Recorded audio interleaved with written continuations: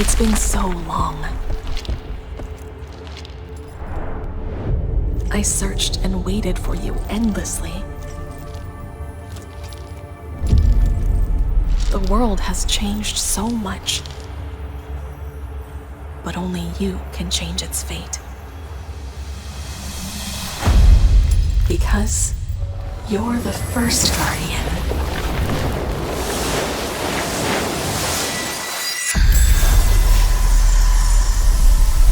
Where the light lingers, under Tivele's blessing,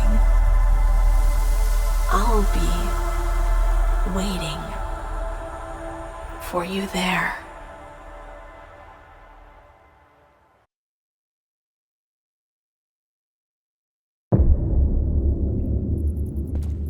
The blade is not broken. It simply draws a long breath in a place where no light reaches.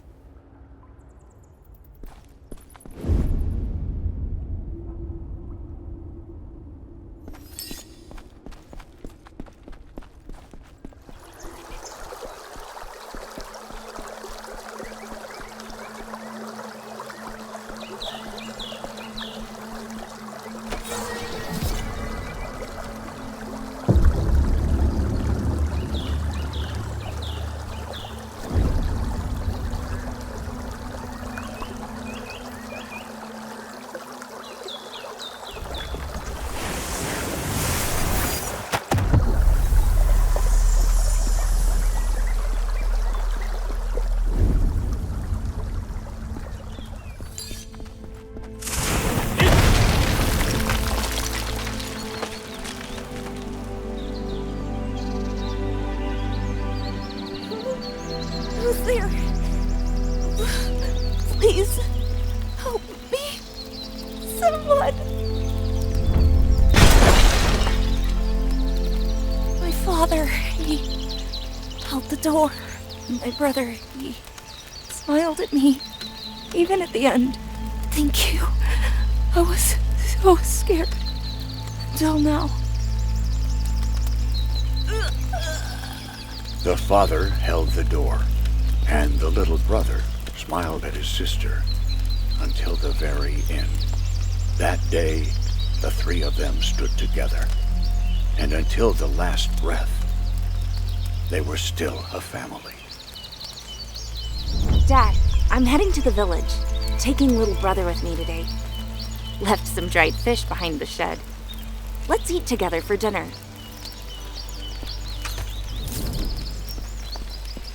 Fixed the fence with Dad. Sister nagged again, but I won, like always.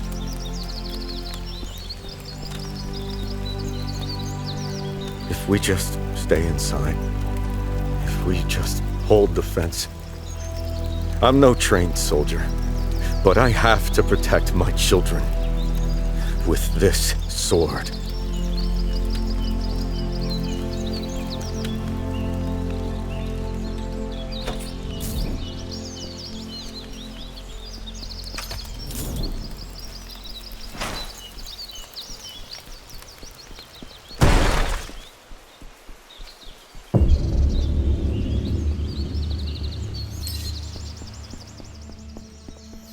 Well! Looks like this still...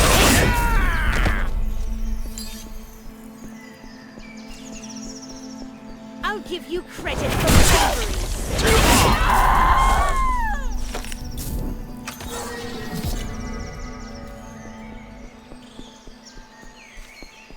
He never let go of the cart, not even at the end.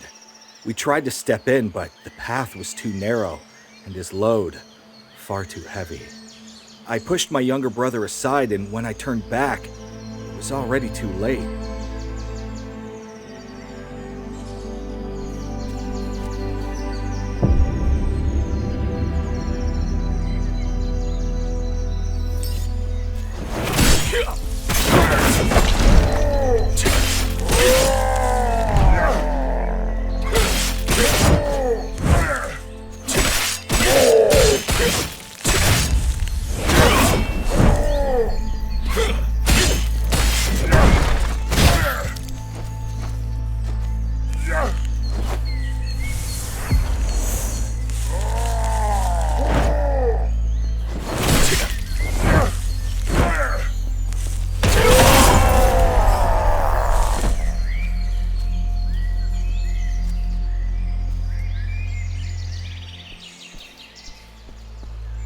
bastard's cart blocked the entrance.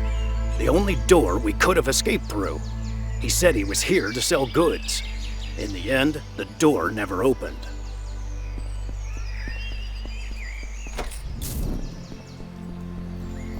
Look at that.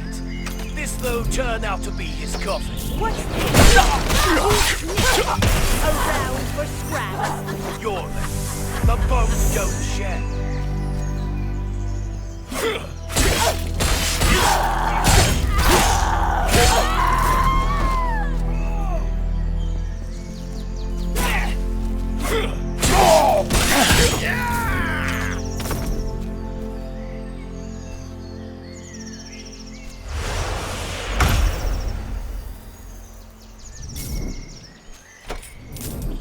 They shouted at me.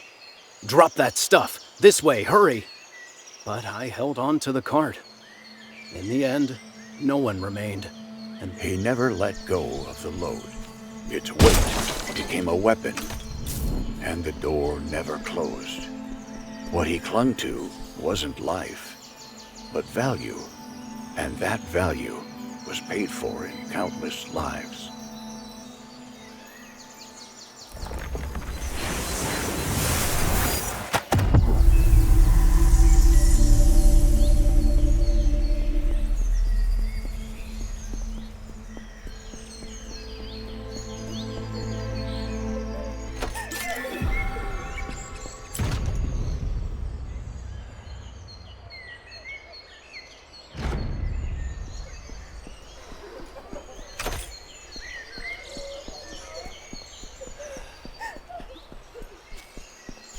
They didn't just burn the village.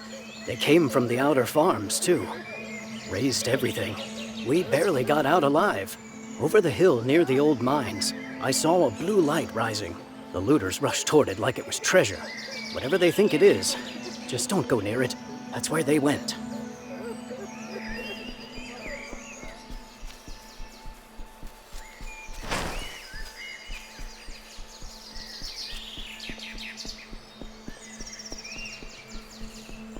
The moment you drew your blade against it.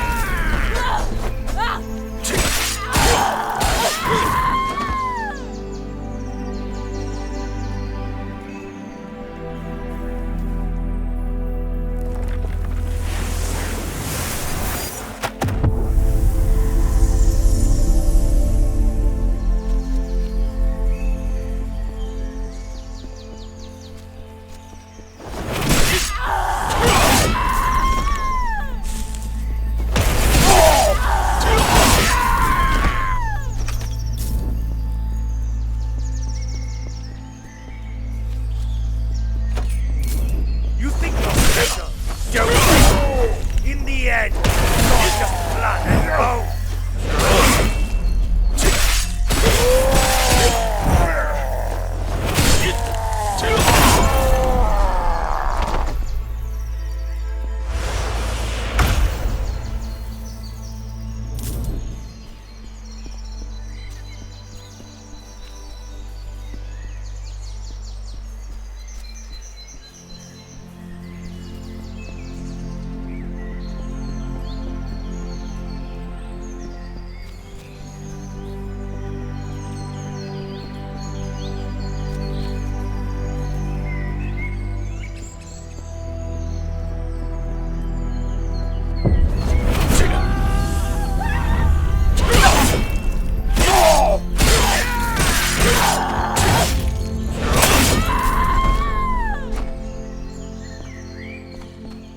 If someone knocks, don't open it. The first one to step outside is finished.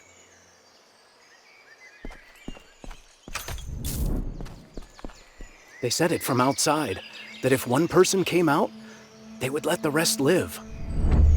The door opened. We couldn't say a word. Only the first one who stepped out never came back. They belonged to a single person. They didn't run. They didn't hesitate. The trail leads straight away from the house. Food spilled from a torn sack, still edible.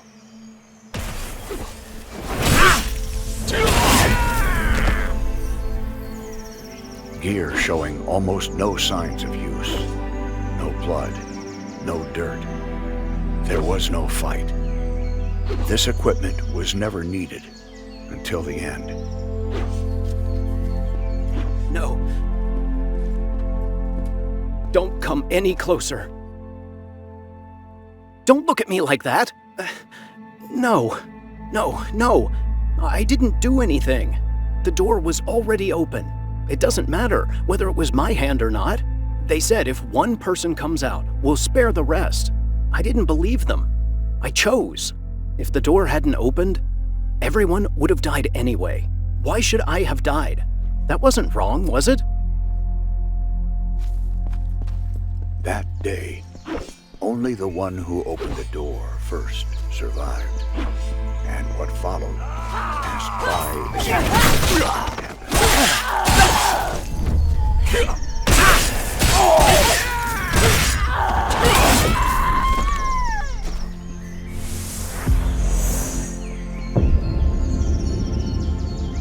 Somebody please help us. Damn these bastards. Tell them. Stay right behind me.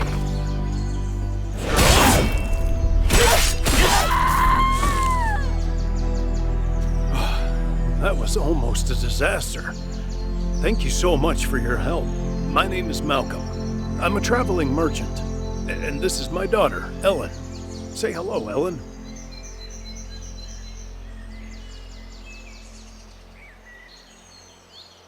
These days, those looters have been popping up everywhere. Everywhere they show up. Villages burn, and almost no one survives. A nearby village was attacked as well. I heard there's a vicious one leading them. A real monster. People say he's killed everyone in the surrounding villages. I wish I could go with you, but taking my daughter would be too reckless. If you plan to keep going, please be careful. May Tavele always watch over you.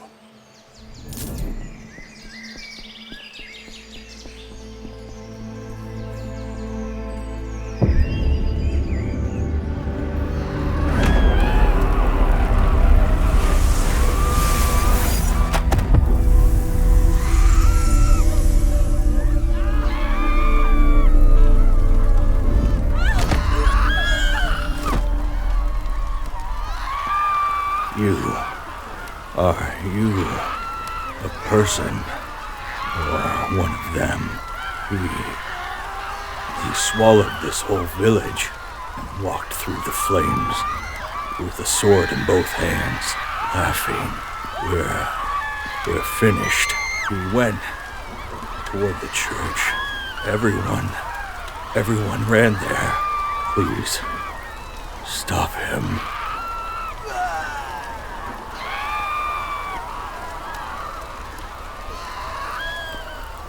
Nothing is left here. We've consumed it all. We'll just walk to the rubble.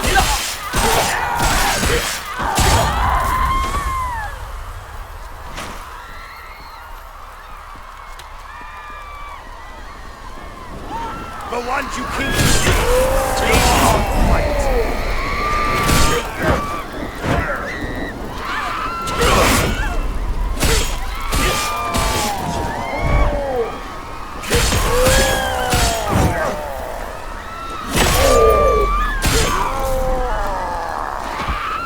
The back door isn't blocked yet. My brother went out to stop them. The one who looked like their leader smashed the old man into the wall with a shield. There was so much blood, I couldn't see anymore. Is our village really falling?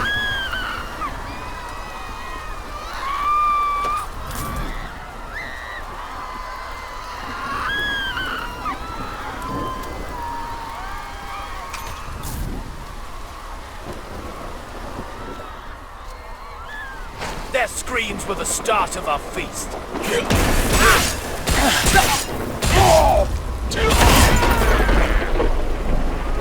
A crumpled note in a hymnal. The priest didn't pray until the end. He picked up a sword. He fought to protect us. Where he knelt, The fire never died. Will Tibele remember him? I never will forget.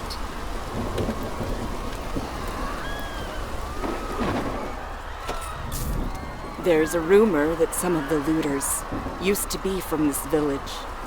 People who lost their families, who no longer belonged to any side. Now, their rage is coming back to us.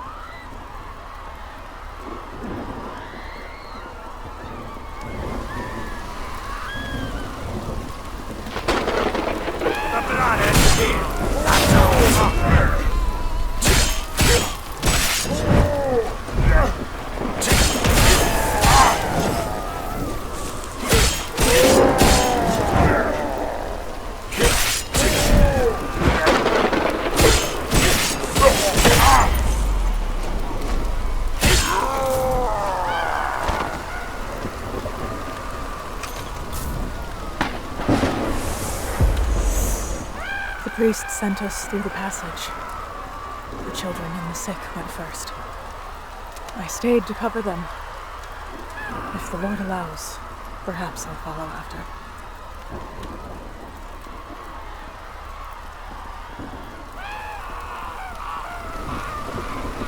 I am Adam, a mill worker. Beside me, Burton, a fisherman returned from the sea, and Lena, who worked leather with her hands. We are not soldiers, not priests, certainly not mercenaries. But we were born in this village, lived in this village, and now we die in this village. So when the end comes, please, remember our names.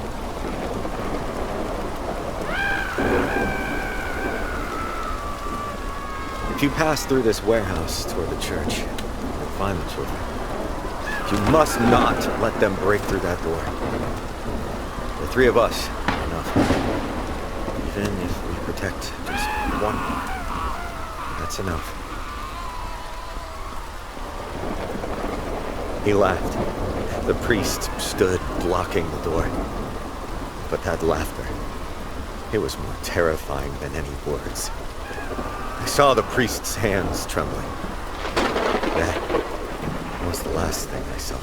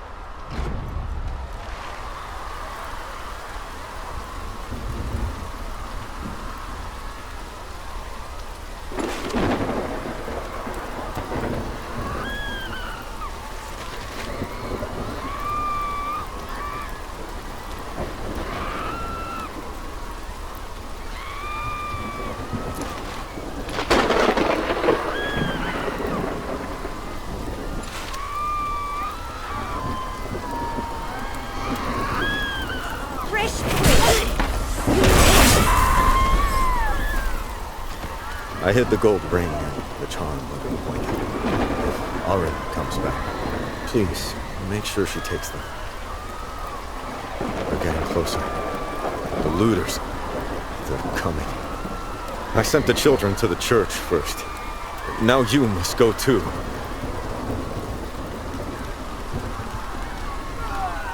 You'll end up like the rest. This village is ours now.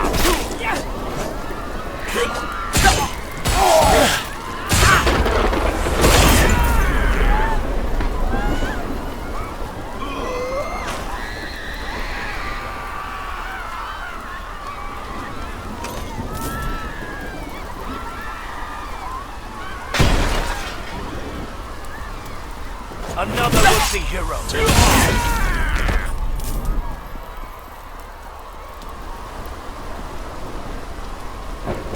The moment you throw your blade.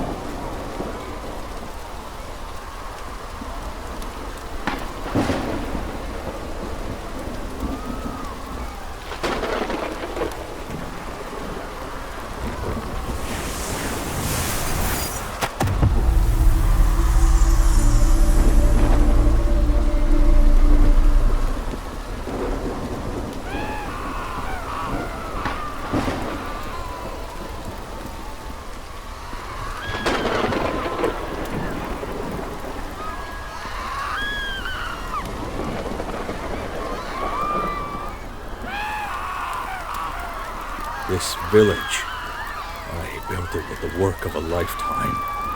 And now, it crumbles in the flames. I sent the children ahead to the church. If Priest Ragnar is there, he'll watch over them. As for me, I'll stay until the very end.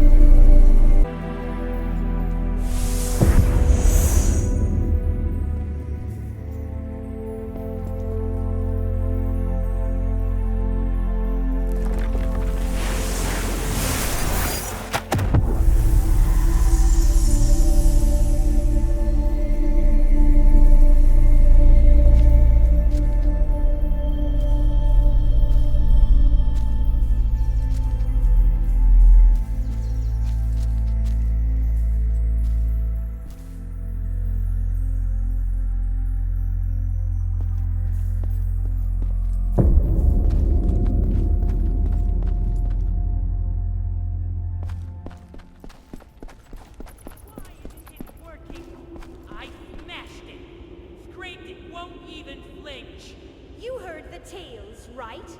Those who held stones like this had the power of gods.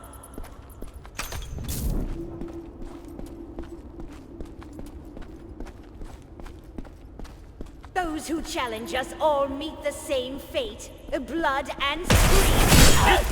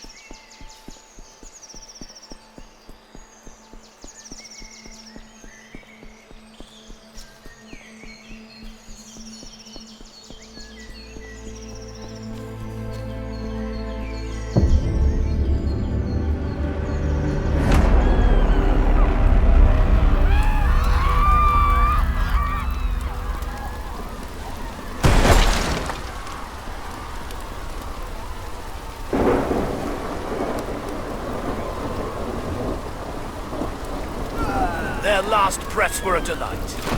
Yours will be too, soon. Smell that blood. Yours is next hard. Mom, today your daughter-in-law made soup. The scent you always loved filled the whole house. Tonight will be a warm dinner. See you soon. At the table. The soup was still simmering, and the table waited in silence. Dinner never began.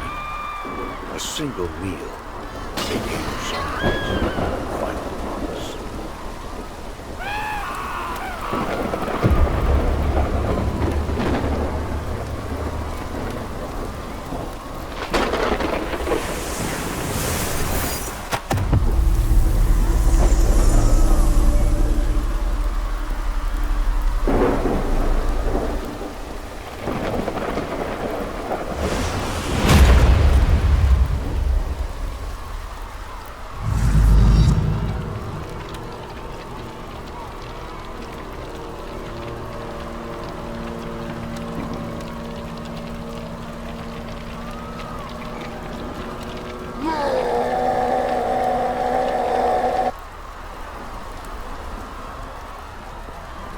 What brings you here? Death wish. Good. Today's your turn.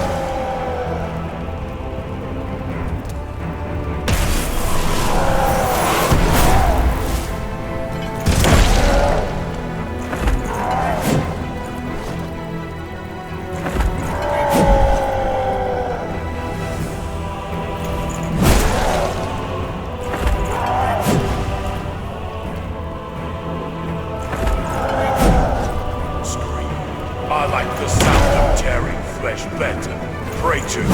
Maybe it'll hurt less when your god rips you apart.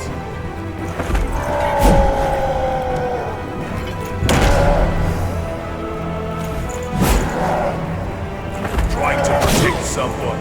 Family. Mate. They all rotted in the fire.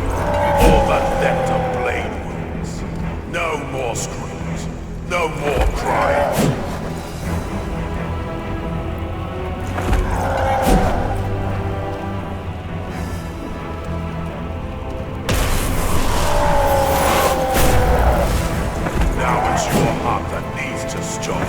That's how I survived.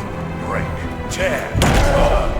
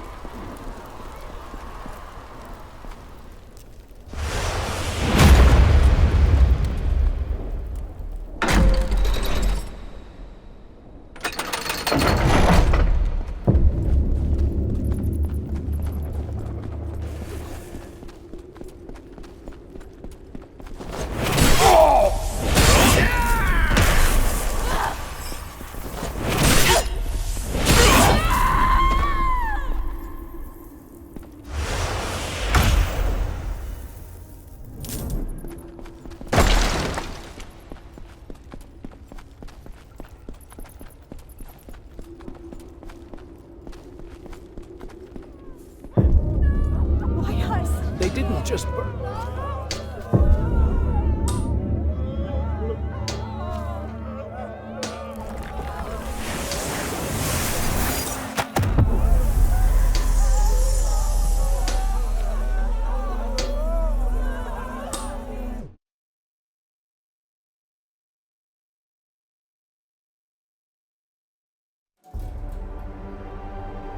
It's been so long.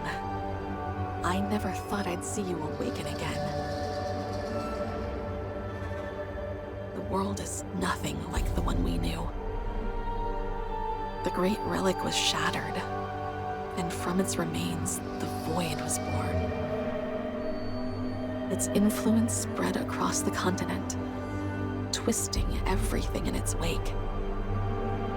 People changed. The Brutals? Those monsters were created by the Void's corruption. Few have survived their rampage. And the fragments of the corrupted relic? Those who sought its power eventually fell to its curse. The fragments grant immense strength, but the more one uses them, the more they transform into a brutal. There's only one reason you've been brought back. You must gather the fragments of the great relic and seal the void. Without you, no one else can accomplish this. After all, you were the first guardian. The fragments are scattered across the continent, and those who hold them have become powerful brutals. You'll have to face them.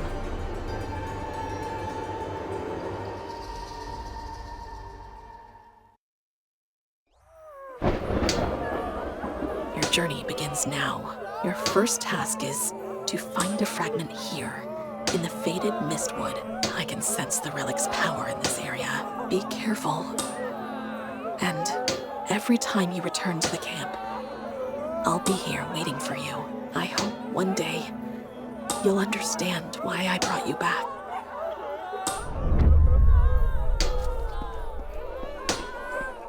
So, here you are. Huh.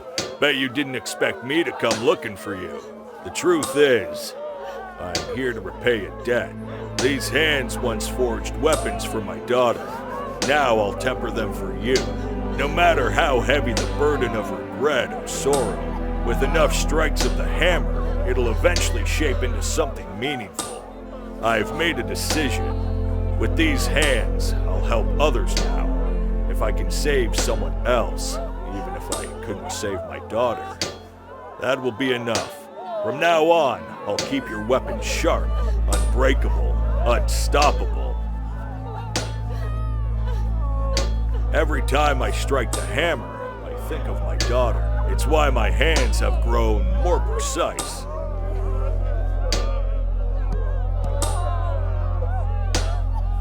If your weapon ever dulls, come back to me. Weapons are forged for war, but sometimes they're used to protect what matters most.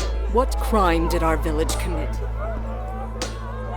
Ah, I'm so glad to see you. The person who timely saved my daughter and me. You remember us, right? I am Malcolm, the merchant. As a token of gratitude for saving us last time, I will offer you goods at a good price. How does that sound? You really like the items I've collected.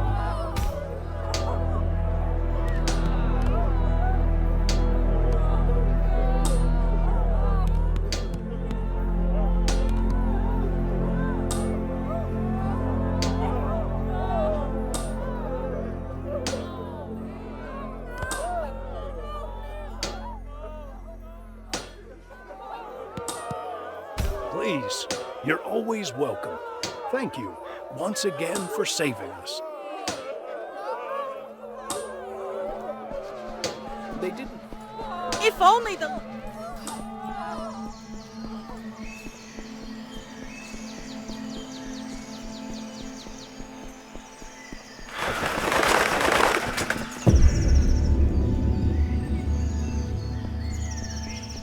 If you meet someone on the road who needs help, don't just pass them by. A fragment of the great relic might be there, yes. But even if it's not, they'll need your hand. That's who you are after all. Wherever help was needed, you always answered the call.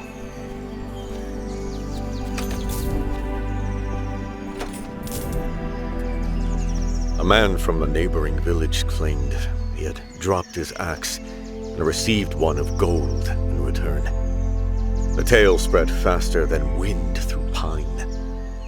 After that day, axes began to fall into the pond. Not by accident, but by intent.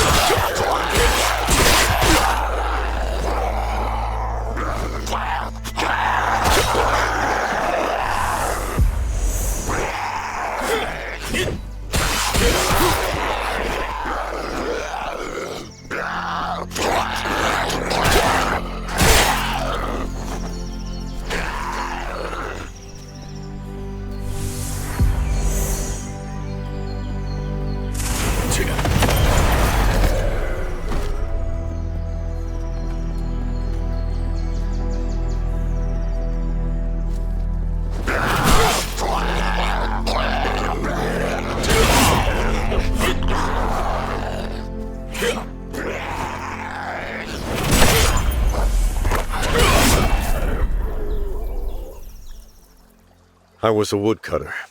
At least, I once was. A full day's labor did not shorten my debts. Just once. Only once. That thought weighed more heavily than the axe itself. So I descended the mountain, and I cast it into the water. The pond gave no answer, yet none of us left. Someone said, "It tests our desire." So we waited longer, empty-handed. The calluses on our palms began to soften. Footprints gathered instead along the pond's edge. The mountain remains thick with trees, but fewer are felled. Axes sink into the dark water. Our days sink with them. We called it waiting.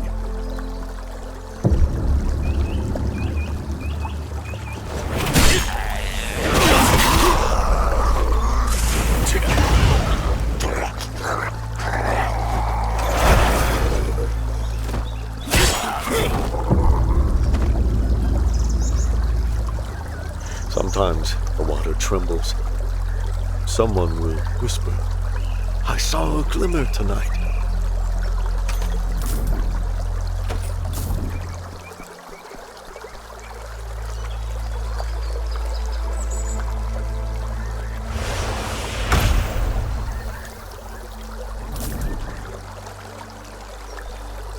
The water never returned anything. I believed I had cast my axe away, but it was not iron that sank. It was the day. Time does not rise again like a golden blade from still water. The mountain remains. It was I who never climbed it. The pond took nothing. The mountain never once disappeared. Yet instead of their axes, they cast away their own time. They cast away a day, then another day. And so they cast away their lives. The golden axe never rose, and the time that sank cannot be drawn up again.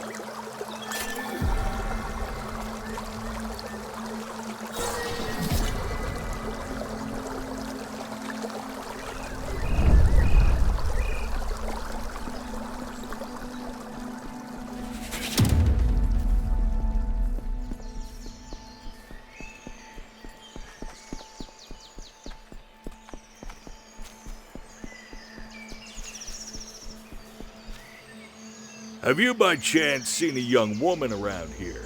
They say she vanished somewhere in these woods. She was always looking up at the sky. Often she would stop mid-step and smile toward the empty air, like a celestial maiden who had lost her way in this world, as if the wind itself might carry her away at any moment.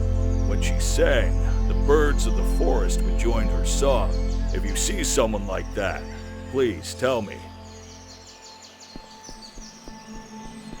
Everyone should have left.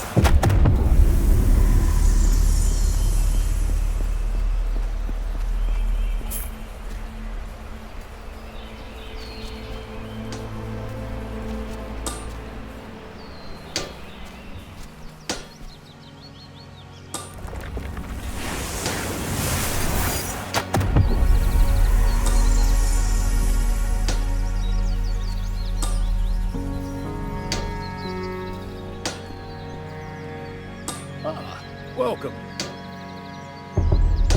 You will really like the items I've collected. Please, come again anytime.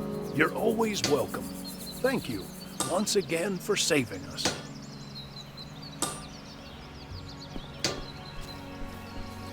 Do you remember the relic? It's not just a simple stone. It's the key to awakening your potential and reclaiming your lost strength. Right now, it's only natural that you feel weak. But don't worry, the relic's power hasn't vanished. It's merely dormant. The power of the relic isn't just about equipping it. This strength grows and changes based on the choices you make. Don't worry, I'll guide you through it. Let me awaken the relic's first power. Hold on for a moment. It's done. The first power of the relic has been awakened. Now, make it your own.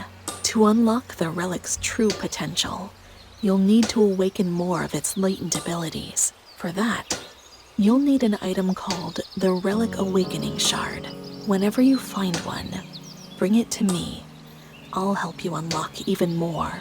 Now, you've gained new strength. But the road ahead is still treacherous. Even if you stumble, just rise again. I'll always be here for you. And remember, the power of the relic changes with your choices, so don't be afraid. Keep moving forward. Together, we'll overcome anything.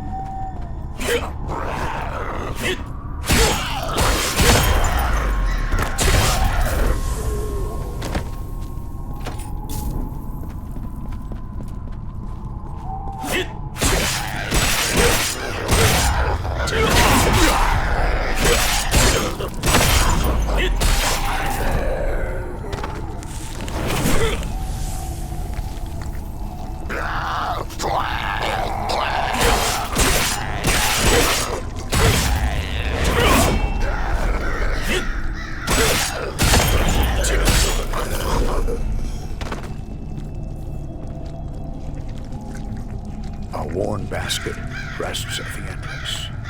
It is empty. A few pieces of fruit have fallen to the ground, rolling aimlessly across the dirt. The body lies collapsed directly before the gravestone. There are no signs that a weapon was ever drawn. This was not someone who came to fight.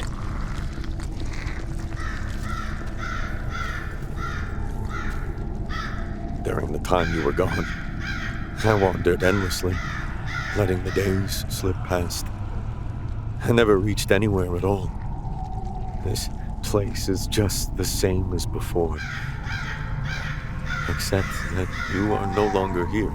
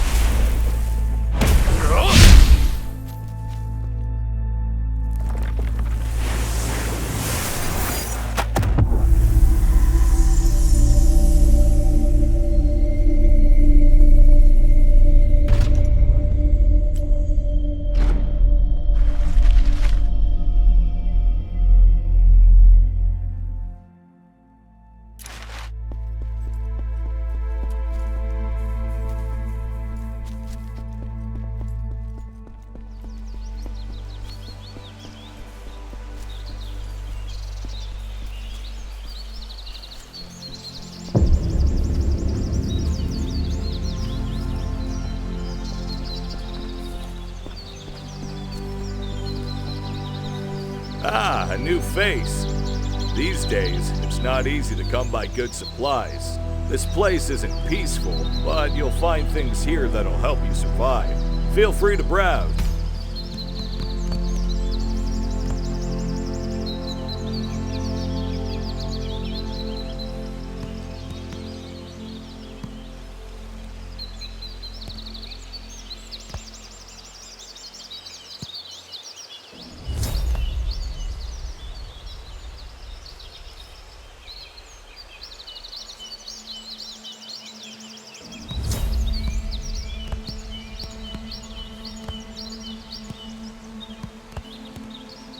Take care out there. This world doesn't let go of us easily.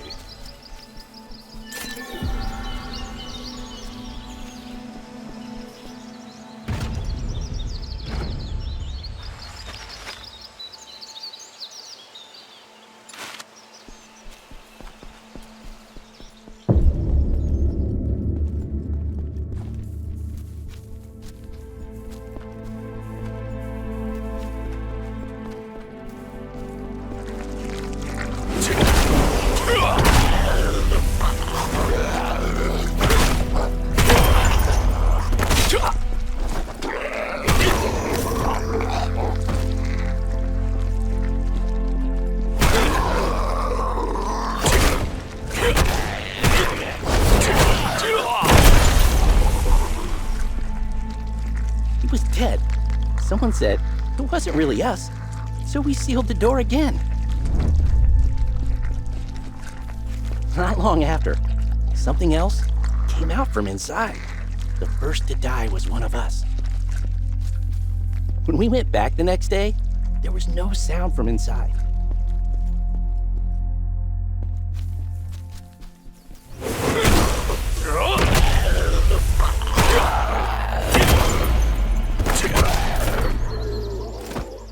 We were always three. We drank, we laughed, we mocked one another.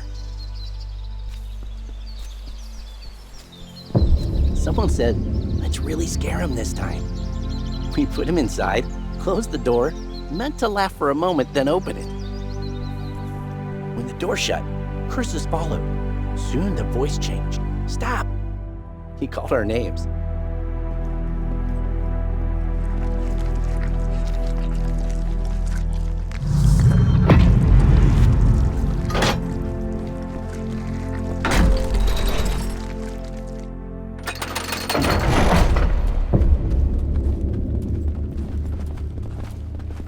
He was always talkative.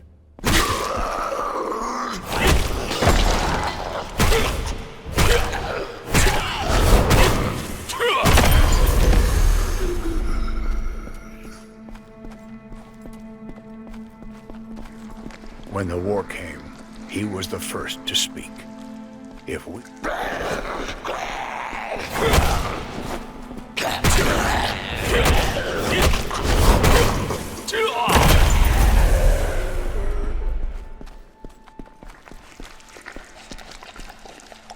Arrows struck the battlements.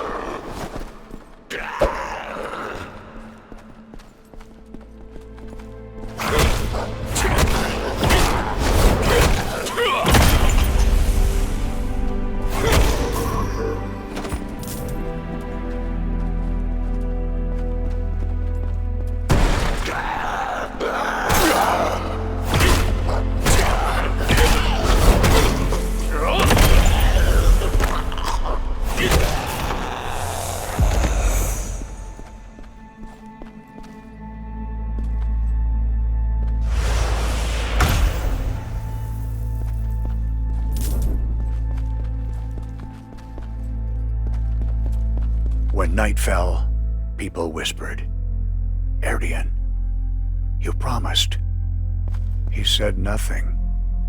Silence was the easiest choice.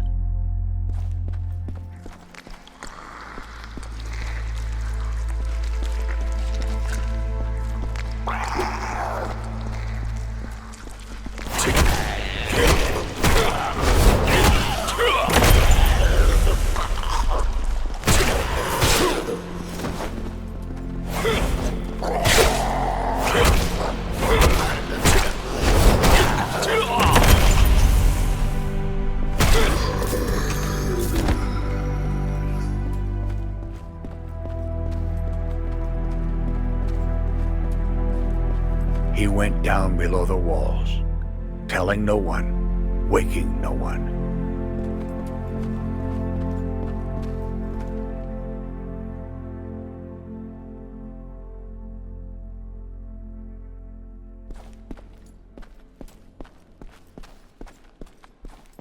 No one knew he had fled.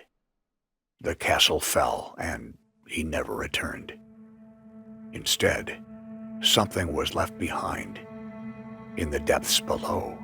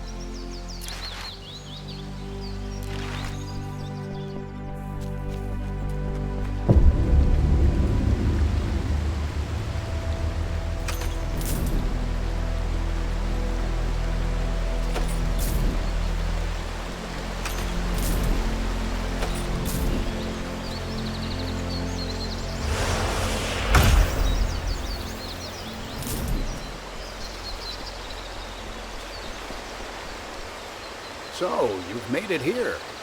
Does that mean you're searching for him too? Mog? You must have heard the name.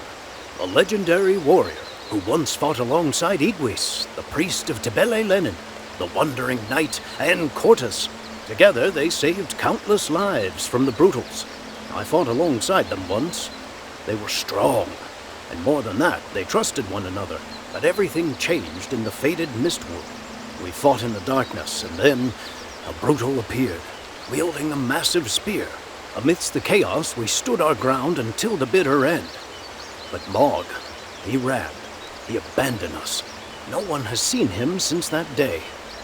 Some say he's dead, but I don't believe it. He's still out there, somewhere. No, he must be alive. But if he is, he may no longer be the Mog we once knew.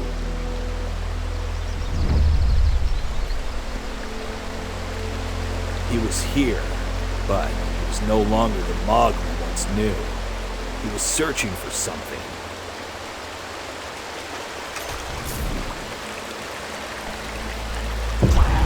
I was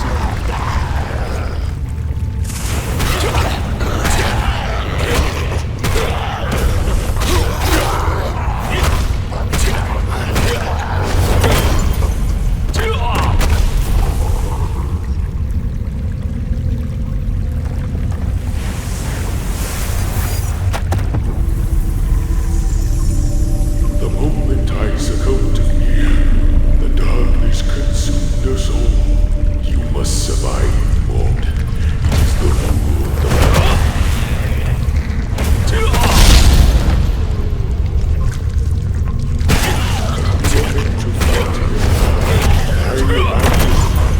and yet you must have. You must grow stronger and cast aside weakness.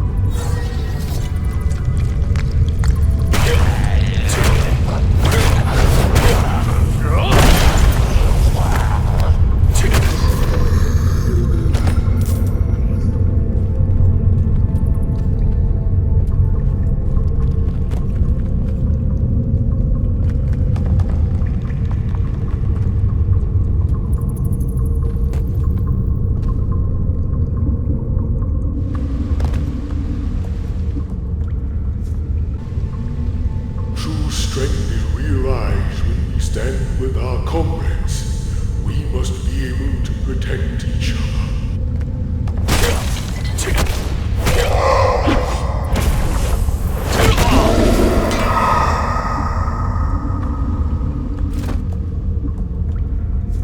Don't drown in sentiment. The world will test you endlessly.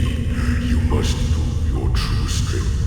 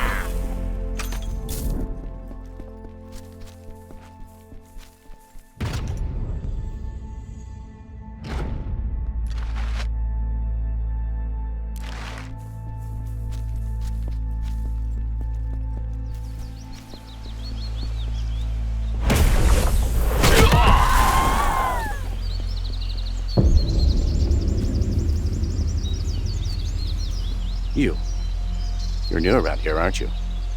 I have no one else to trust but an outsider. Please listen to me. Our village's supplies were stolen by looters yesterday. But the thing is, they knew exactly where to find them. Someone from inside the village must have leaked the information.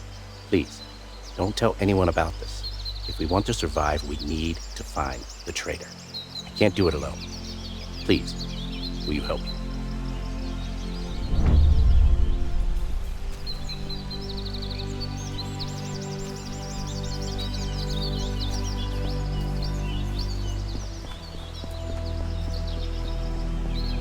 An empty bottle found near the warehouse on the...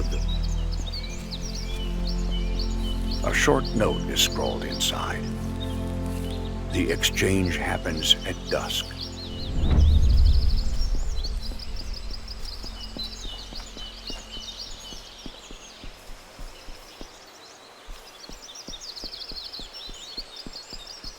The ground shows drag marks, as if something heavy was pulled away.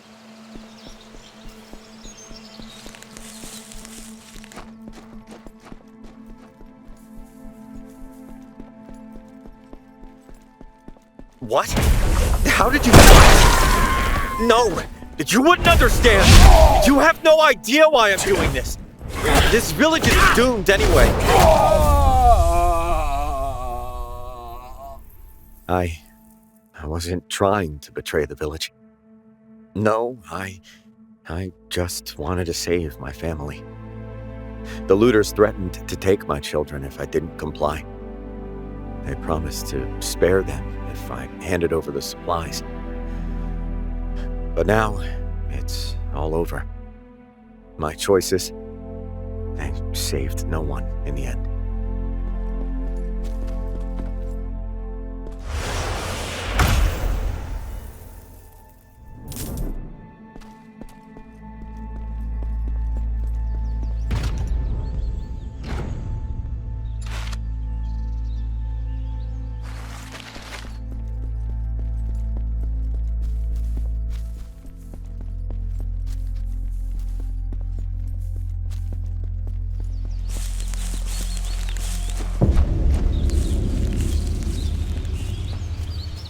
Cedric?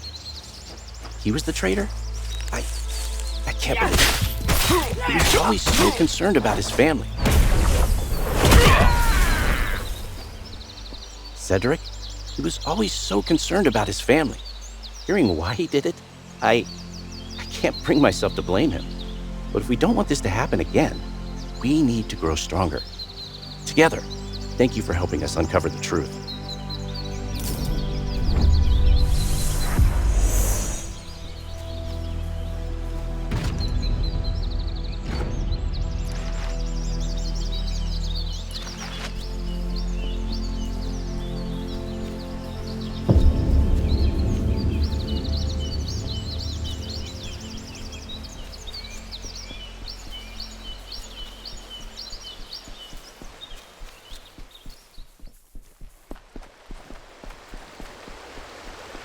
He ran from the darkness of the forest. None of us could stop him. But he kept repeating the same words. I can't die like this. I have to become stronger. I don't know where he went, but Mog was the kind of man who would do anything to rid himself of fear. He was my comrade once. We fought side by side. But now there is no more fear, no more regret. At last, he's found his peace. But don't you feel it too? This isn't over. The thing that Mog feared the most, the massive brutal wielding that spear, it's still out there, somewhere in this forest. I've seen countless brutals, but that one, it was different. It didn't move on instinct alone. It had a purpose. If you ever come across it, don't mistake it for a mere brutal. That thing was born from something far deeper than fear. Something far darker. Thank you for witnessing Mog's final moments. And be careful. This forest still hides many secrets. He fought to cast off his fear until the very end, yet could never escape the darkness. Some may call him a coward, But what remains is not just footprints of flight, but the mark of man has long overcome himself. A shadow he could never defeat.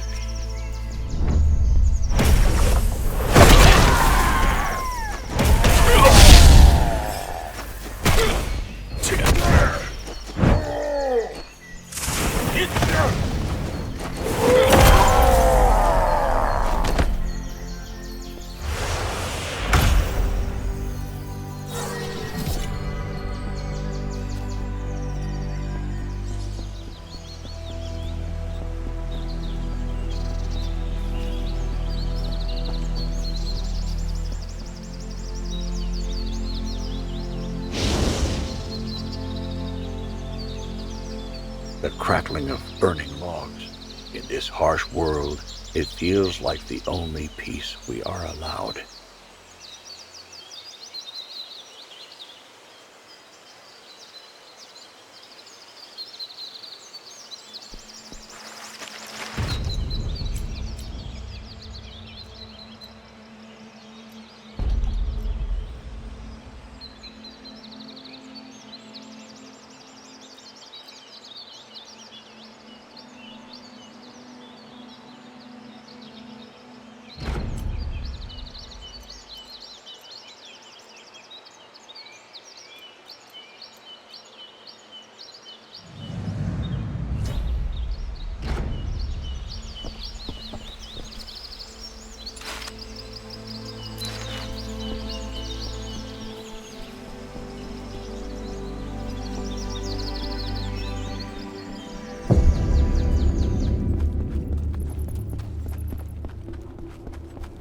It is the body of a woman. Her hands and clothes are thick with soil. Only one side of the ground is worn smooth, a small mirror wrapped in cloth. Two sets of footprints overlap. One shows signs of long stays. The other suddenly changes direction and leads out of the cave.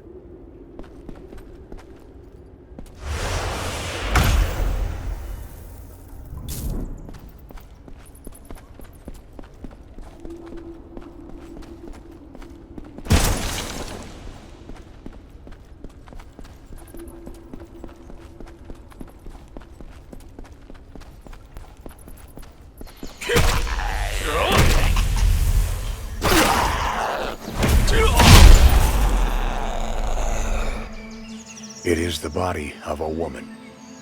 The wounds were not made by human hands. A plain scabbard without ornament, heavy, uniform in make. Drops of blood are scattered along the ground. One footprint drags.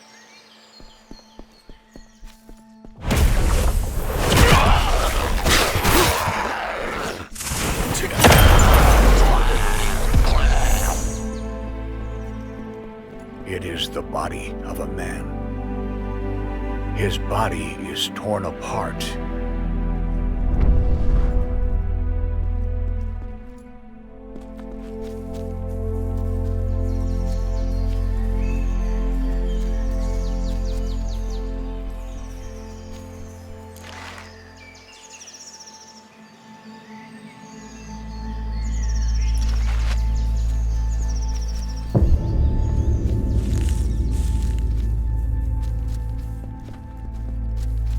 Before sunset.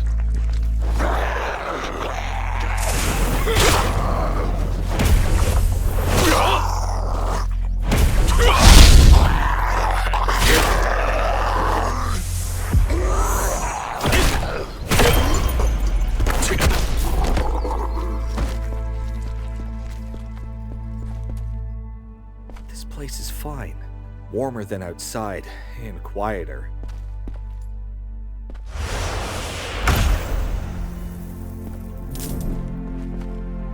The bleeding won't stop.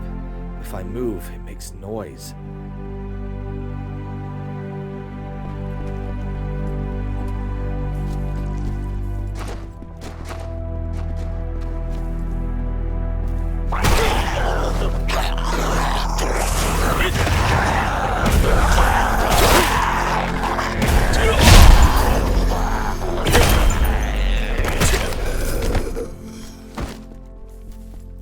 brutal has come down. Saw it from the forest side.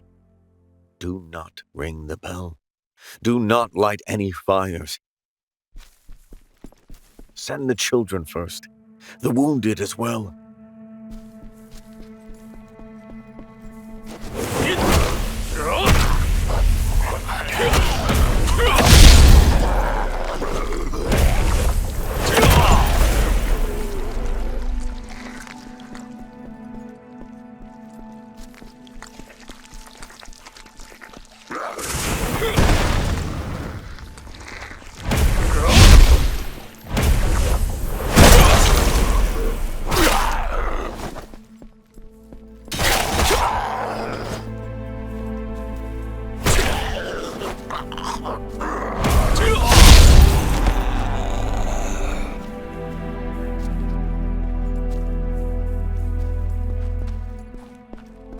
No one's come yet. Still, we're leaving the door open. In the dark, it's hard to find the house.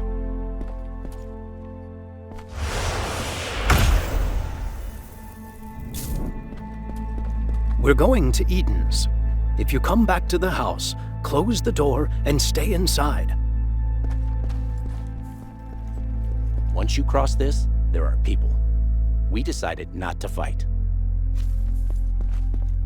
Damn it! First those filthy looters are prowling around, and now brutals too? Where the hell is the god that's supposed to smite these bastards? Am I turning into a brutal too? No. No, I don't want to. But wait, if I become a brutal, maybe I could live longer, right? Before that happens, I need to get my treasure from behind the waterfall.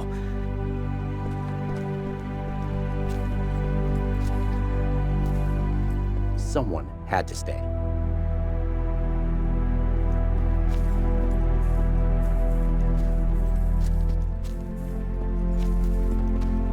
Everyone says we should leave. That if we don't go now, it'll be too late. The night passed. Nothing happened. That's why I can't sleep. Winter feels like it will be long. Hide a bit more on the hill behind the houses, where the wind doesn't reach. Set aside the children's share.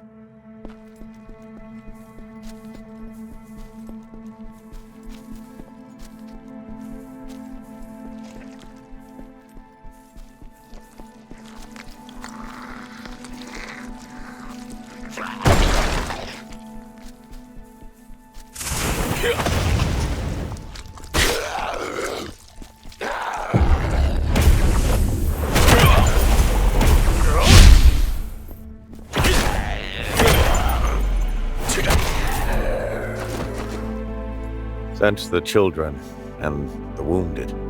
All of them.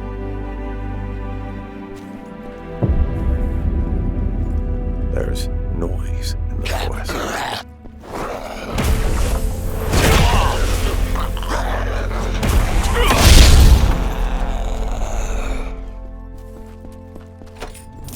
Dragged it this far. Can't catch my breath. If we don't come back, your things are under the floor.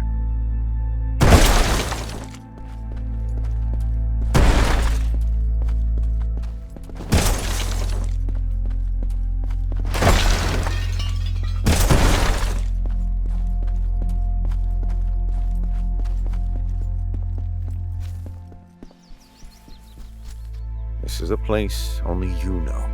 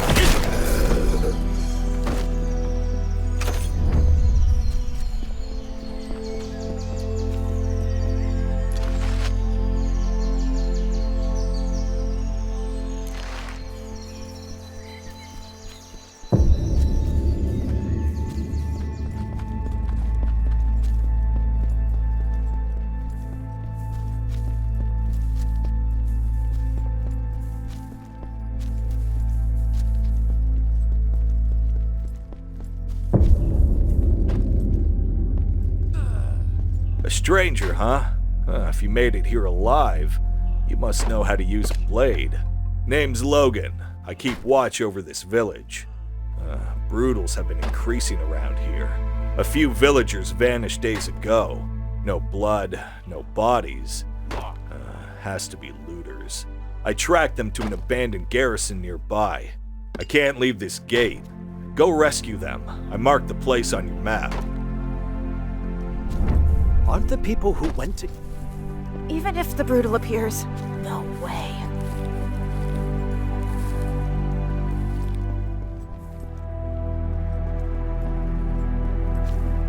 Even people inside the village are dying. The attacks by the looters are getting more and more. I will seek vengeance with...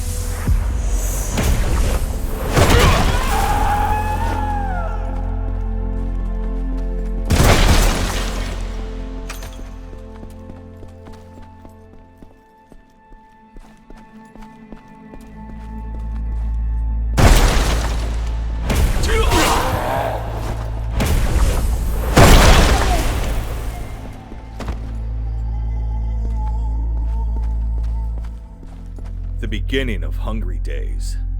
This year, too, there was a shortage of grain. The Lord and the banquet. Today, the Lord called everyone to the banquet hall.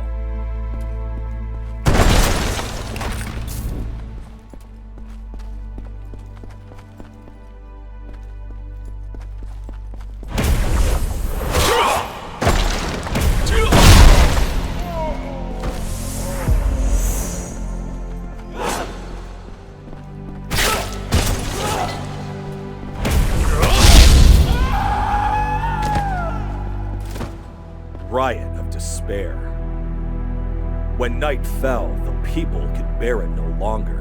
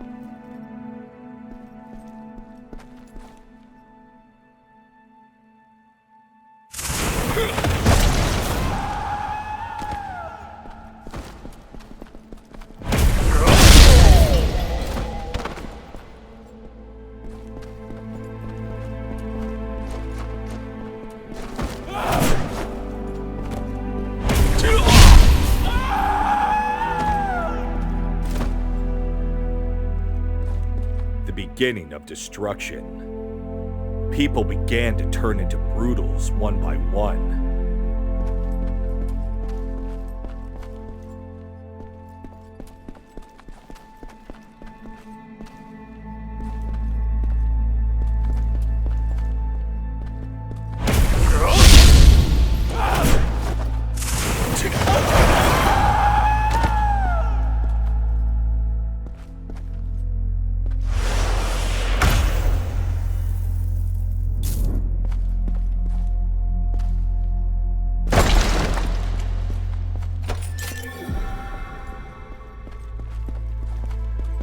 Relics of the warehouse.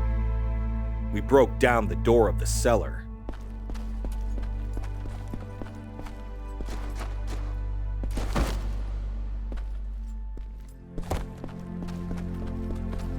Never-ending hunger. I am trapped here.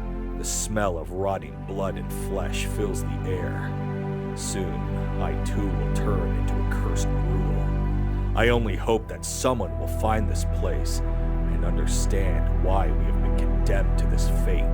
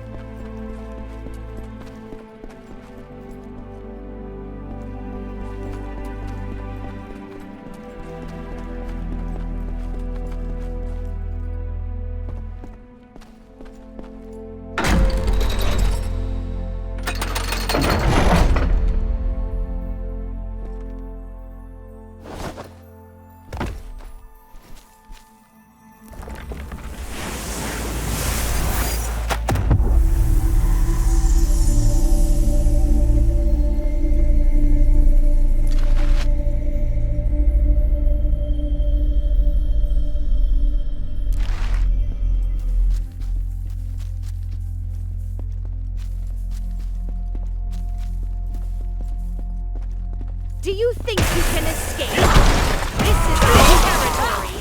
The village! No matter what you do, we'll take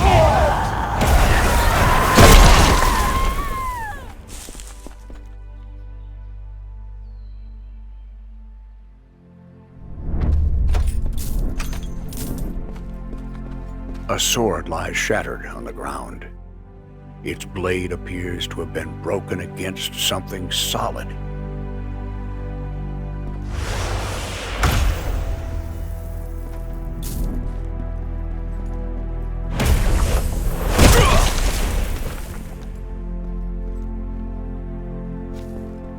You know, on our very first journey, I lived behind the children.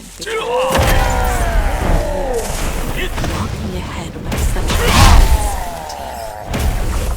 so very noble to me.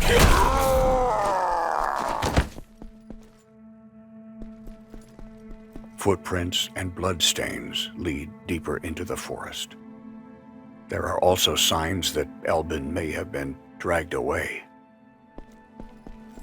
The looters are gathering intelligence. The village is in danger. A piece of cloak caught on a branch, stained with blood and dust. It seems to...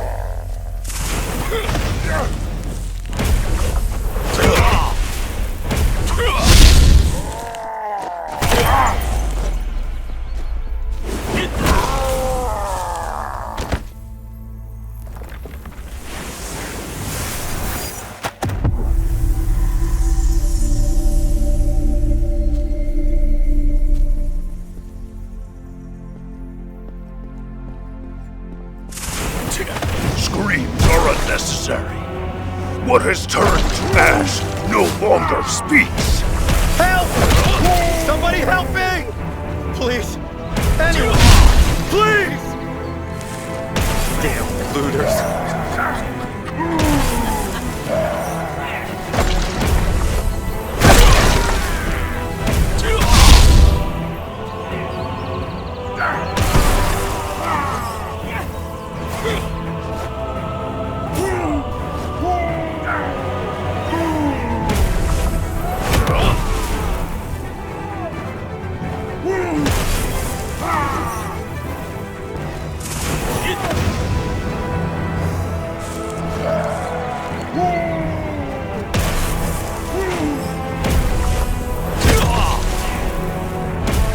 I smell it. A stench of flesh burned by sacred fire. The justice you spoke of turned my children into ash. There is no mercy left in this land.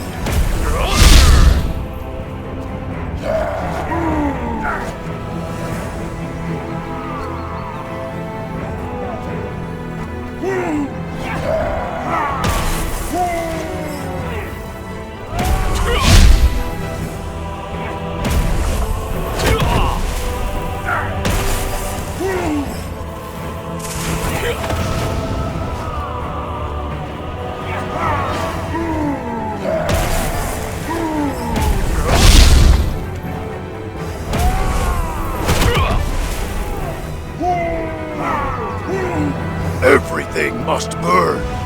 You, me, this world. Only then will there be silence.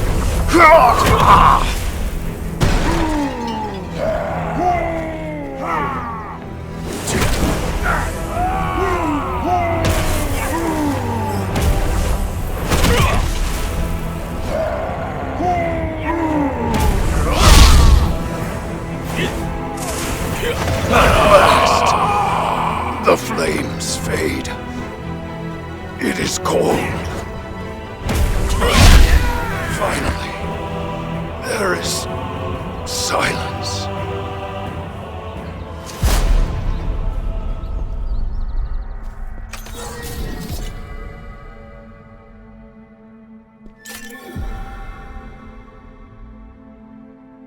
Thank you so much.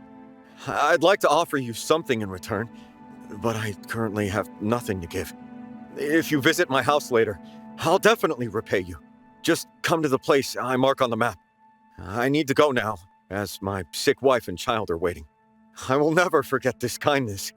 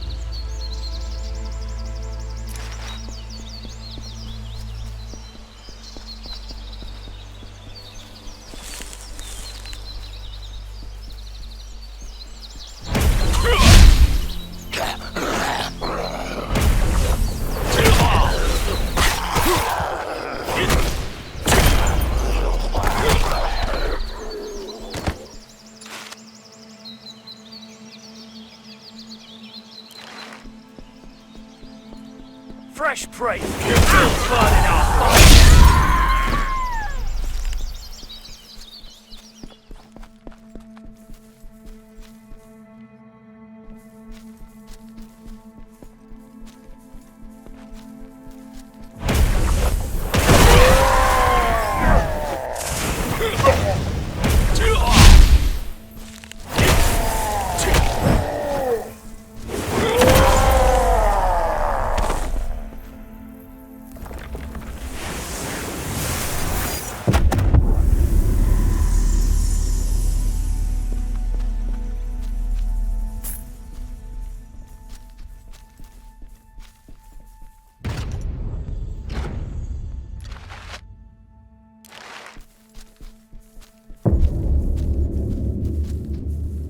This time I thought that damned old village chief would come, but people never change. Why are you doing this, Cleaver? It was the same back then, when Moana and Fairy died. Fucking old man didn't think to step up. Even when villagers died, he just brushed it off as if it were nothing. Please, let us go. I can't believe I trusted and followed such a person. Staying in the village only results in losing what's dear to you. Like I lost Moana. How could Cleaver do this to us? But now it's different. This time, I will take away what's most precious to the village chief.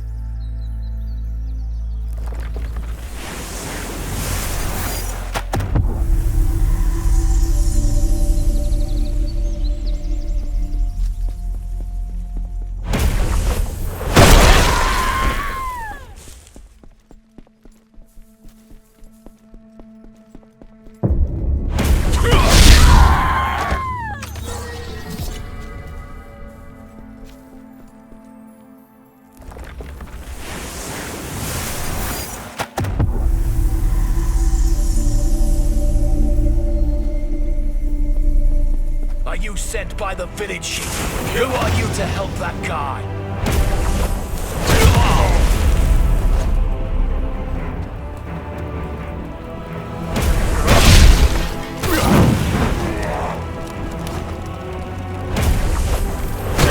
That bastard only brings betrayal in return. Don't get in my way.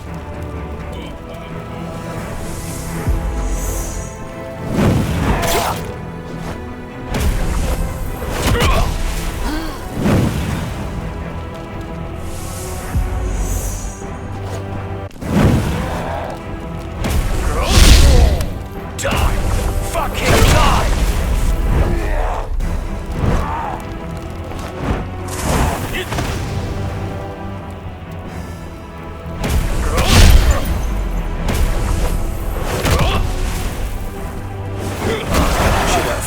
the village chief. Poor Mohanna. I'm sorry.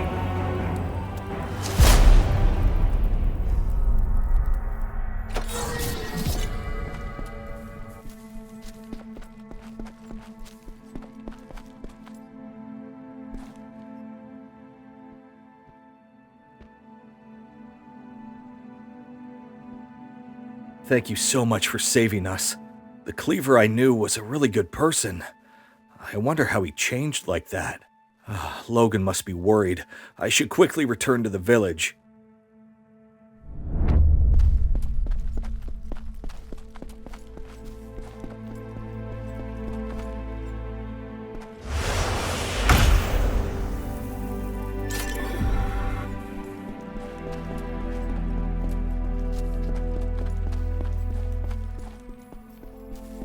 Save me!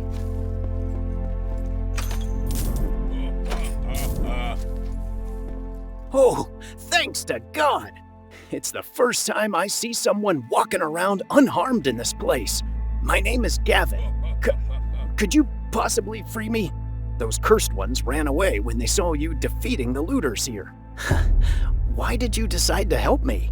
I'm truly grateful that someone like you exists during these times. The leader of the local looters is not clever. It's a guy named Borgia. He and the looters have set up camp in the cave below here. If we don't finish off Borgia, he'll attack and kill or imprison the villagers again. This is a matter of life and death for us. Please help us. He should be in a nearby cave. Let's meet in front of the cave.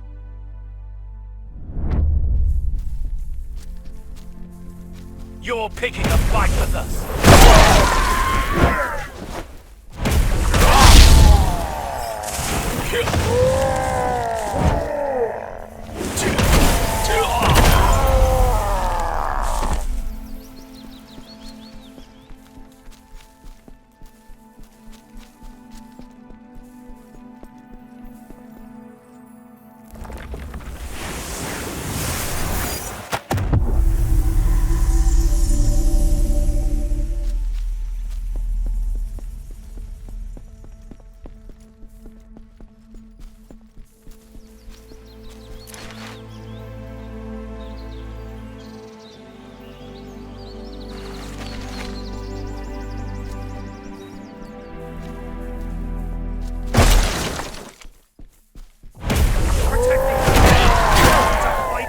Our plan is already in motion. Too late for you to stop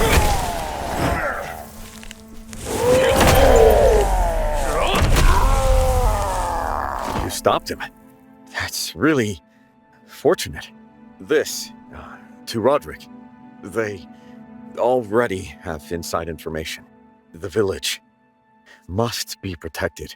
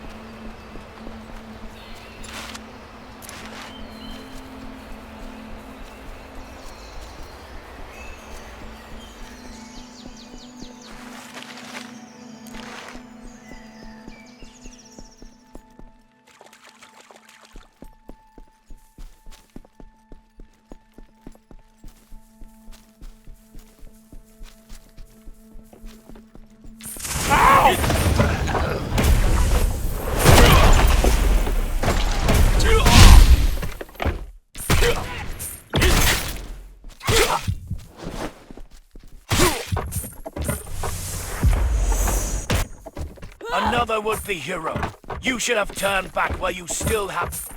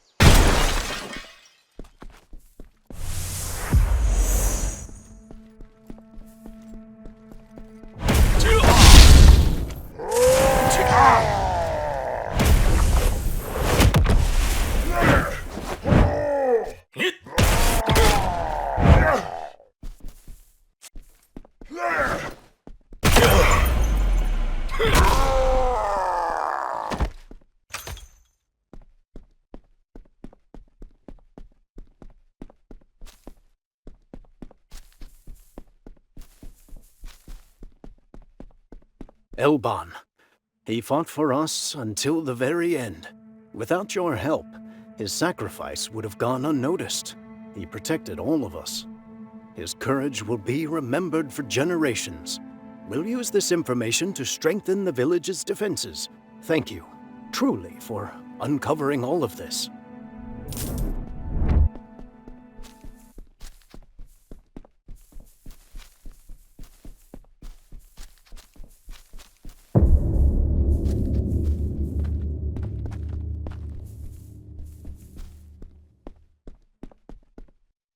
I heard what happened from the people you brought back, so I waited here for you. Cleaver, he used to be a decent mercenary, a hard-working lad. I never thought he'd end up walking this path. Still, you saved those people. The village owes you a great debt. Here, your reward is promised. It's not much, but it's payment for your trouble. Oh, and one more thing. The village chief wishes to see you. Seems he has a request to make.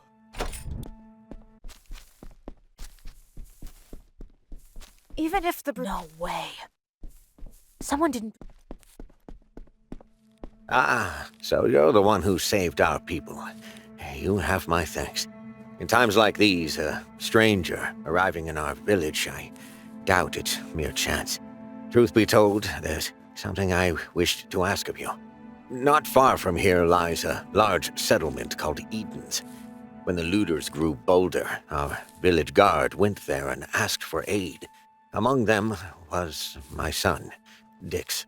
But they haven't returned. Word has reached us that Eden's is burning. No one knows whether it was the work of Brutals or the looters. Would you go there and find out what became of my son and the others? If you can bring us word of them, this village will see that you are properly rewarded.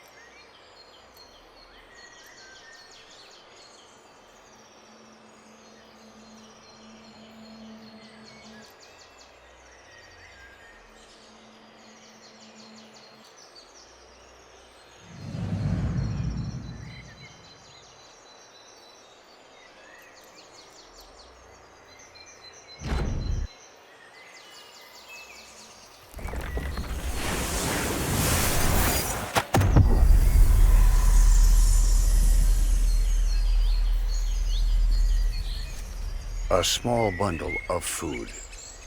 Inside are some moldy pieces of bread and a bit of dried meat. It seems someone dropped it in a hurry.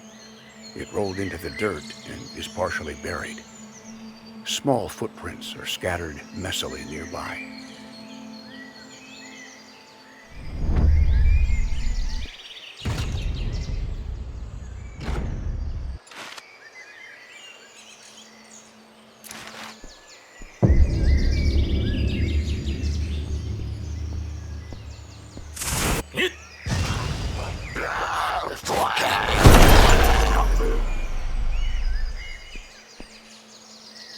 The blade of an axe is deeply embedded in a rock.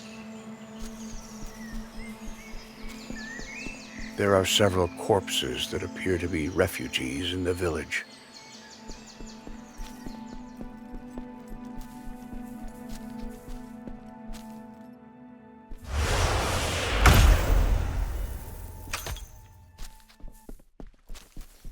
Bloodstains trail off in a single direction.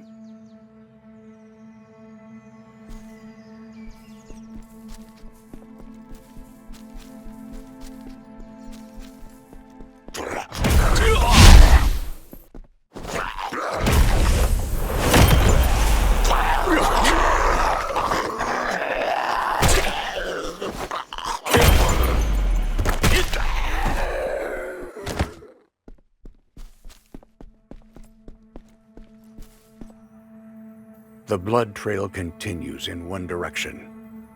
Some are small and disconnected, but some are deep and continue endlessly, as if dragged along. The smell of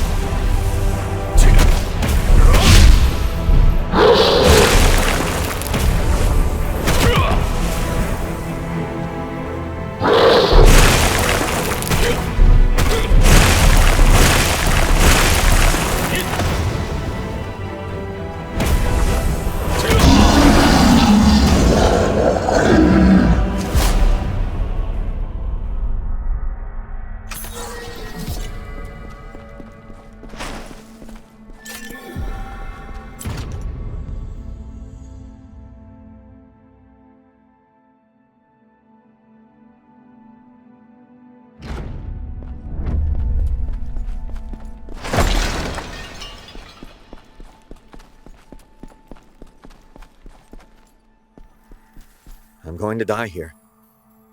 We believed Taylor. No, we wanted to believe him. After recovering from his illness, his eyes were somewhat dull, but everyone thought it was after effects.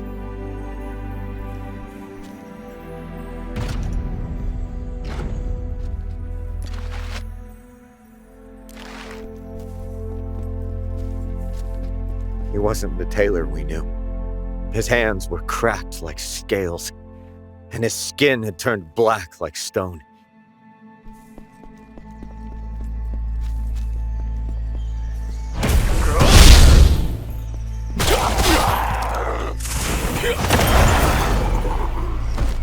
I'm so relieved the village chief has regained his strength.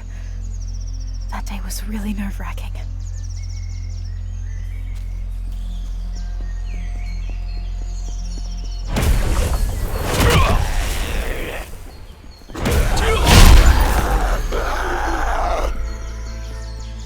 Still, thanks to the herbs he brought back, Dick's and Taylor's conditions improved.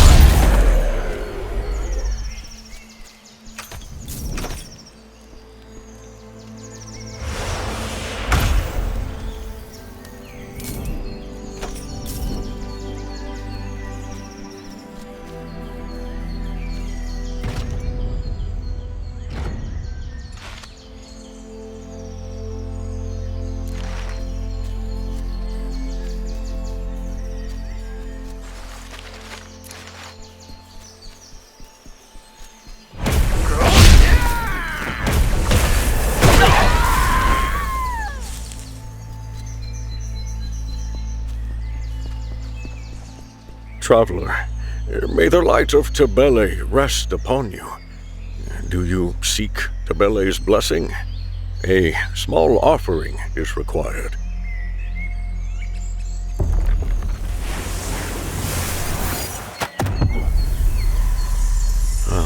Tabele's blessing shall watch over you.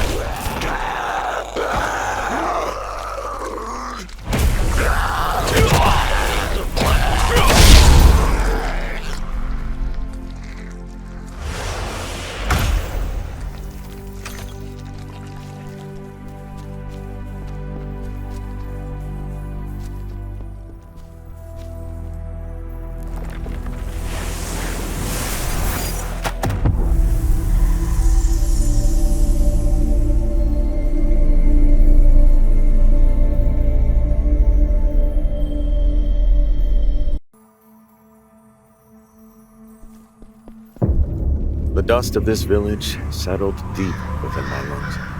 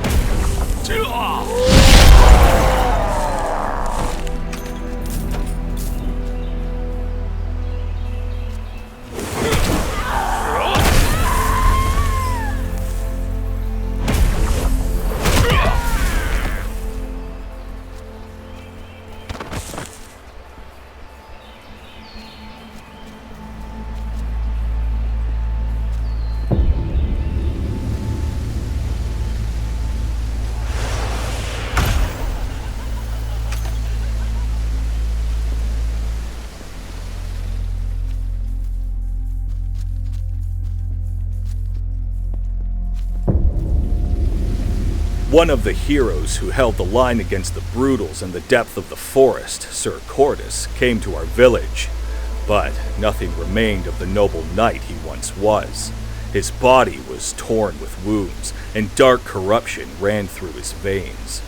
They say his comrades had fallen or scattered, and that he alone remained to hold the line to the very end.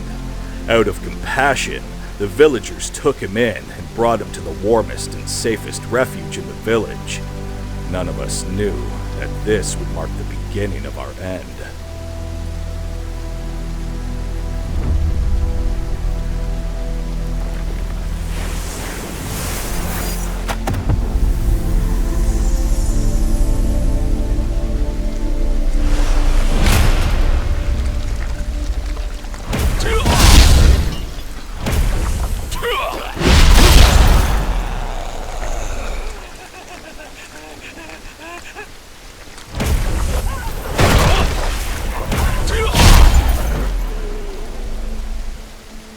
It has been a week since we began tending to Sir Cordus. The villagers cleaned his wounds with care and brought him food, but his injuries showed no sign of healing.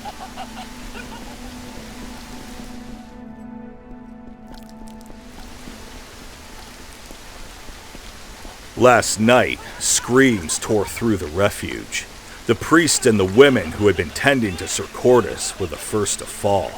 The brutal curse within his veins had taken root in the village's fragile peace and bloomed into madness. He did not remember those who had shown him kindness. Or perhaps he mistook them for brutals closing in on him. He gripped his rusted saw-blade greatsword once more and began turning this village, once a cradle of mercy, into a slaughterhouse.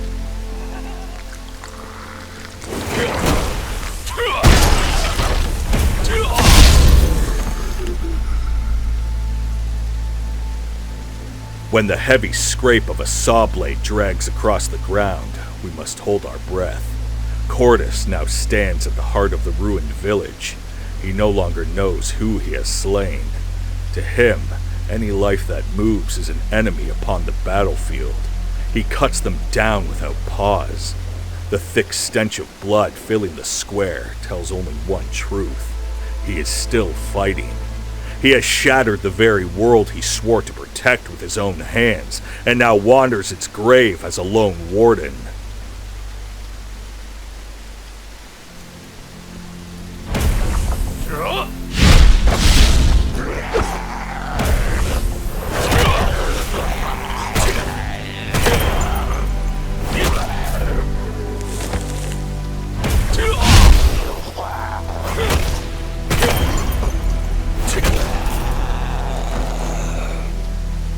I remember the warmth of the child who once handed me soup, but before my eyes, there are only brutal.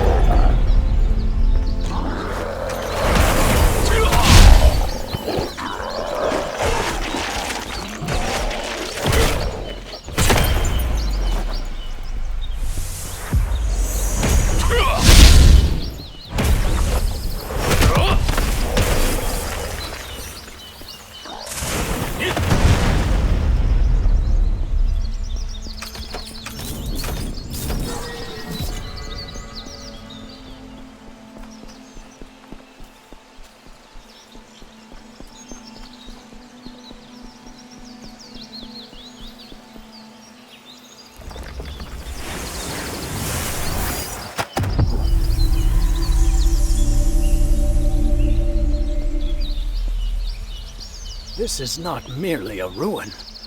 There is no royal crest, no noble seal. Only the sigil of the law remains. Such places are rarely left above ground.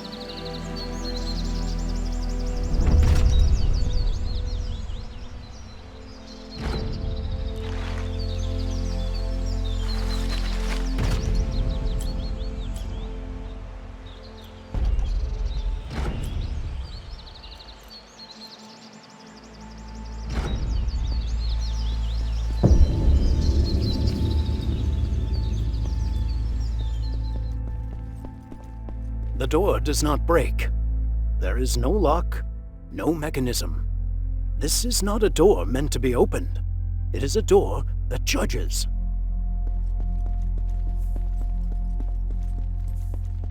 The same phrase appears again and again in the court records. Golden judgment. Not a key to open the door, but proof required to complete the judgment.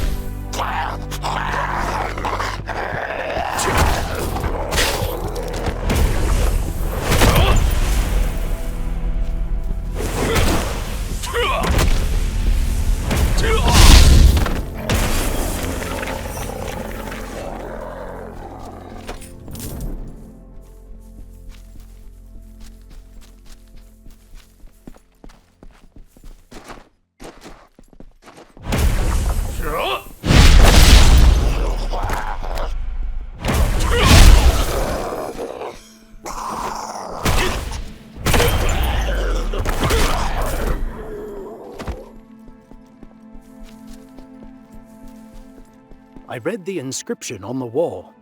Only the innocent may leave this court.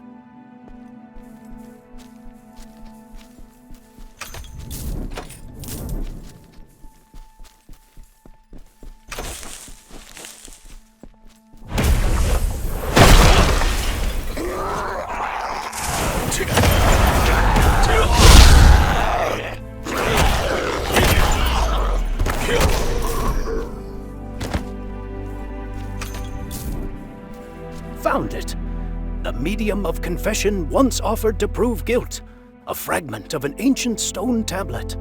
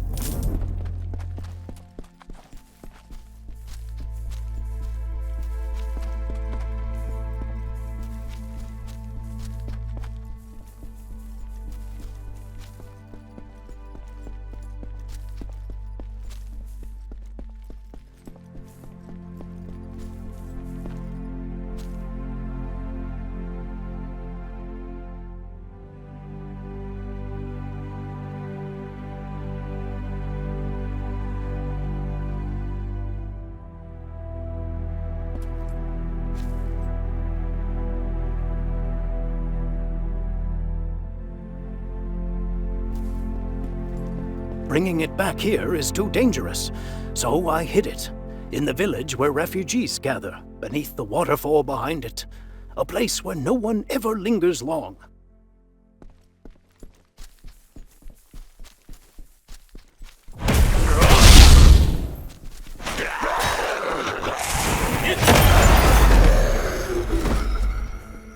Opening this door does not reveal treasure.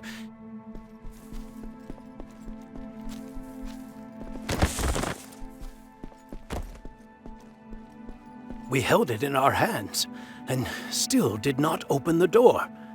The moment the law ceases to judge man, and man becomes the law, it is no longer justice. It is calamity.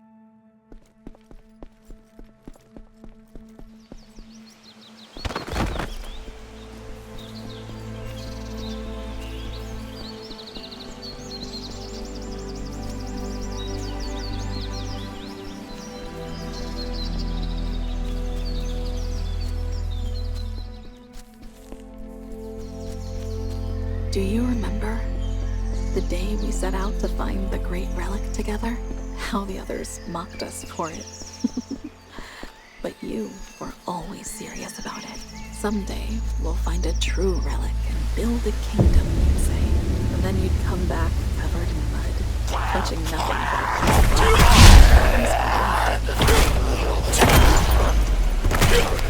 I'm grateful.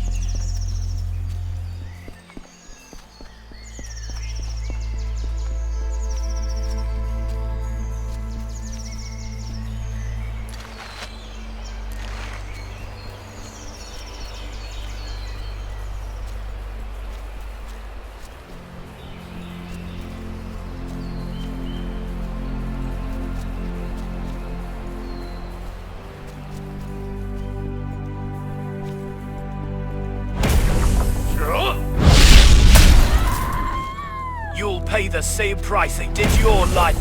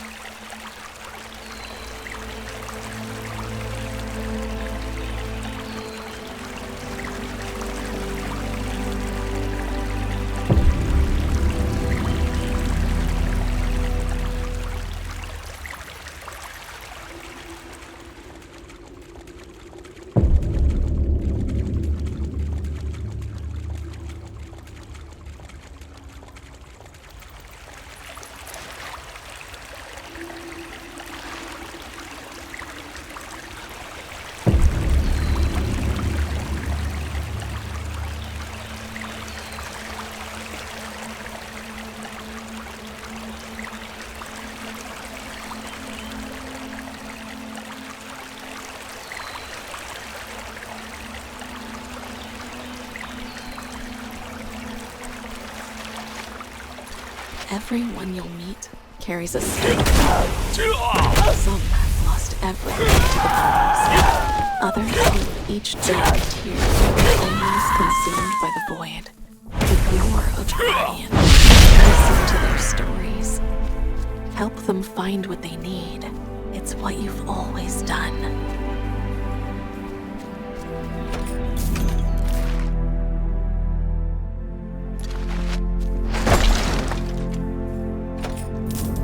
You're picking a fight with them. You think someone like you can stop us?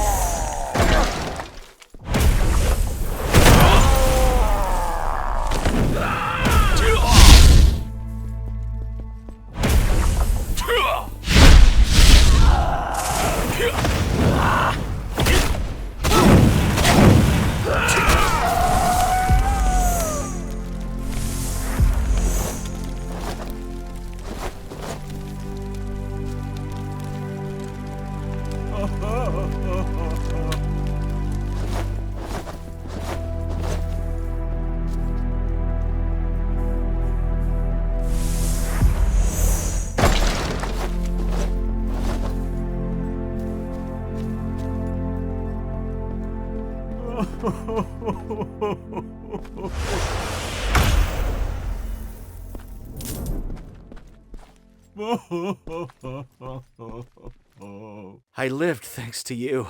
Thank you for saving me.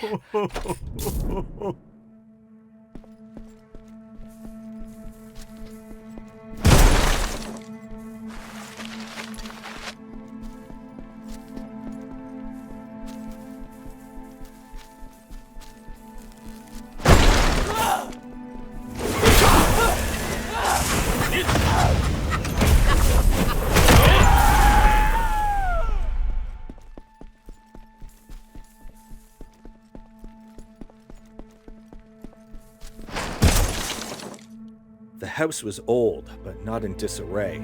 The door was left unlocked. There was no reason to lock it.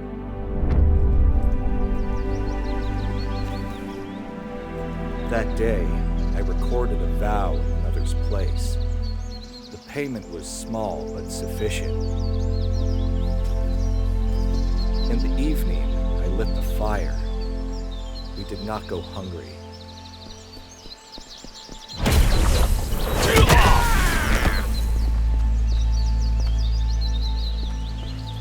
The next morning, I noticed scrape marks near the kitchen. Nothing was missing. Saya said someone might have come inside. I told her not to stop them. There might be someone who needed it more than we did. Eating a little later that night was acceptable.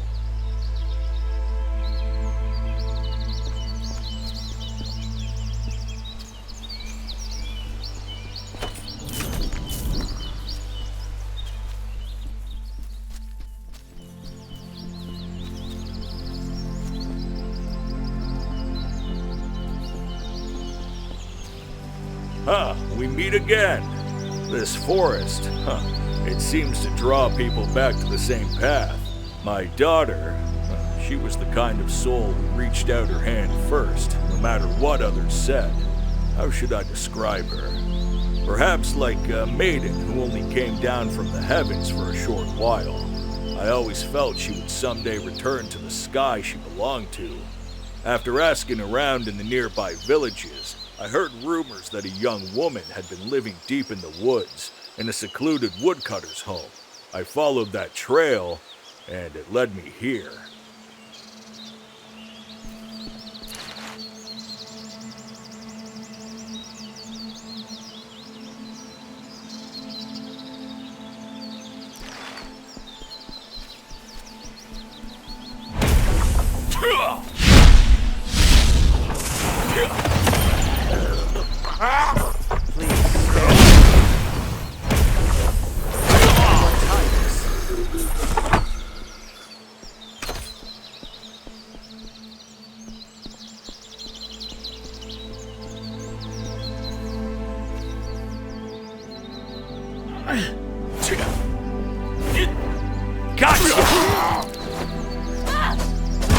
It actually worked! Kill them quickly. We need to wait for them.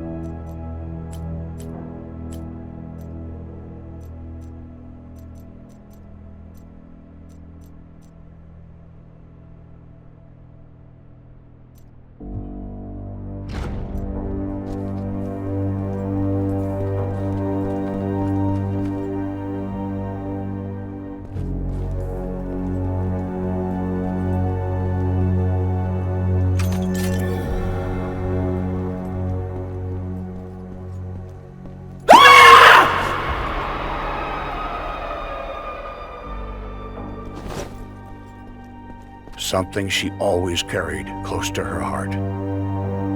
Perhaps it was her wish for the sky, or the last trace of her freedom.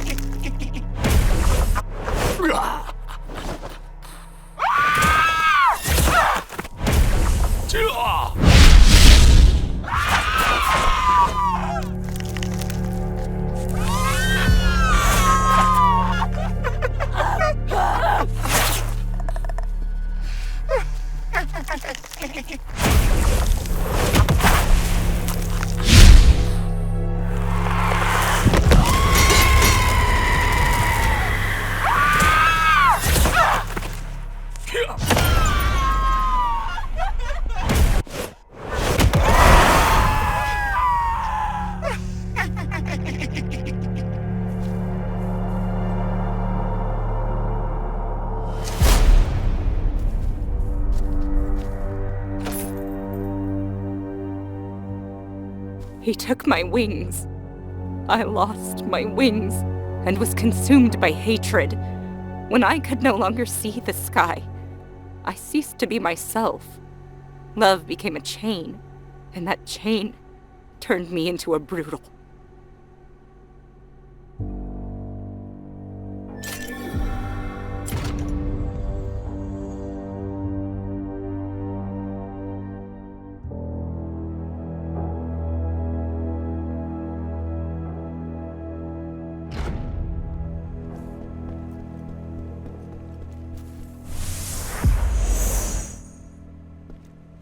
It was her, my daughter, who sang to the birds and looked to the sky. A child who seemed like a maiden who had only borrowed the earth for a while. And now she's become this. I searched all this way, yet I never protected her. As a father, I failed her completely. At the very least, I should stay by her side now. My journey ends here. It was neither a curse nor divine punishment. It was the story of a woman who longed for the sky. The love that bound her became a shackle, and by the time her father arrived, it was already too late. The traveler who crossed paths twice on the road was a father who never found his daughter again. All that remained were broken chains, and the memory of a woman who once looked toward the heavens.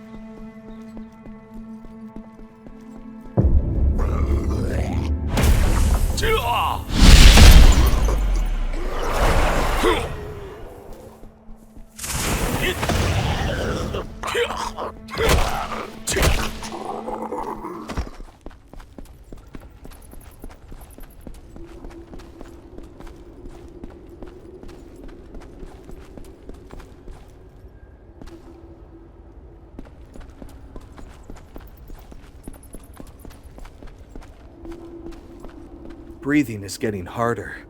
I do not think I can go outside today. They say the medicine has run out, so... If the smell is bitter, and the leaves split in two, it is the right one.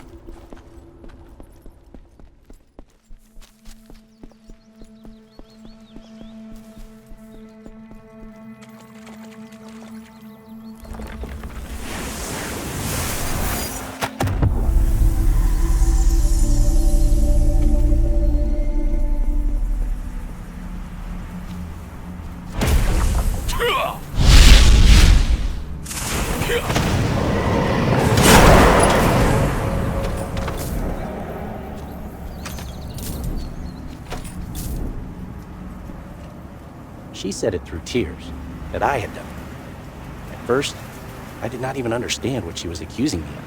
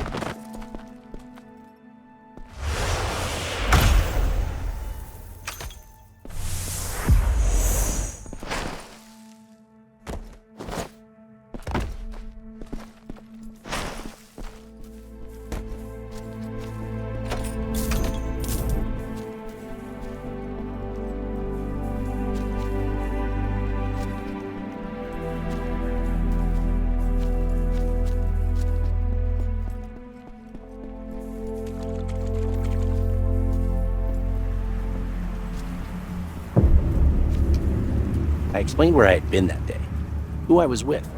I told them everything. But before I could finish, I saw it on their faces.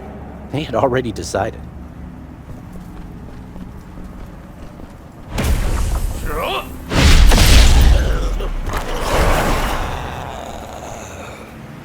Someone said this to me. It could have been you. Those words stayed behind, like a blade. They said they could no longer give me work. No one explained why. I already knew the reason.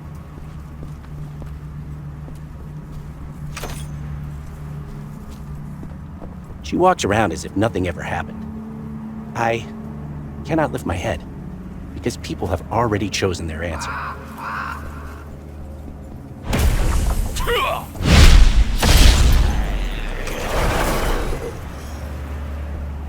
Whenever I open my mouth to explain, people step back first.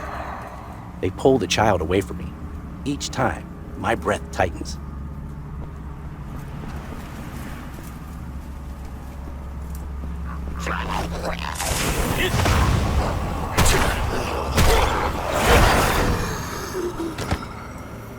All day, I repeated the same words. It wasn't me. It truly wasn't me.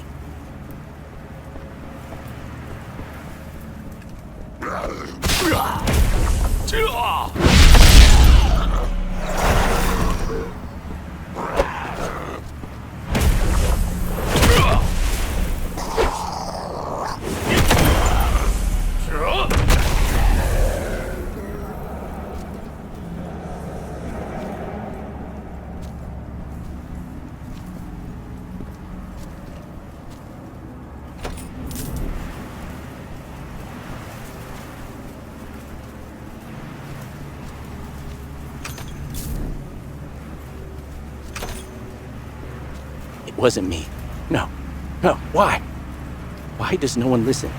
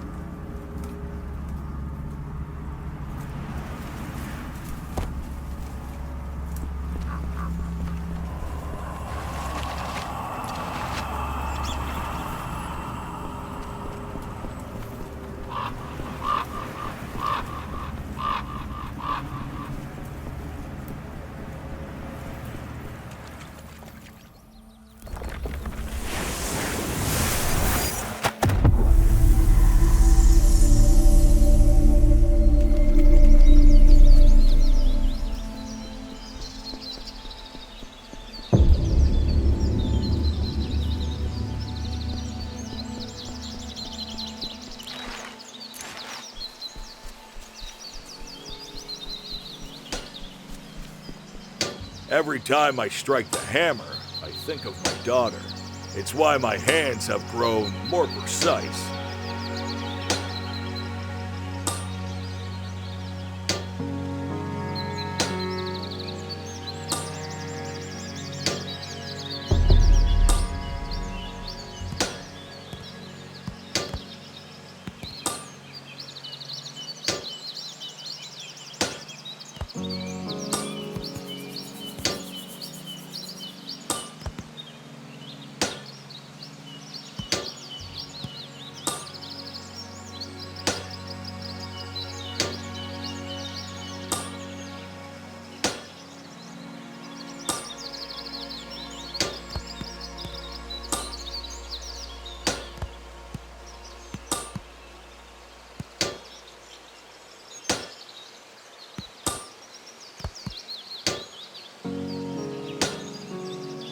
If your weapon ever dulls, weapons are forged for war, but sometimes they're used to protect what matters most. Welcome.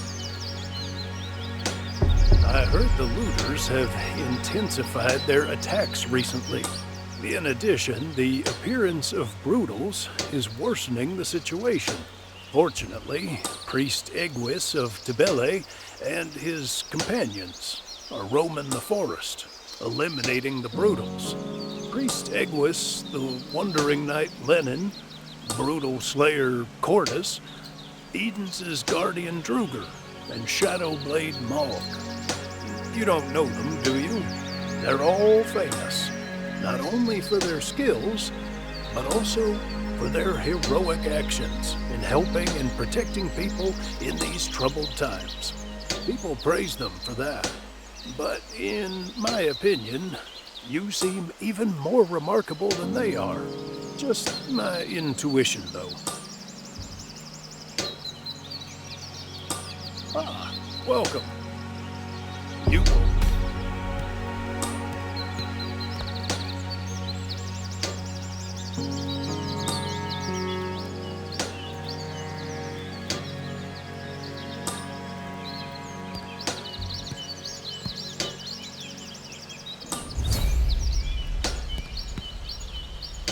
Please, come again. You're always welcome. Thank you, once again, for saving us.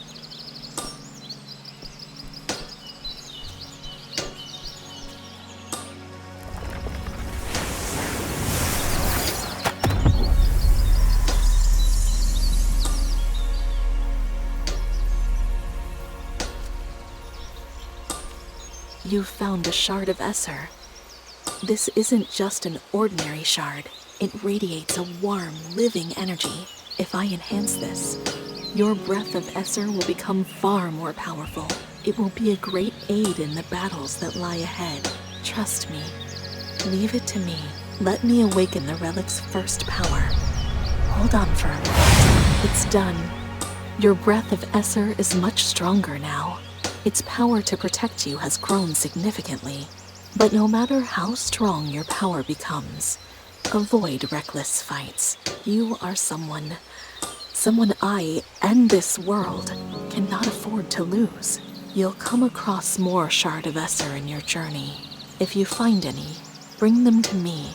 The more shards we gather, the stronger your breath of Esser will become. I'll always be here, waiting, hoping for your safety.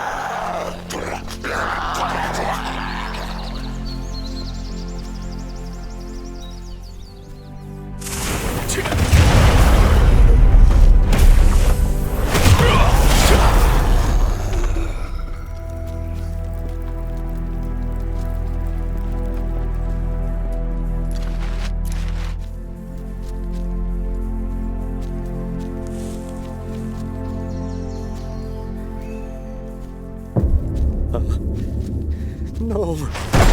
This can't be happening. These damn looters. When Tak returned home, only despair remained. The family he longed to protect was lost before he could save them. Vengeance, regret, and unspoken love lingered in the darkness of that silent house.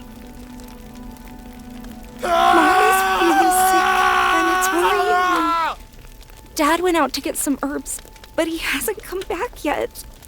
Did something happen to him? No, it can't be. Dad's a really strong hunter.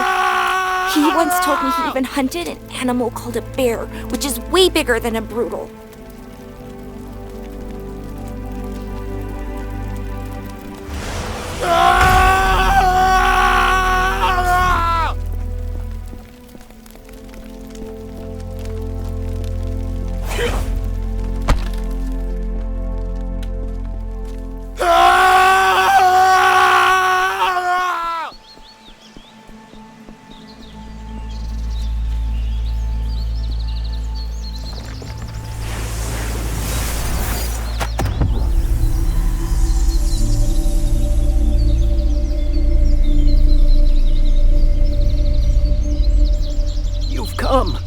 You are really kind.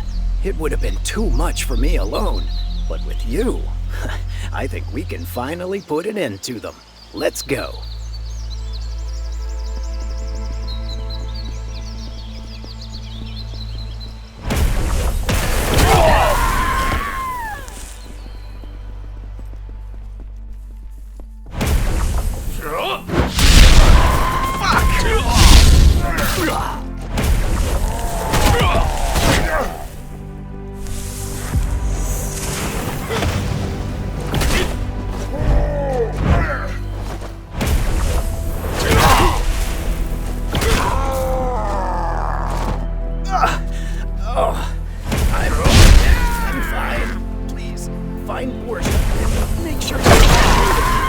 Life and death of the village depends on it.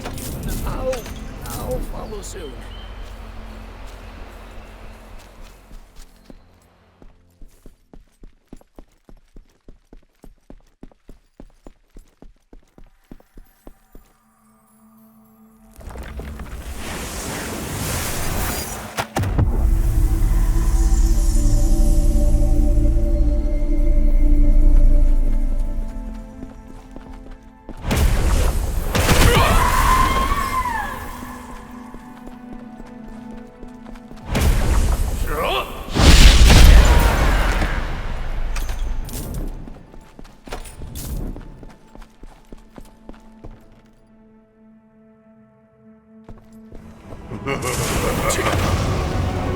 I wonder who it was.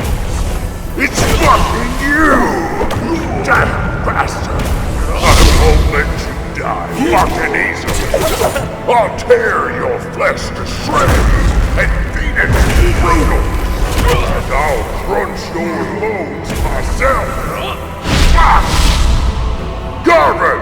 Kill this bastard, Garvin! Just die quietly.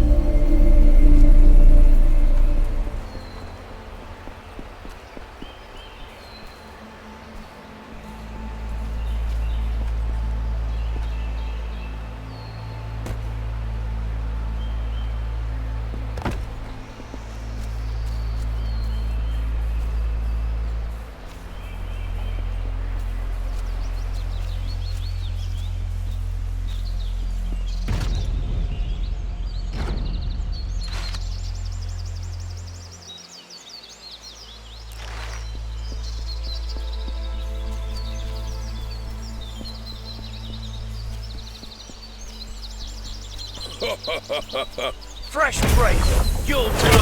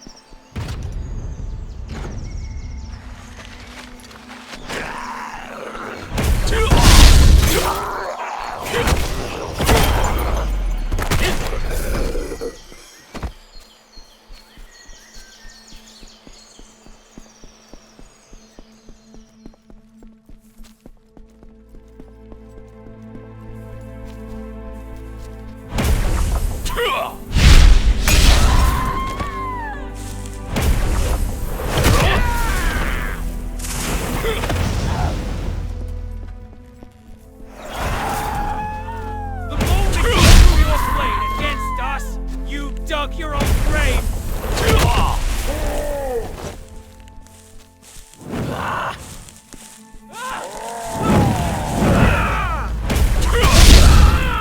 The moment you threw your blade against us, you dug your own grave!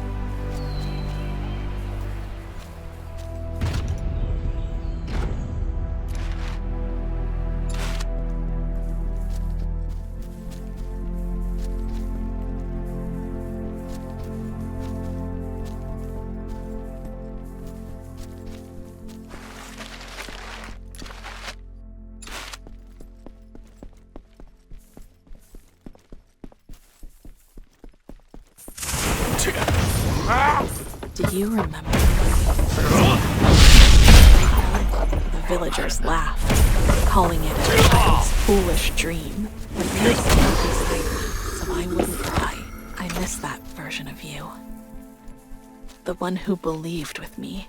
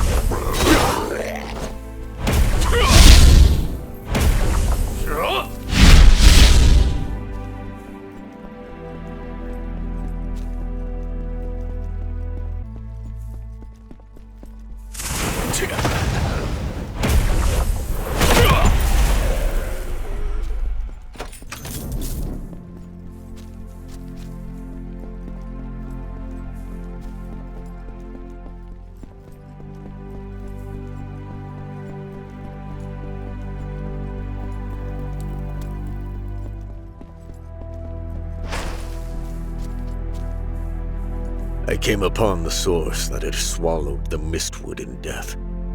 At first, I took him for a wandering old man, but the hand that held my blade would not still.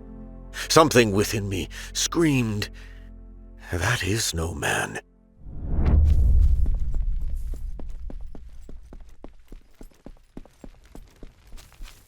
It happened in an instant. The old man's form collapsed.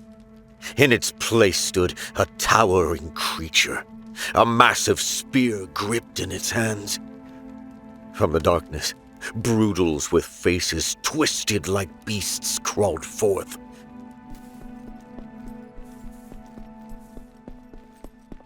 Mog fled. What remains are Igwis, myself, and Cordis. Cordis is falling, the slayer of brutals, broken. In that moment, we knew this is the end.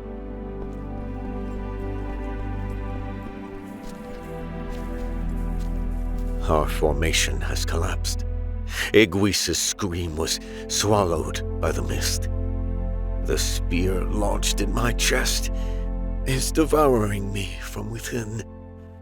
Still, I cannot die here. Someone must know.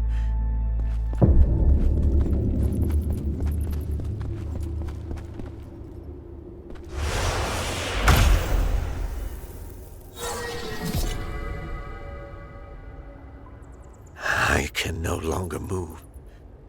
My flesh burns. I am Lennon Buckler, a wandering knight, a servant of Tebele. To the one who finds these words, take my armor. Do not let this death be in vain. May this record become the ember that brings that thing down. May Tebele be with you. He did not step back, not until the very end, when all others had vanished. One man remained, and now that place stands empty.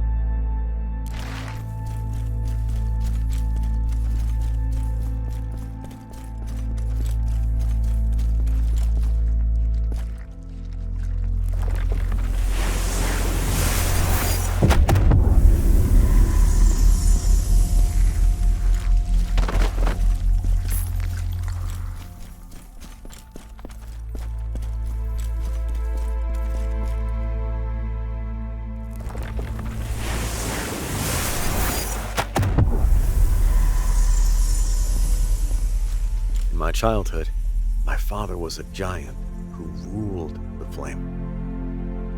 The arms that struck heated iron were firm as fortress walls. Standing behind him, no beast in this world frightened me. I would cling to his broad back and watch the sky. He would laugh and ask, Boy, when you are grown, will you be able to lift this hammer? In those days, I believed he would never grow old.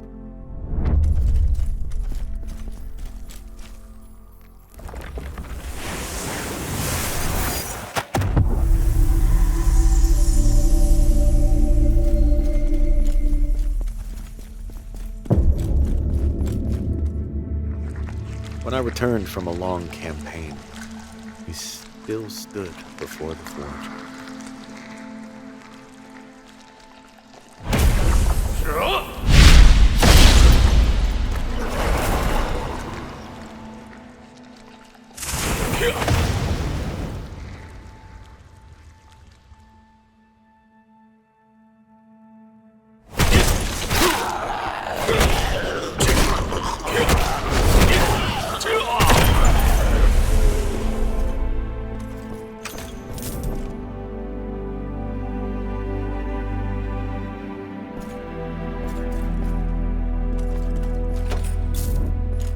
His apron bore countless holes and burns.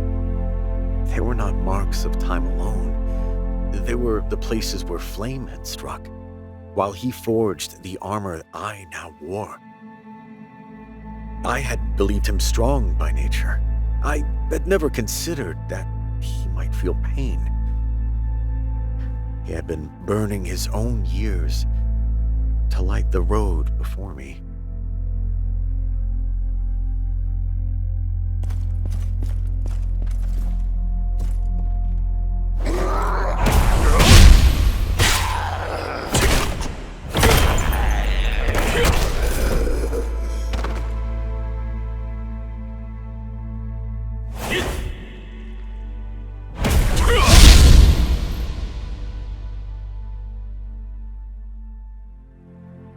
He still said, "I can forge one more blade."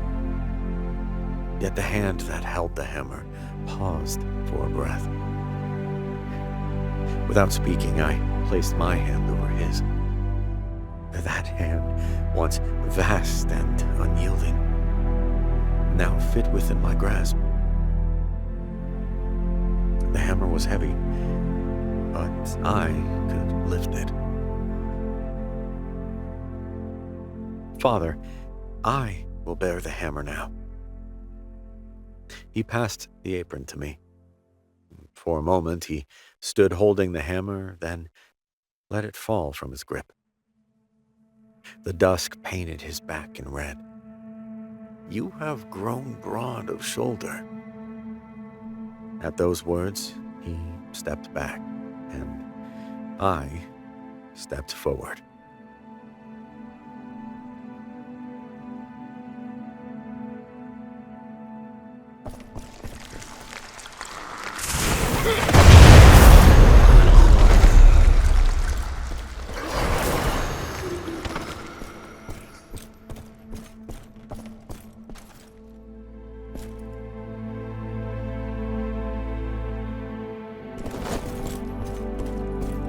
The forge remains, the fire remains.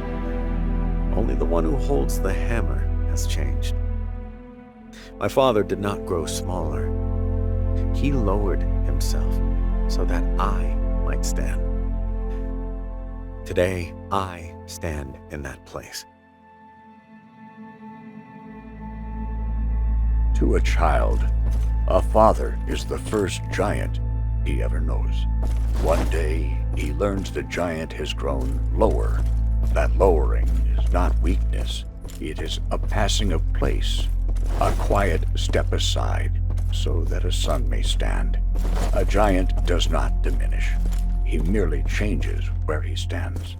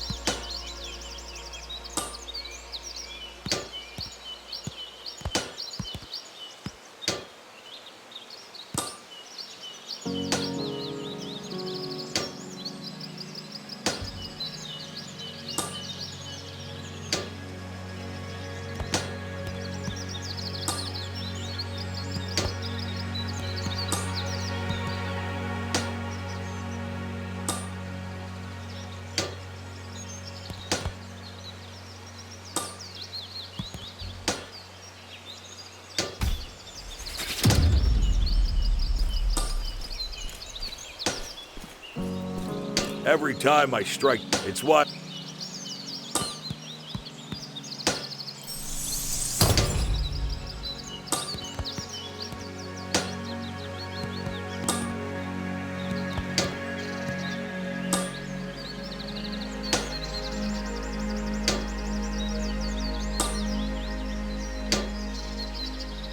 If your weapon ever dulls, come back to me. The weapons are forged for war, but sometimes they're used to protect what matters most.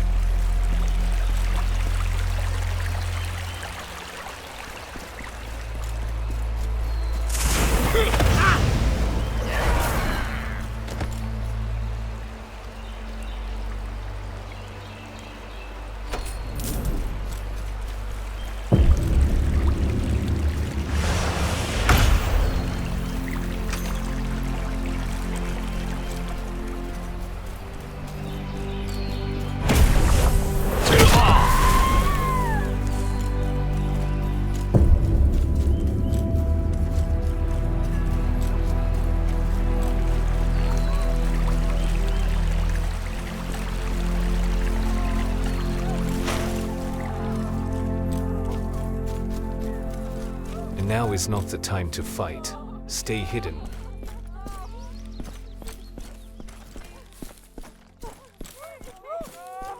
I remember the eyes that trusted us. I said... Now I understand how much you were...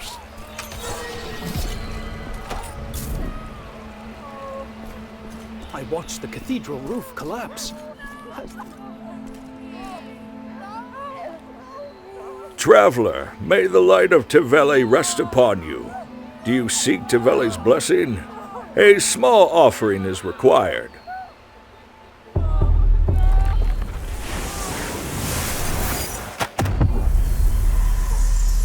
Tevele's blessing shall watch over you.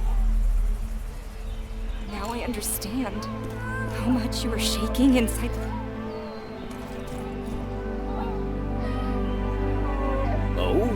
To meet a visitor in such a remote place. Praise the gods for that. Pick whatever you need.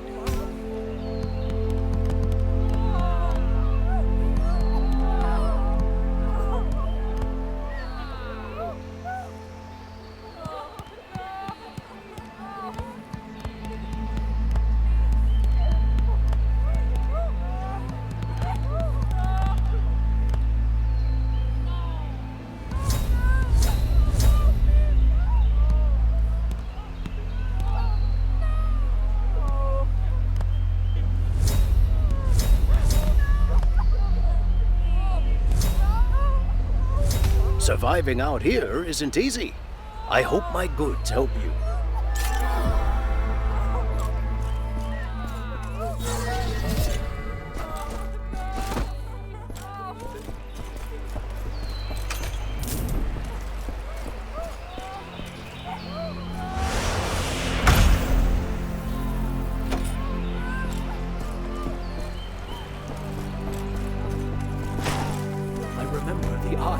trusted us. I said, I stand.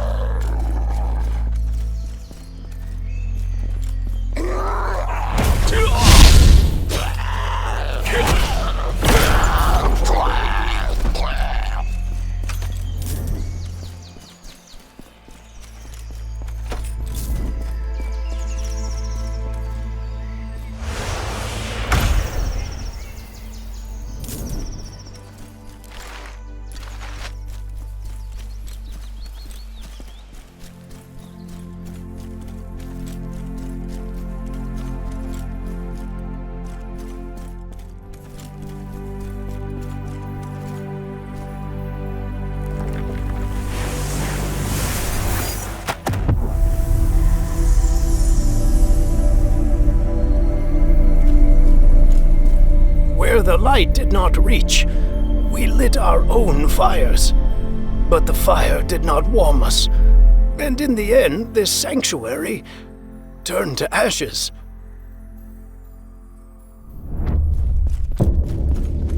Oh God! Why have you forsaken us? We cry out for salvation amidst the pain inflicted upon us. Please, please help us! Oh God! Grant us the strength to vanquish the May Brutal!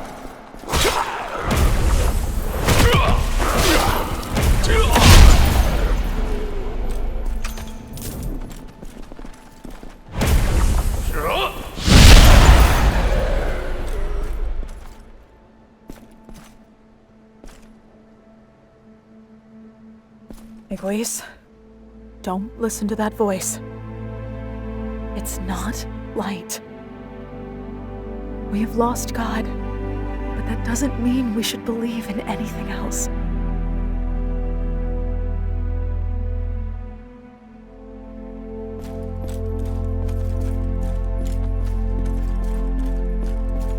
Tibele, please, do not forsake us. But your light never reached us. The darkness swallowed everything. And that night, we could not find you. Lenin fell, and Morg fled.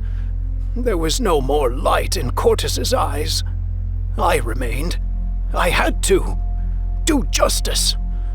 If God is silent, I will judge.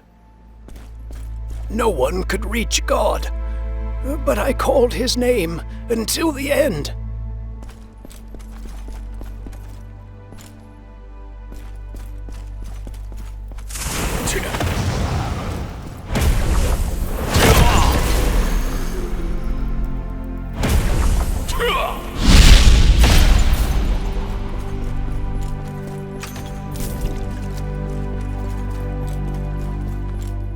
That spear, that giant spear-wielding being seemed like a messenger of God. But there was no mercy or salvation in those eyes.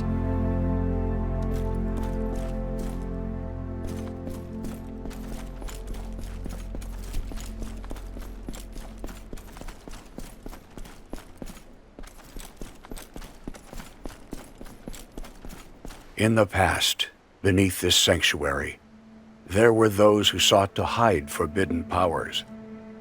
They imitated the voice of the gods, and the echoes are reawakened by the prayers of foolish men.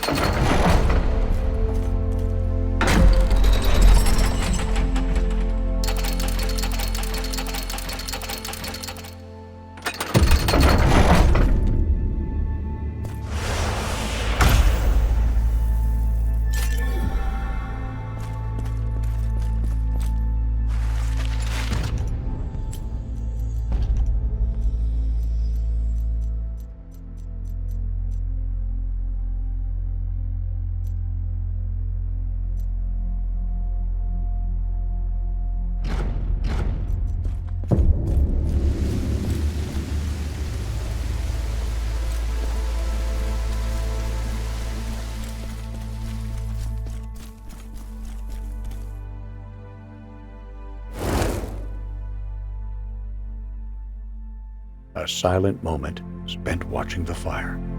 The crackling almost sounds as though it's quietly telling me I've endured enough.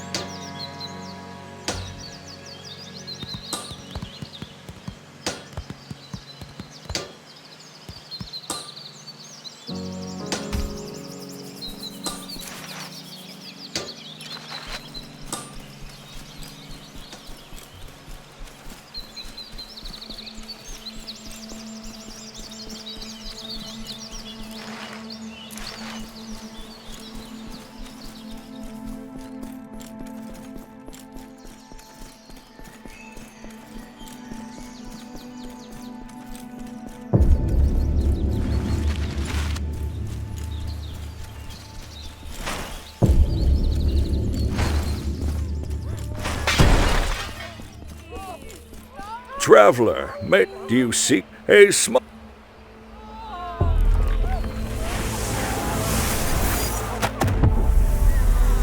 Devele's blessing shall watch over you. The cathedral roof collapse. Oh, to make what?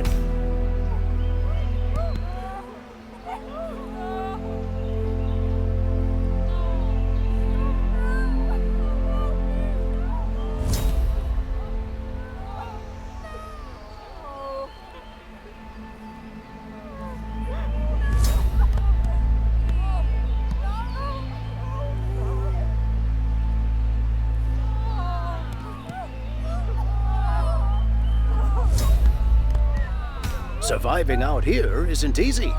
I hope my boots help you. We were inside the church.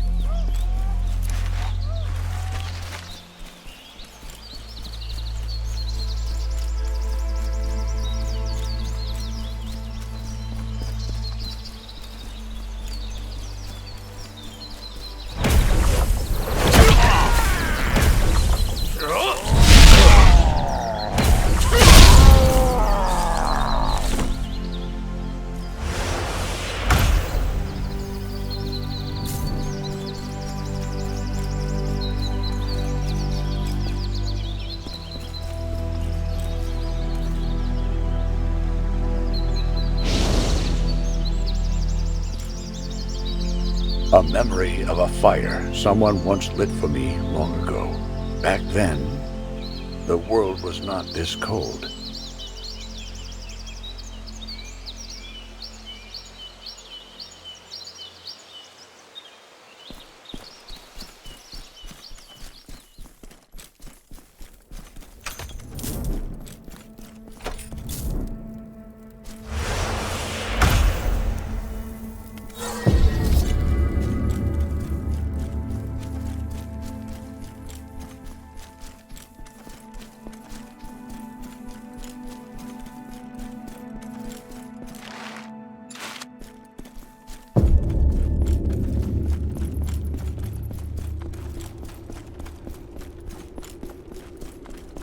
In the village of Late, a rumor has begun to spread.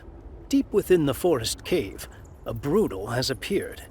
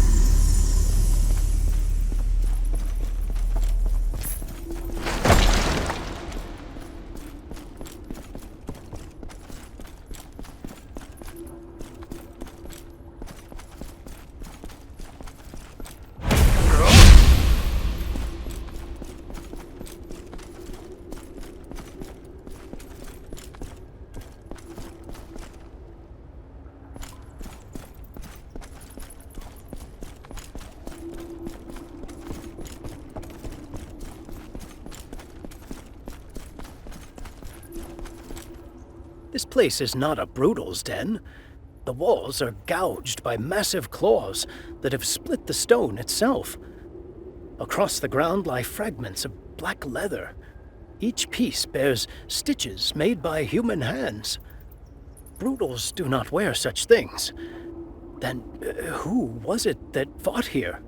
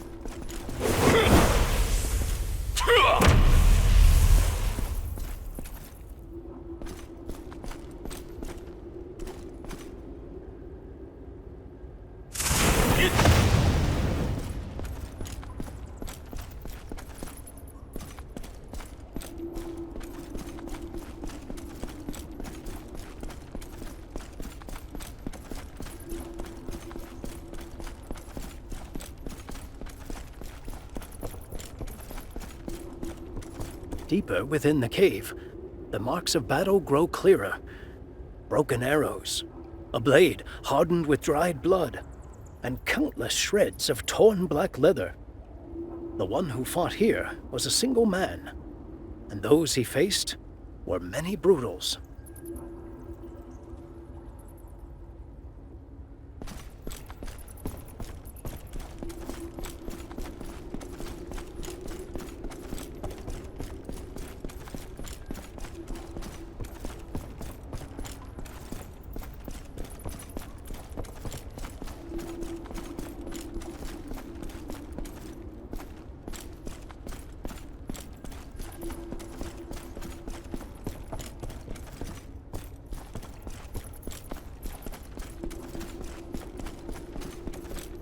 Beside the remains of a small fire, I found a worn page. Tonight, I can see the village lights. So as long as those lights do not fade, I will not leave this place. The people call me a brutal. That is fine. If the nights they sleep remain quiet, that is enough.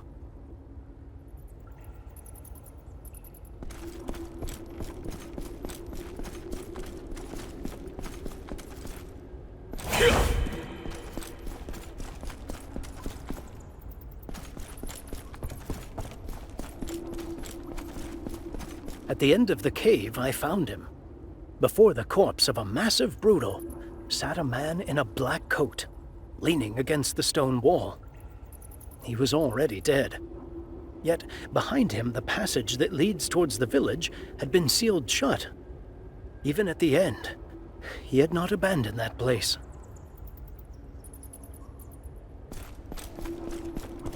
Now I understand. The dark shape the villagers saw at night was never a brutal. Nor was it chance that no brutals reached the village. The world remembers the names of shining heroes, but many nights pass safely only because a nameless shadow stood at the door. He never tried to explain himself. He remained only a shadow.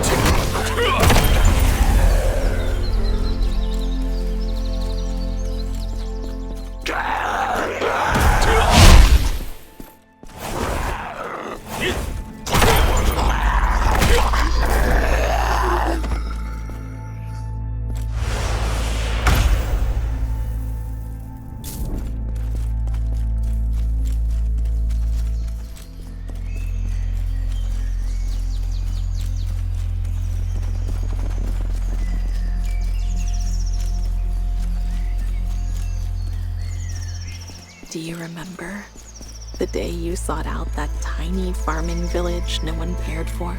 They wept because, for the first time, they ate their fill thanks to you. To them, you were greater than that is who you are.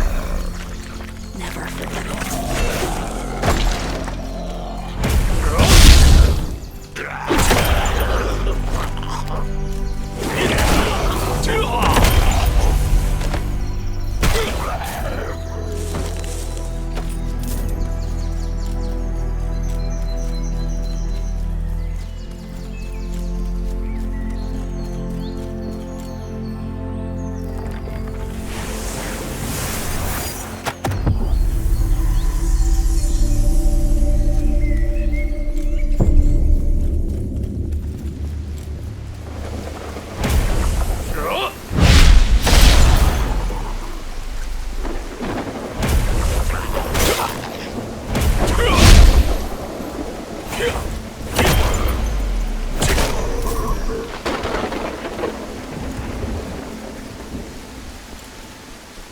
A paladin's shield bearing their sacred emblem.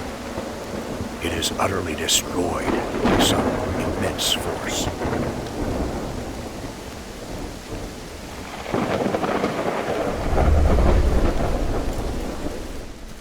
A shattered box that once held holy relics. Blood and dark stains cover its surface.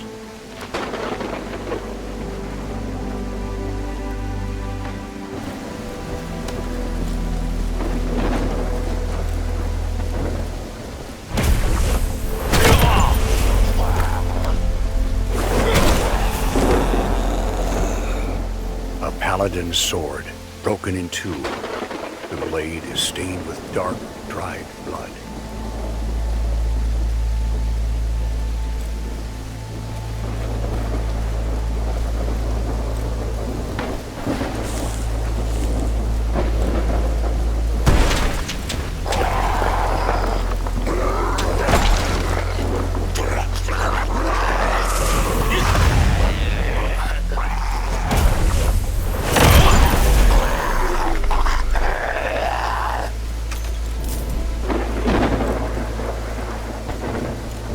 Talric, Soren, and I. We all swore an oath. Once a symbol of holiness, the altar is marred with gashes and a bloody.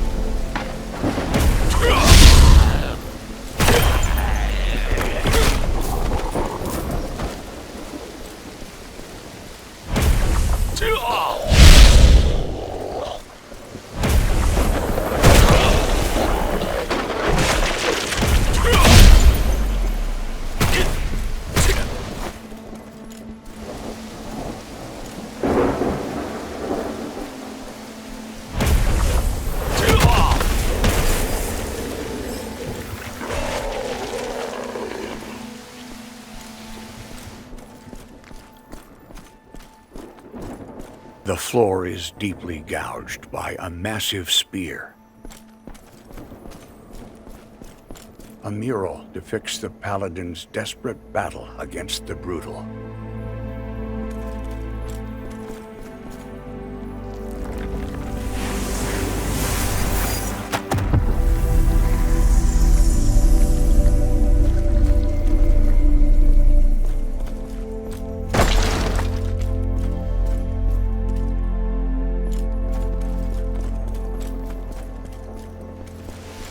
The shield is deeply scarred, bearing the name.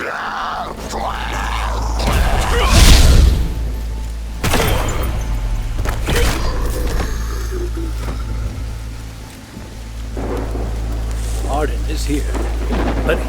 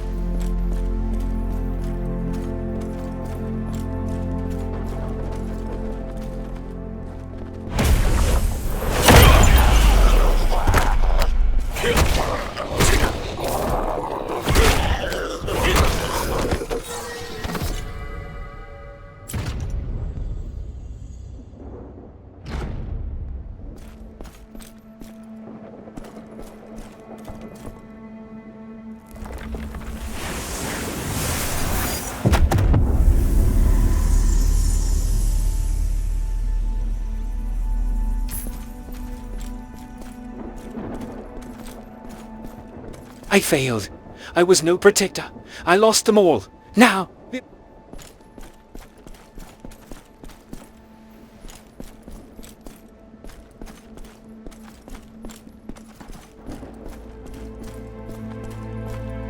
We fought. Talric and Soren fought for me, and I wielded my sword for them.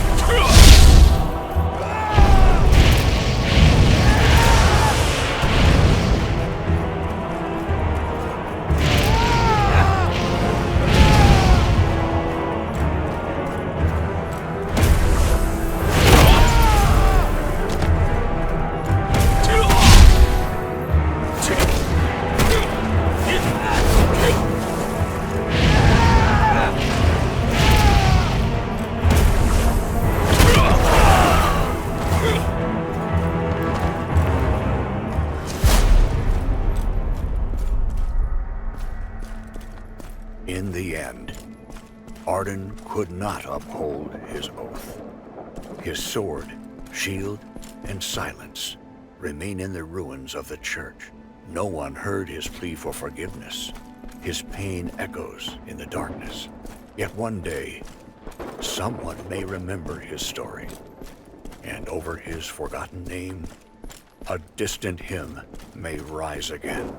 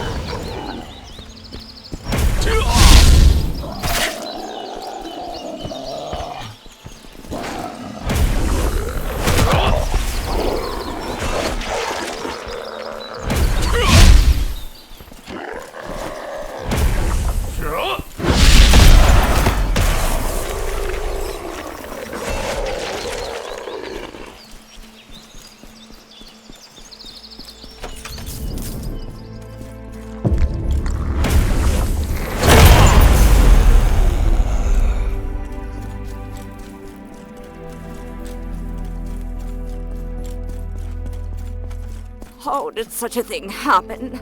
My son, how much pain he must have been in.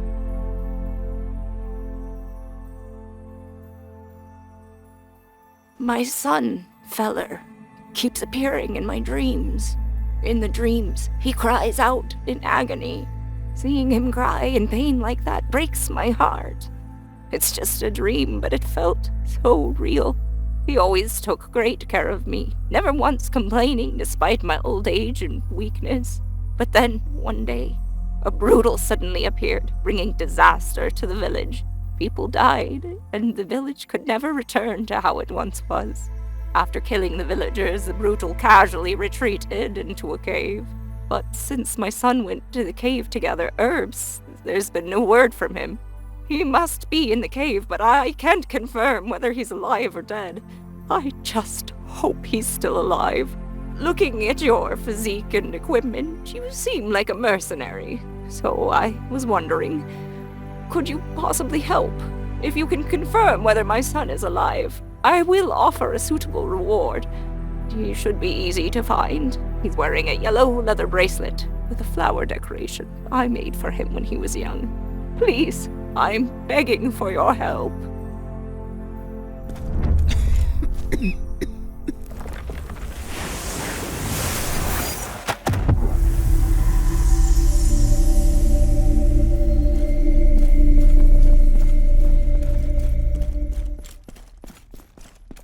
Honey, Feller managed to get some meat.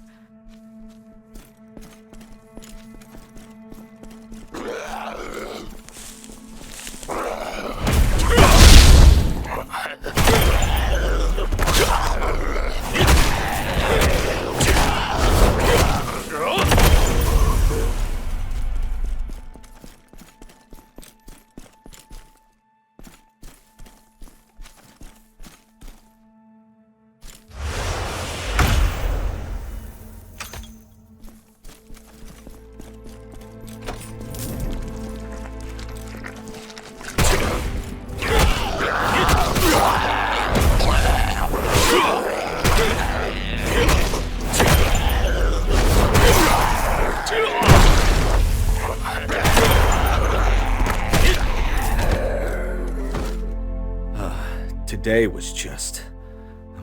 A few villagers stormed into Feller's house, demanding to know where he got the meat.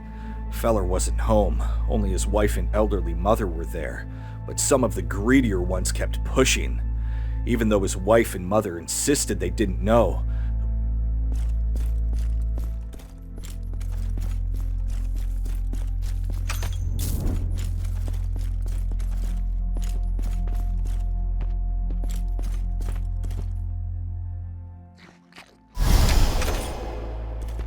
We're sneaking into Feller's house tonight.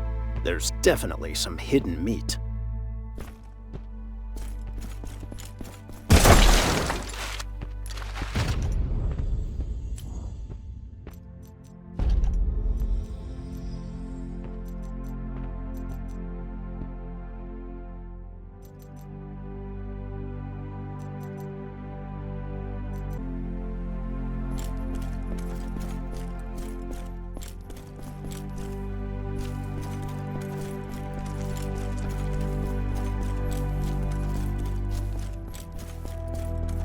On the one hand, in love and understanding, fear flooded in, leading to hesitation.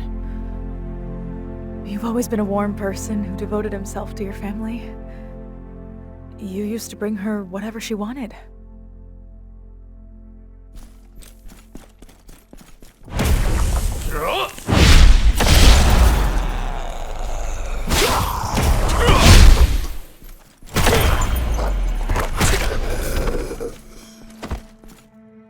Then one day, I couldn't overcome my curiosity and stepped on your back. That's when I saw you. It's hard to believe in reality. I'm sorry. I was too afraid. Now I'm trying to get you back, dear. I'm looking for your traces every day.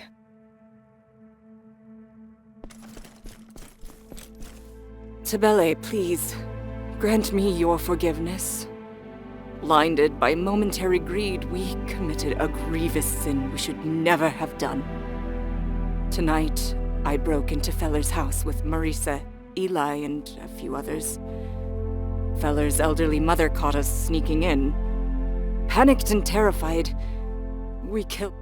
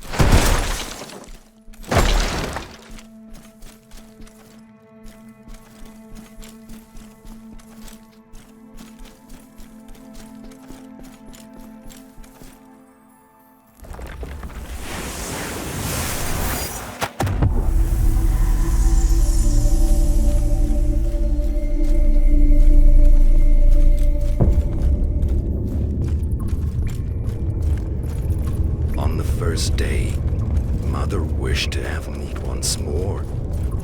Though the forest was growing increasingly wild, I had no choice but to leave.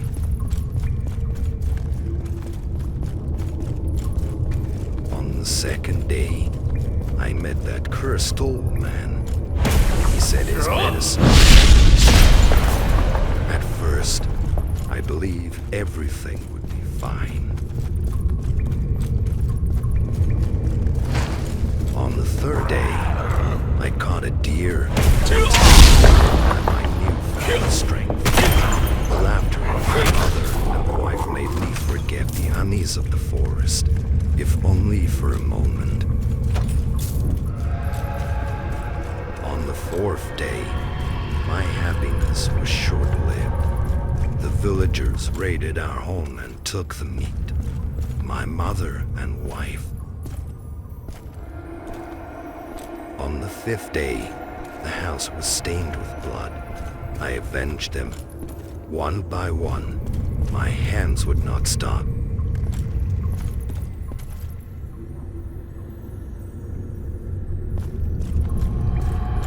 On the sixth day, the village was silent. Everyone was dead. I couldn't control the power. My body, my mind were becoming more and more.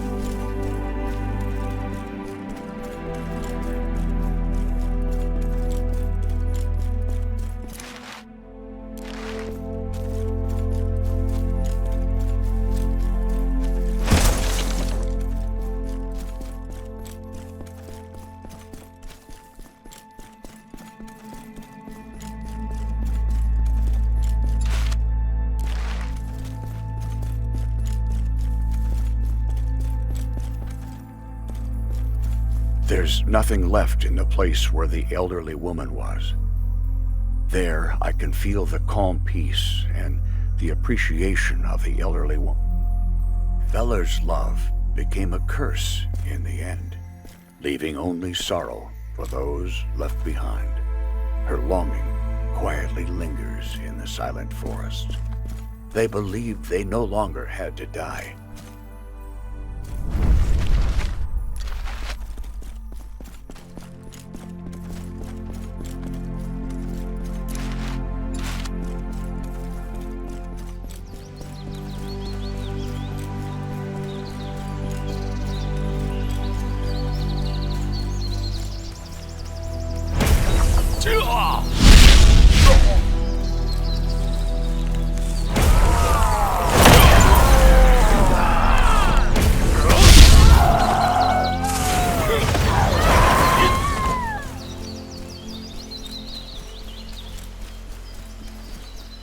You may not remember, but you were the only one who ever stayed by my side.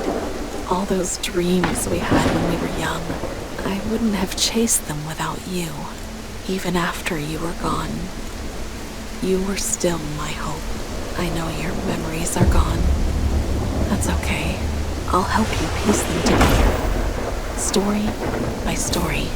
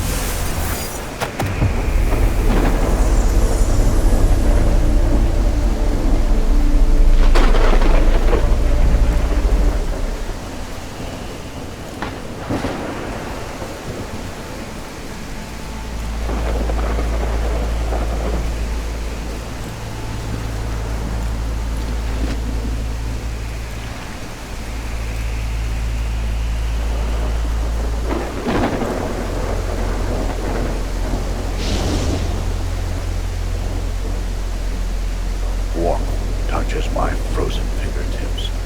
Perhaps being alive is simply this warm.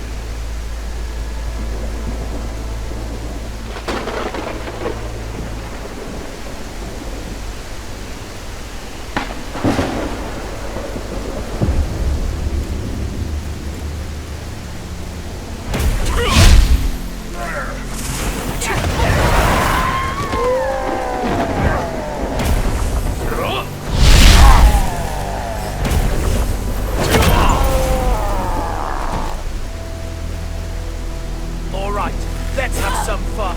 You think someone like you can stop us? Whatever it costs, it's not worth your life.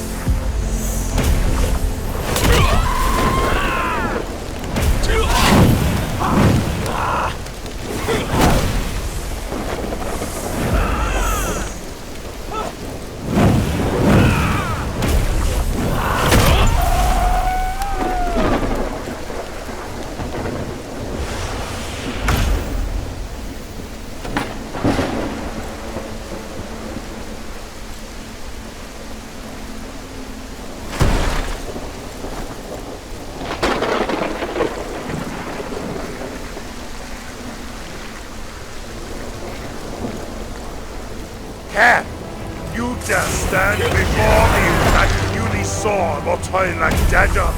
I can tell that you're brave or just plain.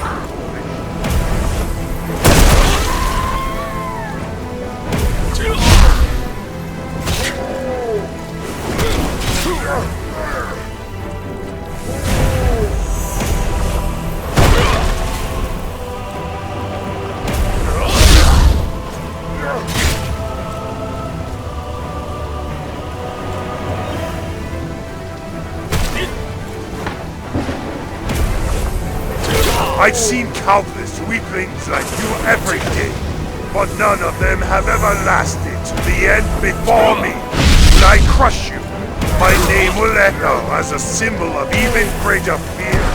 Bring glory to Kova.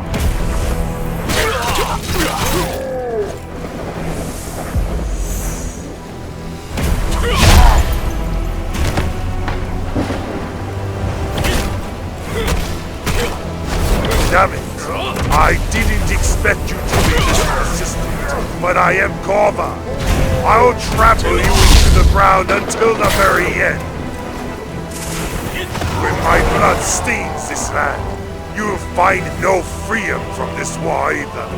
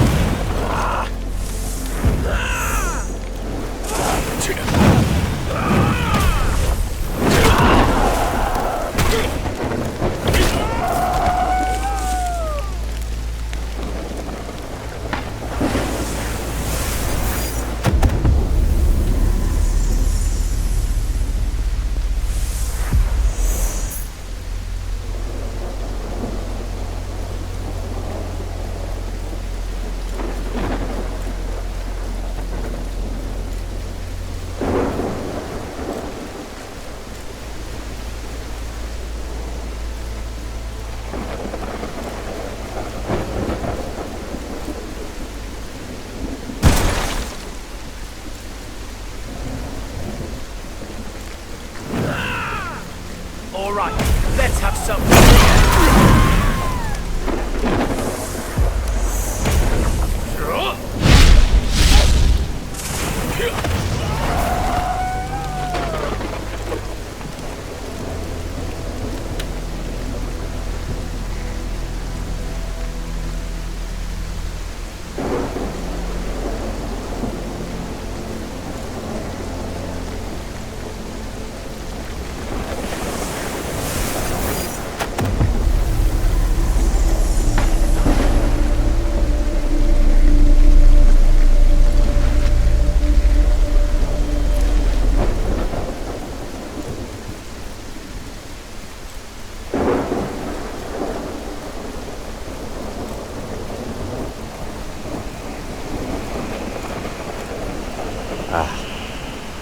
Hello.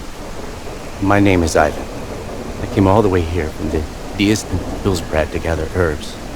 As you can see, I was injured after encountering Brutal. My daughter is sick. I've tried everything that could possibly cure her, but she is gradually losing her light. I've been to famous healers and even relied on Toveli, as our village priest suggested. But perhaps due to my lack of faith, nothing worked. I've really tried everything. Then, an old woman I met by chance in the forest told me about the herbs here.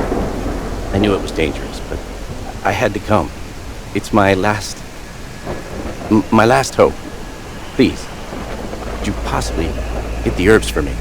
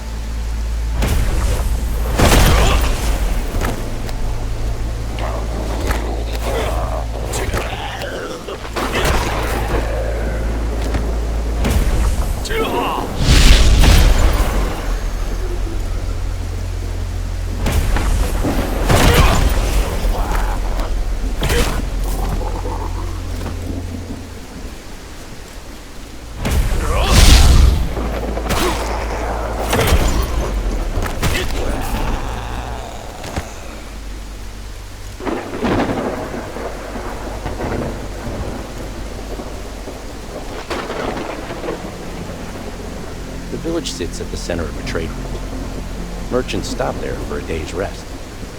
There's no great wealth, but no one goes hungry. Everyone took only their share and lived quietly, at least until that day.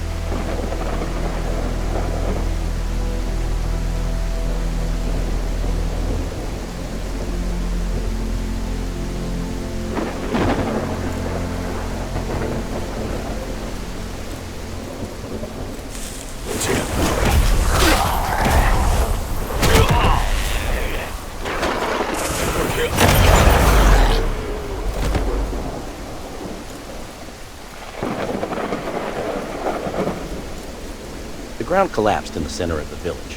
One merchant fell straight through. Beneath the old foundation, there appears to have been a hollow space. Access was restricted due to the risk of further collapse.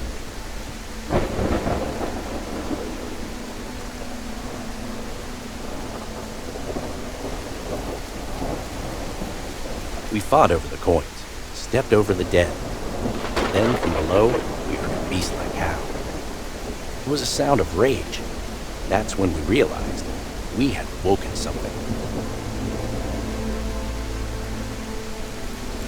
I saw the sack that merchant brought back. Just a little was alive. He came back alone, kept it all for himself. From that moment on, people's eyes changed.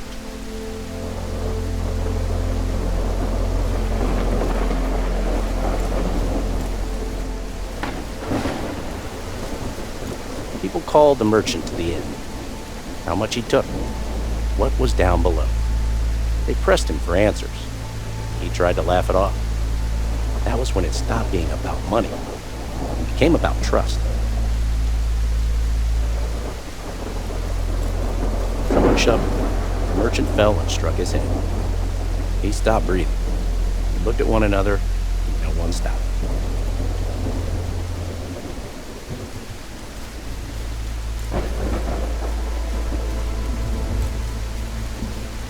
The pouch was filled with gold coins. In that moment, no one spoke of gift. Instead, everyone thought of what lay below. Below there was a massive door. When it opened, gold was piled like a mountain. No one said we should go back.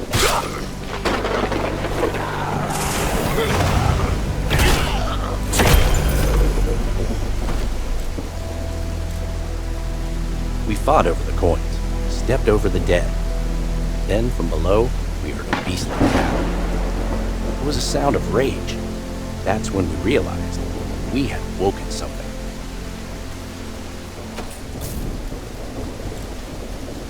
The Brutals didn't stop underground. They climbed all the way into the village. They tore apart those carrying gold first. There are no people left here now. All that remains are the traces of greed.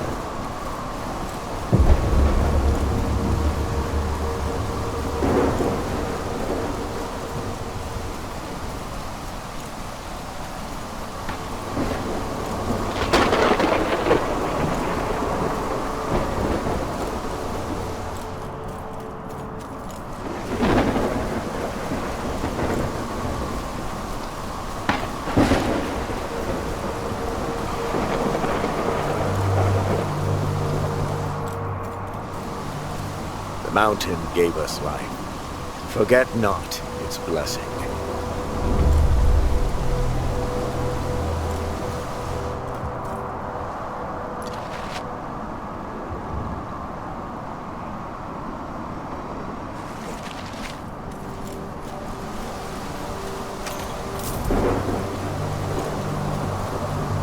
Long ago, drought struck the village. A girl carried her ailing elder up the mountain and prayed. That night, rain fell, and life returned to the land. The people called it the mountain's grace.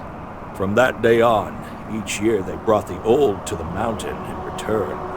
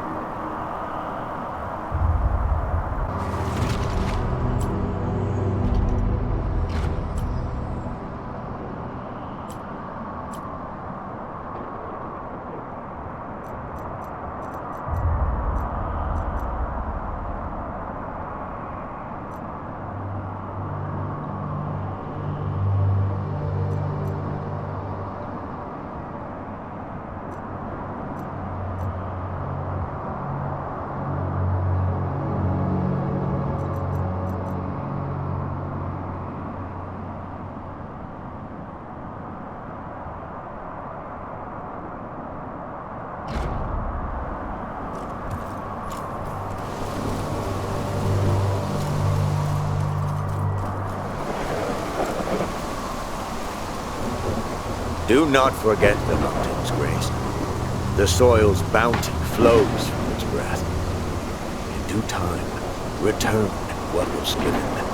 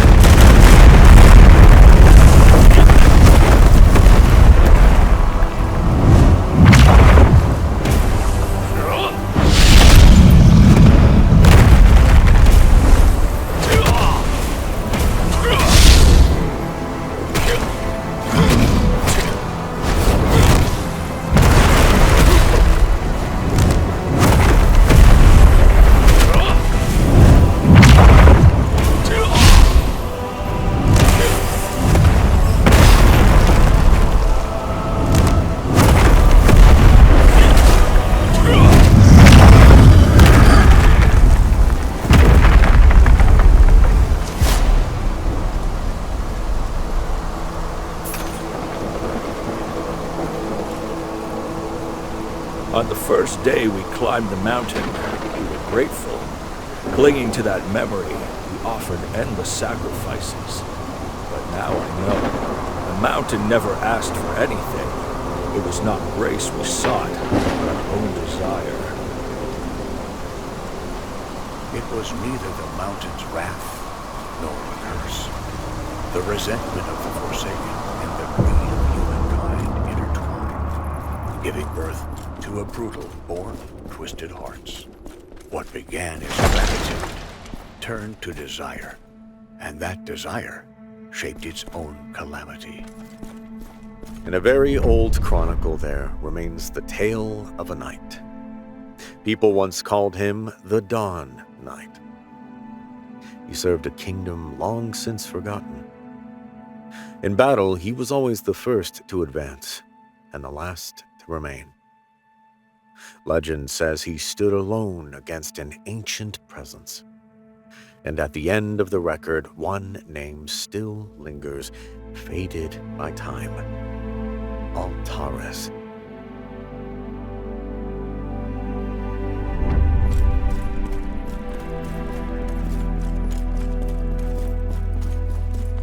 Yet the legend ends abruptly.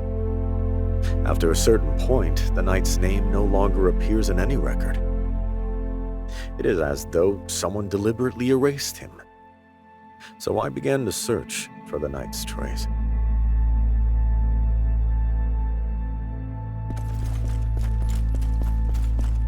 Deep within the forest, I discovered an ancient sanctuary. The door was sealed from within. Before its entrance lay the signs of a fierce battle, broken swords, torn armor.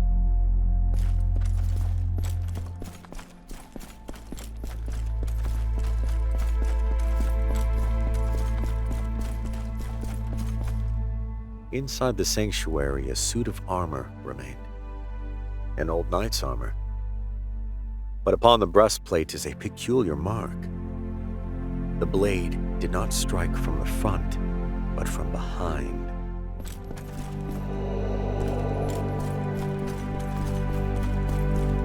In the deepest chamber, I found him.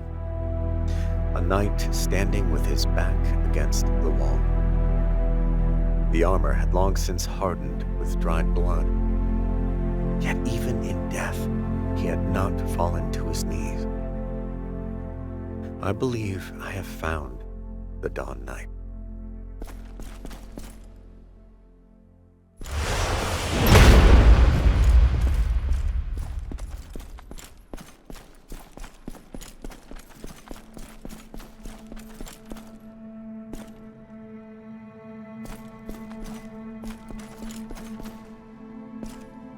I think I understand now why his story vanished from history.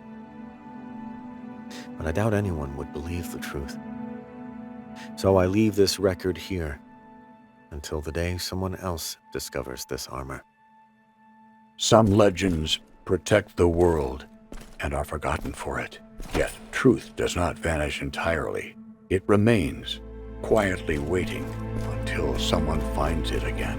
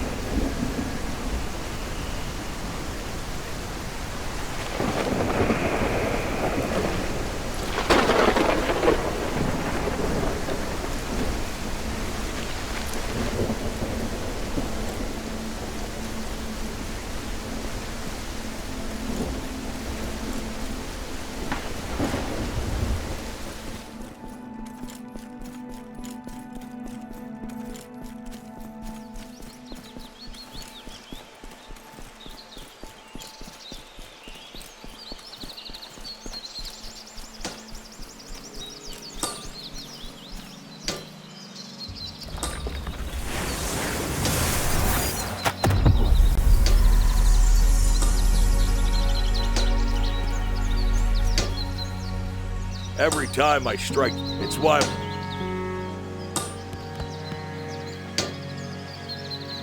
If your weapons are forged for war, but sometimes they're used to protect what matters most. Welcome. You will really...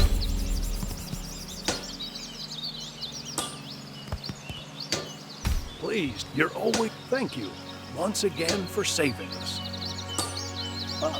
Welcome. I heard the looters have intensified their attacks recently. In addition, the appearance of Brutals is worsening the situation. Fortunately, Priest Egwis of Tibele and his companions are roaming the forest, eliminating the Brutals. Priest Egwis, the Wandering Knight Lenin, Brutal Slayer Cordus, Eden's guardian Druger, and Shadowblade Mog. You don't know them, do you? They're all famous, not only for their skills, but also for their heroic actions in helping and protecting people in these troubled times.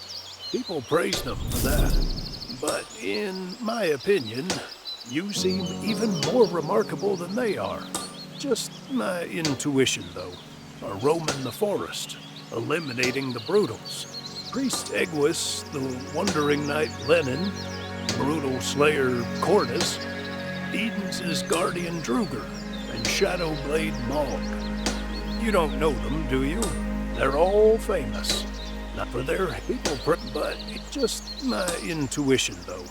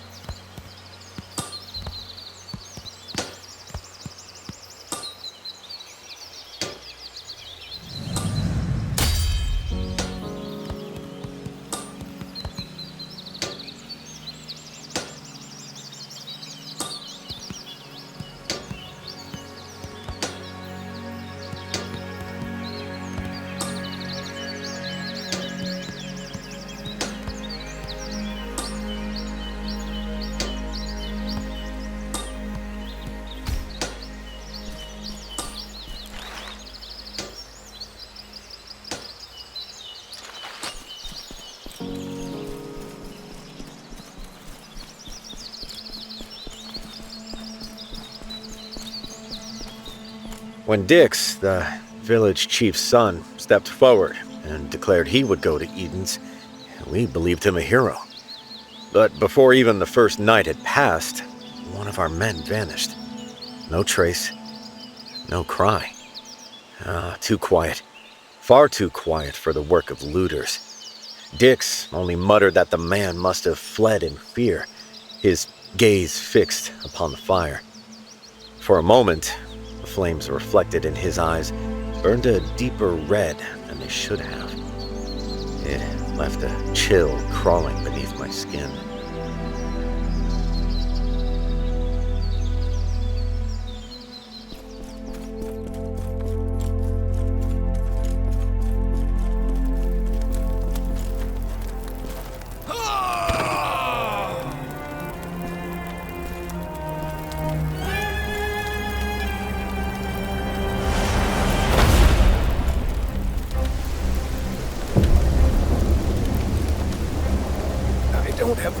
Time left. The villagers are suddenly turning into brutals, and fires are breaking out throughout Edens. Guard Captain Druger, the protector of Edens, has also become a brutal. Please, give him peace. He shouldn't end up like that. He shouldn't end up like that.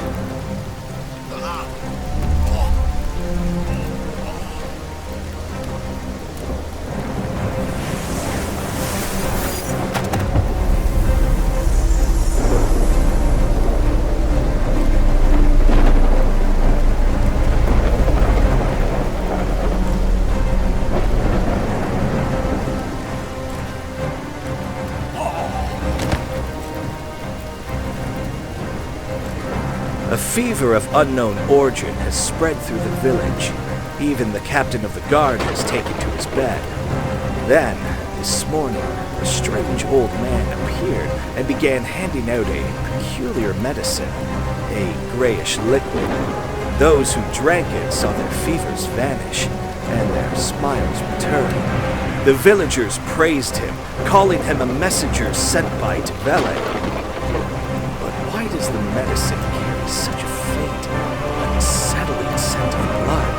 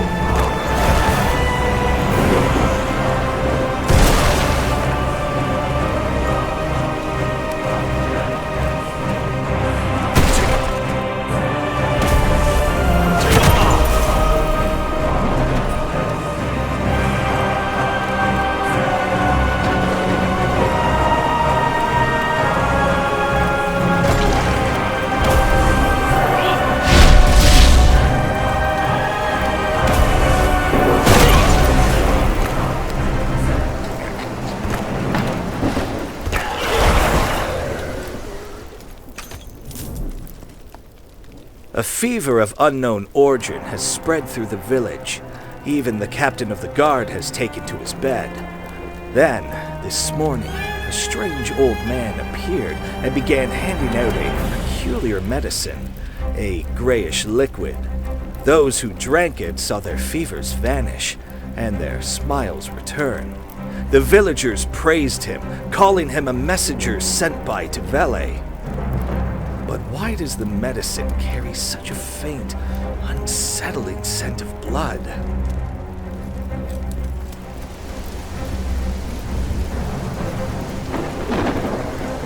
Hans has changed!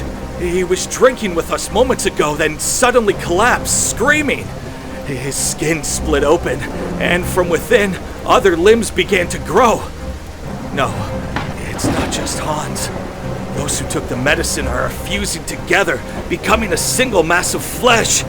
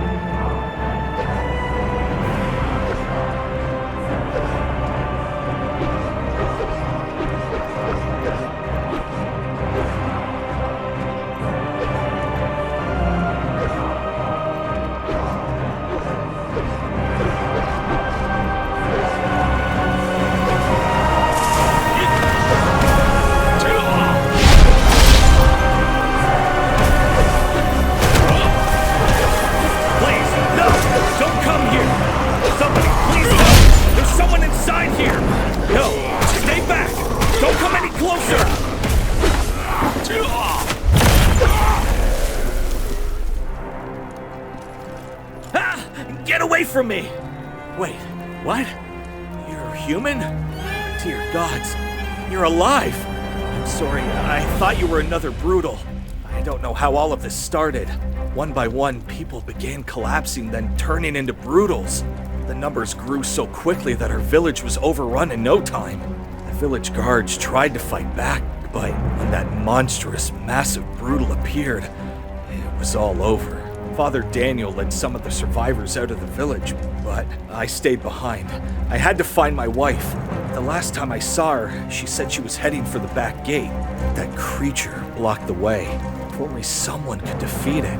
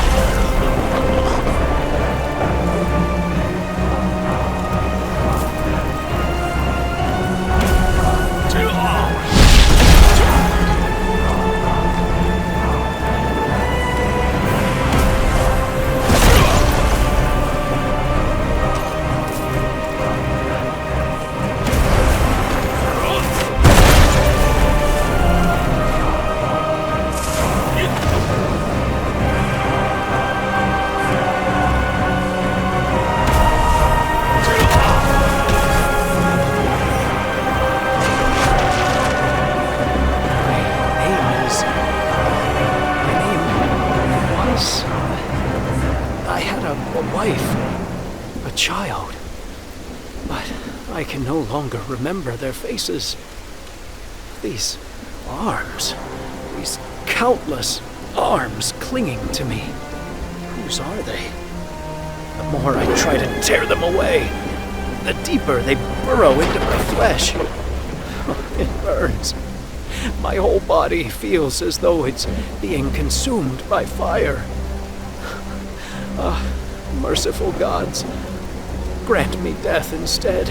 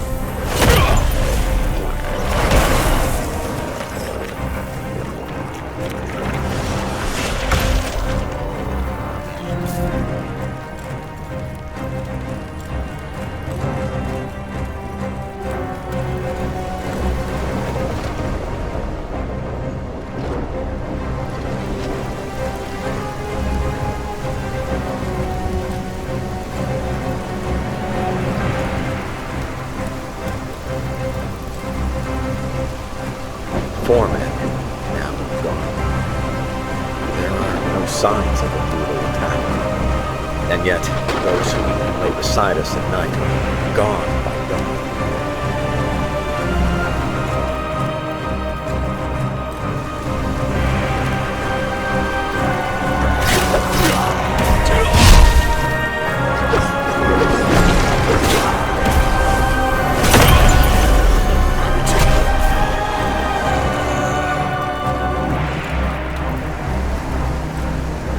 We have reached Eden's, but there are no reinforcements here. No hope.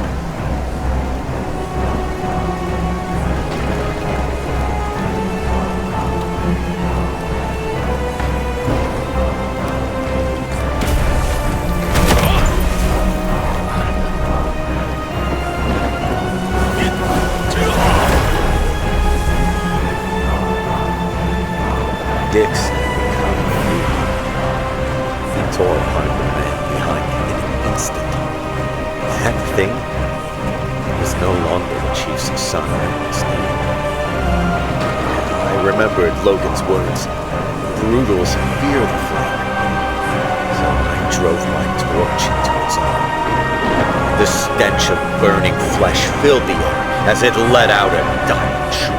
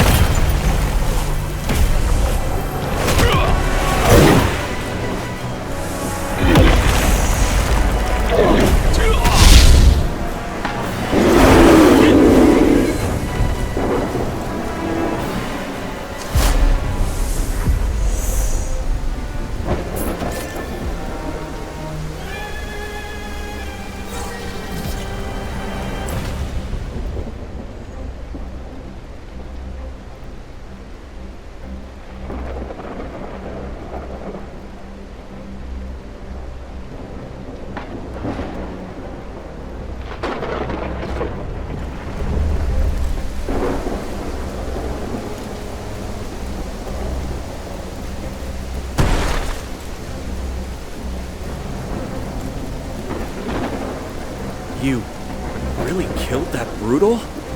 Thanks to Vele. Thank you so much! Now I can finally search for my wife. I swear, I'll repay this debt someday.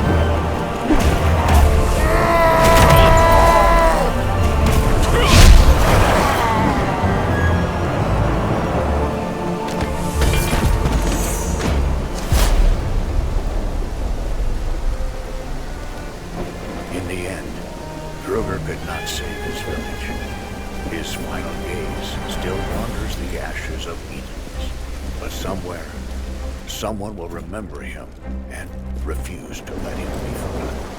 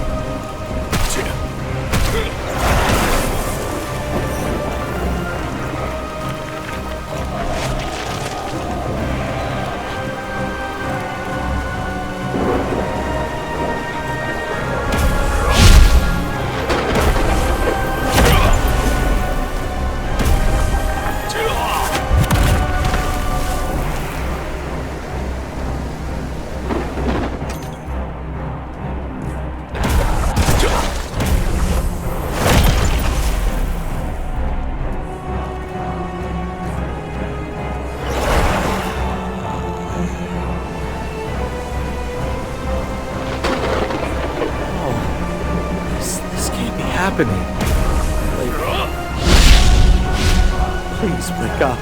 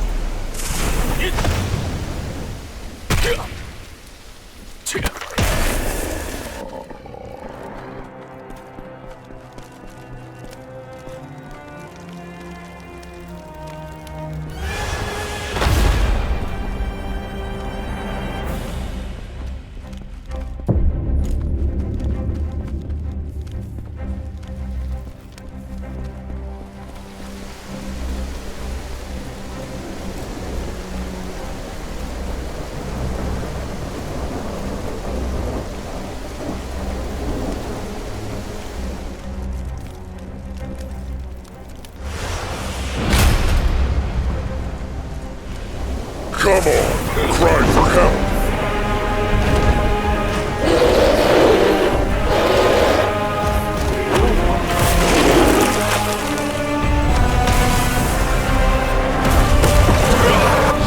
The villagers looked scared and told me to save them. Tell me to show me mercy. Show me your face in fear.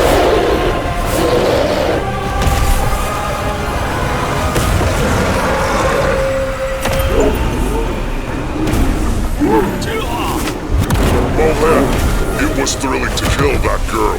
It was so funny how she cried and shouted for help.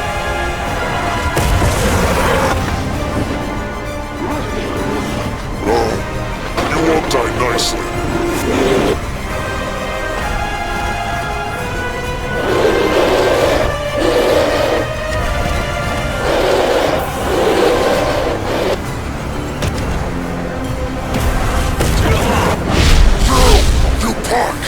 I'll tear you apart and kill you!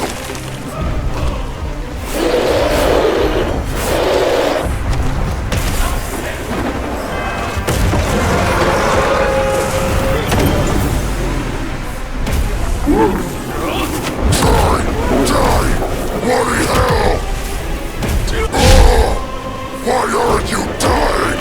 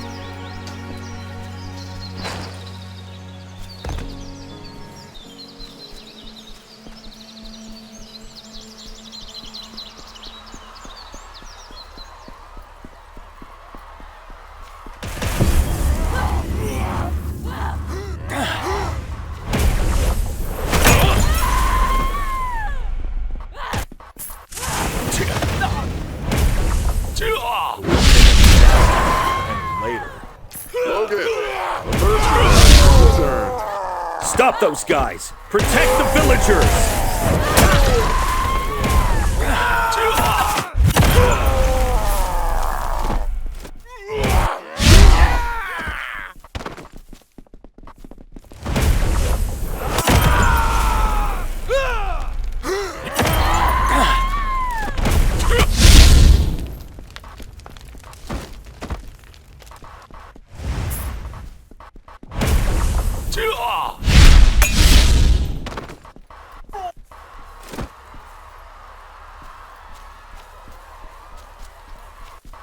It would have been a disaster if we were any later. I owe my friend here once again. Thanks. Carvin. I should have gone to Eden's. Damn it! How could this be? Dix was a brutal? Damn him. Village chief! Where is the village chief? Hey, has anyone seen the village chief? Village chief? My only son! You ungrateful riches! All the villagers trusted and followed you! But how could you do such a fucking thing? I will destroy you all! Prepare the fire. Shoot the fire arrows quickly. This creature will be weak to fire, just like the villagers. The barrier obscures my sight. If I use these fire arrows now, you'll be caught in the blaze too! It matters not. That fiend must fall here and now. Not hesitate. Loose the shot!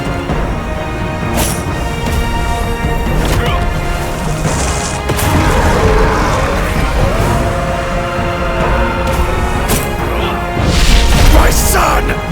Worth more than all of you combined! This wretched you've lied and trusted me. But you and your son, this arsenal, DK, all died because of you. Because of fucking you!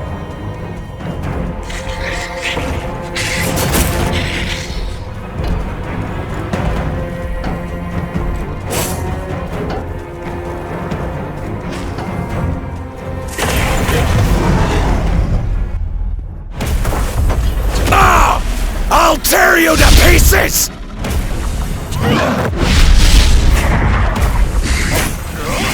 I will cut your throat! Just like you did to my son!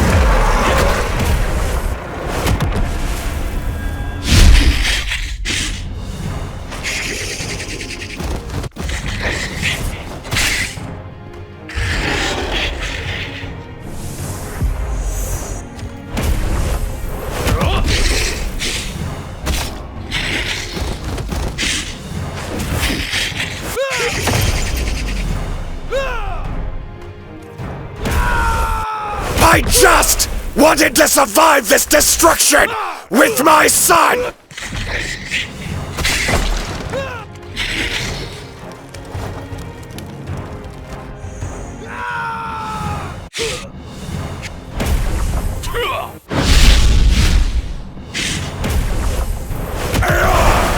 You two will not die a peaceful death!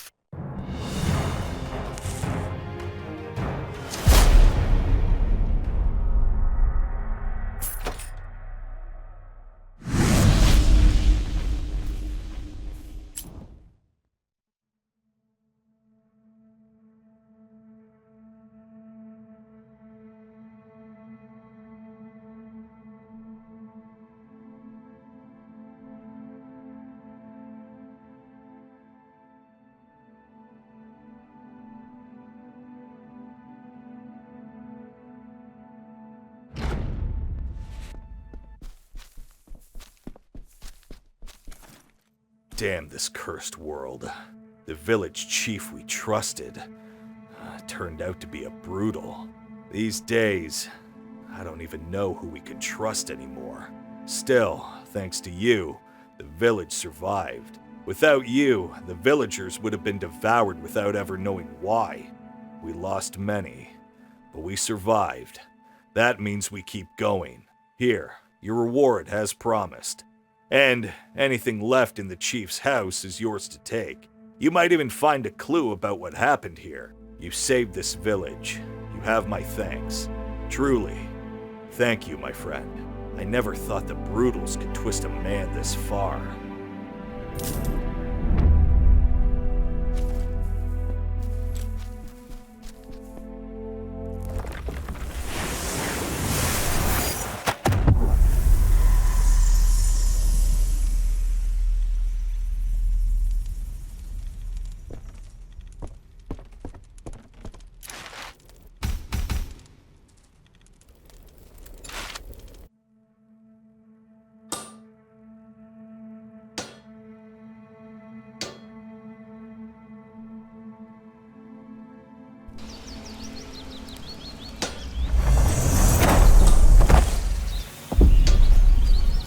I sensed a powerful surge of ancient magic.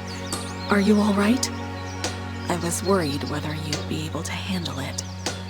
But you did it. This fragment, it's been dormant for ages, yet its power is still immense.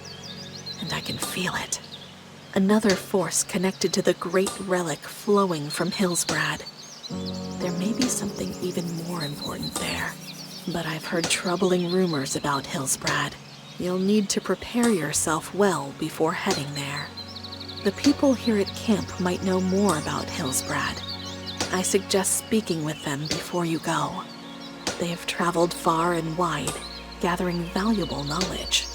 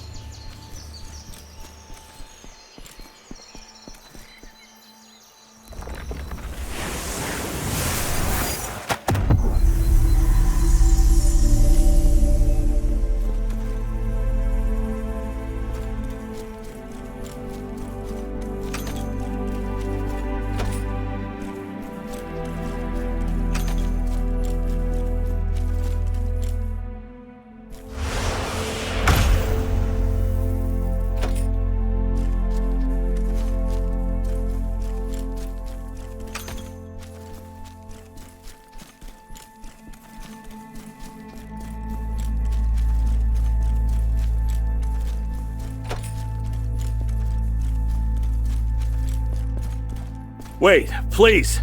Can you, help me? Have you seen a group of looters nearby? They must be around here somewhere. I'm Oslo, a merchant. Or, at least I was. Now I'm just a man drowning in despair. On my way here, I encountered a group of looters. They overturned my cart and I barely escaped with my life. But, in my panic to run, I forgot. Inside that cart, inside It held my wife's final keepsake, the only thing she left me before she passed. I can't lose it. Without it, it feels like her memory will fade away. I can't move on without it. If you can retrieve it for me, I'll give you everything I have. Please, I beg you.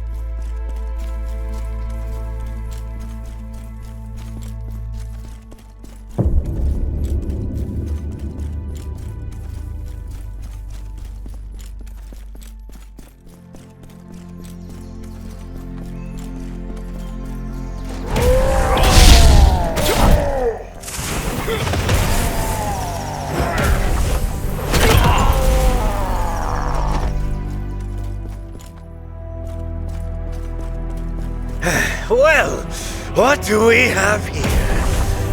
Another visitor? Or prey I missed? Didn't you see?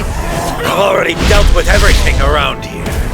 If you want something so badly, you'll have to go through my blade first. Oh, you're just like the rest of them. I've lost count of how many I've killed. You're just another number. Oh, it's far too soon for me to fall. Fight me until there's not a single drop of blood left in your body!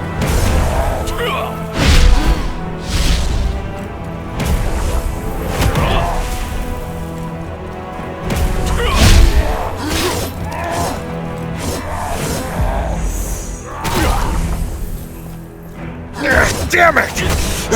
What's going on here? What are you hiding, you wretch?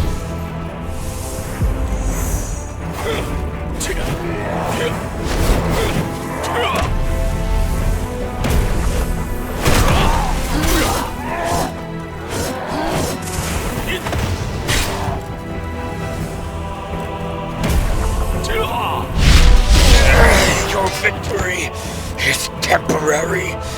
Oh, this world will belong to the looters in the end.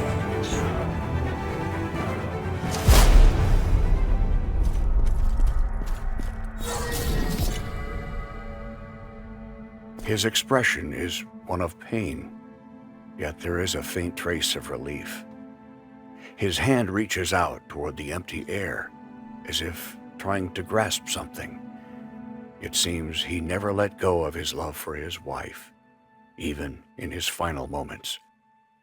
You came here to deliver the hand mirror and letter to him, but now you can no longer hand them to him directly. Still, placing these mementos by his side feels like the most meaningful choice you can make. In the end, Oslo could not hold his wife's keepsake one last time. Yet the mirror and letter left by his side remain as proof of a love he guarded to the very end, fading quietly, along with all traces of him.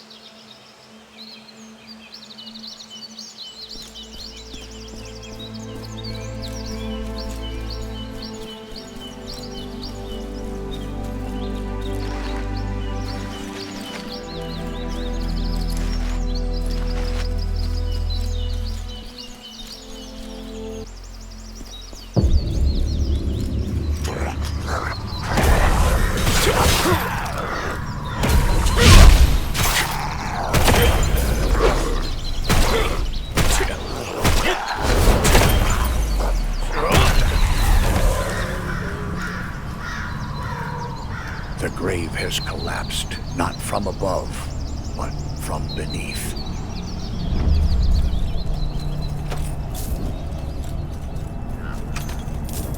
The coffin is still here, but there is nothing inside it.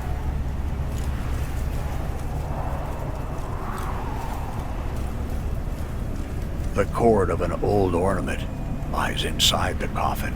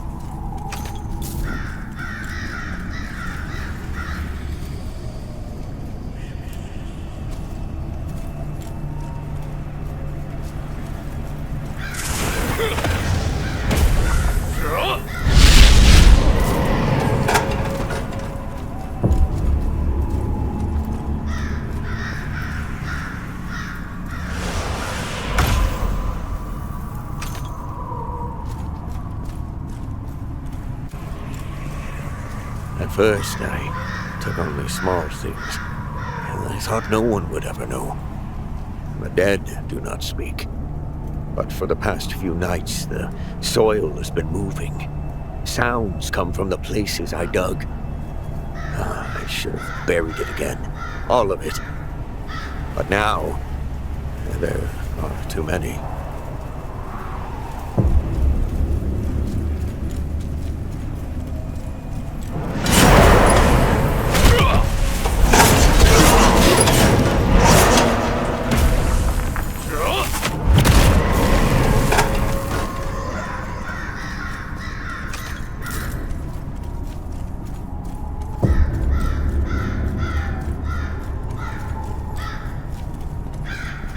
Behind the cemetery, there is a shallow pit.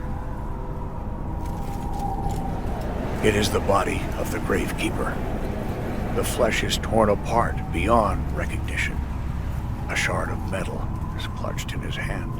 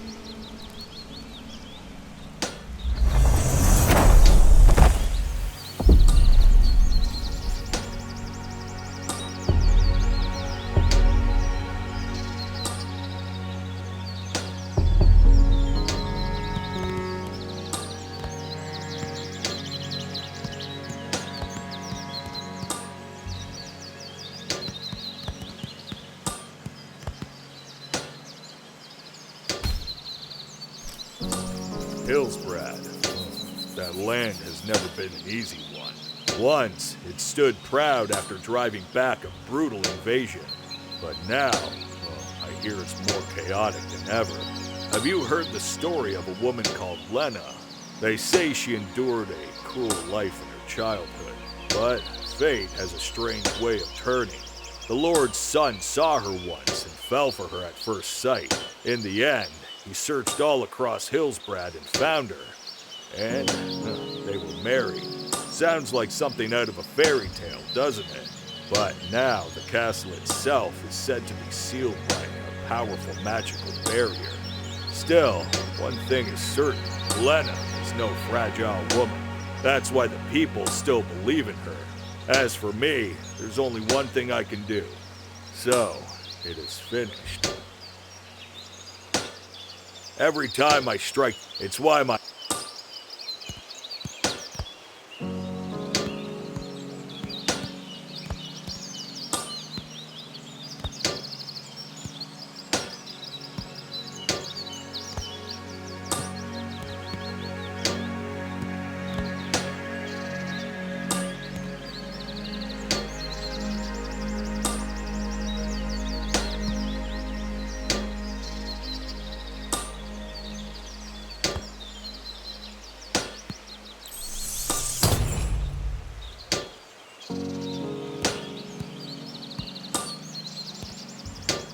If your weapons are forged for war, but sometimes they're used to protect what matters most.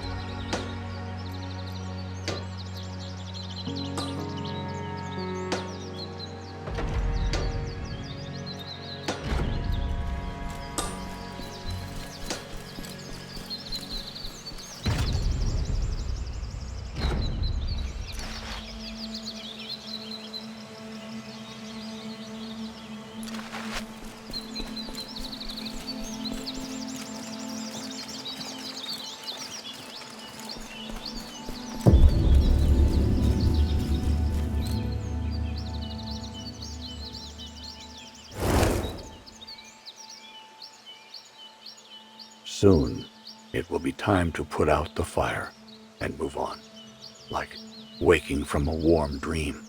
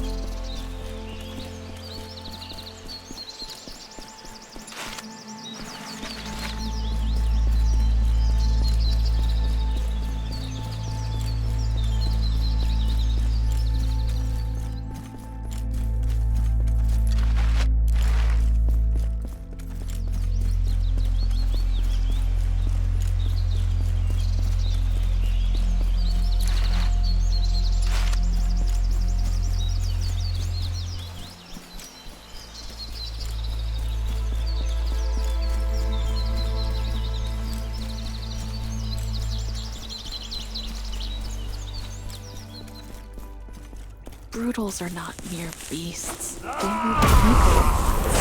Souls consumed by the void, or broken from the I ask you to stop them when they come. I fear what such battles might take from you.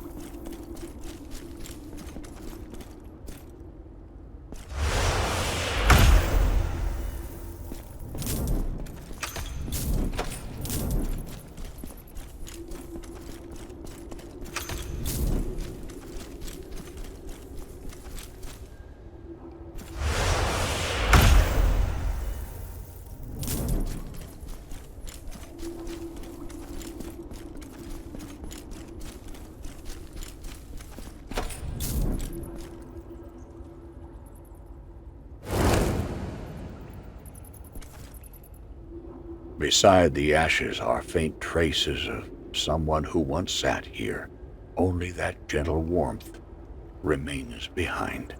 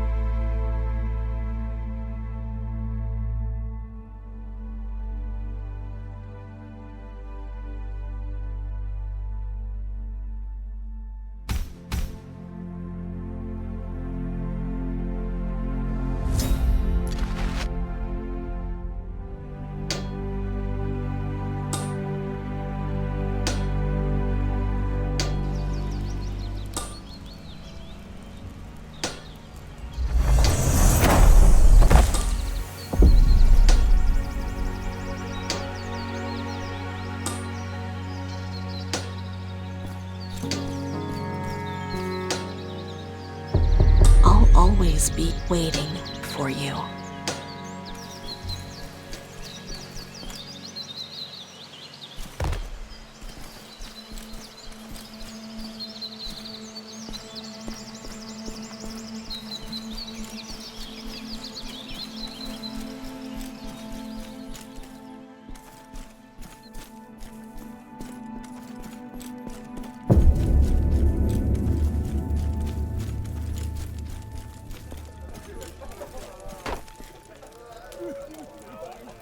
Oh, this is Taylor's journal.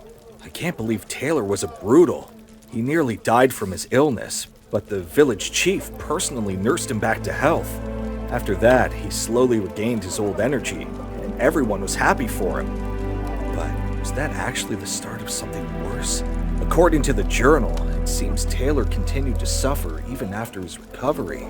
Perhaps it was the power of a spirit, or maybe the remnant of an even older curse. The village attacks. Could it have been him? No, I can't be sure yet. I'll have to discuss this with Logan. Thank you so much for uncovering this truth.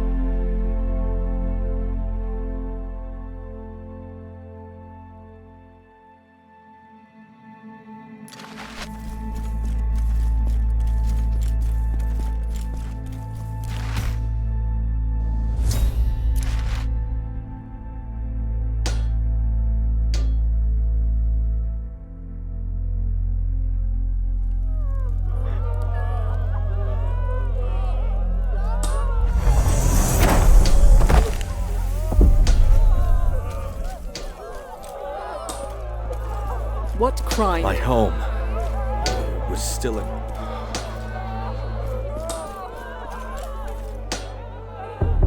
I'll always be waiting for you. So, you're heading to Hillsbrad. It won't be an easy road. That place has become the center of chaos. The Lord has vanished, and they say Lady Lena now rules in his stead. But something strange has been happening there. Brutals have suddenly begun appearing around Hillsbrad, and looters are taking advantage of the chaos to raid the villages. Everything, almost as if someone planned it. On top of that, they say a powerful magical barrier now surrounds Hillsbrad Castle. No one can enter the castle, and no one inside can leave. The villagers whisper that this is the work of shamans. Shamans are meant to protect nature and aid people. But sometimes there are those who become consumed by power. Whether the barrier protects Lady Lena or traps the castle in isolation, no one can say for certain. But one thing is clear. If you go there, you may become a great hope for the people.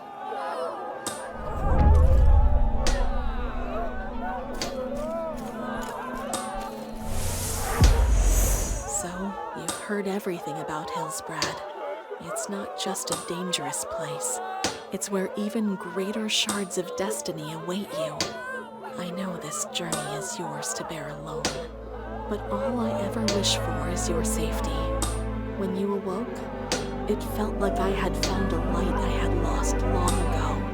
You've been the reason I've endured all this time. If you're ready, I'll guide you to Hillsbrad. All right, I know this is the path you must take, but always remember this. You are more to me than just the first guardian. You are the one I trust, the one I hold dearest. Malcolm and Hershon will be here to support you as well. They'll help you on this journey. I know how harsh and grueling this road will be, but just as much as I need you here with me. No, never mind. Let's go. I'm always ready to protect you from behind. And when you return, no matter where you've been or what you've faced, I'll still be here by your side.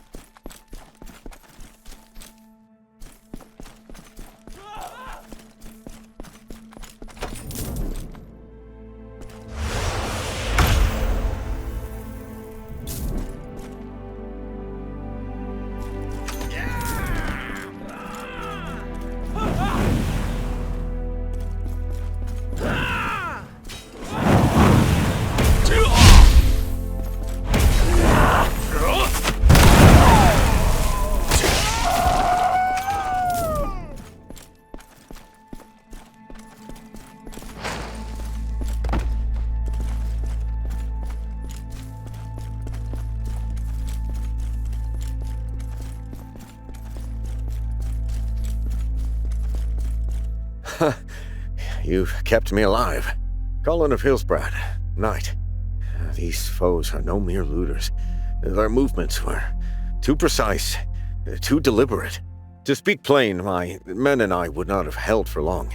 Warriors such as you are what we desperately need. But this place is not safe for talk. Come to the eastern garrison. There we may take stock of the situation and decide the road ahead. Please, I beg you.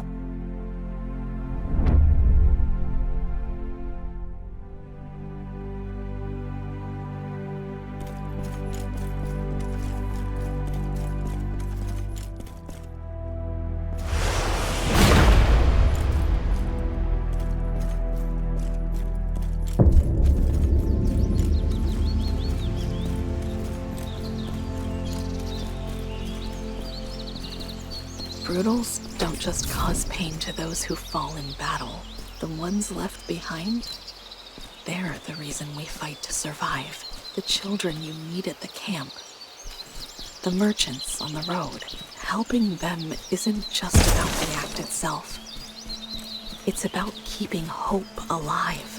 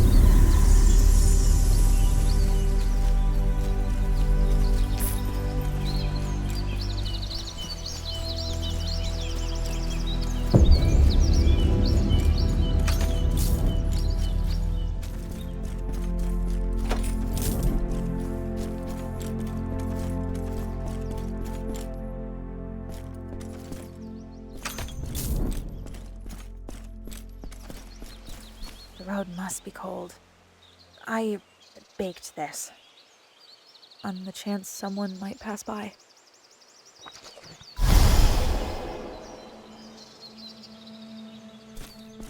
Today is his birthday.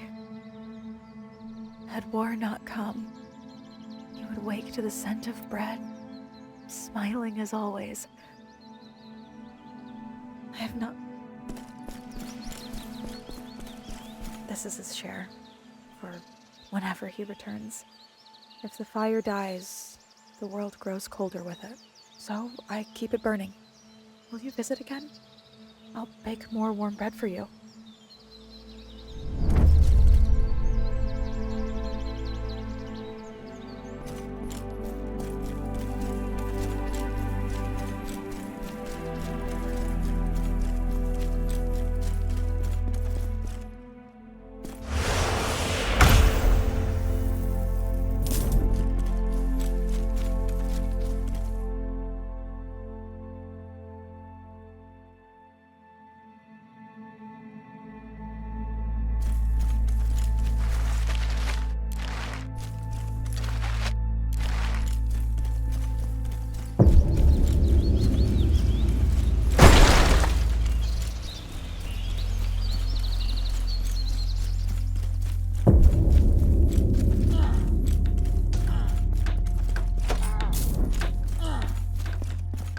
Lady Lena.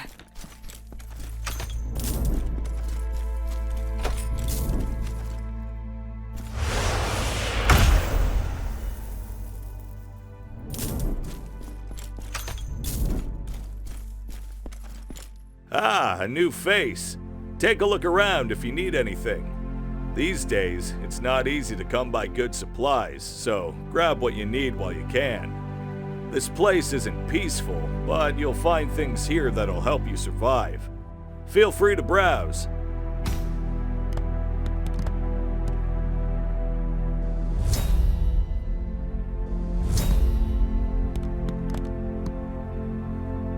Take care out there.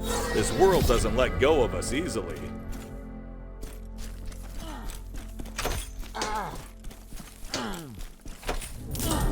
Her stepmother Vanessa and Jenna, those two to Delena. Everyone in this village still remembers. Dalen, he's not the sort to be this late. It's all right. Let's wait a bit longer. No. I have a bad feeling. He's been late before. It's probably the same this time. Go inside and rest for now. Olbay, where are you? The spirits have been watching your steps. They may lend you their strength for a while. All they ask is a small offering.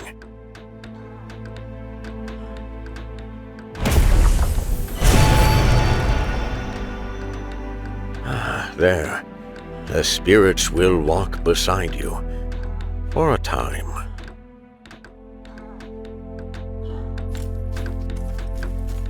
Lady Lena, do you know how... Hello. Are you a traveler? My lover, Olbay, went to deliver supplies to the outpost. He still hasn't returned. Rumor says looters are prowling the roads. If you're heading towards the outpost, please look for him.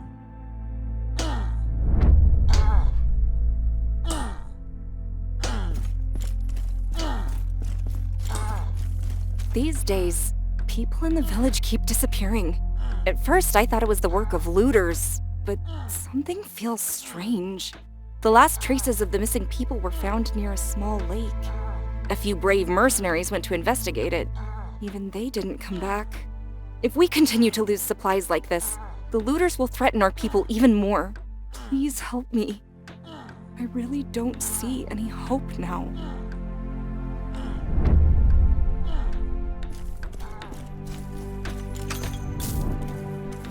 Damn it! Those Brutals will ruin everything. I have to find it this time. I'm running out of time. So, sorry. Could you help me? I'll reward you, I promise. Everything I have, you can take it. If you just help me. I lived near the castle for a time, away from my father. I thought I was old enough to chase my own dreams in a larger town. But then, news came that he had passed. It felt like my chest was being torn open. He always said that when he was gone, the family heirloom he cherished would be mine. His final gift, meant only for me. But when I returned home, before they could even lay him to rest, Brutals appeared at his burial site. I heard they swarmed the place, like carrion. I need to find what my father left for me. His last will. The last piece of him I have left. If you could help me recover it, I would be in your debt forever. It means everything to me. Please, I beg you.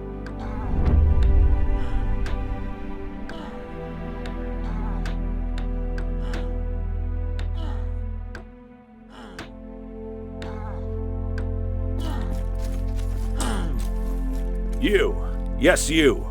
From the weapons on your back, you look like someone who can handle themselves. I have a favor to ask. Would you be willing to help me? There's a fellow who works for me, goes by the name Dalen. He and I have lived here for years, ever since we were young. He has a daughter, Hannah. She used to visit the Devele church all the time, day after day. Then, one day, she didn't come back.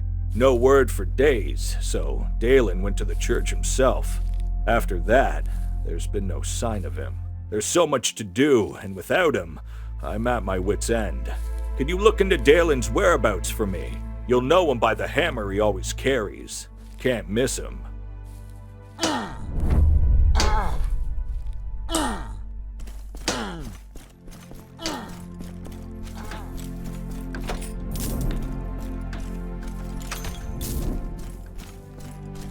These days, it's not easy to come by good supplies, so grab what you need while you can.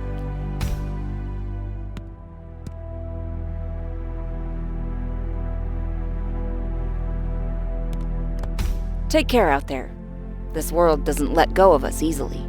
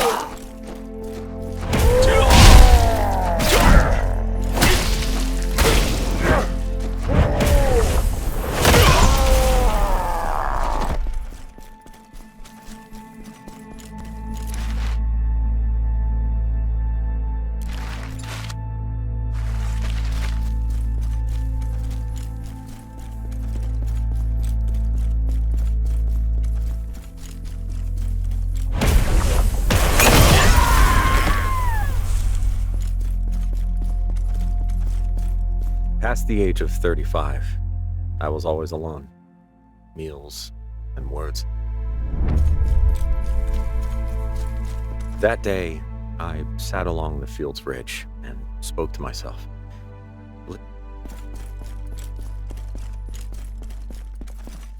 Then live with me. There was no one there other than a...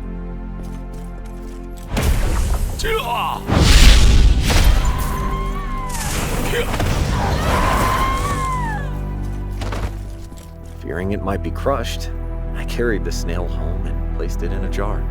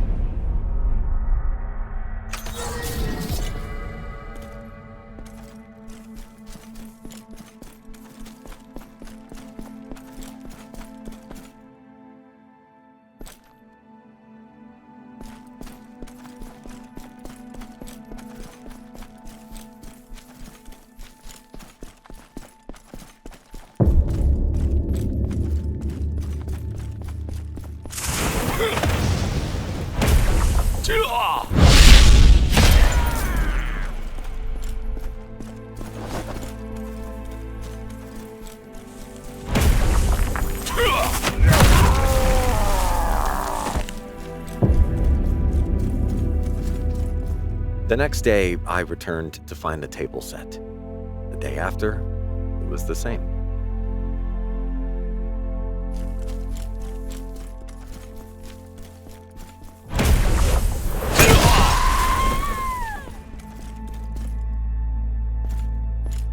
I watched it in secret. From the jar, a person emerged. Without a word, she cooked the meal and returned inside.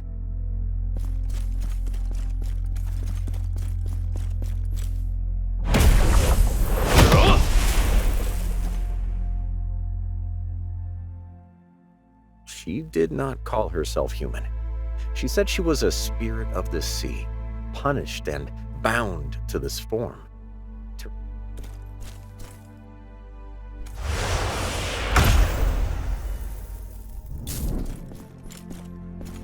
She asked only one thing of me, to wait 3 years. When that time passed, her punishment would end, and she could return in human form.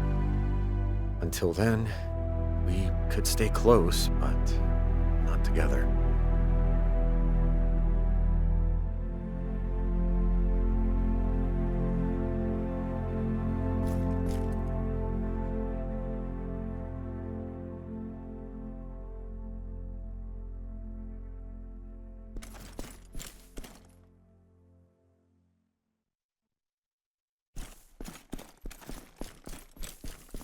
I did not accept her words. The thought of being alone again terrified me, more than time we could not share.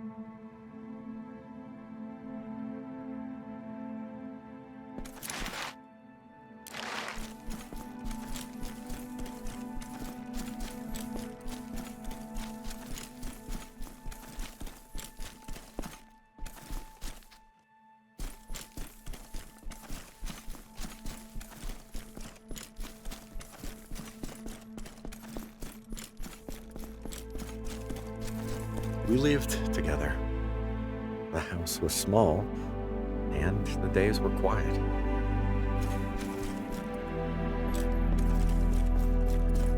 She often gazed toward the sea. I knew the reason. 3 years passed. She said she had to return. It was the time promised to the spirits. When I tried to hold her back, she did not explain. It had already been decided.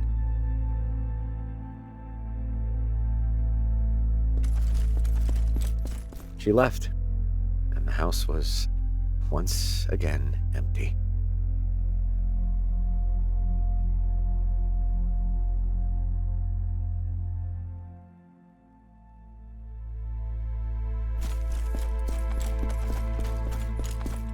The life that followed was surely still alive, yet I could not call it my own. When one cannot accept the present, obsession pulls a person not forward but downward. The warmth clutched by force to flee solitude eventually became a rotted regret, driving the man to the edge of the abyss. The loss left unaccepted now pulls him not forward, but downward, where eternal silence lies in wait.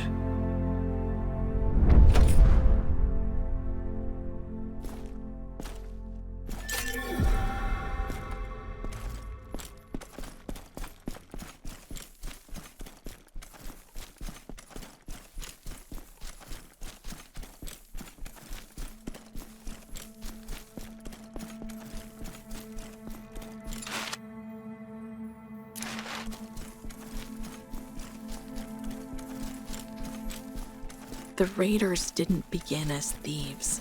They just lost what they were trying to do.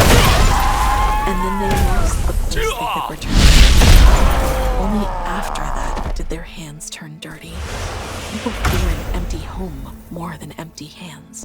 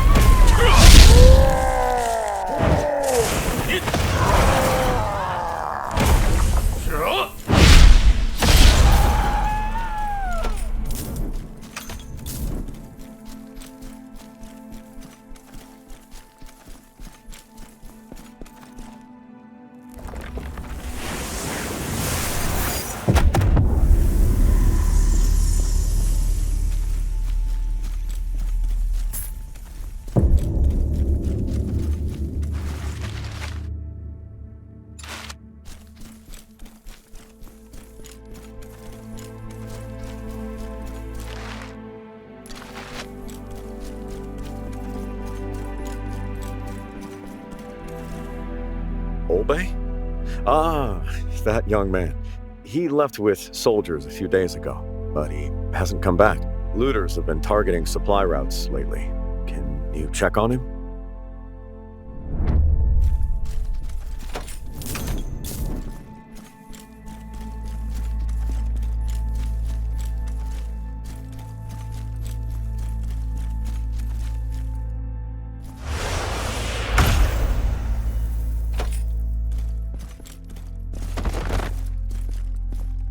The spirits have been watching your steps.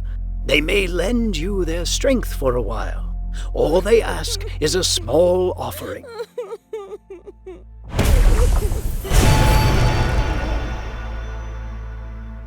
There. The spirits will walk beside you. For a time. You don't have any herbs.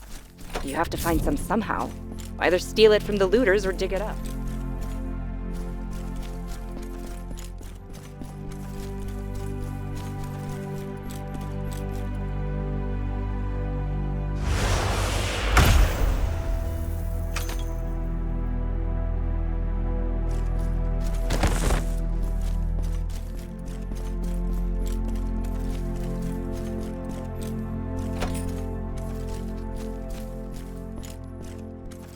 The supply shipments from Sutton Farm have not arrived for days.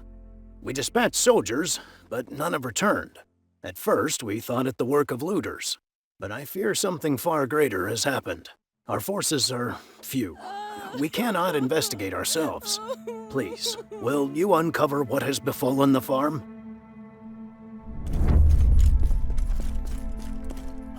You came.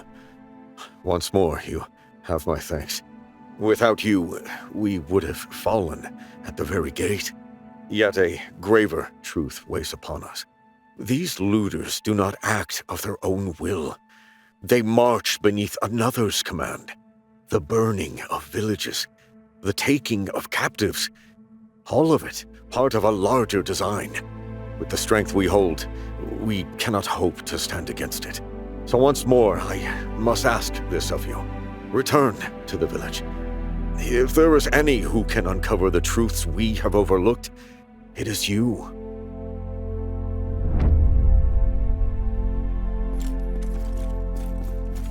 You don't have any herbs. You have to find some somehow. Either steal it from the looters or dig it up. We all know that herbs are important, but no one knows where they grow. The villagers here said that the herb grows in the caves. You said you had no one to send. I hope that person finds the herb. What should I do when I have no one to send to find the herbs because of the looters? Are you a mercenary? You've come at a bad time. The situation is dangerous for not only soldiers, but also villagers due to the attacks of the looters. The number of injured people and people on the verge of death continues to increase. We've run out of the essential herbs needed to make the potion needed for healing. I need herbs, and they're in the Echo Forest. But right now, I can't go to the Echo Forest. The situation is that a shaman has blocked the entrance to the Echo Forest. The soldiers are out to stop the looters. There isn't much time left. Could you help me? I can't just sit back and watch these people die. The villagers say that this herb grows in Burn Cave. I need your help to save people. Could you please get me some herbs? Even if he's a mercenary, can you really entrust him to someone you've never met before? You said you had no one to send.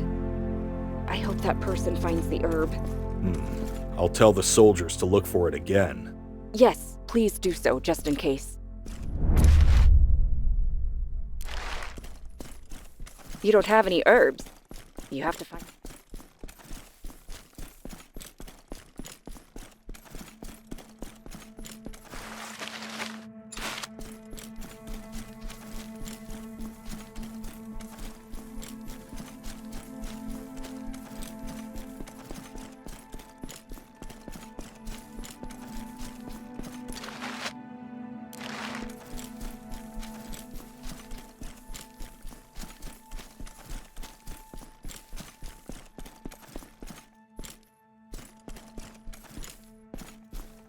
Traveler, may the light of Tabele rest upon you. Do you seek Tabele's blessing? A small offering is required.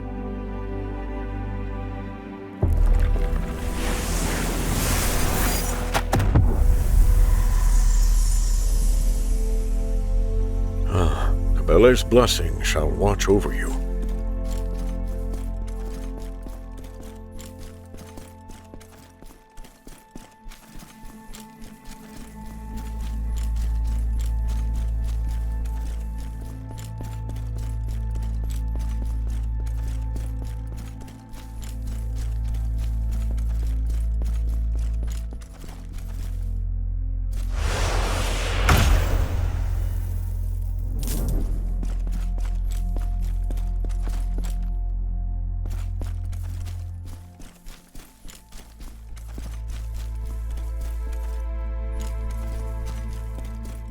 The spirits have been they may all they...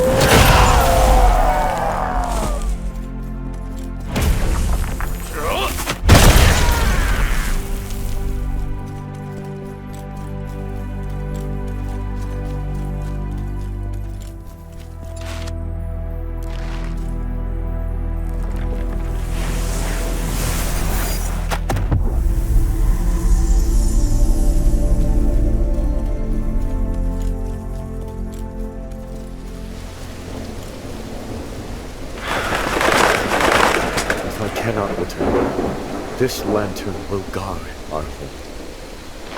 Please, keep it with me.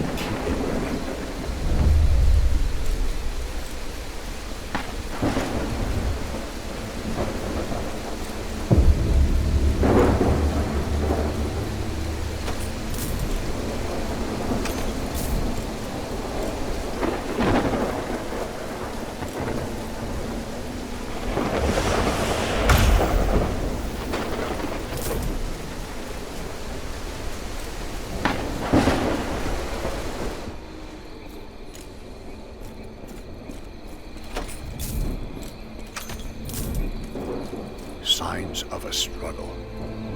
Footprints overlap.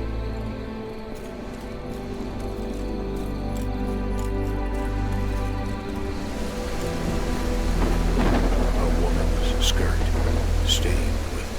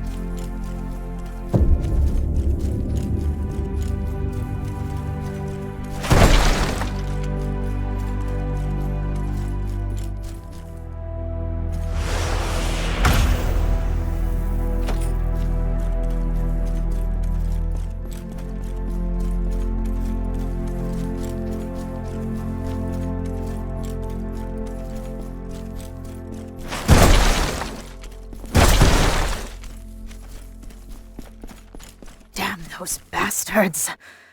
They raided us again. There's nothing left.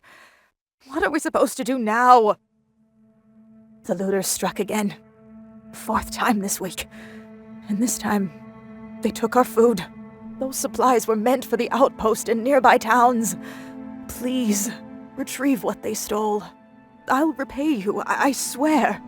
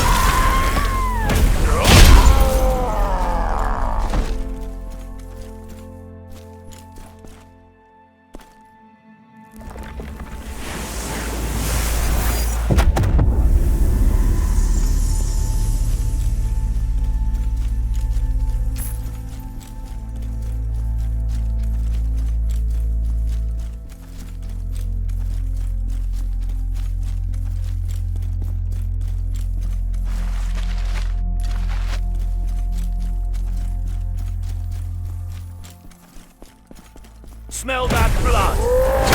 Next spell!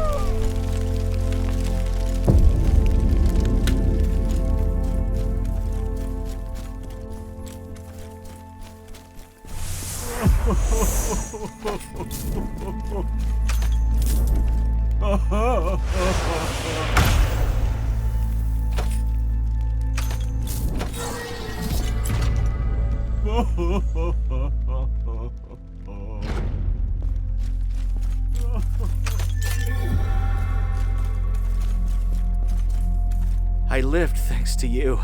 Thank you for saving me.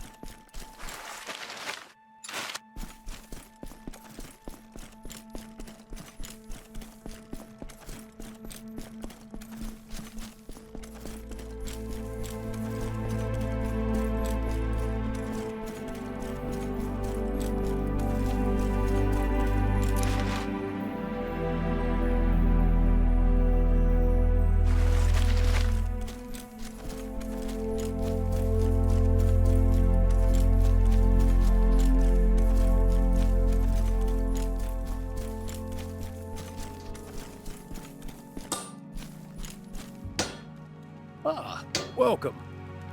You will rip. Please, you're always. Thank you once again for saving us. Ah, welcome. I heard the looters have, in addition, the appearance of, fortunately, Priest Egwis of Tibele and his companions are roaming the forest, eliminating the Brutals. Priest Egwis, the Wandering Knight Lenin, Brutal Slayer Cordus, Eden's Guardian Druger, and Shadowblade Mog. You don't know them, do you? They're all famous, not only for their skills, but also for their heroic actions in helping and protecting people in these troubled times. People praise them for that. But in my opinion, you seem even more remarkable than they are. Just my intuition, though, are roaming the forest, eliminating the Brutals.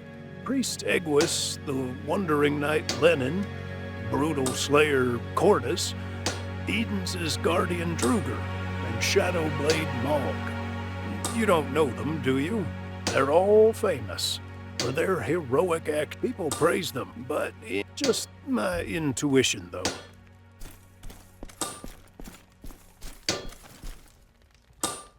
Every time I strike that, it's why my...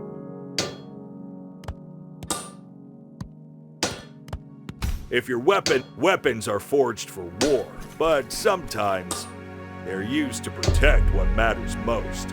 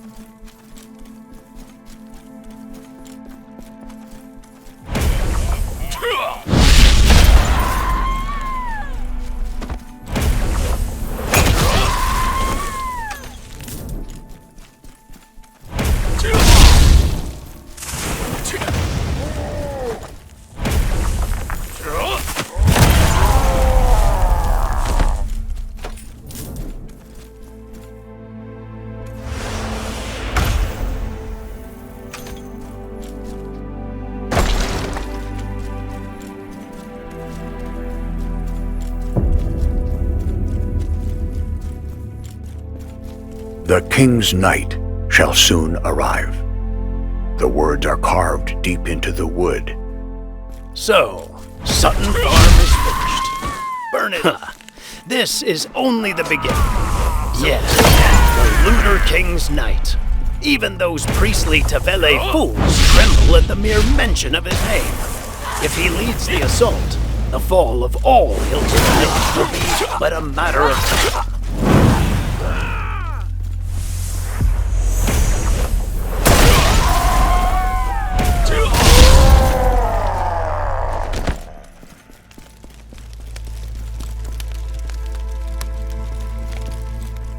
A woman's handkerchief, likely belonging to Tyra of the Sutton family.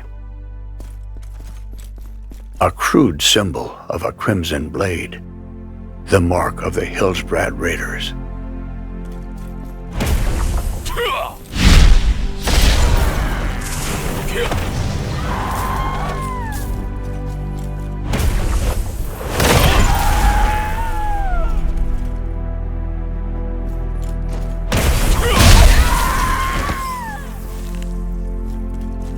By order of Sir Valsilas, the farm was put to the torch.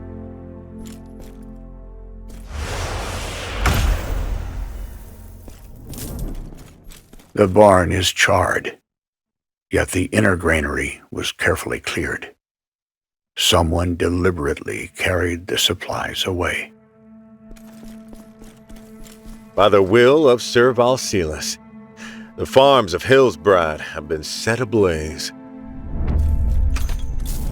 Unlike the crude weapons of common looters, this fragment appears to have come from a soldier's forged weapon.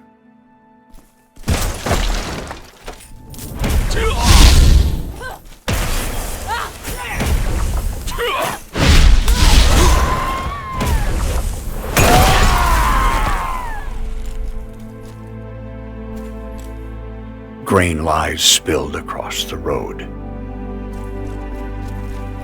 A document once left by priest Tabele. The line, Sir Valsilas, Knight of the Looter King, I shall strike your name from this land, has been violently ripped away.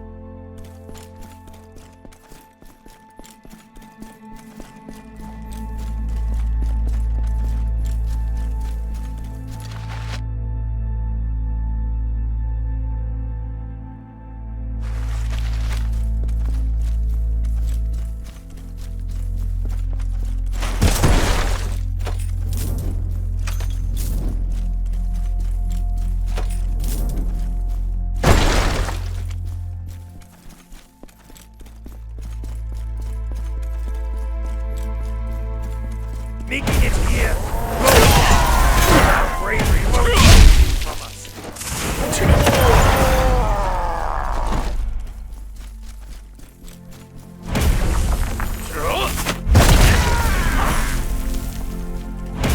I'll give you but that's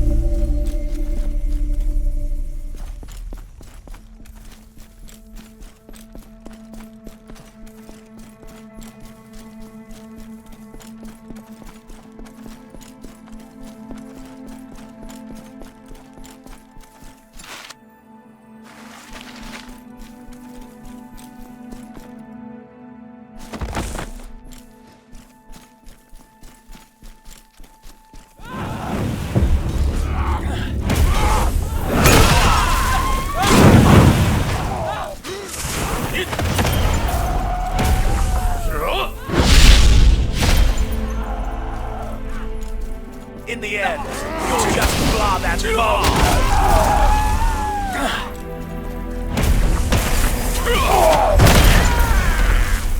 That idiot charged him. He wasn't protecting supplies.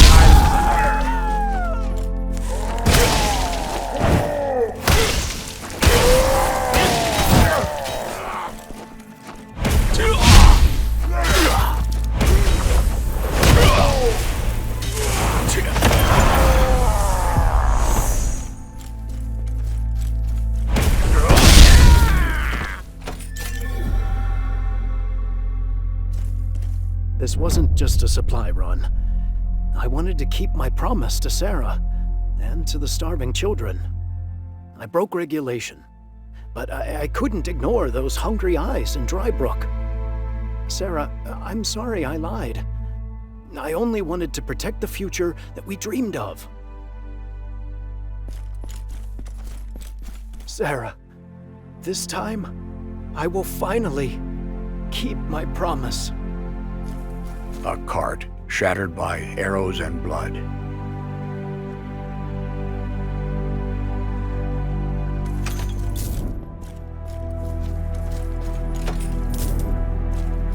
Struck from behind, never raised his shield.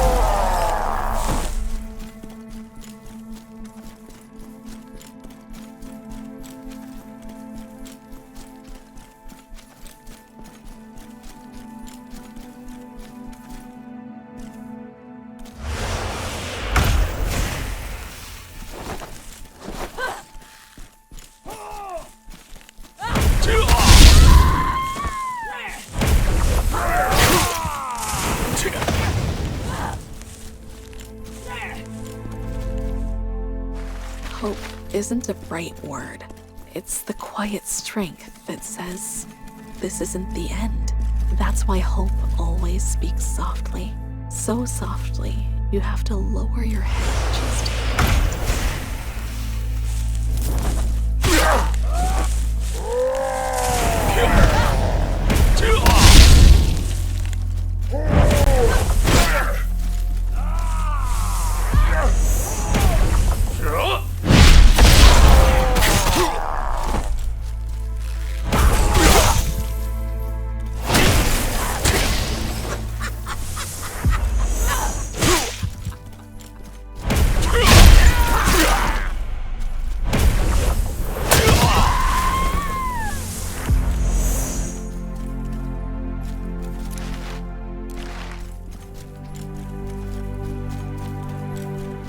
You think you're special,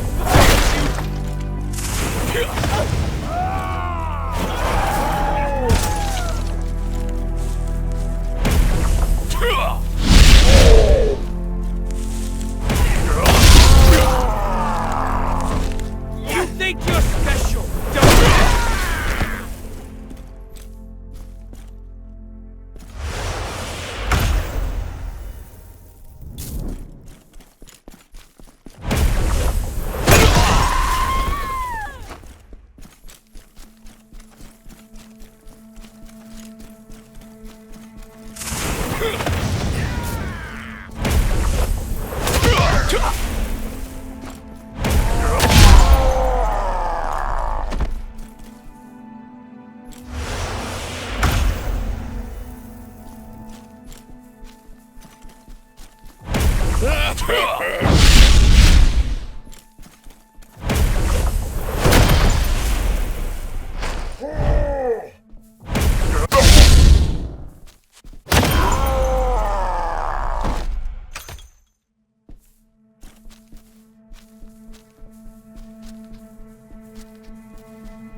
I won't tell you that you were always right, but one thing is certain. You never saw people as numbers. And in this world, there's no choice harder than that.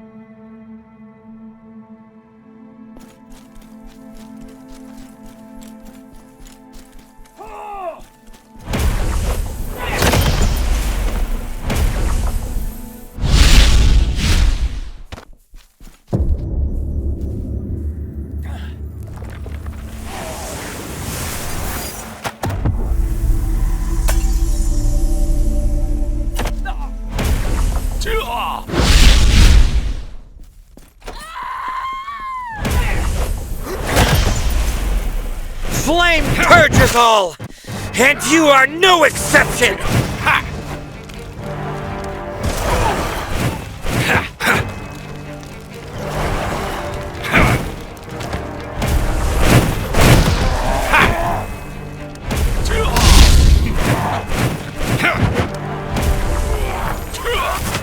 This world is drowned in greed!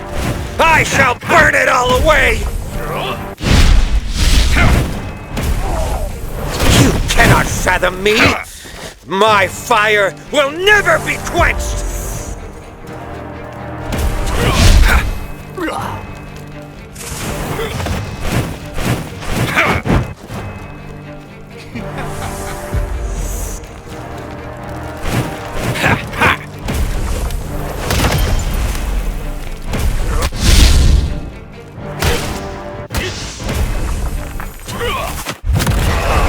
Within the flames, I saw my family, my king.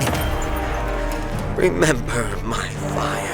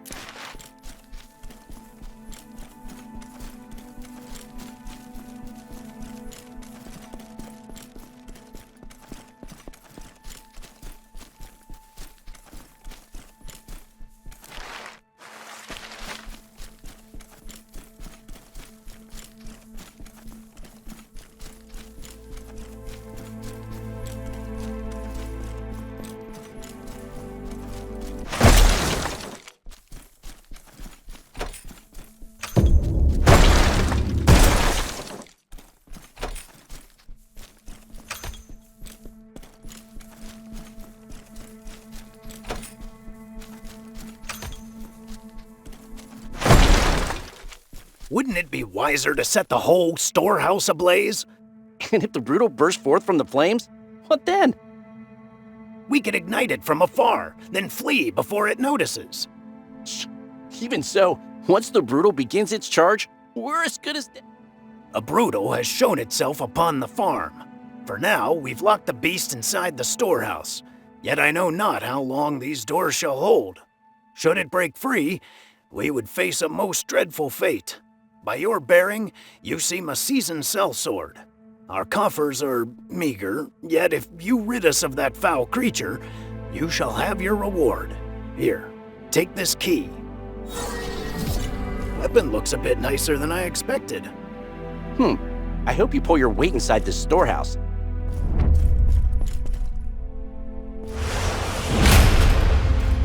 Weapon looks a bit nicer than I expected.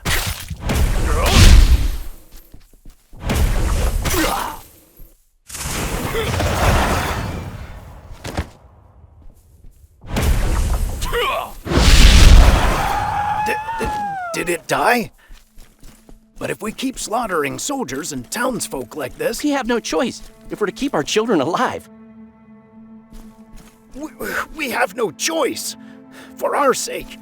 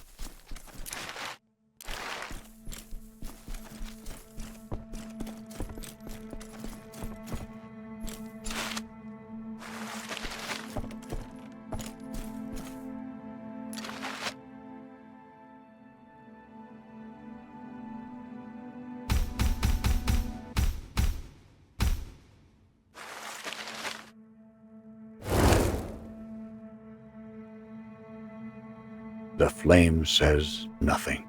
It simply burns, listening to every story in silence.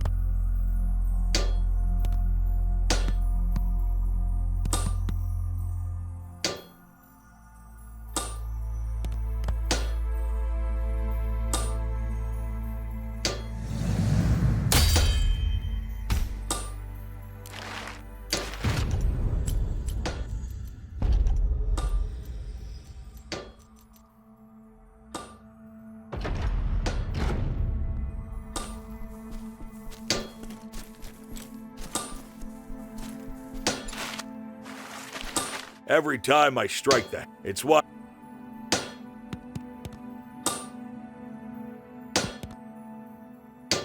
If your weapons are forged for war, but sometimes, every time I strike that, it's why my...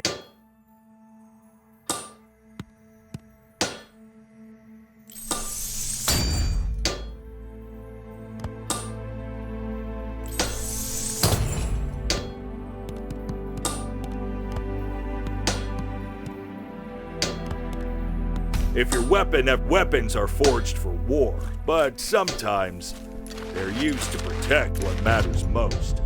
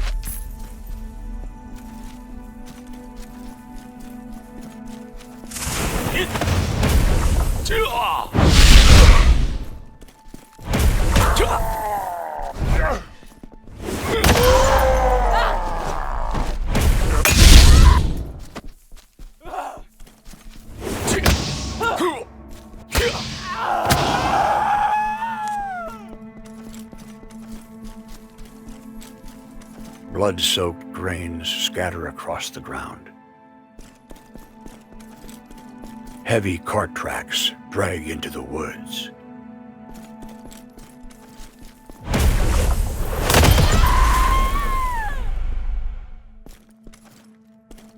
An arrowhead buried deep in the earth. Fresh drink! You'll burn it out fire soon enough!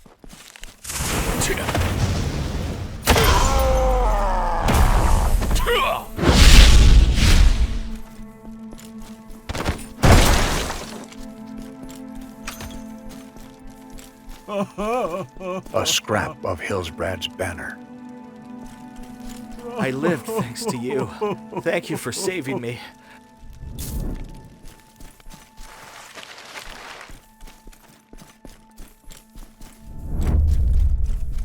A small wooden charm bound with black feathers and bone. More refugees today. We had them set their baggage down and gather their weapons to one side. When night falls, close the gate and hold here. 3 children, 2 wounded, 1 elderly. Let them inside. If left outside, they won't last another day. Looters are moving from the forest side. Another would-be hero.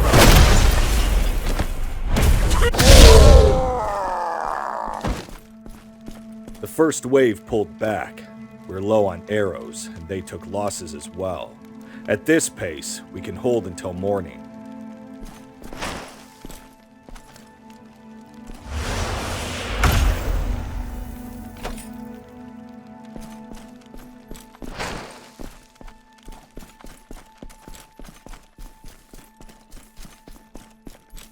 Food supplies are down, not from what we issued during the fight.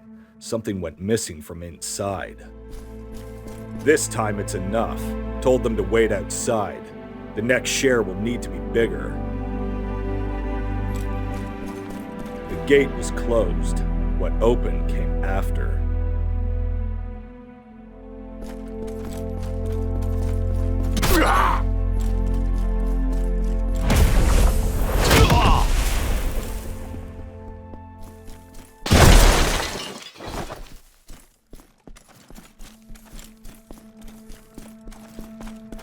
screams from behind us.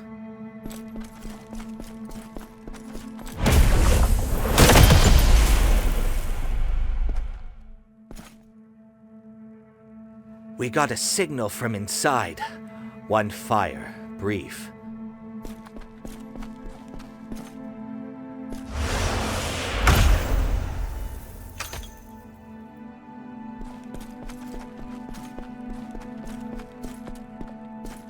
People crowded at the gate. We were still fighting. We could have stopped it if the gate had never opened.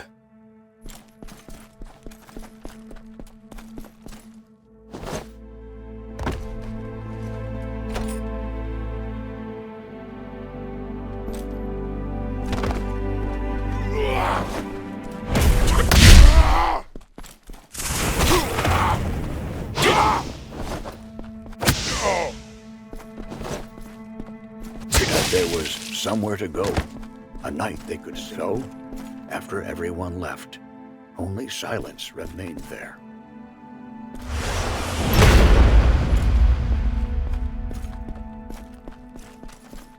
The gate opened. Now it's over.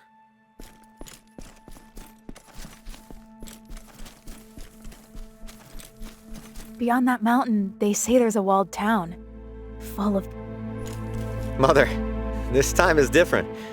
If we just cross this road, even when we sleep, there will be people to stand watch.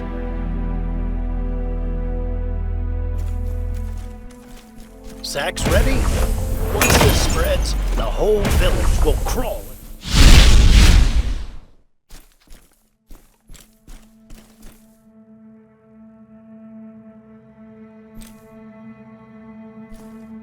Are we sure we're safe? She blesses us, but she looks like she'll eat us whole.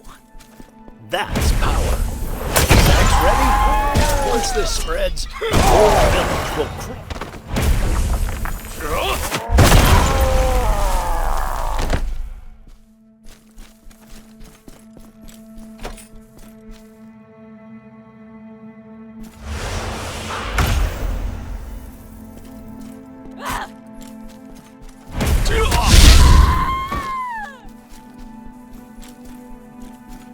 Don't be afraid. This is the last one. Next time, it will be a place we stay. I've hidden my name for so long while running. Now, maybe it's safe to be called again.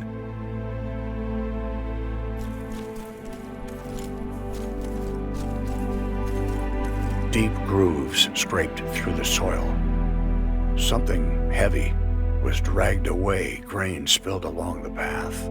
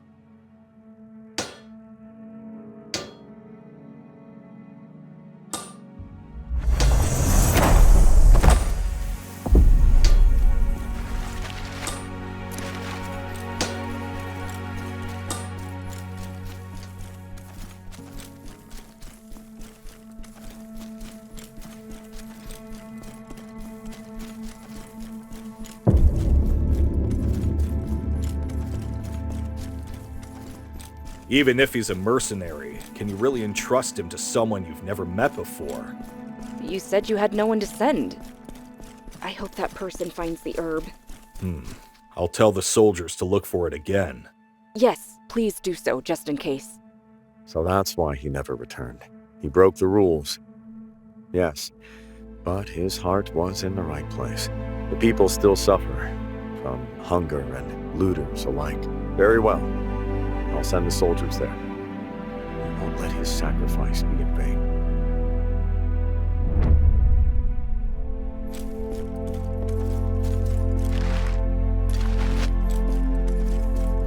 The spirits have been watching your steps. They may lend you their strength for a while. All they ask is a small offering.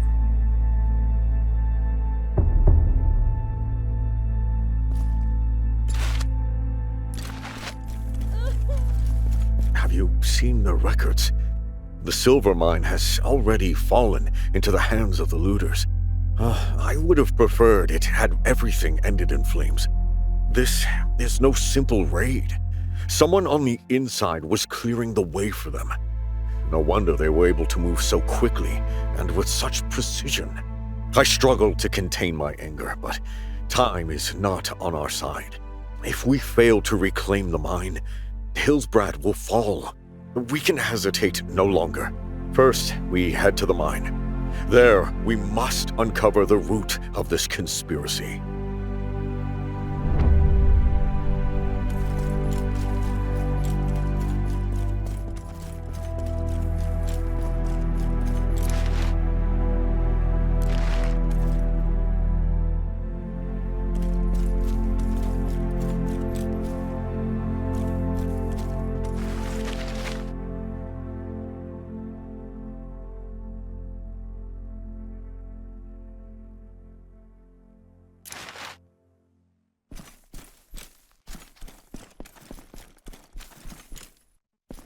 So, Sutton Farm is gone, seized by the hands of looters. And this name you speak of, Valsilas, if he is a knight of the Looter King, not only we, but all of Hillsbrad is in peril. You have my gratitude for bringing me this news. The time has not yet come, but soon, the shadow of the Looter King will fall upon us. We must be ready.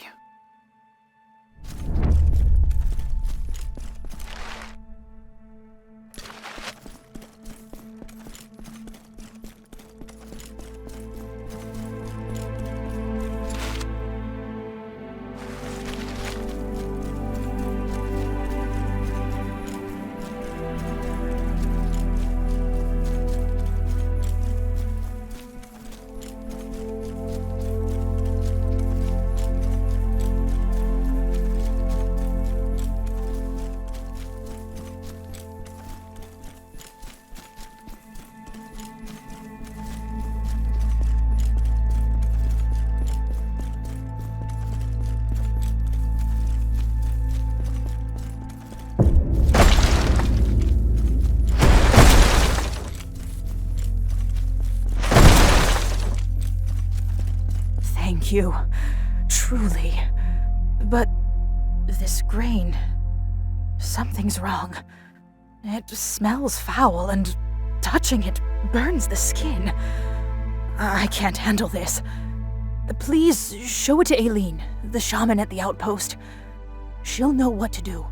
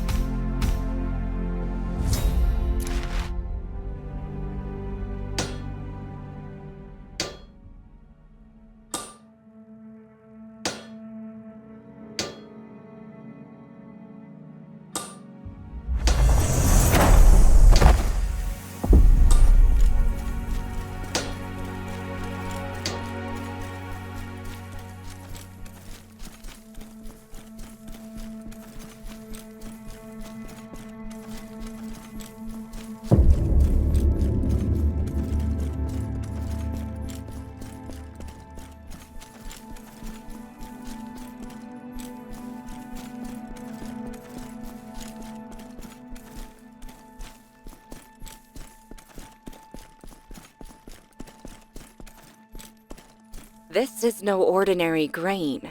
Blood and curses seep through it. Anyone who eats this will fall ill. Entire villages could die. And this mark, these crow feathers. This is the looter witch's work. She's a shaman who bargained with spirits of death.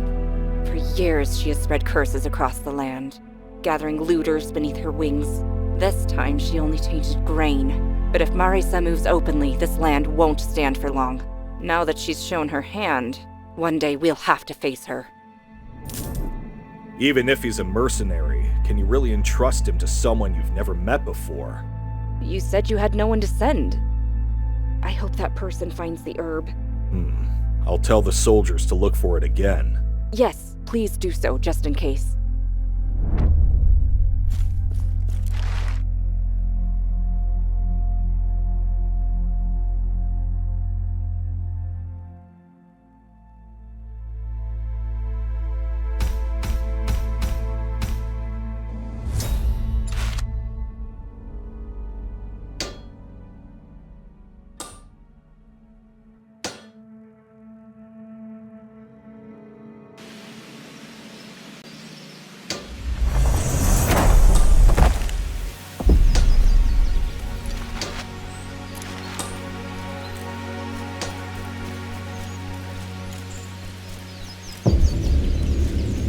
I hope it will be brought carefully. You are not a soldier. Still, judging by the fact that you came here, you must be quite a strong person. After the red explosion, everything was ruined. The fish caught in the lake began to change, and those who ate them gradually became brutals. The town was quickly filled with madness, and the Hillsbrad soldiers came to our rescue. After they entered the village, there was no further news. We had no choice but to hide like this. I don't know how much longer I can hold out. I just hope no one dies anymore.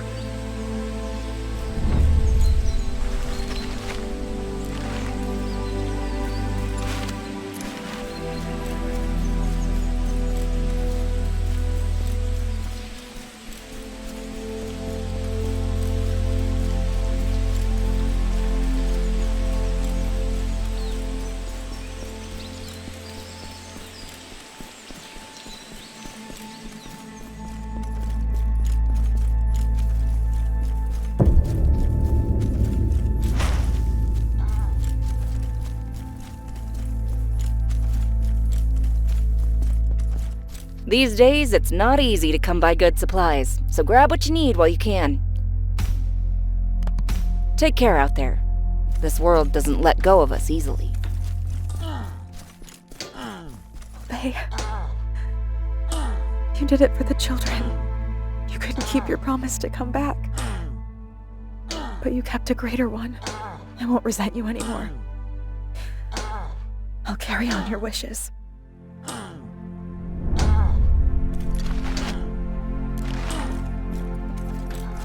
Lady Lena.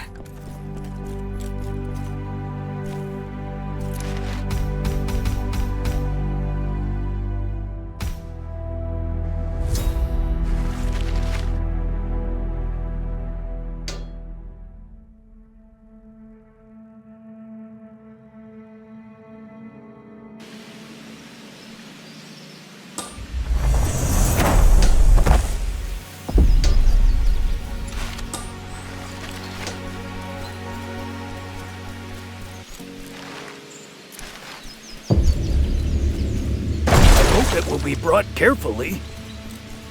Did my father send you? I was worried. There was no reply to the letter my mother sent. The brutals slaughtered the villagers without mercy. That's why I'm staying here. My mother, she's gone now. I haven't eaten anything for days. I wish my father had come himself, but still, thanks to you, I survived. Thank you. Truly.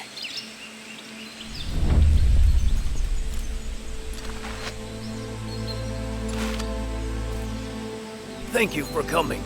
Truly. Thank you. My father always spoke of how precious that heirloom was. He told me when it became mine, I was to treasure it above all else. Please, I'm counting on you.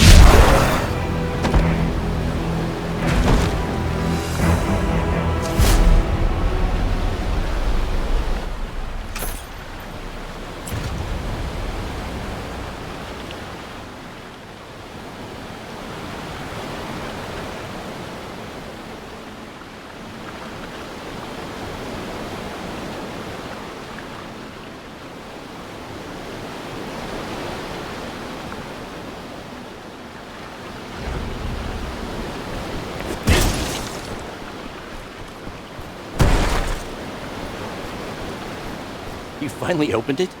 Do you know how long I've been waiting? Now I have to get out of here. My life is the most important thing. Let everyone else take care of themselves.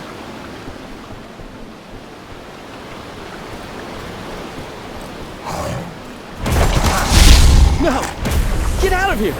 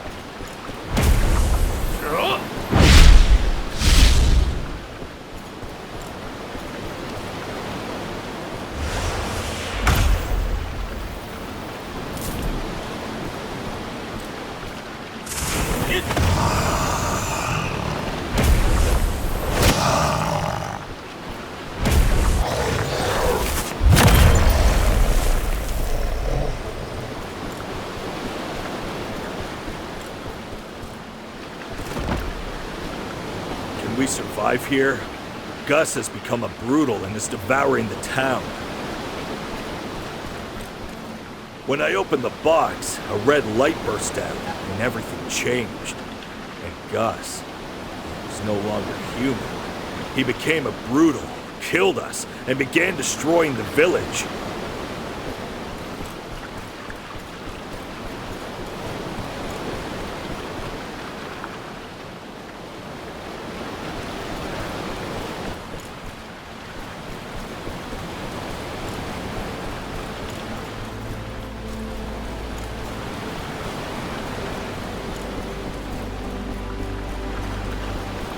Gus was thrilled with the commission.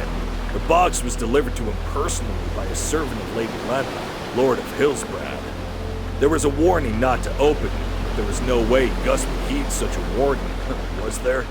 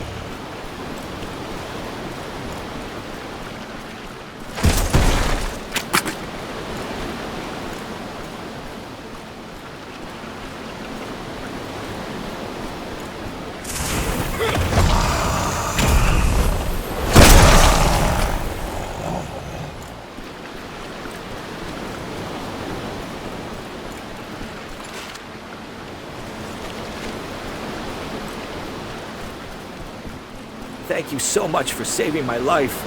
I just caught fish to feed my family.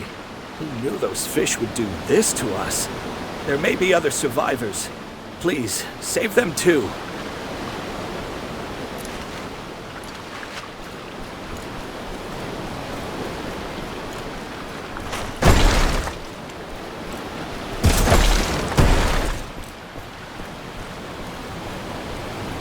Are you here to save me?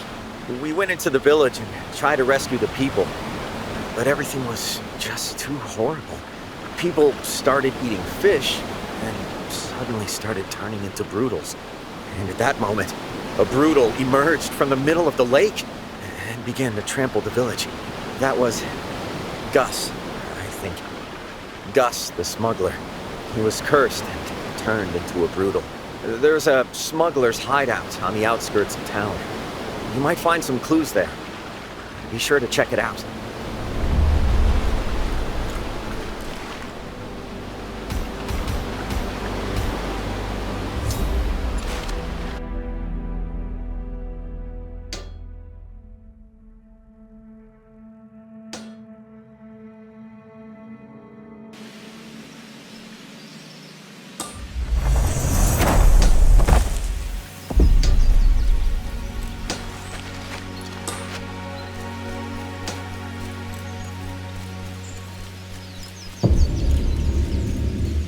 So it all came down to the greed of the smuggler Gus. After the red explosion, he turned into a brutal and destroyed the village. There's no way to bring the village back now. We just have to hang in there. Thanks to you, some survivors were saved. Thank you very much.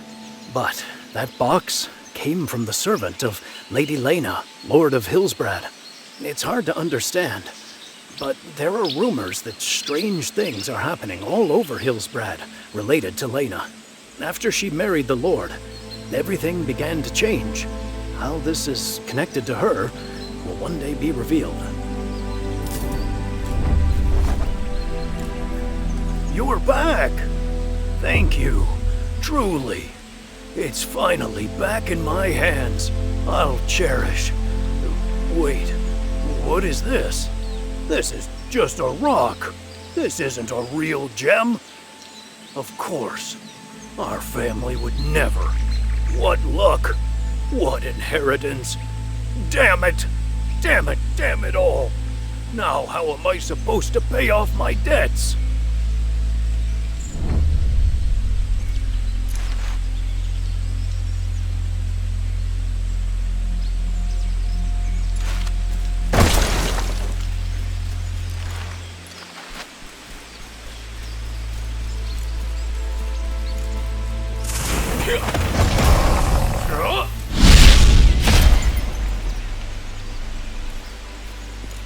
Even when war broke out and people began to flee one by one, I kept the pot hanging over the fire.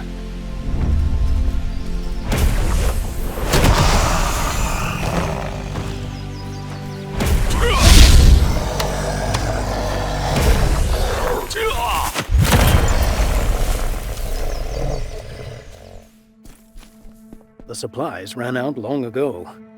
Today, I caught a rat and boiled it for hours. Eileen smiled and said, "It's good." The flour sack is nearly empty. I scraped the last dust from the bottom and tipped it into the pot.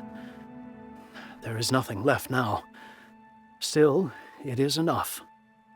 Eileen smiles, even at the thin porridge.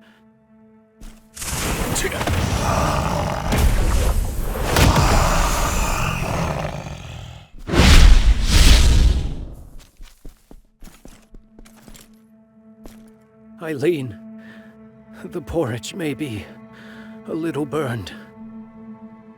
Still, I hope it's warm. Stay quiet until they leave.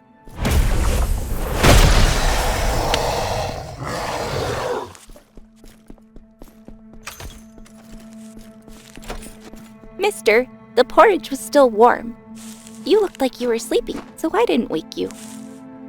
The fire went out. The porridge did not grow cold. The child believed in tomorrow. And the grown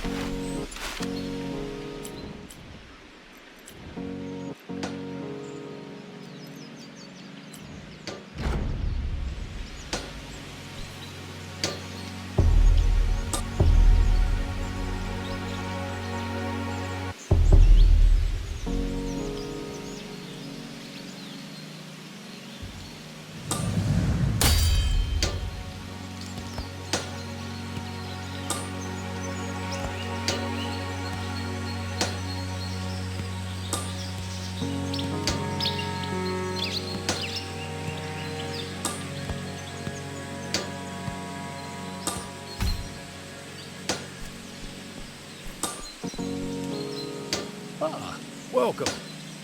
You will... Please, come. You're always... Thank you. once again for saving us. Every time I strike, it's what...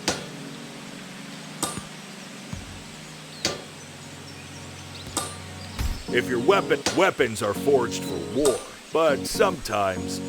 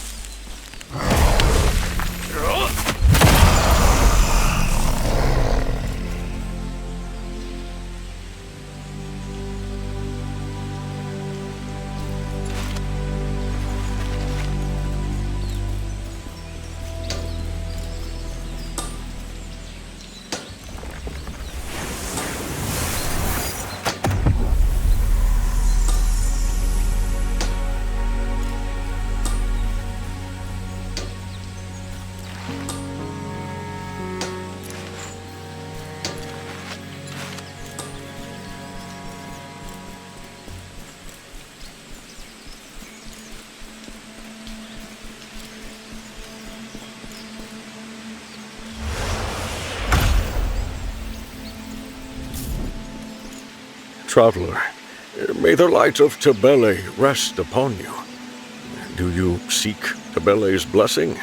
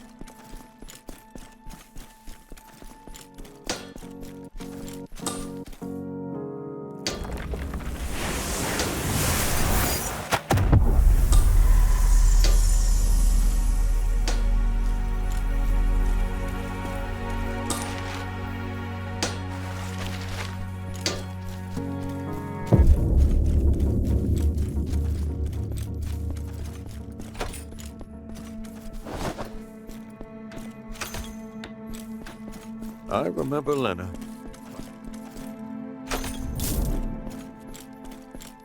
I remember Lena, climbing the hill beneath bird.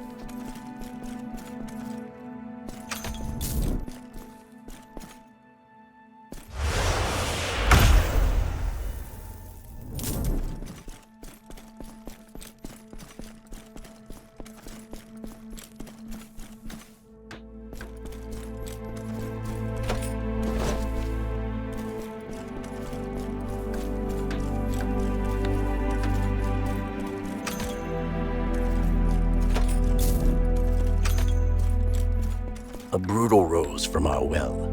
We cannot drink the water now, and the village suffers. The river rots with war's poison. Only the well remains. You look capable, mercenary. Will you slay the brutals for us? The children thirst, and fear. Not your service shall be rewarded. This village stands by my hand, and I repay loyalty. Traveler, may the light of Tivele rest upon you. Do you seek Tivele's blessing? A small offering is required.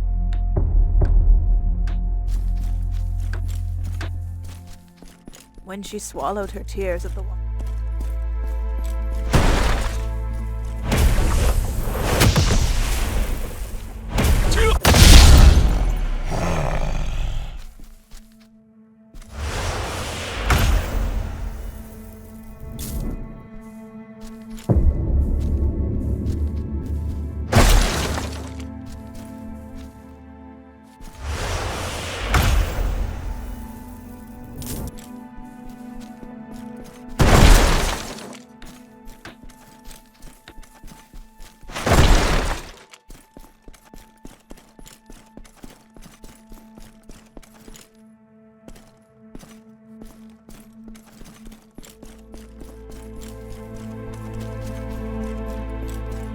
Not all treasure. If there's something...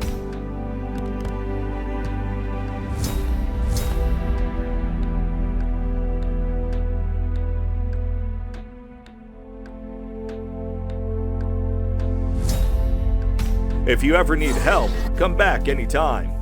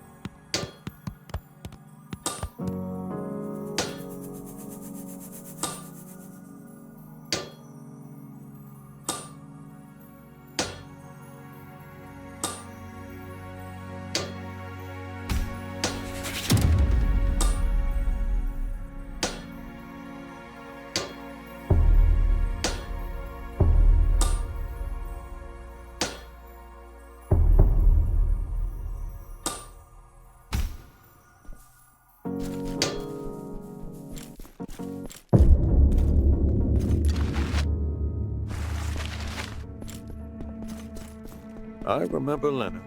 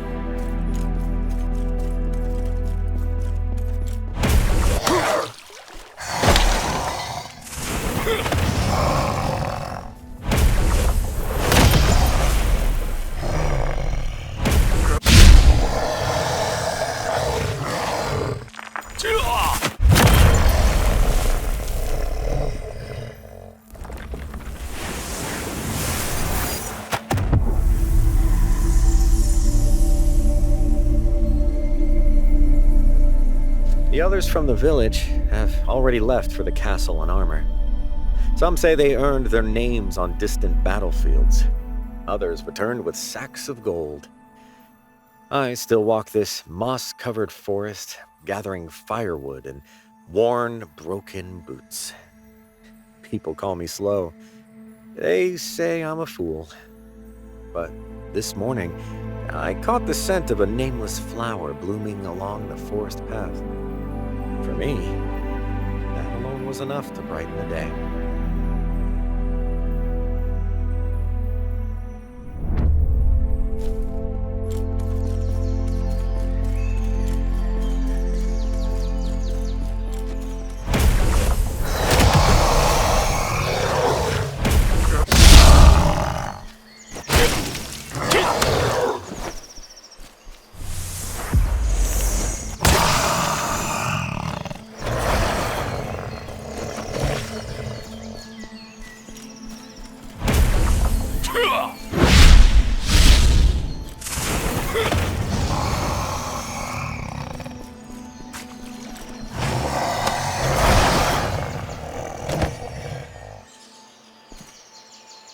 It is not a jeweled blade of legend, but I have always liked this rusted sword my father left behind.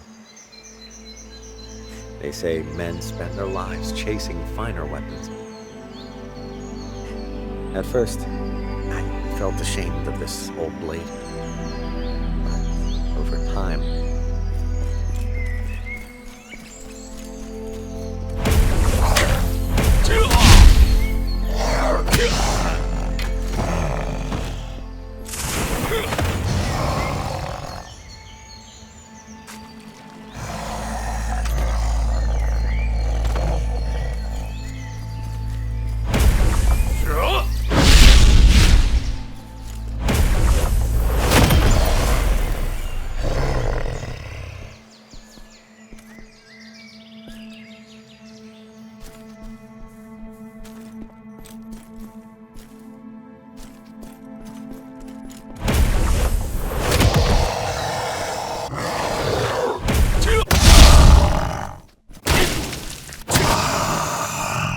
A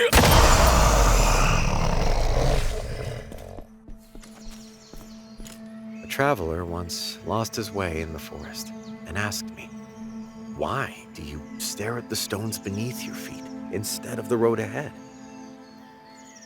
I told him, if I do not watch the stones, I will stumble. He laughed and went on his way. But I know this much. When everyone rushes toward distant places, someone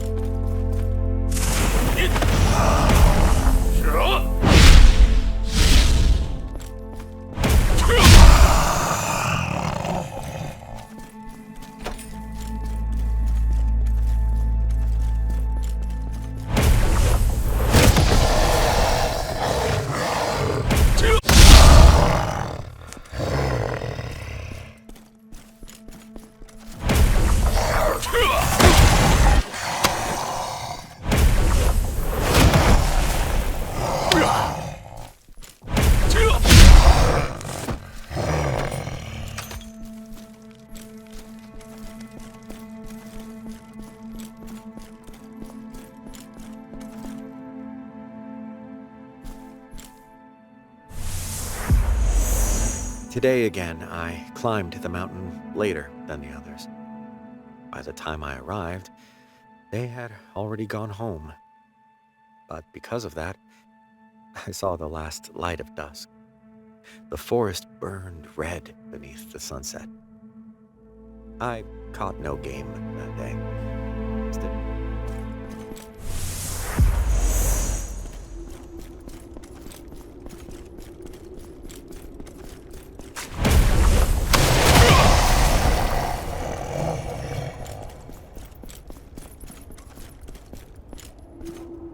Traveler, do not bow your head because your steps are slow. The world remembers the names of the swift, but the forest remembers the footsteps of those who walked quietly. It is all right to arrive a little late. At the end of this road, what waits for you will not be glory.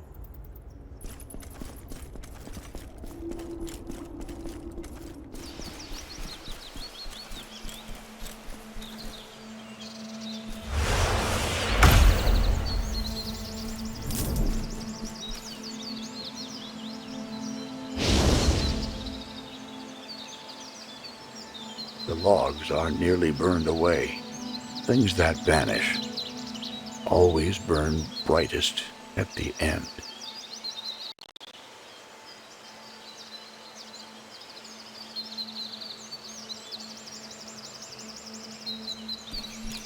Beneath a great tree leans an old walking staff. Carved into the handle are a few simple words. I walked slowly, but I saw every path in this forest. The world forever urges men to measure, yet more precious than gold is the warmth you leave behind. More worthy than the footsteps ahead of you are the wounded feet that carried you this far. There is no need to hurry, even if your steps are slow. At the end of the road, the light will still be waiting for you.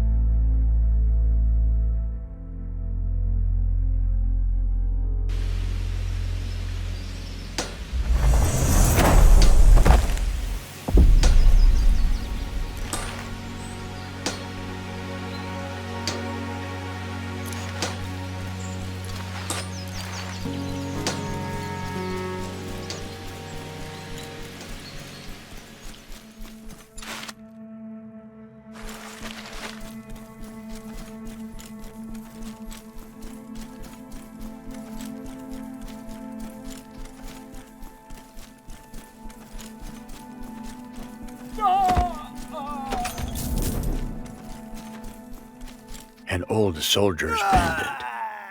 On the back, faint words are engraved. Elrad, I will...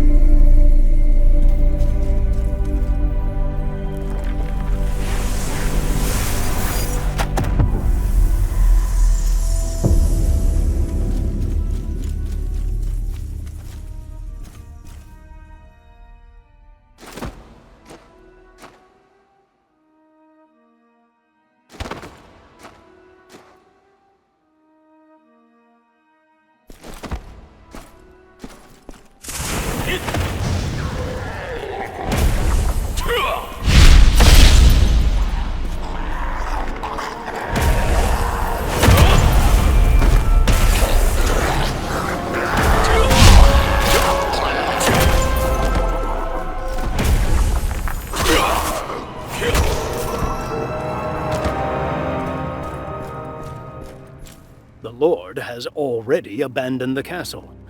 He fled through a hidden passage, taking his treasures and closest retainers with him.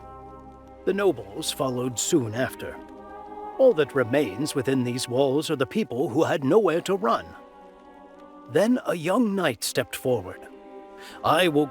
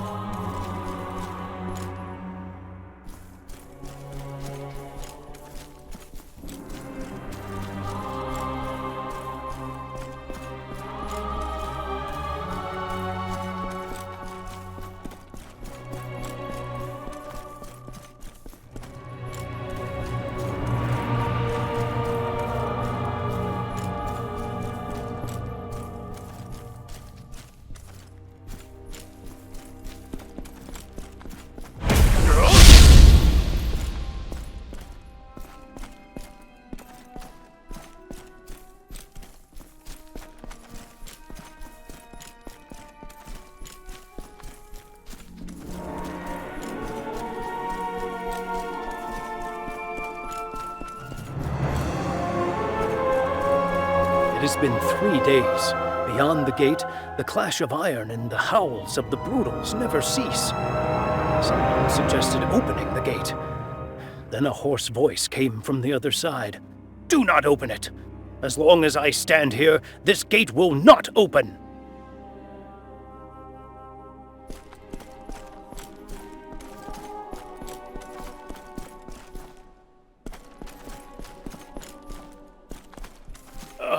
My arm will not move.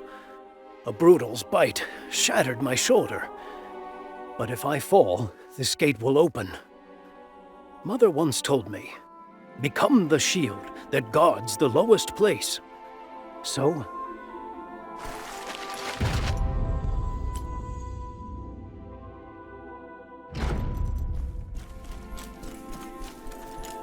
after the invasion ended, a mountain of brutal corpses was found before the gate. Most of the people within the walls had survived, but no one knew the name of the knight who defended them. Before the outer gate stood a single suit of armor, its hands still gripping a sword and shield. In these lands, a tale is told of a nameless knight. On the night the gate nearly fell, he never stepped back. And since that day, the gate has never opened again.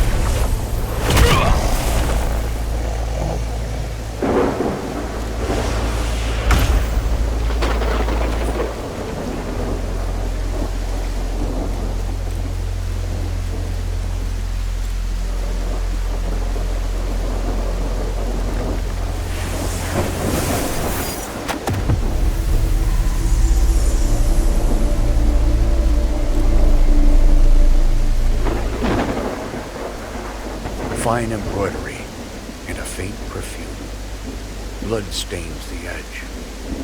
The name Ella is stitched in the corner.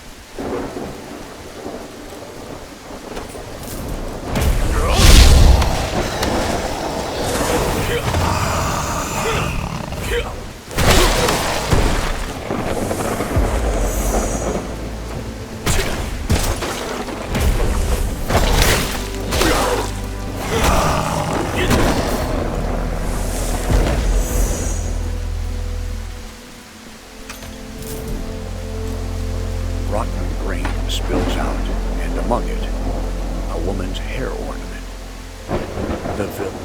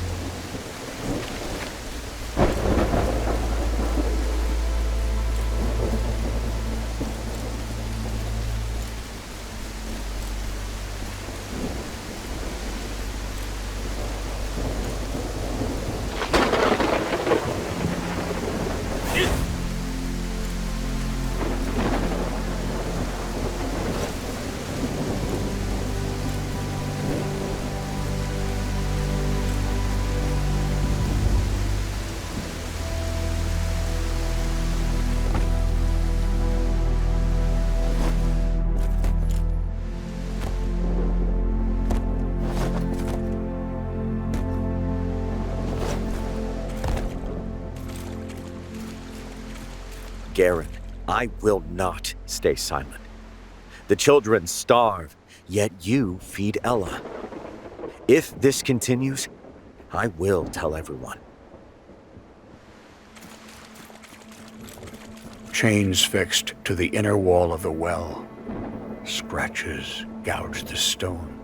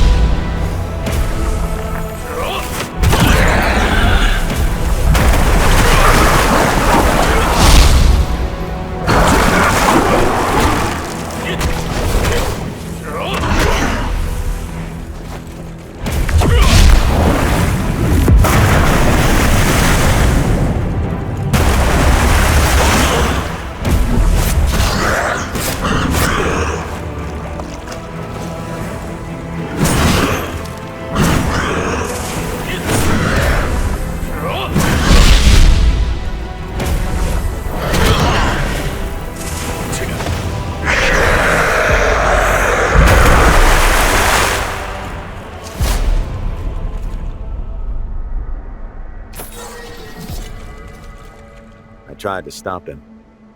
Garen hoarded grain for pleasure and for Ella, while children died. I confronted him, and he bound me in chains and cast me below. Remember this. The true Brutal was never in the water.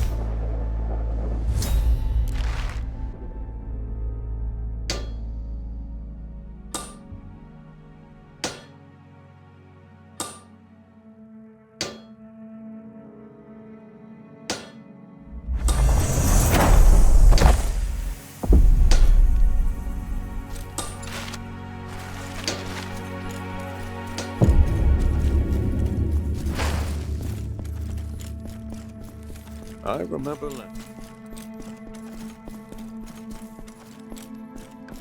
So you return. The Brutal is slain. Well done. The village owes you much. Rashid, a righteous boy. But righteousness alone cannot save a village. Yes, I hid the grain and gave it to Ella. Without me, she would have starved. If the chief fails, who defends the people? Spread the truth if you wish. But people follow survival, not justice.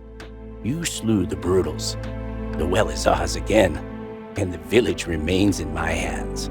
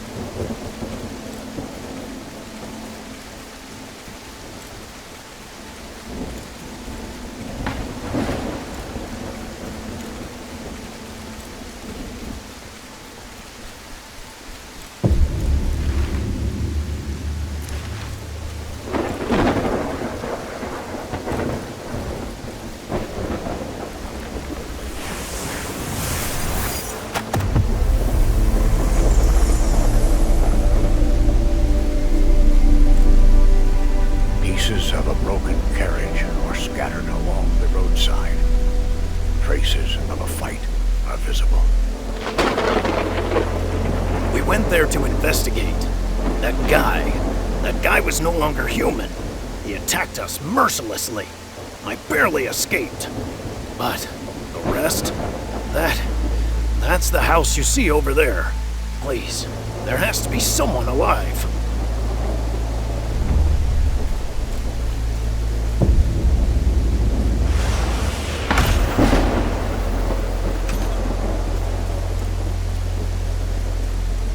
There are faint bloodstains leading toward the house, as if something heavy has been dragged along the ground.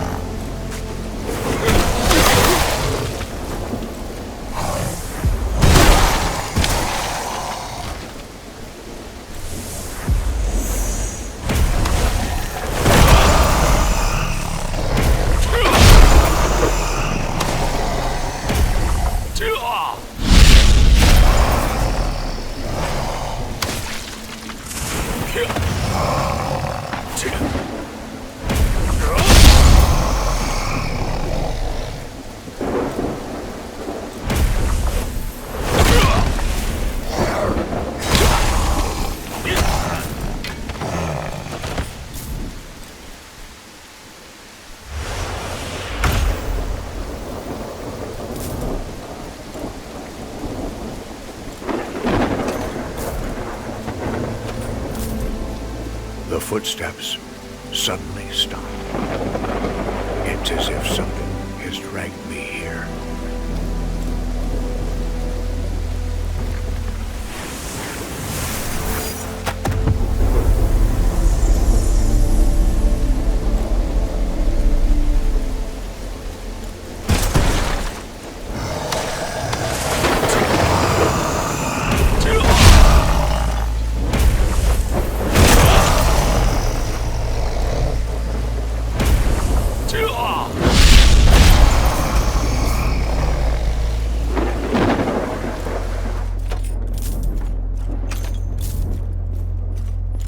He dragged us along.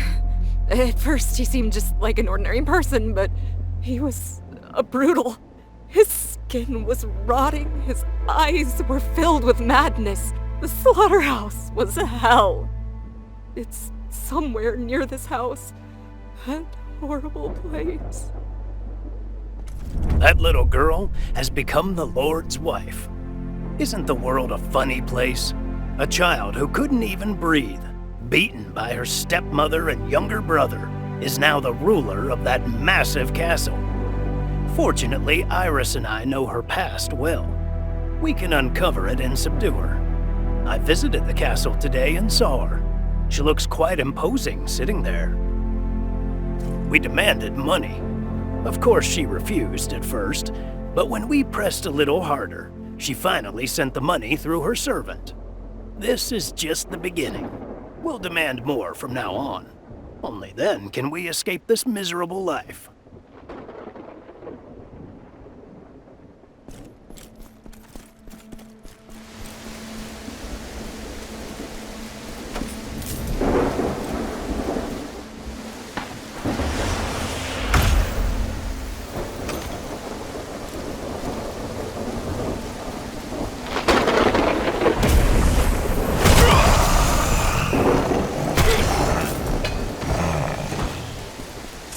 Yeah.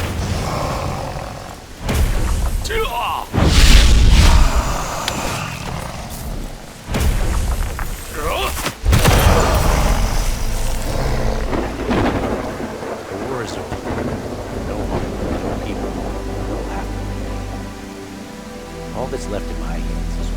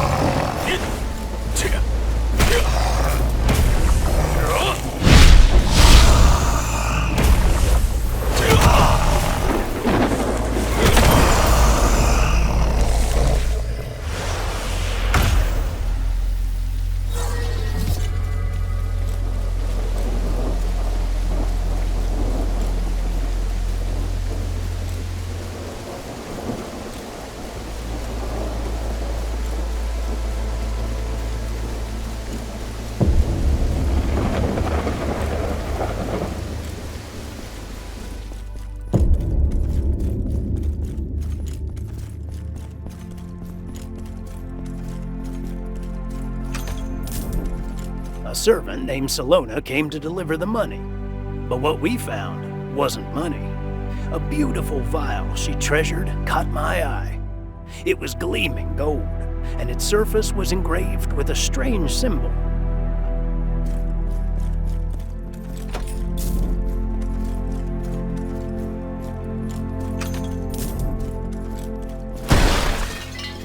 My appearance is changing. My skin is rotting. My eyes are filled with madness. All I wanted was a better life. Who am I now? No, I am no longer human.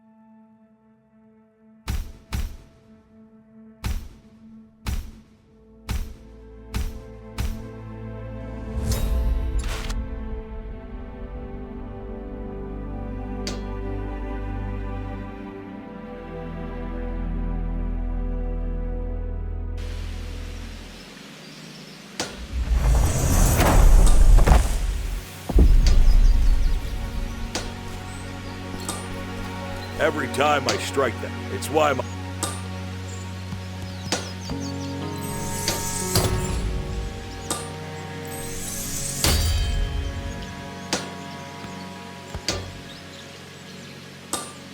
If your weapons are forged for war, but sometimes They're used to protect what matters most.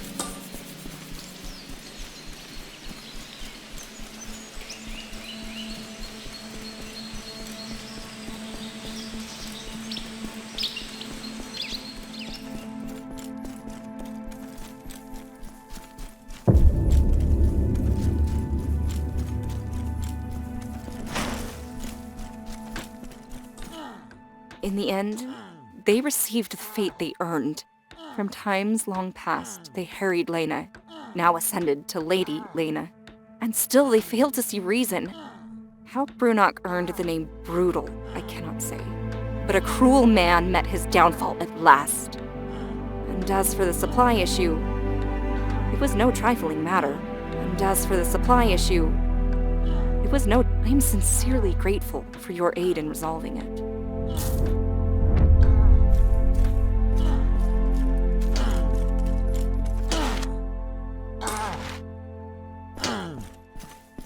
That's Dalen's hammer. What?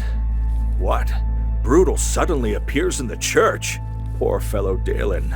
The reason why people who went to the church didn't return was because of Brutal. Thank you very much. Here is your reward. I will tell the Hillsbrad soldiers about this.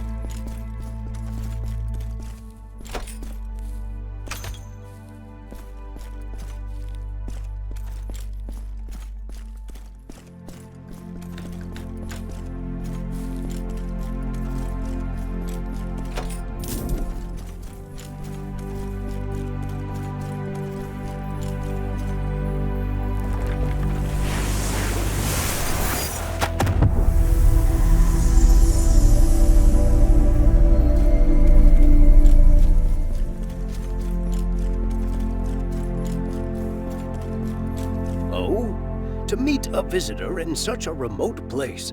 Praise the gods for that. Pick whatever you need.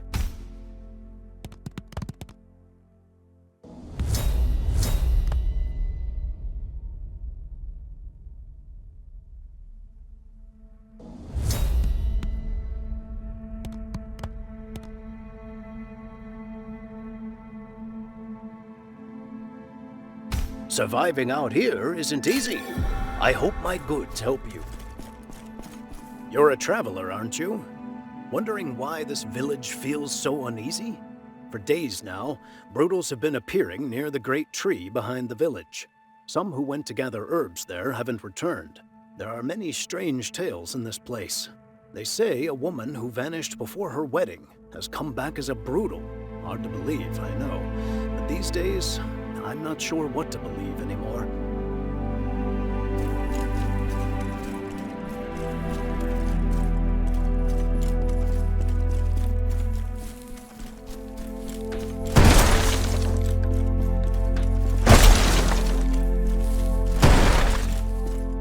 You? Who are you? Sayer?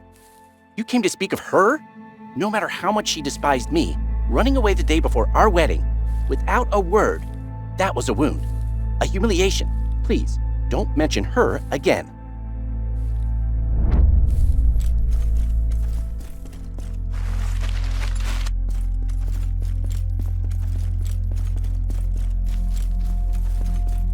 Traveler, please. May I ask a favor? Rumors say the Brutal in the woods looked just like my childhood friend Sayer. She was to be married to Carver, but vanished the day before the ceremony. Everyone says she ran away, but I don't believe that. Please, find traces of her in the woods. Uncover the truth. I beg you.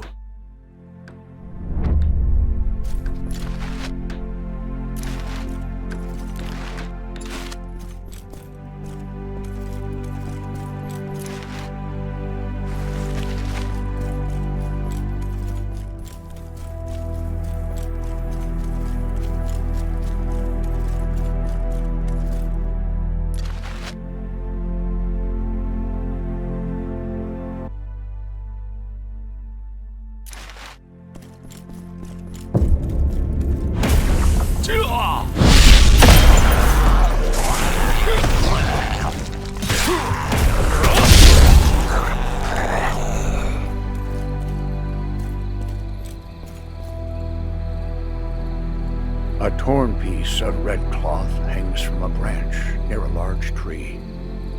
It appears.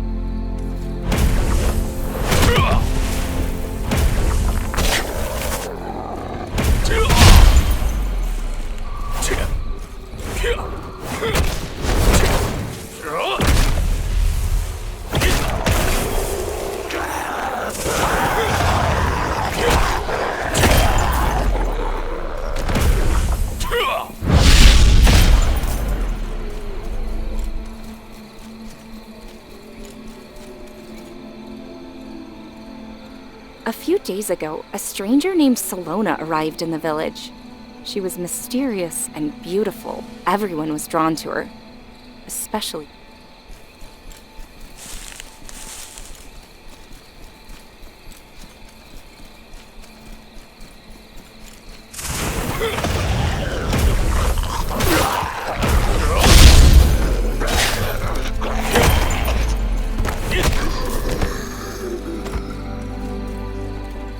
Salona and I shared secret nights together. She promised me a new life and told me how to get rid of Sayer.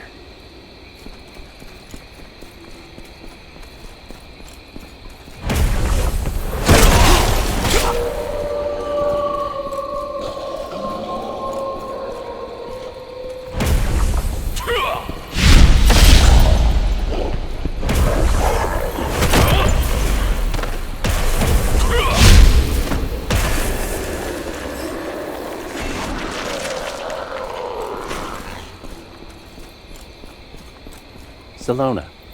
She came to the village and upended all that I knew.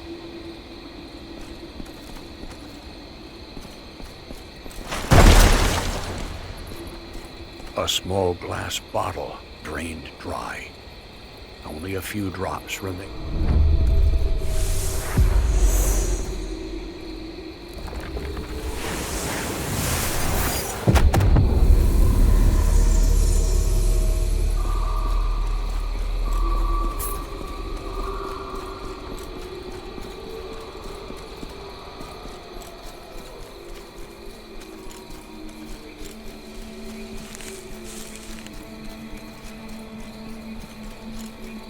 Today, Carver asked me to meet him in the forest.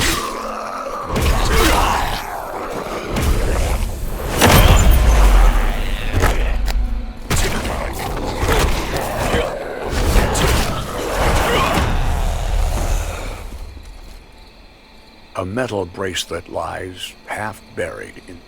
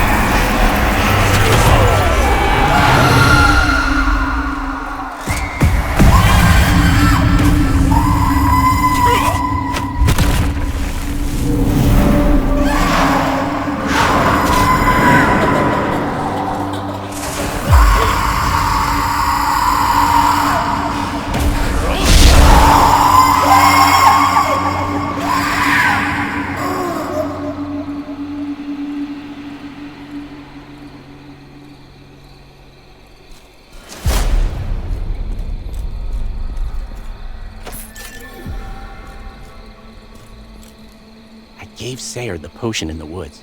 She collapsed without a sound, and I hung her from the tree. Now a new life with Salona awaits me. I am free at last.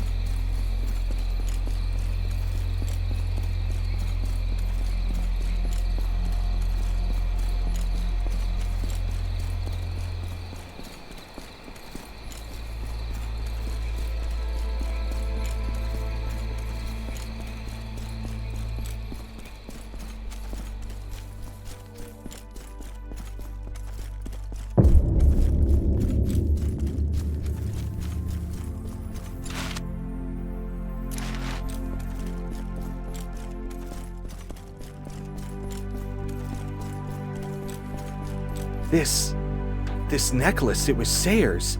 I gave it to her for her birthday when we were children. She cherished it always. Seeing it again, it brings back every memory of her smile. But why was it in the forest? What happened to her? Carver's journal. He killed her? For that woman Salona? This is unforgivable. I must face him myself.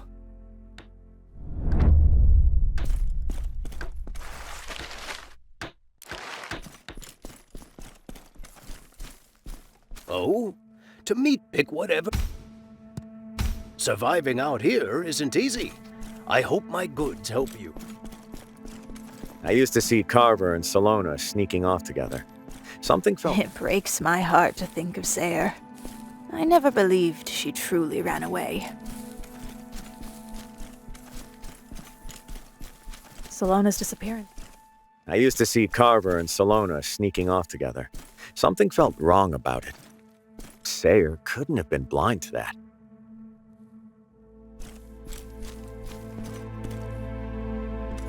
It breaks my heart to think of Sayre.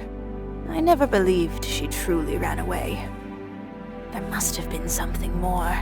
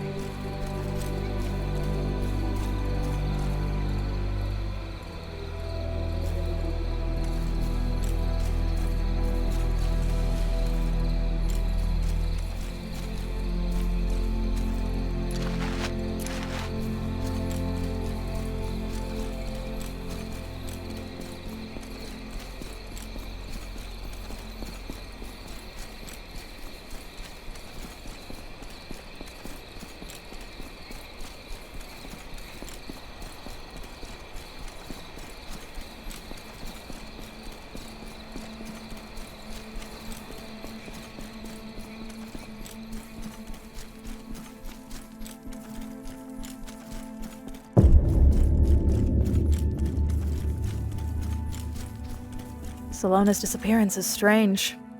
Why did she vanish so suddenly?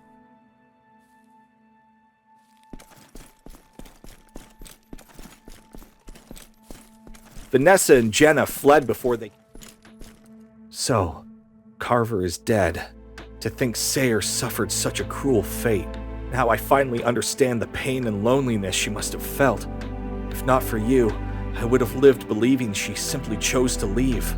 Now at least, her soul may rest in peace. Salona may have disappeared, but I feel she planned all of this from the start. You have my deepest gratitude, Traveler.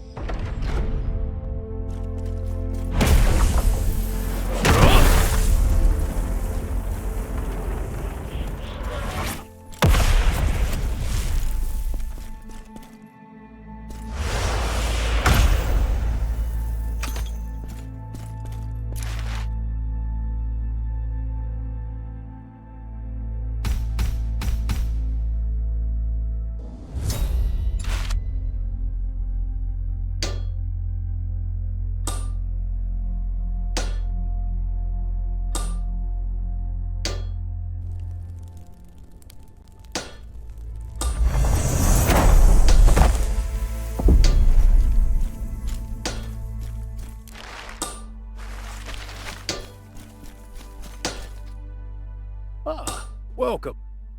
You will...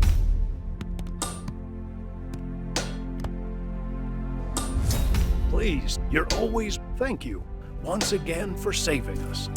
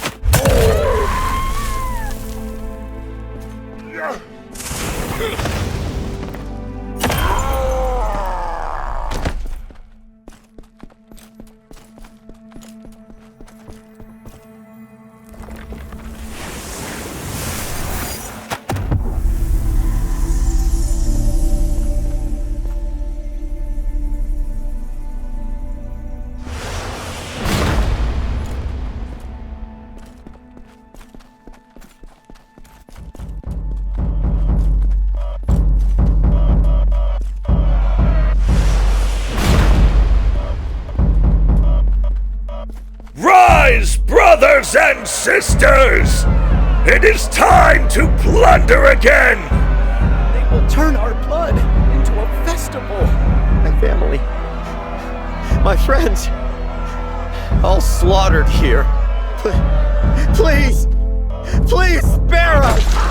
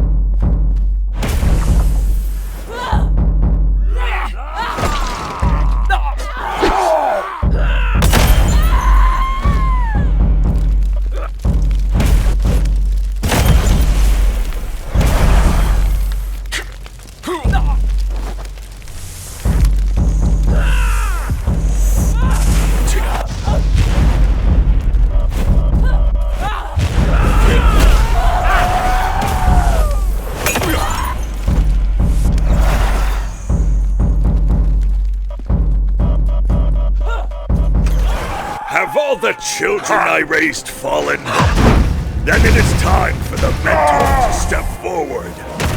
The hour of plunder has not yet ended. Your life will mark its conclusion. Our lead will not stop. Crush all who stand before you.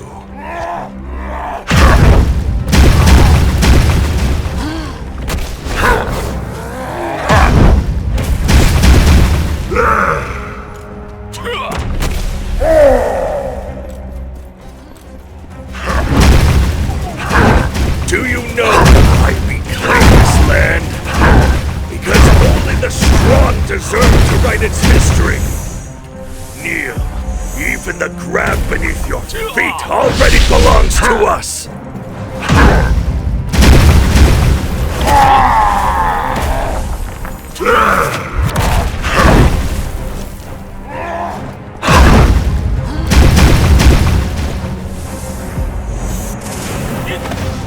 How could I abandon the path our king has carved?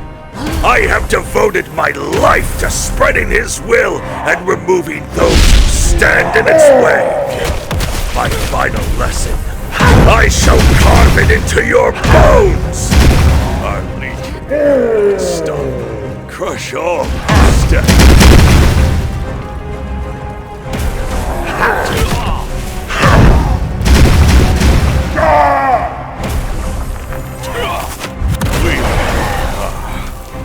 One, lo I fall.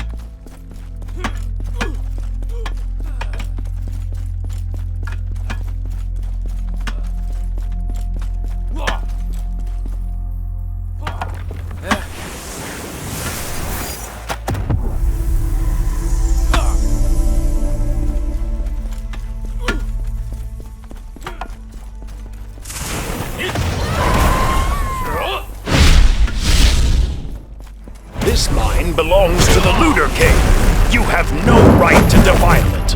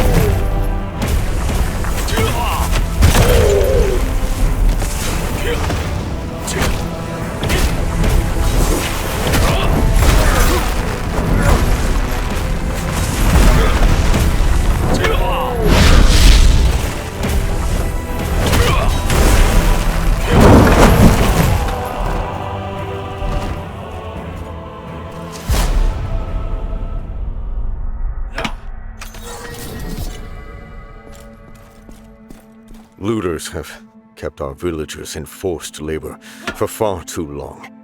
I will lead them out, and will follow you shortly. Be careful. It seems they've been preparing here far longer than we realized.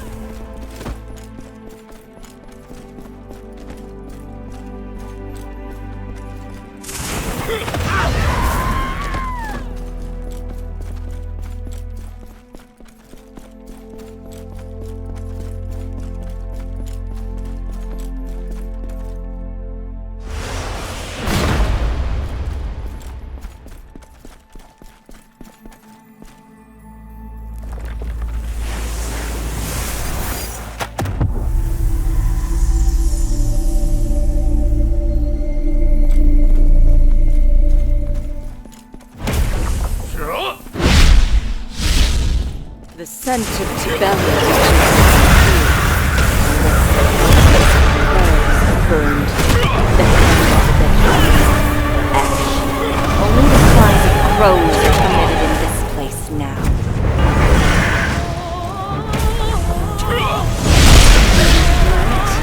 Rinto hungers for your soul. The forest I once guarded is dead, yet the curse that bloomed upon its corpse has only grown nearer.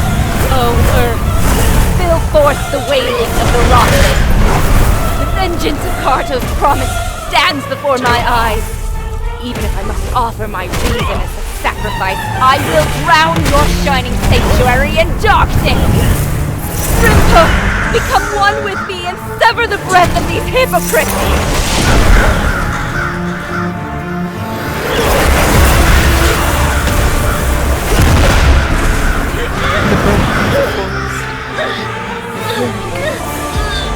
But I have no place to return to. Kartos, the flames you saw. I follow.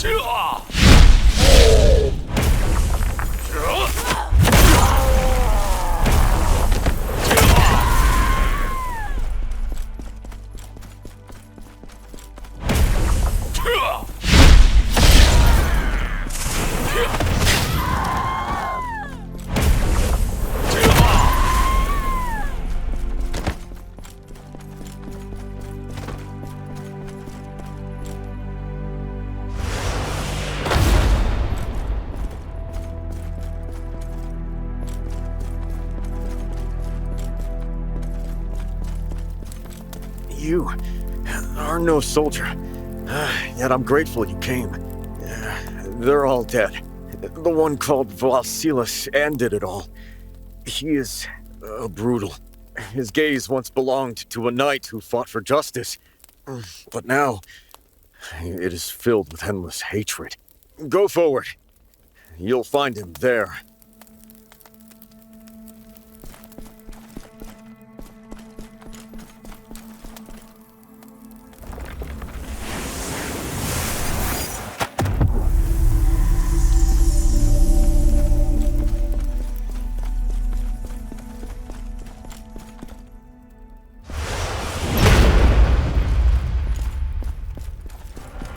I have died once already!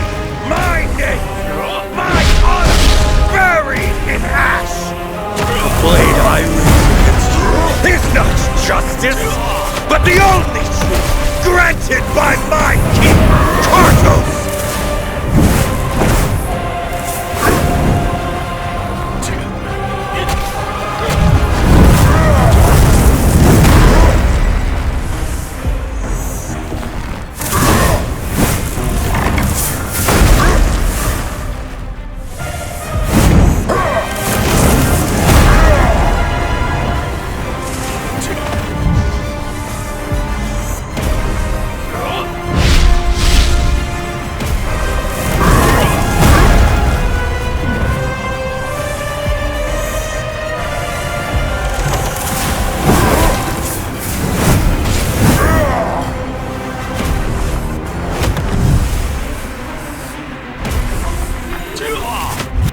Hypocrites!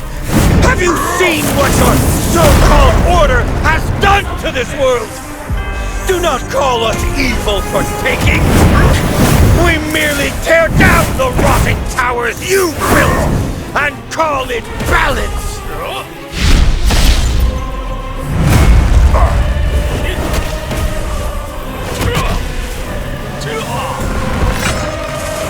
Hesitation is gone! My prayer is no longer mourning for the dead. It is a hymn for a new kingdom. My king, Carlos, your blade shall carve paradise into this forsaken land.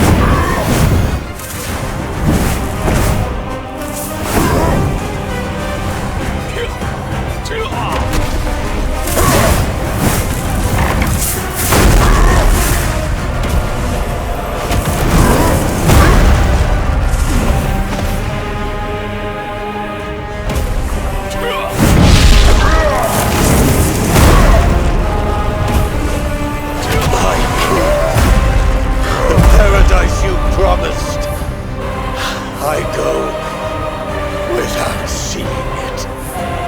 Back to the ashes where my house awaits.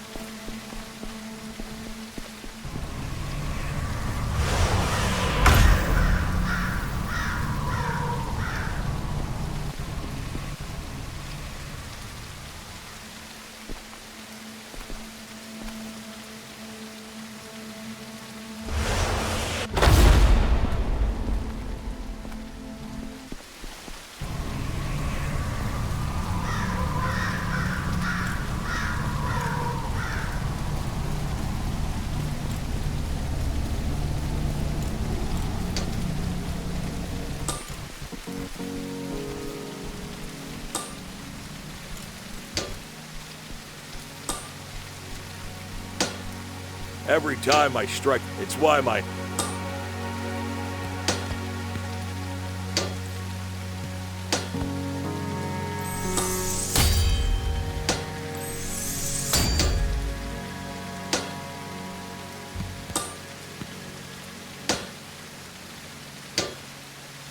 If your weapons are forged for war, but sometimes they're used to protect what matters most. Welcome.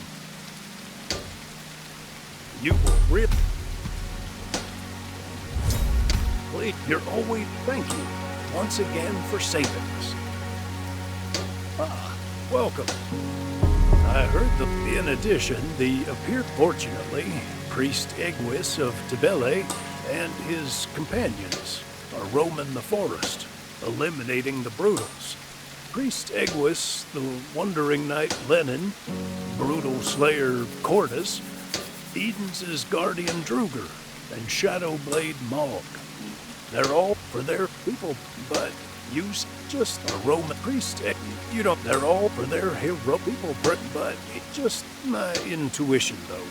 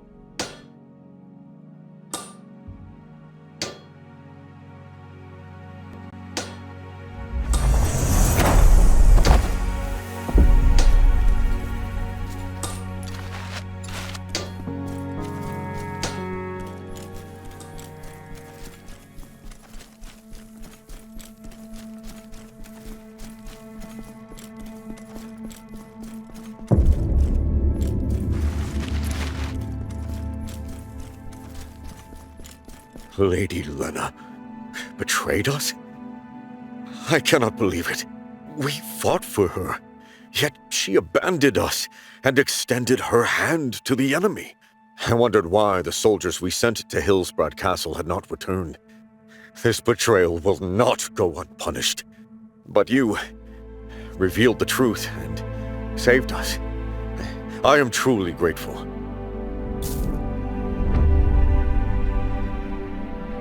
It is a relief to find you still here. The Lord himself led his soldiers into the deep wood, right after receiving word that a brutal had appeared. But since then, all contact with him and his men has been lost. The problem is we cannot set foot inside the forest. A shrouded veil of sorcery blocks the path. The soldiers tried more than once, yet none could break through. However, Aylin claims she has found a way. She waits for you now at the forest's edge, before the barrier. Meet with her. If anyone can dispel it, she can.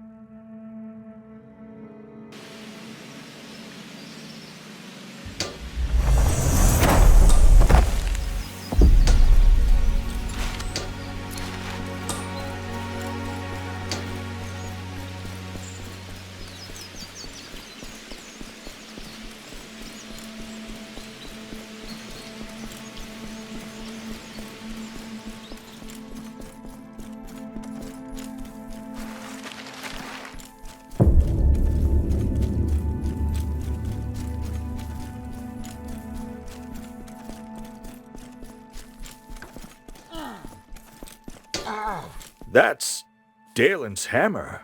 What? What? Brutal suddenly appears in the church. Poor fellow Dalen. The reason why people who went to the church didn't return was because of Brutal. Thank you very much. I will tell the Hillsbrad soldiers about this.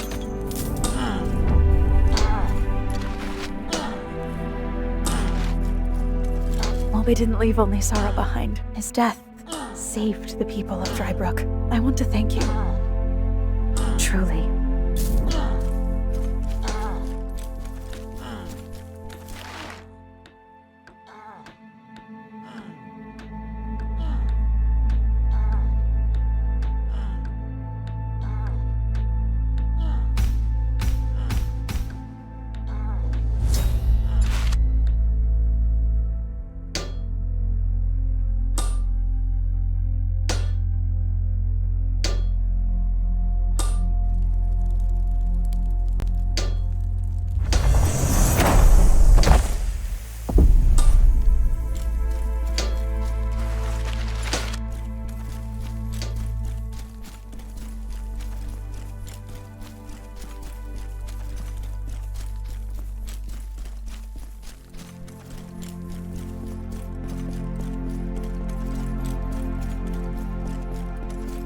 So you've come. You can sense it as well, can't you? This is no ordinary binding spell. It is a ward, crafted to keep certain beings from entering. Such magic was often used by the shamans who once ruled the Deepwood, especially by Lentir. Fortunately, the barrier is unstable. It was wrought in haste, likely to delay us rather than bar us forever.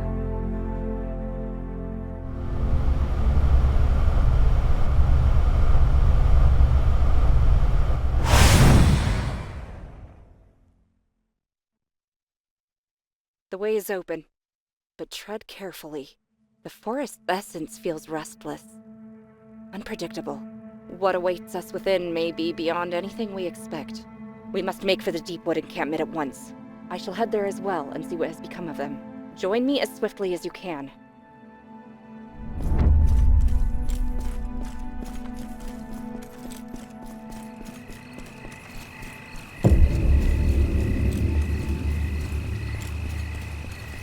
They didn't cast out shamanry and spirits out of hatred. It was fear, and they never tried to lead mankind. People are quick to turn what they don't understand to sin.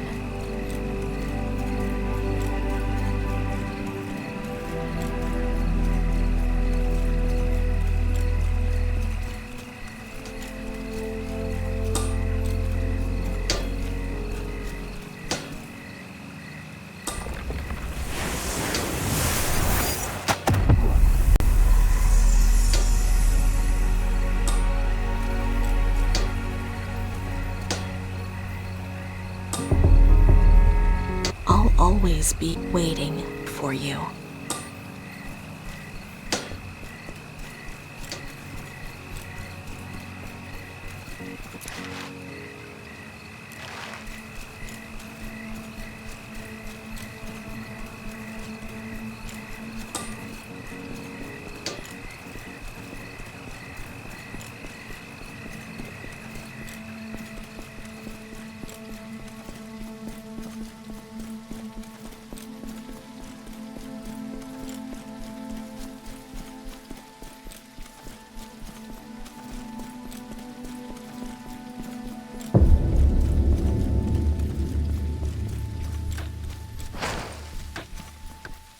The spirits have been watching your... They may... All they...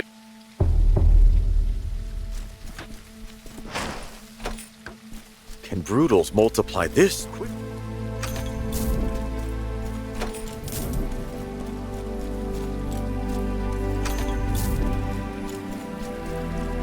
At night, something like a song.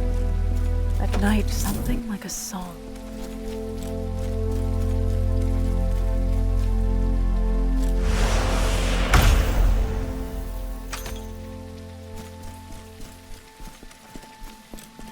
Please, you have to help me. My friend Arin went into the forest and never came back. Lately, at night, a voice rises from the swamps. A song cold enough to chill your bones. Arin went to see what it was. No one who hears that song ever returns.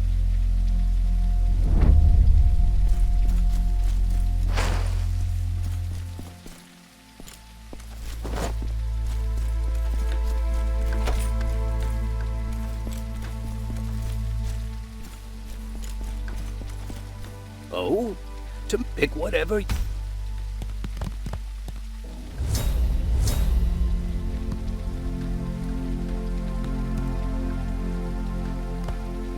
Surviving out here isn't easy. I hope my good Can Brutals multiply this quickly? This isn't natural. Can Brutals multiply this? At night, something like a song.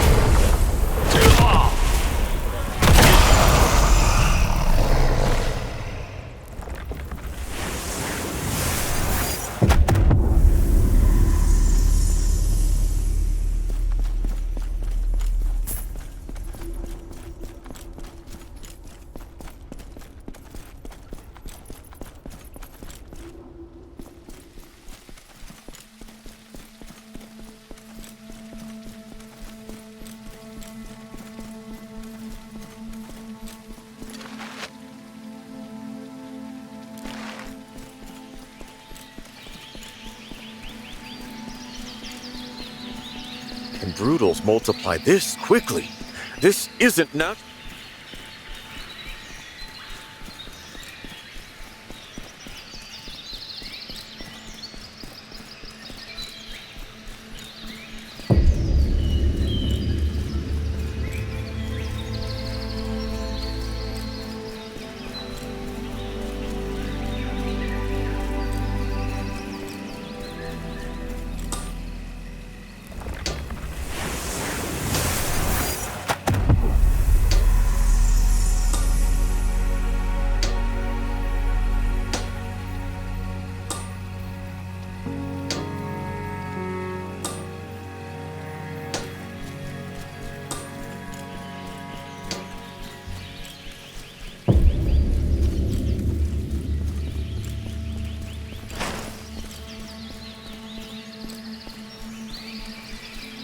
Shaman Lentir once won. Ah, a new thing these days. Feel free to...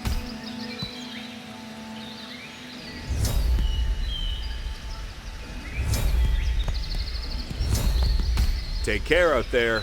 This world doesn't let go of us easily. The spirits have been... They may... All they...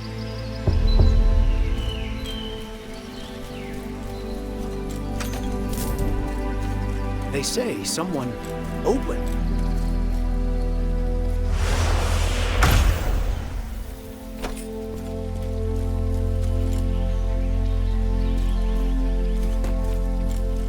If only Shaman Lentir were still with us.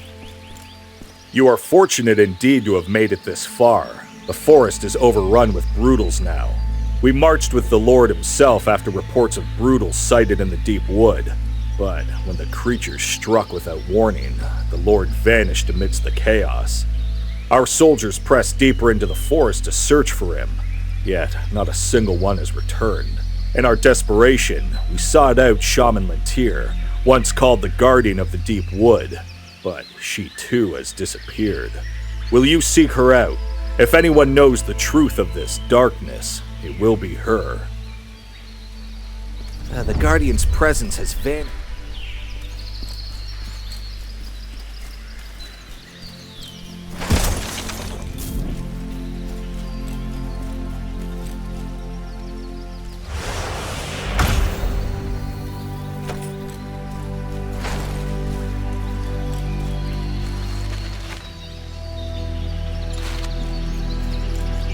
The Guardian's presence has vanished. If only Shaman Lentir.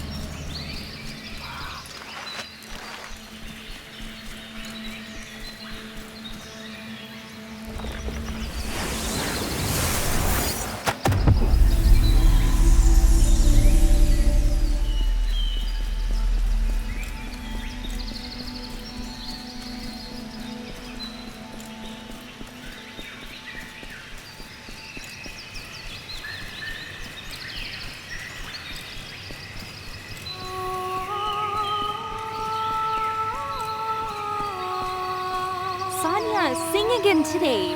When you do, even the forest smiles. Folded Children's Song.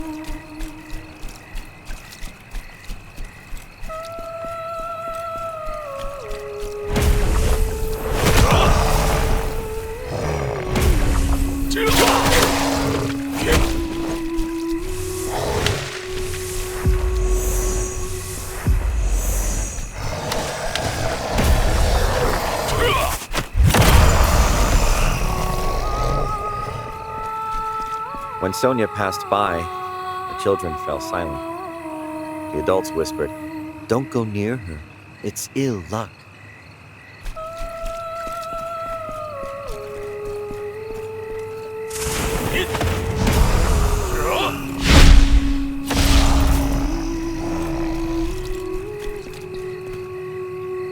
I never hated anyone. I only wore the cloth because I could see how uncomfortable people felt when they looked at me.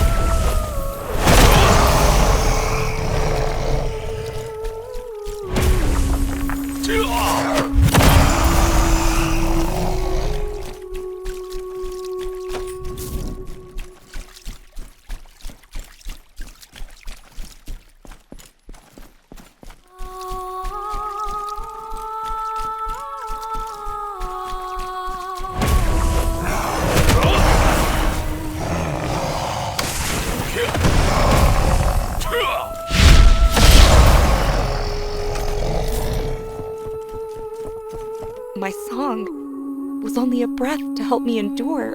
I wasn't calling anyone. I never called anyone. Please, go back.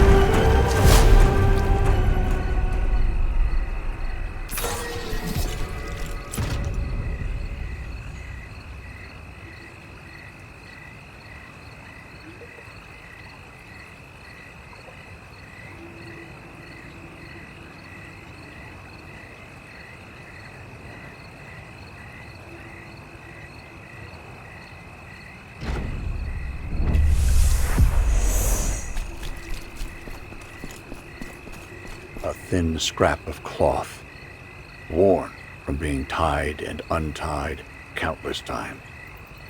But she never let go of it, not because she feared others, but because she didn't want to make anyone uncomfortable.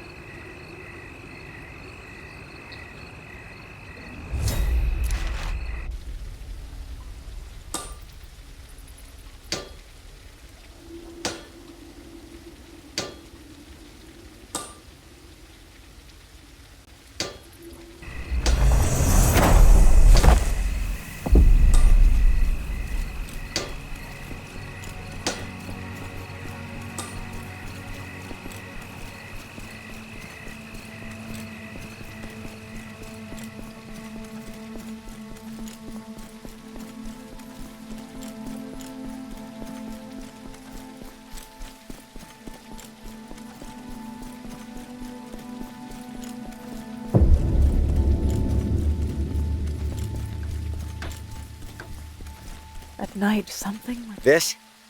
Sonia held on to this to the very end. Arin was the one who tore off her veil. He laughed, said it was just a prank. After that, everyone avoided her. Sonia couldn't even speak up for herself. She walked into the forest alone. Arin never understood how deeply he hurt her. Sonia did nothing wrong. We're the ones who turned her into what she became. Not a brutal, but someone unbearably alone. Her song was never meant to call anyone. It was only a breath, a last trembling breath to survive her loneliness.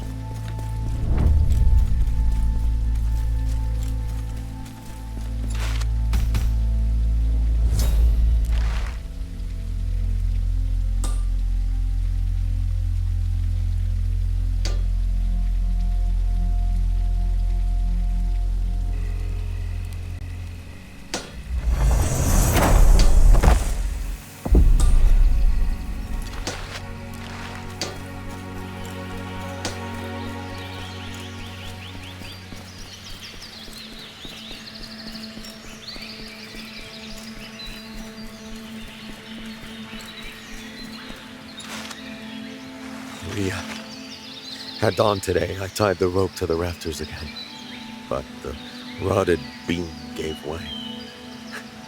It felt as though the heavens were not sparing me, only mocking me as unworthy even of death. Then our child awoke. I saw those small, searching eyes and untied the rope. Went instead to gather kindling.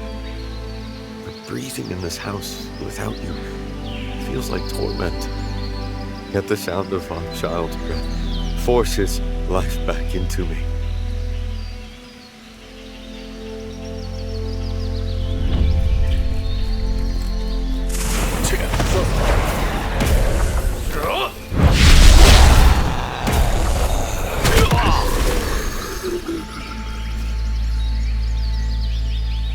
Our child came home in tears.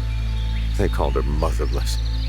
They said she was cursed, a child touched by the swamp's wicked spirits. They threw stones. As I wiped the blood from her split lip, my heart felt as though it were being torn apart. Had you been here, you would have brushed her hair with warmth and gentleness. My hands were too rough. I only soiled what I once cared for.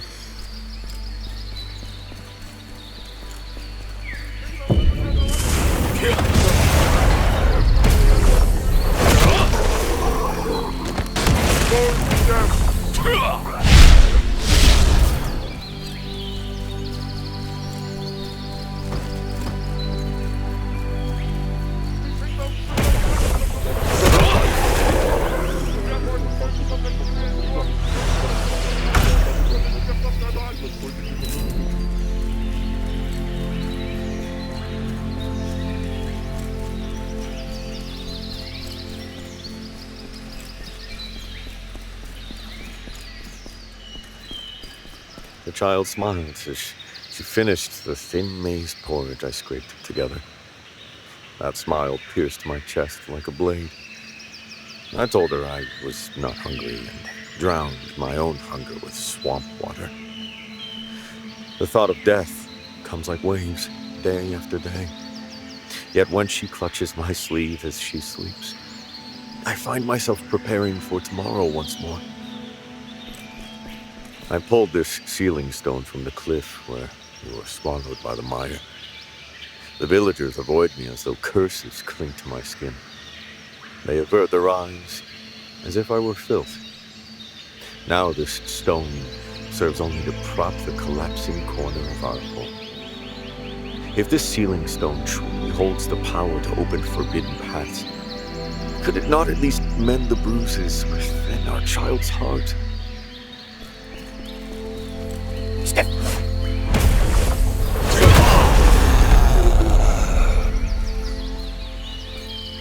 The poison of the swamp has devoured my lungs.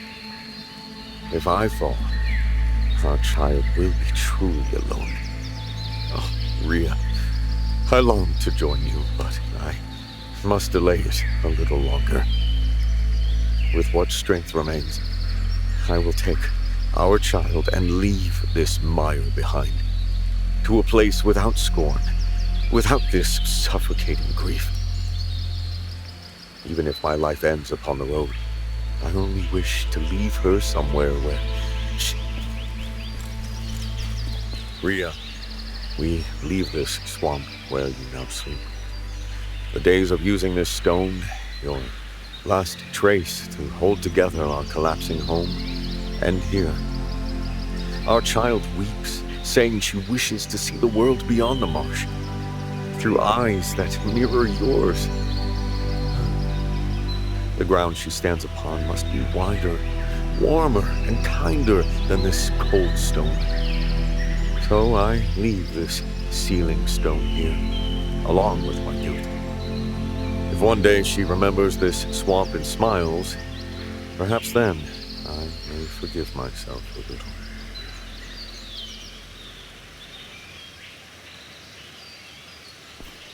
Some take up the blade to defend the world.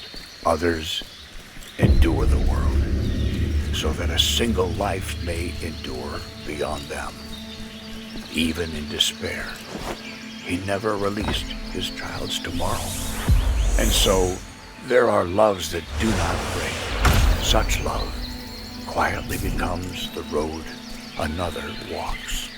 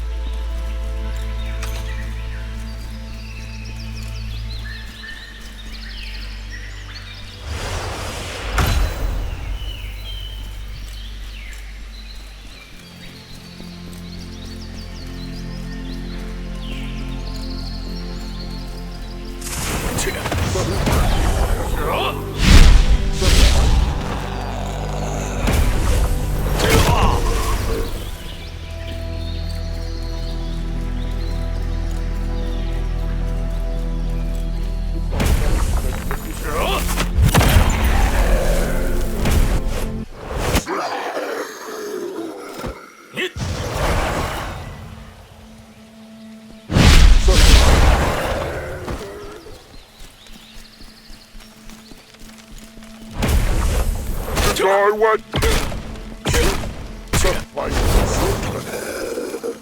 The others.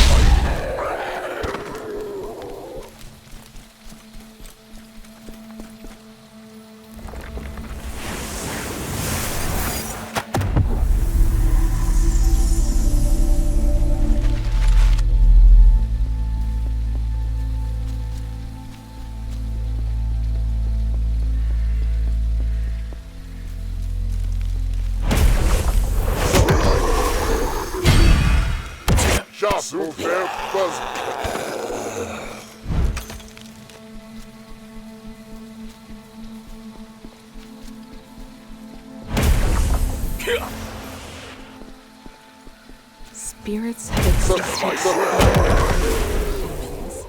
They never tried to rule the world, and they never tried to lead mankind. They simply stayed close. When rain fell, when the earth exhaled, when someone swallowed their sobs, the spirits were always there, without good, without evil.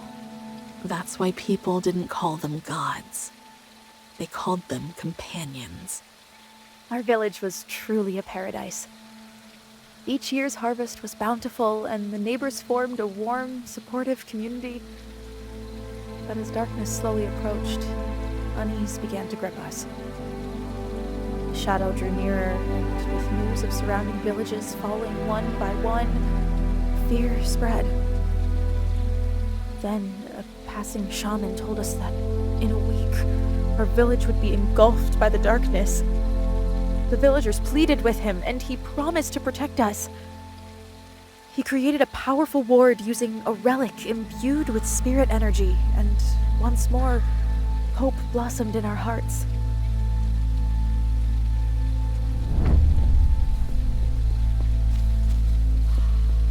The shaman said the relic must remain at the heart of the ward. It would channel the spirit's energy into the village. He warned us that moving the relic or taking it beyond the village would collapse the ward, leaving us vulnerable to brutals. Though some found it strange, his warning instilled fear in all. We vowed to guard the ward and never leave the relic's side.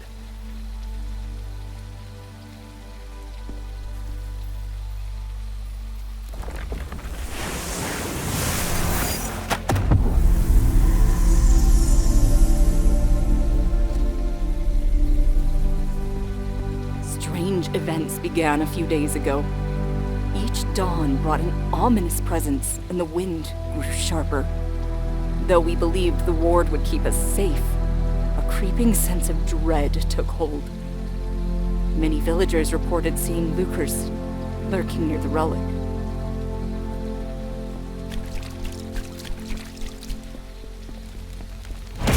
Go away, are you? Forward to Jeff.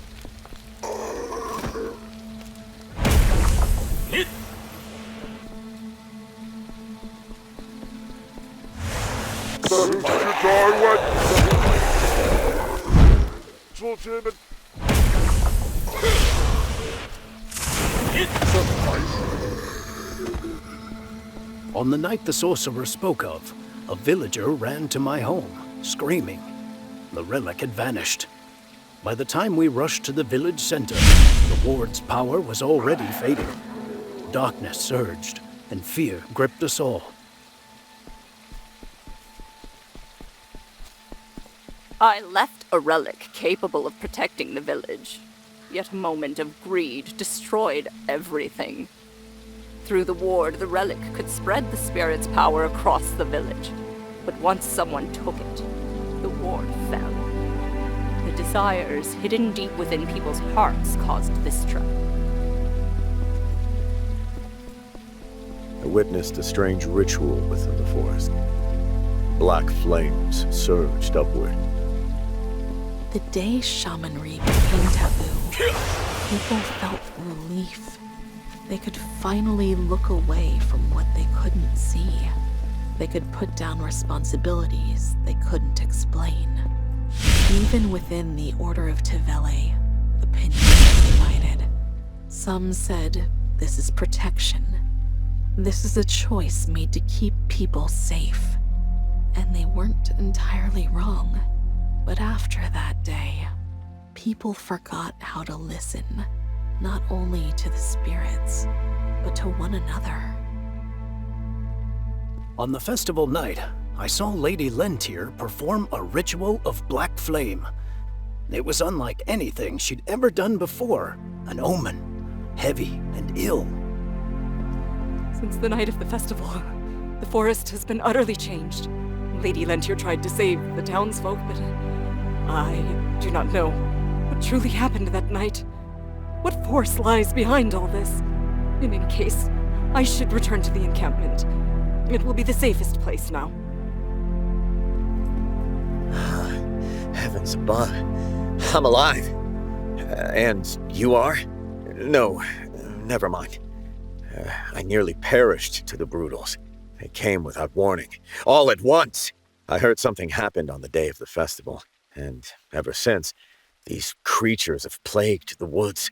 Whatever the case, you have my thanks for saving me. On the night of the festival, You tried to strike down the Brutals, but they bore the faces of the townsfolk.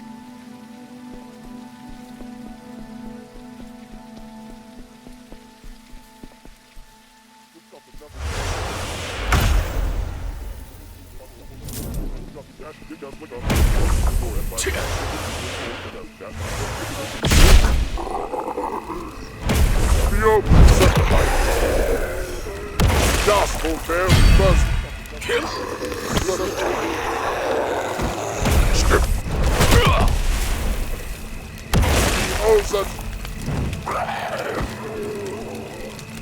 Tivele's priests came and persecuted Lentir, hurling insults at her, calling her a heretic, a witch, a whore.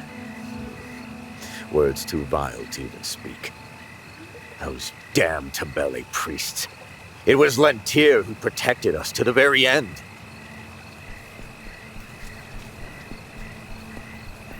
You. Are you a friend? Ah, merciful gods. To meet another soul on a day like this. We were ordered to scout the forest, but everywhere we turned, Brutals proud. Only these were not the same Brutals I once knew. They moved as if under command, bound to another's will. Still, you saved us.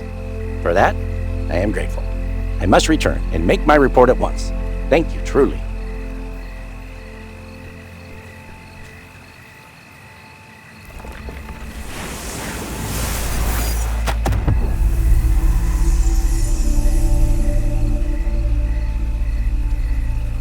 On the day of the festival, everything changed. Lady Lentir began a ritual, saying it was to bar the oncoming darkness. Well, we trusted her. She had always been our protector.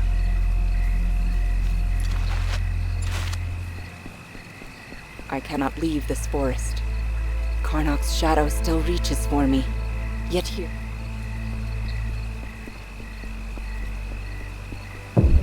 Farm tools are scattered on the soil. It looks like traces of a fierce fight with looters.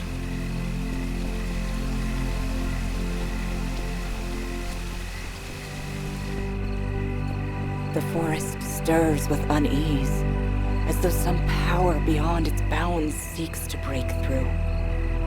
When Lady Lena, the Lord's wife, came to me, she spoke of an ancient power. In her eyes, conviction and shadow dwelled as one.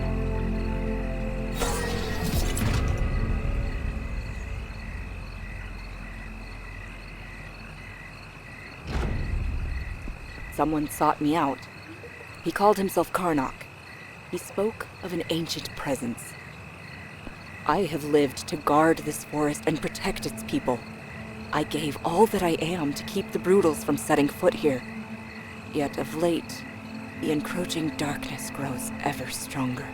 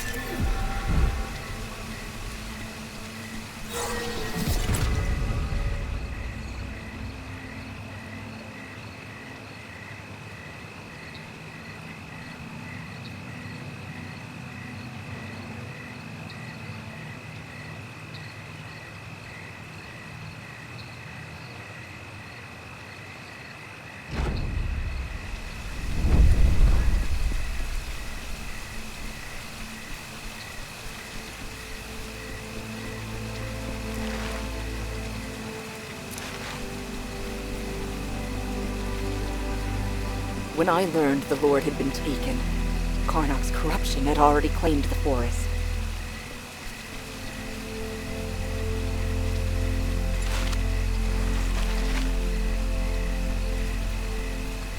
Karnak, he told me of a way to cleanse the forest. On the night of the festival, I sought to purify the deep wood. But it was all a lie. He bore the power of something ancient. He had become one with a vast and terrible darkness. No longer a man. I fought against that shadow, but in the end, I was consumed by it. If these words are found, hear me. He must be stopped. Karnak is perilous beyond measure. All of Hillsbrad may fall to darkness. Already he has sown brutal shadows in the deep wood, spreading his blight across the villages.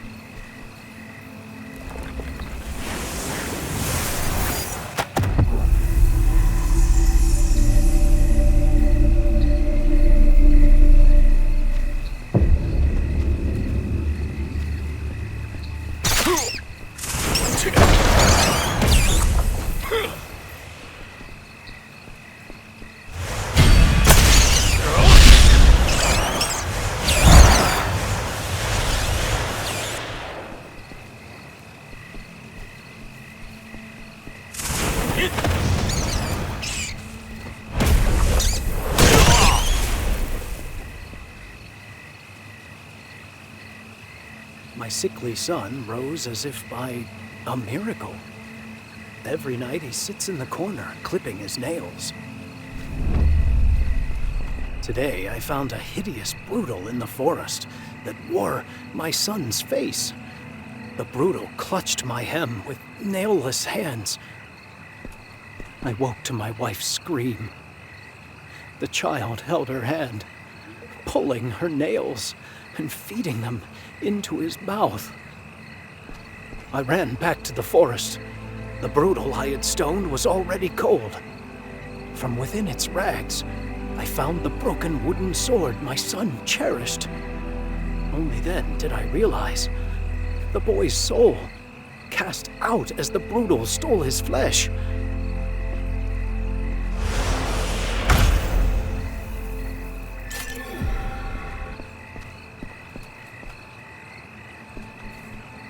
Now the beast begins to grasp my fingers. It does not speak. It only lets out the labored breath of a hungry brutal.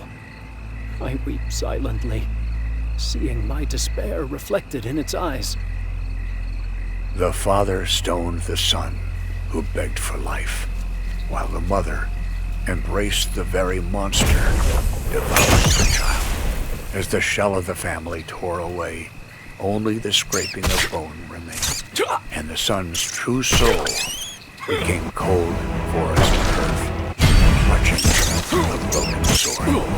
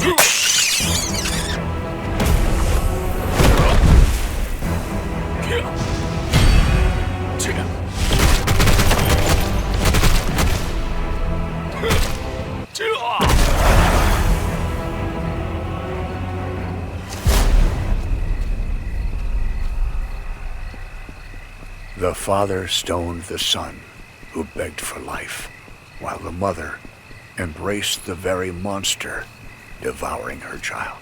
As the shell of the family tore away, only the scraping of bone remained, and the son's true soul became cold forest earth, clutching the way I saw it.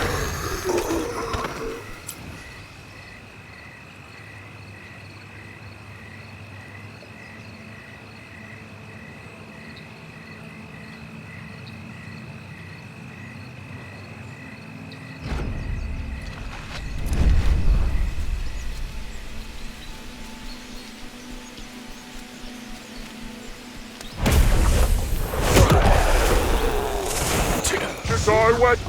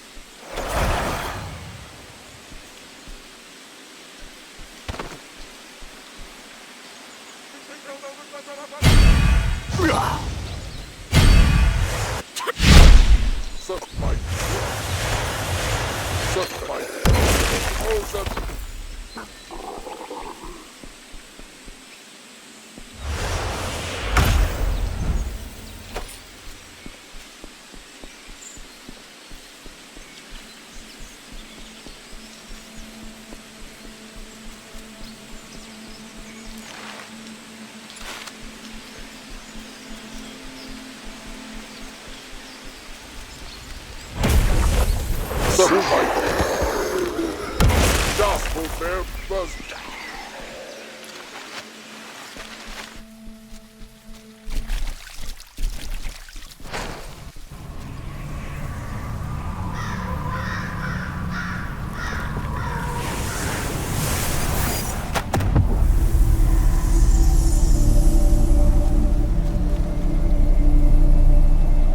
forests beyond the sanctuary first caught fire, we believed it to be nothing more than a passing wildfire.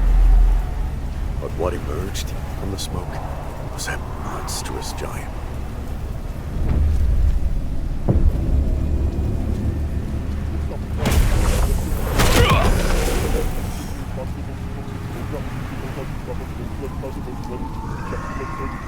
The cathedral gates were barred from within, yet they did not keep the intruder out.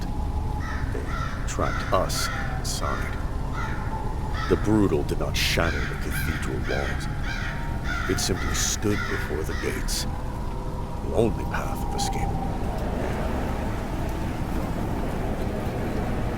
The brutal did not destroy the statue of Tabele upon the altar. Instead, it melted the statue's eyes with the furnace heat of its braziers.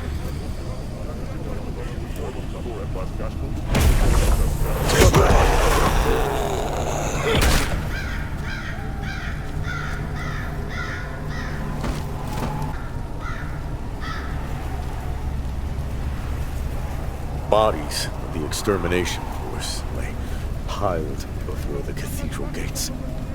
Their armor was scored with desperate claw marks, where they had torn at the doors, not to fight the brutal, but to escape.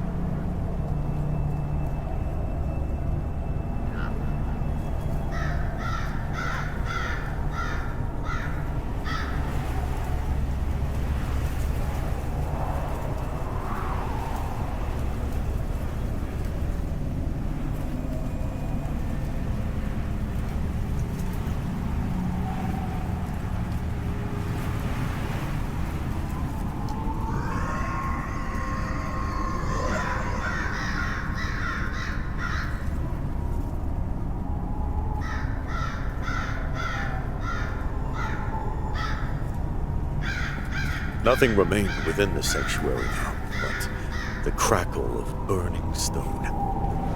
Deep within the ruined sanctum, the brutal sat motionless before a collapsed mound of rubble. It no longer lashed out. It simply cradled a charred fragment of carved wood within its arm, stroking it with unsettling tenderness. It never spoke. Yet that silence pierced deeper than any scream in the world.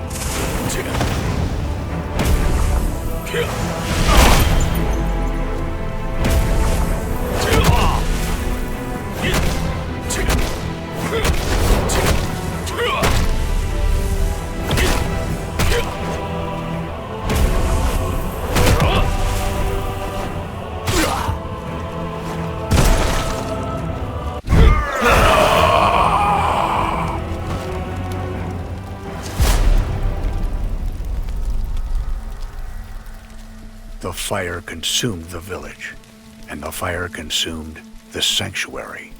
Yet what refused to fade was the question left before a sealed door. Some memories do not turn to ash, and some flames are never meant to die.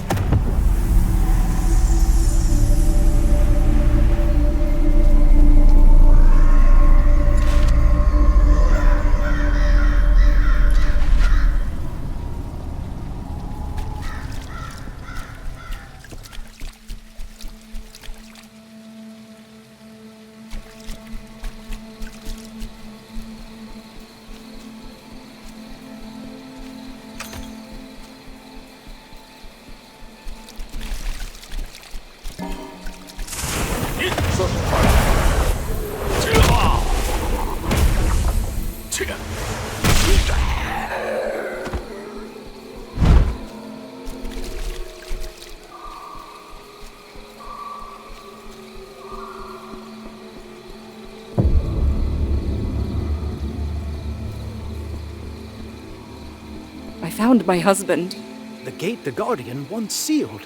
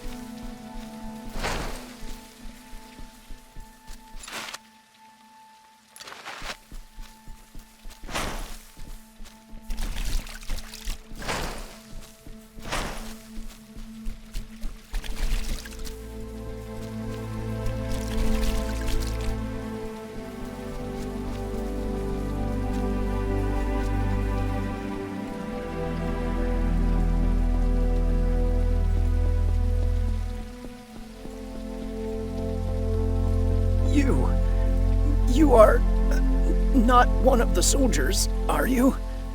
We went searching for the Lord, for any clue, and learned that Karnak was in the ruins. But when we reached the village, hell itself awaited us. A monstrous being, one alone, tore through all of us. The others, they tried to flee, but it would not allow escape.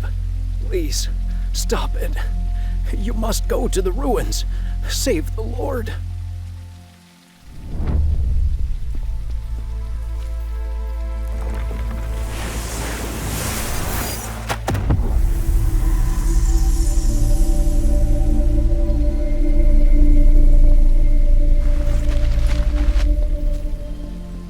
night of festival, a night of hope and blessing.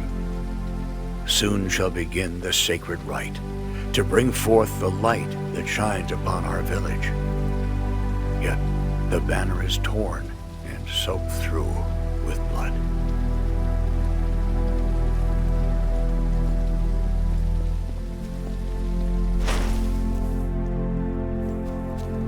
I left some grain in your storehouse.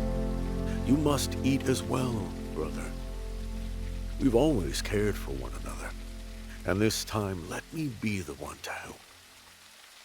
At tomorrow's festival, I'll bake your favorite bread, the one you've always loved. The altar still bears the traces of Lentier's ritual. On the ground lie scattered footprints and bloodstains. The ritual failed. The people are changing. They can no longer recognize one another.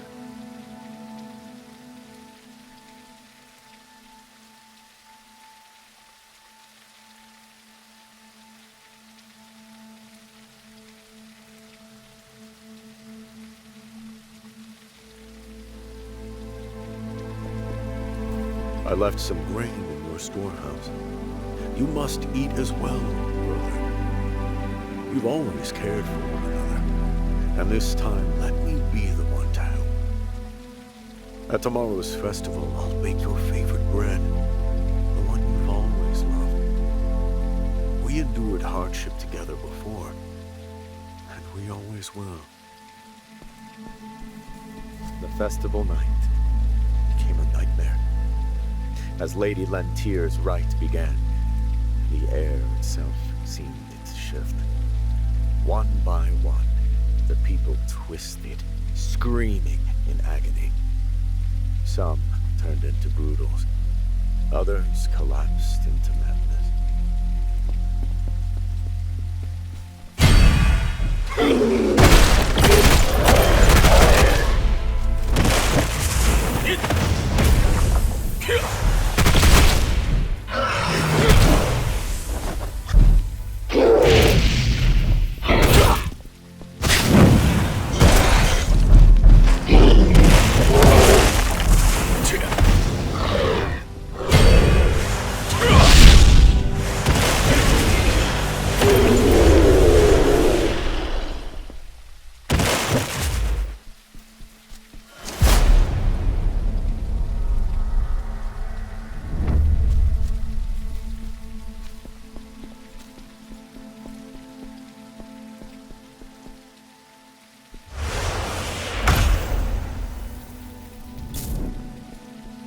It has been several months since the priests and paladins of the Order began staying here.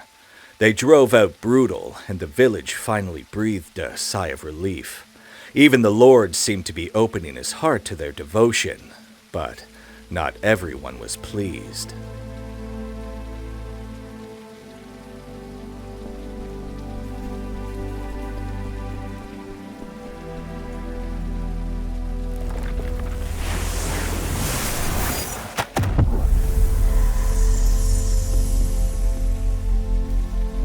Paladins helped people as if in prayer, but in the forest, whispers spread. They will call us heretics in the end. Old wounds remain deeper than any light.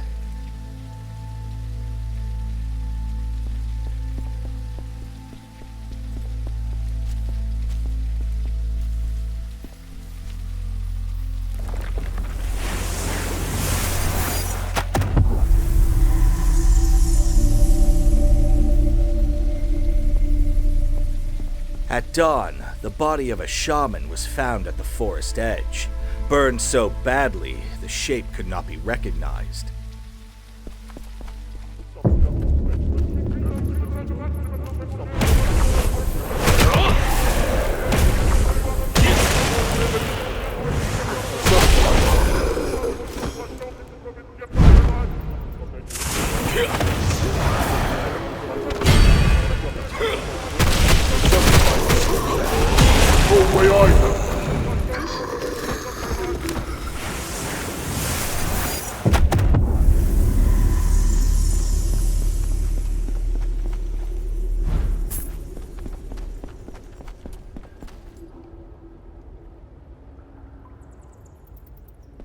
From the burned shaman's clothes came a faint scent of incest, but it was not the incest used by the Order.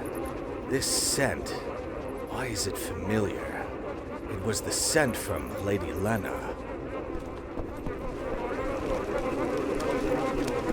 After the shaman's death, the village was split in two. The Order saved us. No, the Order is trying to kill us.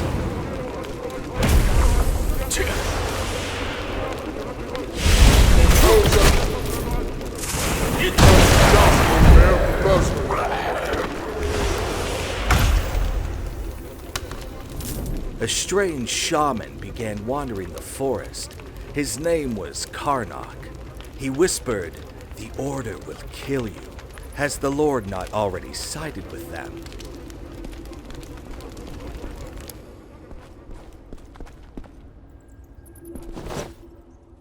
We reported to the Lord that strange monster sounds were heard from the northern edge of the deep forest. We planned to send a scouting party as usual, but the Lord said he would lead it himself.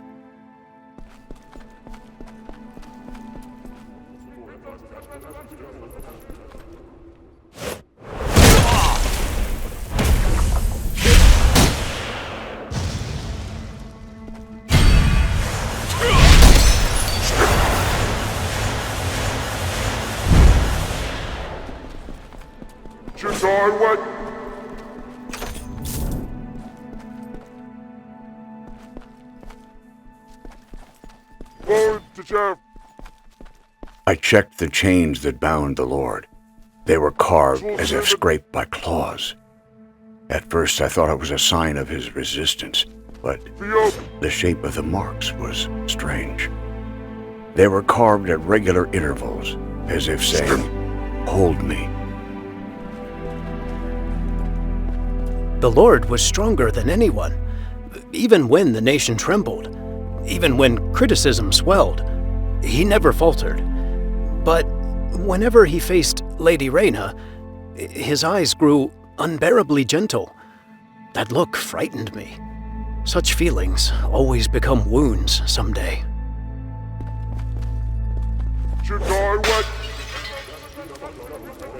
After the Lord's disappearance, the villages of Hillsbrad were shattered. It's the Order's fault! No, the shaman drew their blades first. People hurled hatred at each other. And in that gap, the quietest one was Lady Lena.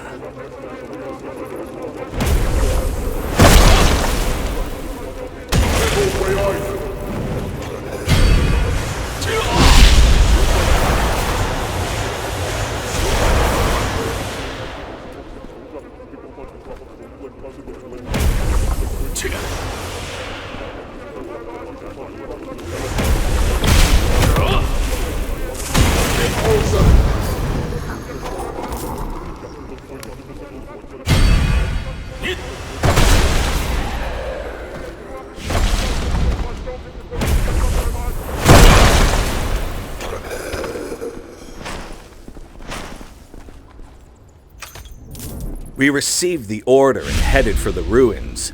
We had to rescue the Lord, but the place was already devoid of living things.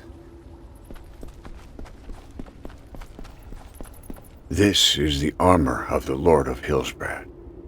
He bled here, but there's a chance he is still alive.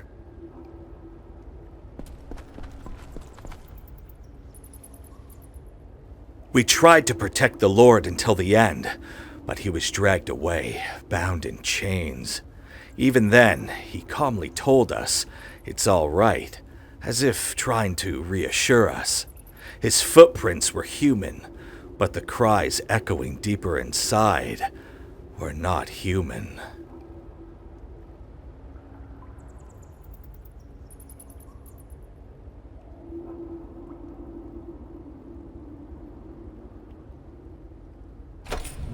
This portrait holds the dignity of a ruler, but I know the figure behind it. The man who wandered alone among his soldiers, comforting their weary faces. For the people to live, the nation must live, the Lord always said.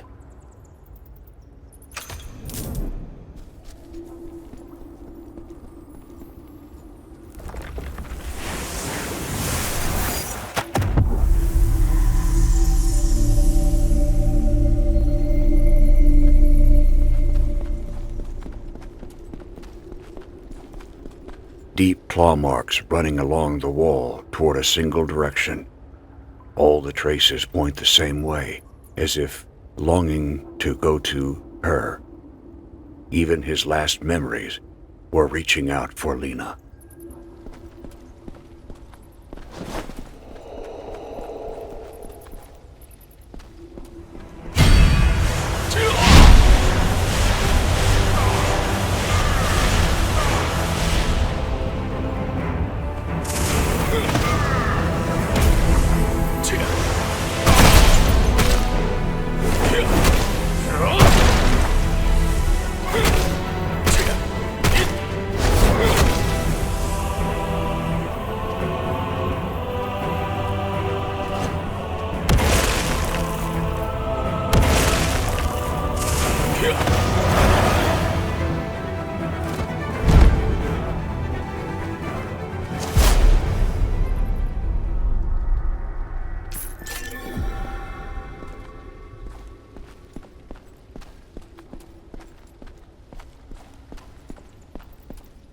I was too late.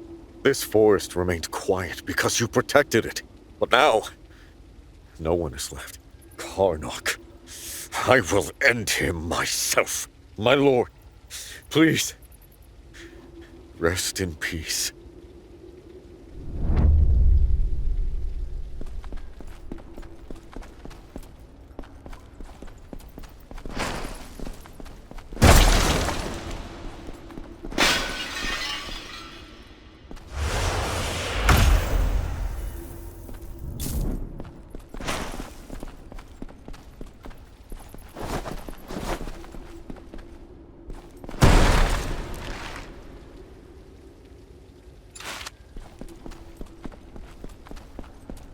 Many people followed him, but no one witnessed his final moments. Someone said just before he died, the Lord whispered, "I'm sorry." Whom those words were meant for, now no one can know.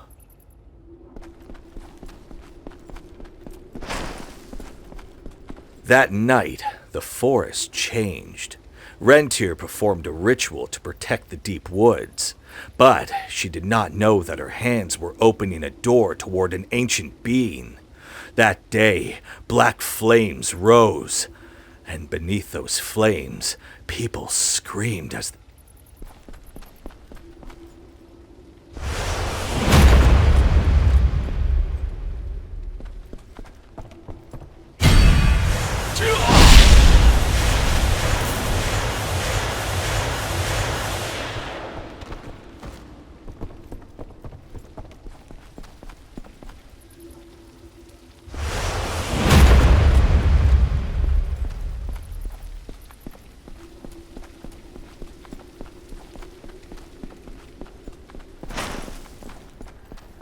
Lately, I have begun to question things.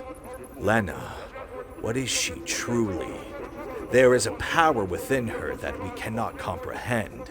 Master Karnak has joined hands with her, but I am afraid. She is not helping us, but...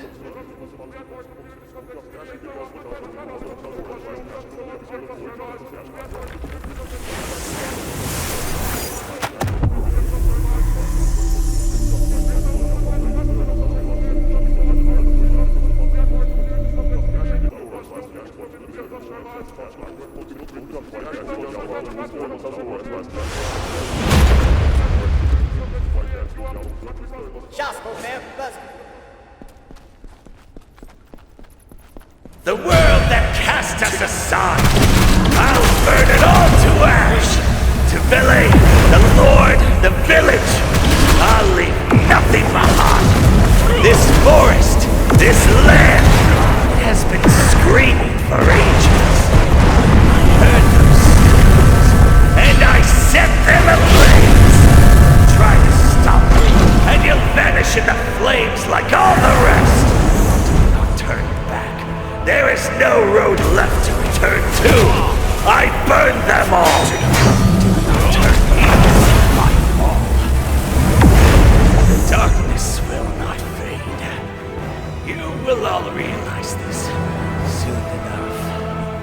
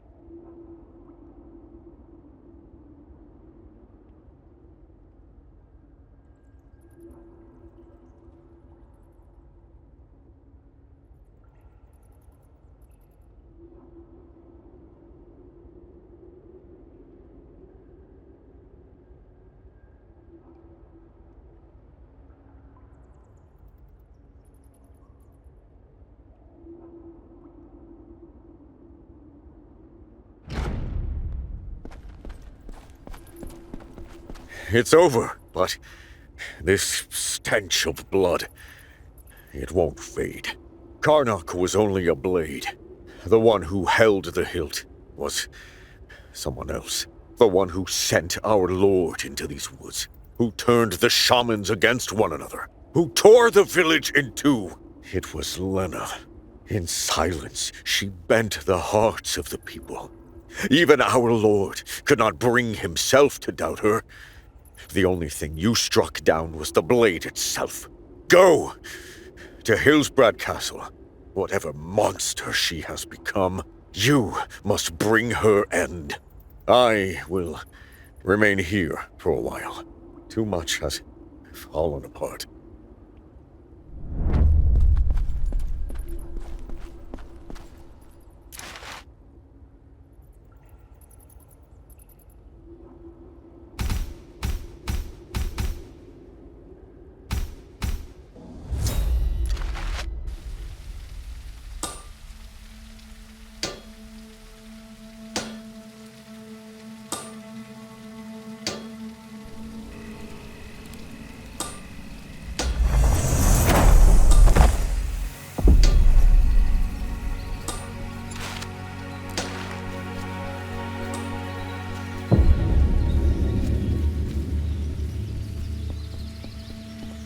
If only Shaman Lentir were still... Lentir turned into a brutal. She was a shaman who gave her life to the forest. Karnak. His name was long marked as a warning, even by the priests of Tevele. And now he dares to abduct our lord. Karnak will pay dearly for this. But Lady Lena, for her to join with him, this is no mere misfortune. First, we must uncover Karnak's whereabouts and rescue the Lord. If Lentir's words are true, then once we return, Lady Lena must answer for her deeds. Were it not for you, we would know nothing of this. You have my deepest thanks. If only Shaman Lentir were still...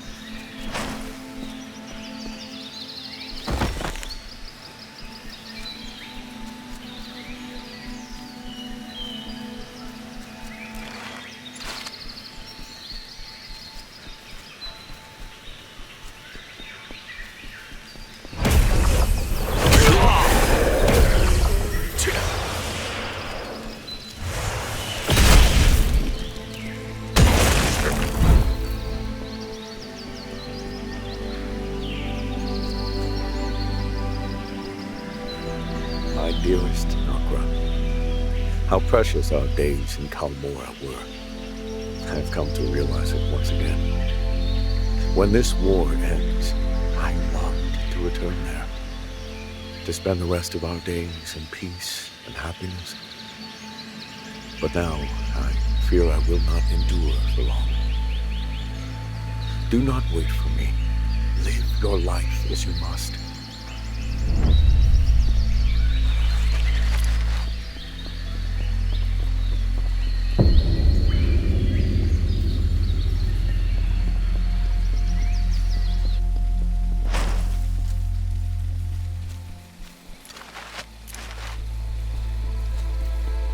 I found my husband. The gate to guard.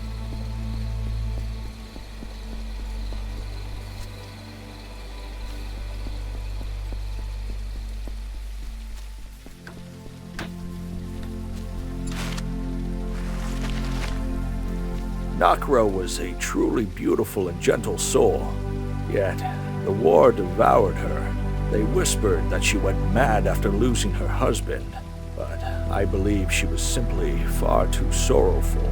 The last time I saw her was the glow of her lantern as she walked away from this village.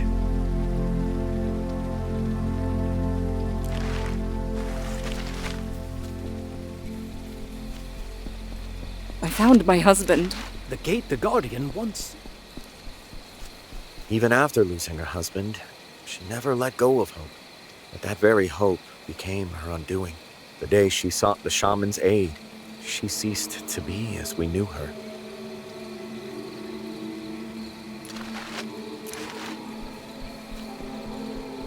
I found my husband. The gate the Guardian once sealed.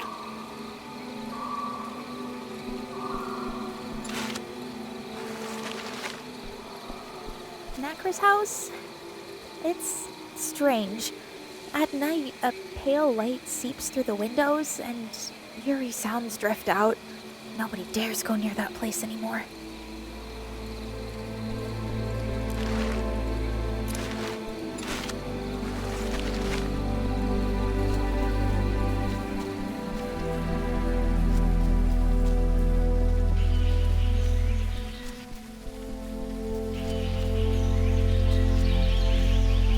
Today came word of Hillsbred's victory. People rejoiced, celebrating the triumph. Yet no one had seen him. The other wives ran to greet their husbands, but I...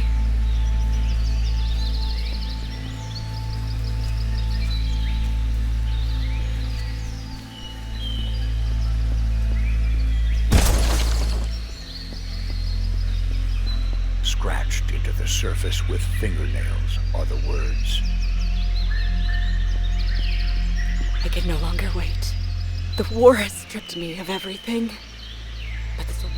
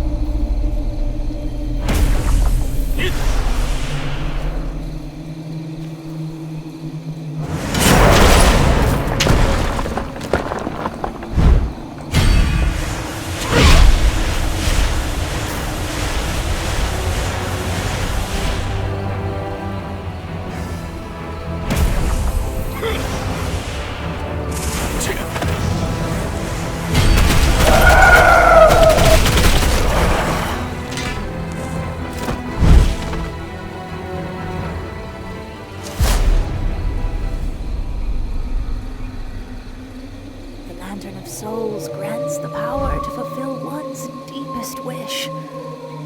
Yet...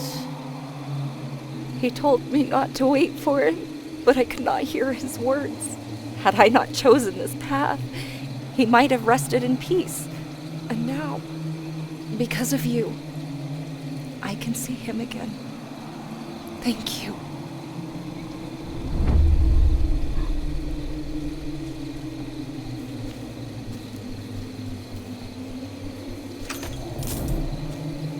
I have scoured all of Hillsbrad for his trace. On the fields where he fought, only broken armor and shattered blades remain. A soldier told me. I think I heard his name.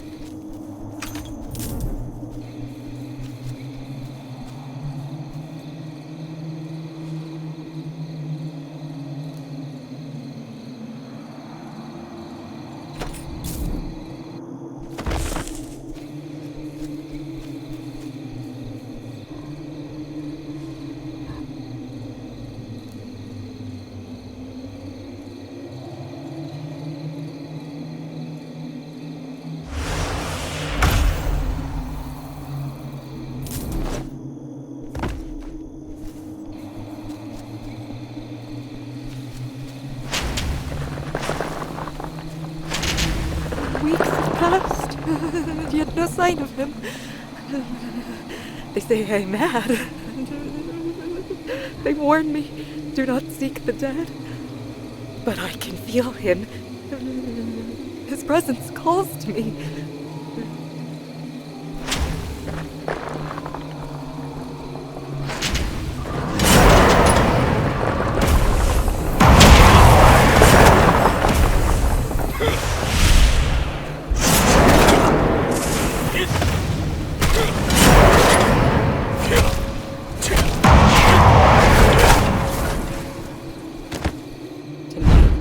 The shaman.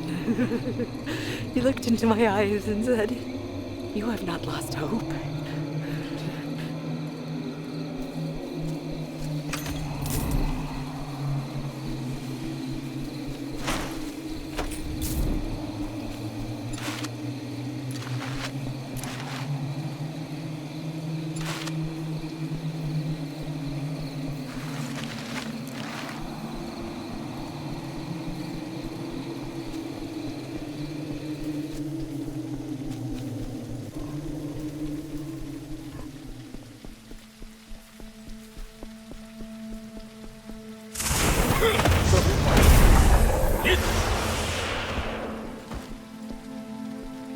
Even now, beneath this cliff, old traces remain. Scratches carved into stone by desperate hands. Dried blood dark upon the rock. One day, a rope was lowered from the cliff above. In the sunlight, it gleamed like gold. People pushed and clawed at one another to seize it. One man climbed with his children on his back. And halfway up the cliff, the rope grew thinner. The weight it could bear was not endless.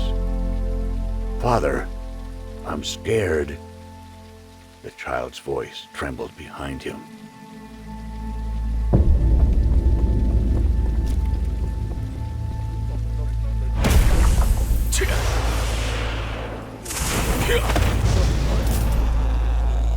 As the summit drew near, the golden glow faded. The rope revealed its true form. It had never been gold. It was a cord woven from the hair of the...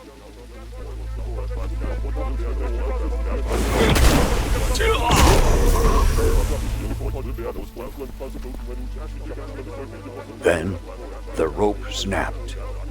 The people had not risen to heaven. They had only climbed as high as their desire carried them.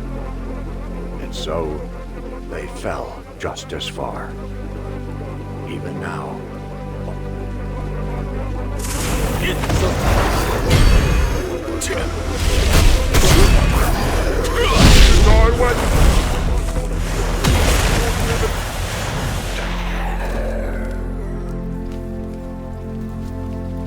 Among the rocks below lies a page stained with blood. I climbed while looking only upward. Below me, someone kept calling my name. I did not turn. To climb higher, to climb faster. Whose hands did you shake loose today? That golden rope, promised salvation, may already have been rotting.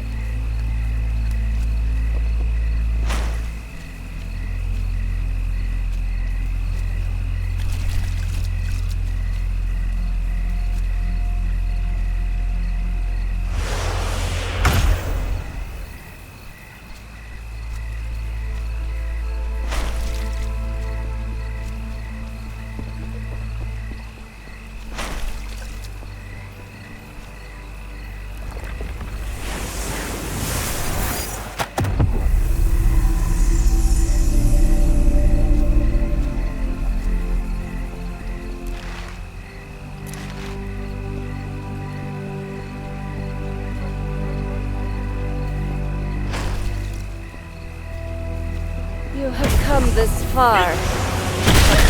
But you will go no further. Before you reach her, your journey ends here. You endure better than I expected, but you understand nothing. You do not know what kind of world. That is not the Lady Lena I believe is even this. Even if I must become a brutal, her path shall be guarded to the end. Always dealing with the world with you, and yet it is mankind that forged that fear. Even if this body breaks, I will not allow them. The Lady Lena I believe is even this fate.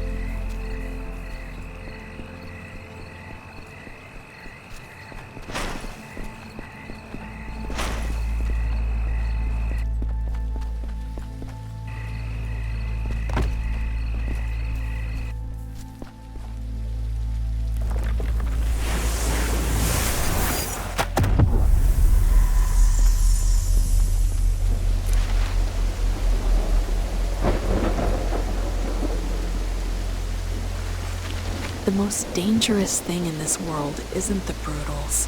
It's the words, "I had no choice." Once someone says that, there's no limit to how far they can go.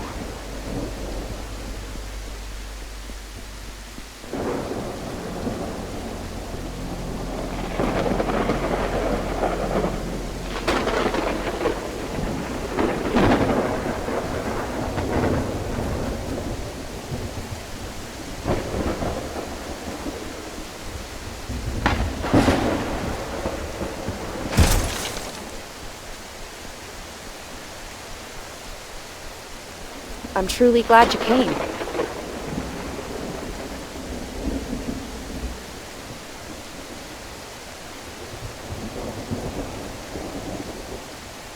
As villages near the castle vanished one by one, someone had to lead the people away. Those who couldn't fight, those who didn't even have the strength to run. There is someone who has been doing exactly that. High Priest Mathios of the Tabele Order. He brought people here, one by one, and has held this place together ever since. The reason this encampment still stands is because of him. Go speak with Mathios. He's the one holding this place together.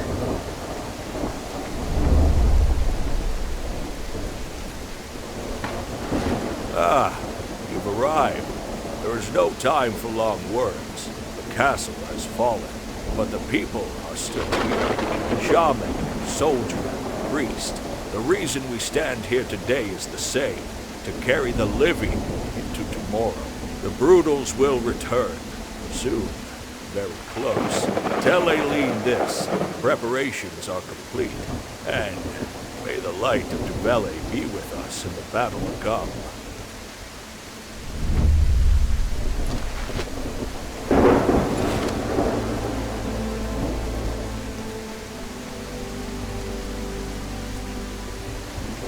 They're coming! Everyone hold the line!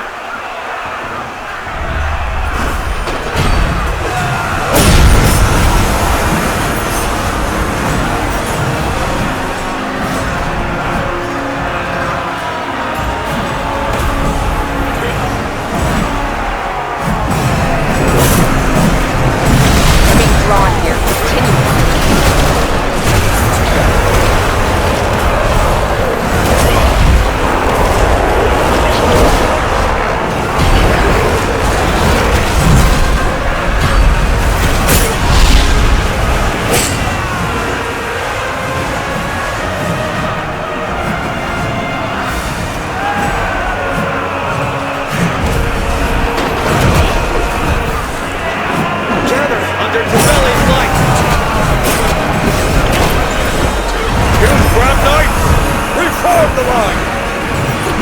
Stop! Do not get through!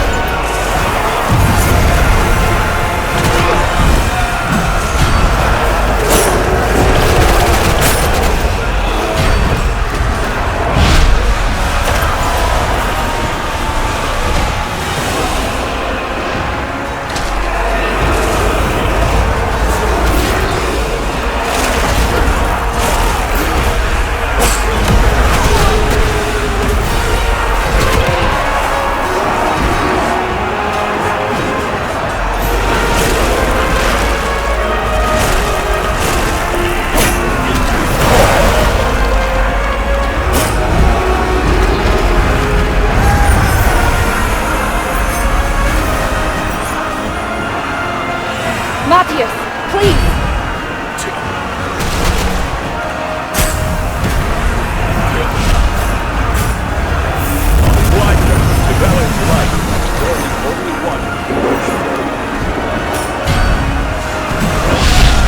Go. This battle must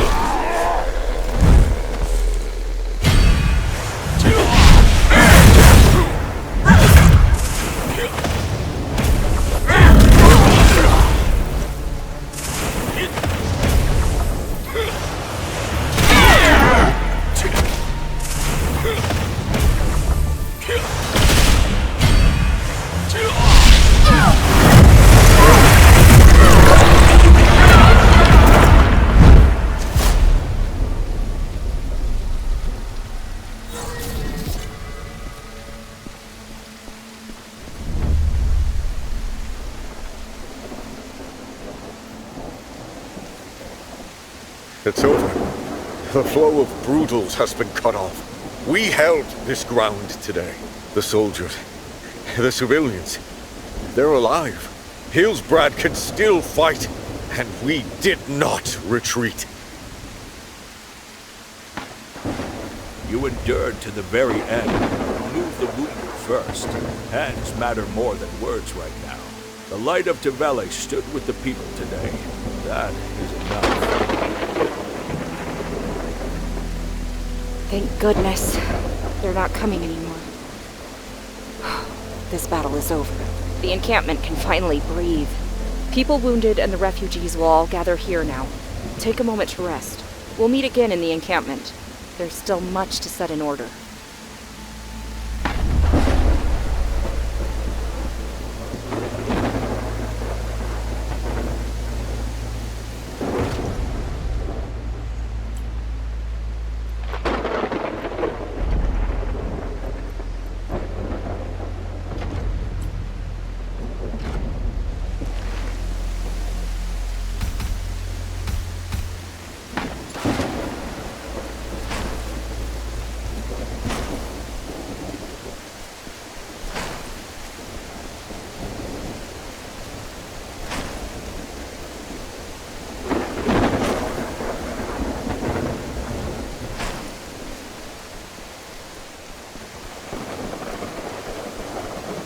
You've arrived.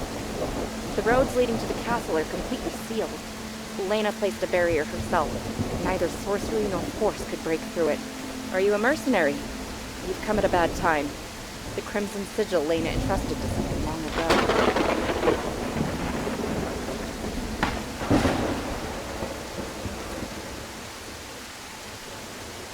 Corin is the one guarding it. He's been staying in Braden Hall, preventing anyone from approaching the castle. He may have become a brutal now. It's strange. It's as if he's still trying to follow some order. It's difficult to say, but unless we stop him, we cannot move forward. Please, let him through. They're not coming. Not anymore. We made it through today.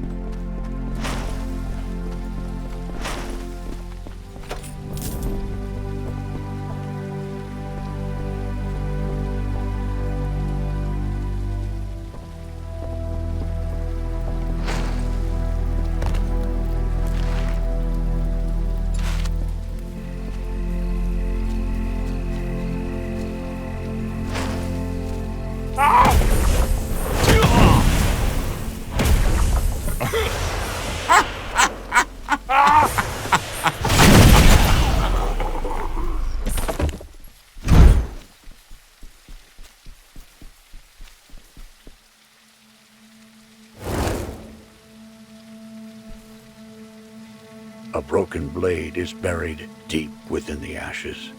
Someone's desperate night rests quietly here.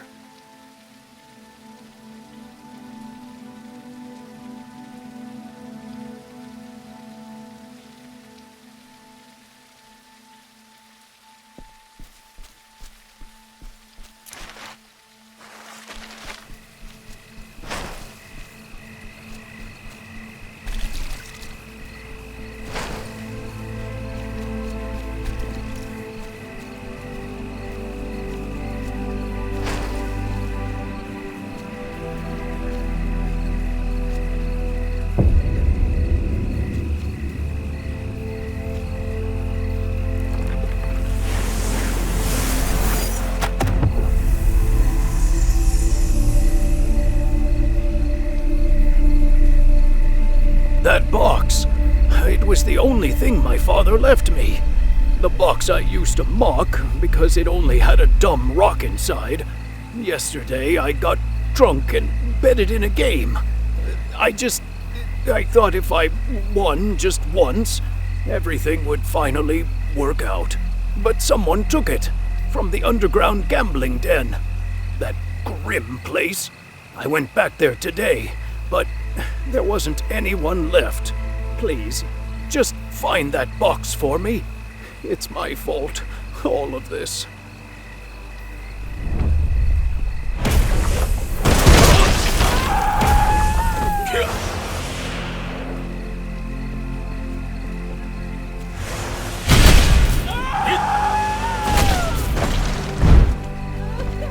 You stole... No!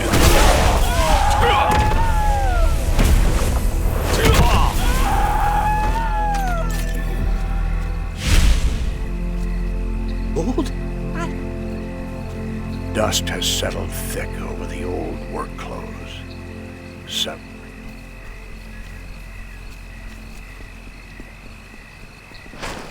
Do you wish to change your fate? Only those who can win without losing gold may descend. 1 round, 1 chance to overturn your life.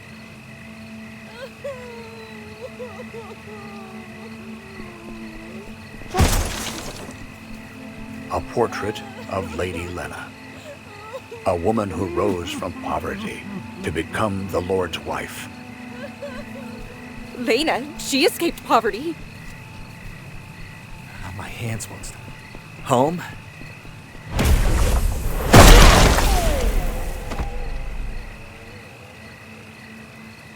Like Lady Lena, will I ever be rewarded too? If I could just earn a little more, I could...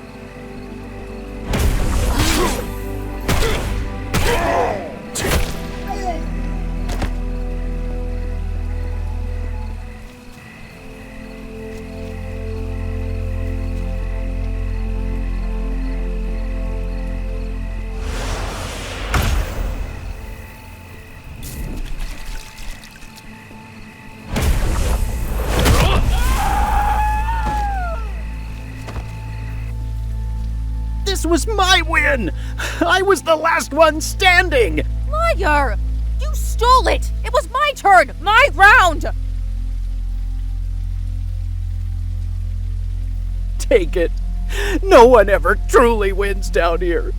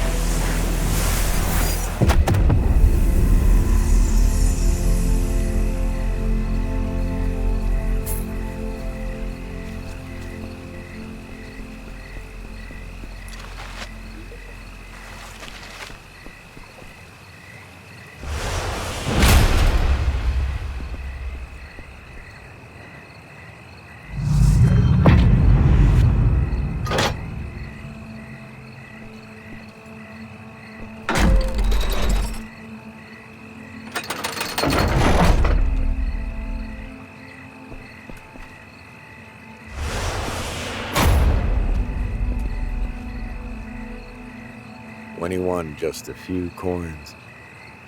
He smiled as if nothing else in the world mattered. And then he whispered, Morin's loss. Morin's loss. Morin's.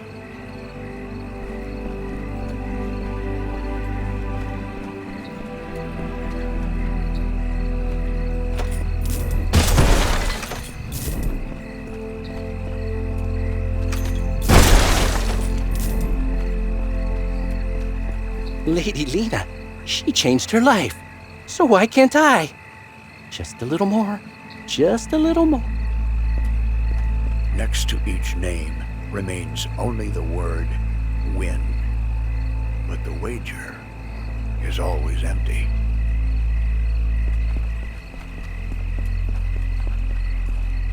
If I could change my life like Lena did, then what I've lost today is nothing. The last thing I wagered was myself.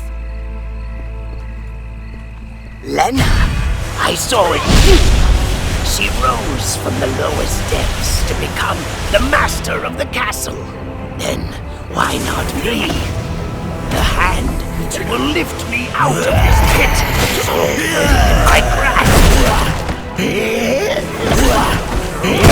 My hands are shaking.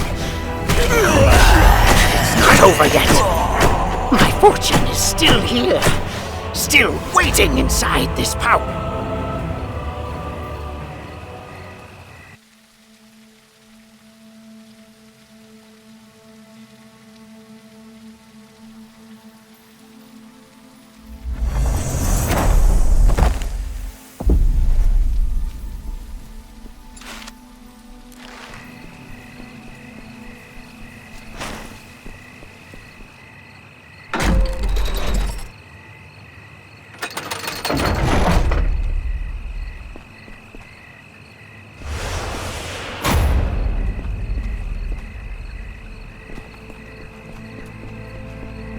Lena, I saw it too. She rose from the lowest depths to become the master of the castle. Then, why not me? The hand that will lift me out of this pit is already in my grasp. So, I lost in the end. Even my last wager is gone.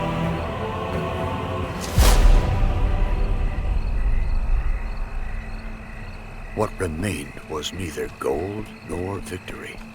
Only the trembling of a hand that couldn't let go, and the echo of a choice that could never be undone.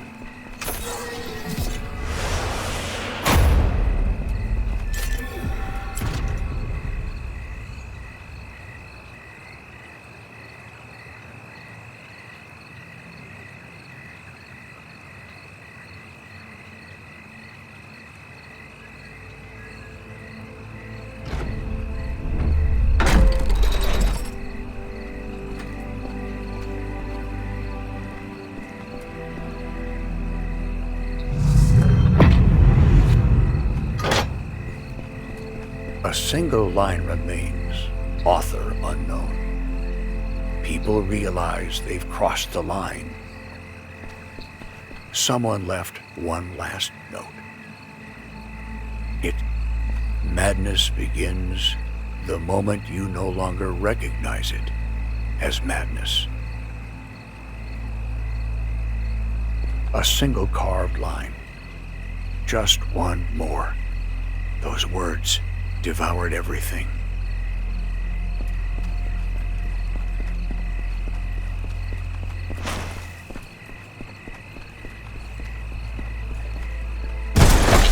I lost today, but it's fine. Lady Lena had hard days too, they say.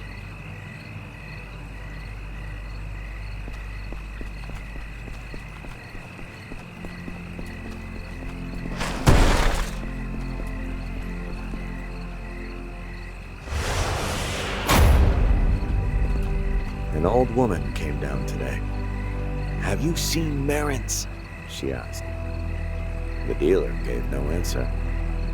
She left without saying another word. My son, you are already precious enough. Do not measure yourself against others. Please, come.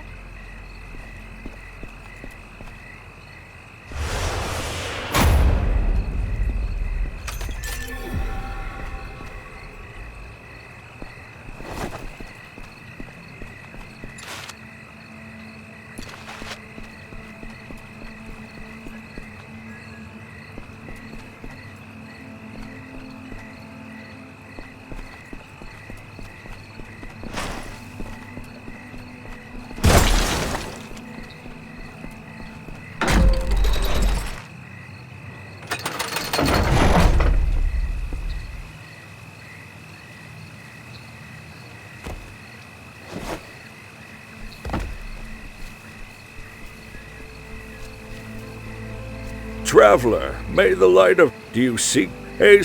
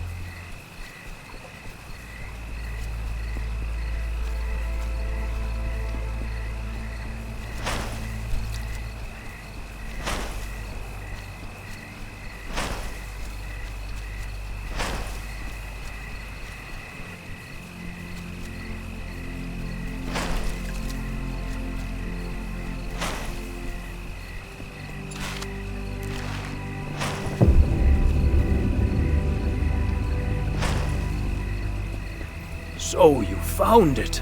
That box. It was the last thing my father left behind. But it's strange.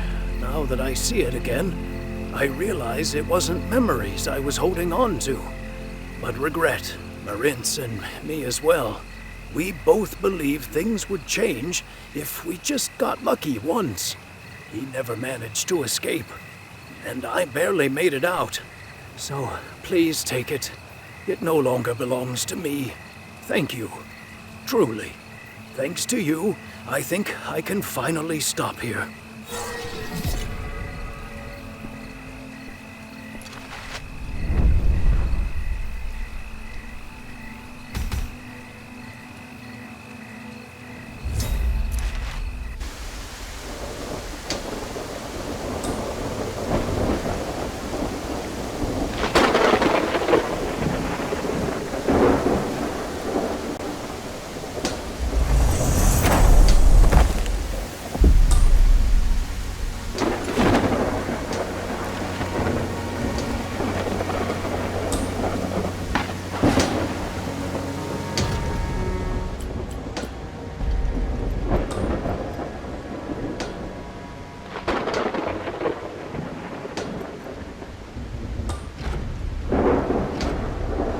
Every time I strike, it's why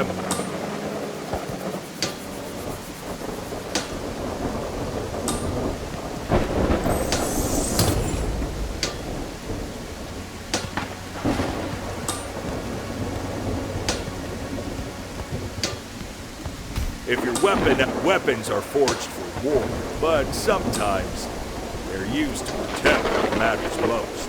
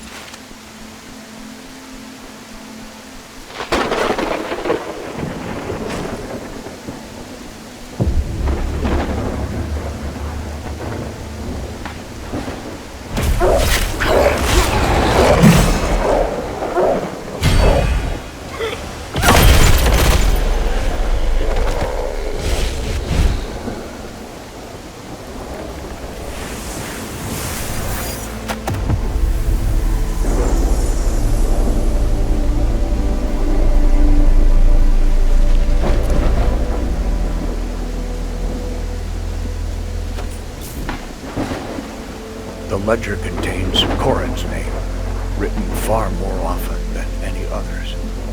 Strong as a beast. Assign all dangerous labor to Corin. Never complains, no reward necessary. A final line scribbled in small letters. If he gets hurt, well, we'll just bring another kid.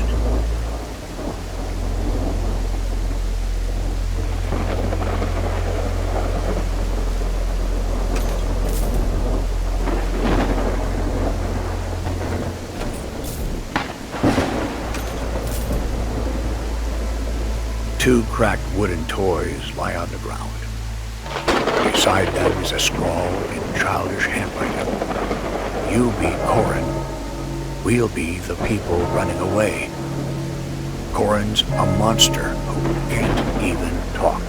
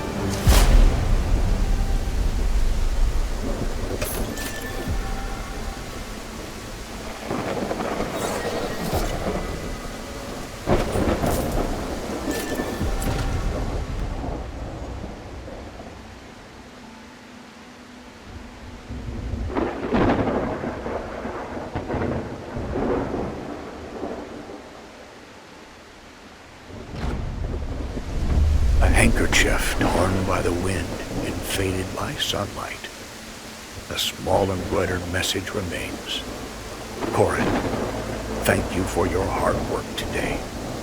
Because of you, we can use the well again.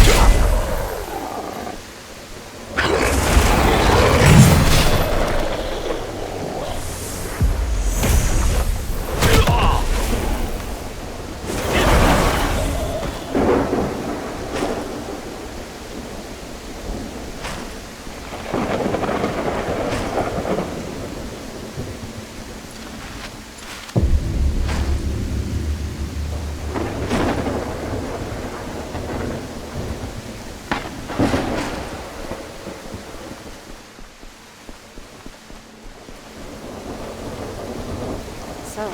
Corin truly stayed at his post until the very end. This crimson sigil carried. To him, it must have been the last promise he had left. You've done well.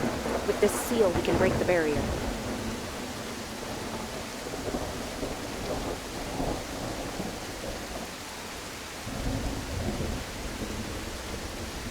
I won't ask what you saw in Bradenhall.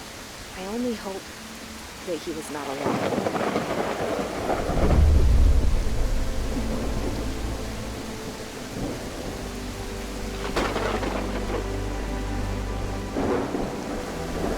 This castle was once our shield. Now it stands against us. I witnessed my lord's final hour. I know where that end began. We have awaited this day for a long time, but I will not draw my blade for vengeance today. Hillsbrad must be reclaimed first. Something within these walls binds this barrier. Sever it. When that moment comes, we will advance and return to us. This ward is layered. It repels from without and binds from within. A tether rises from beneath the earth. The bond must be broken at its source. We will hold the path here. You must see us through inside.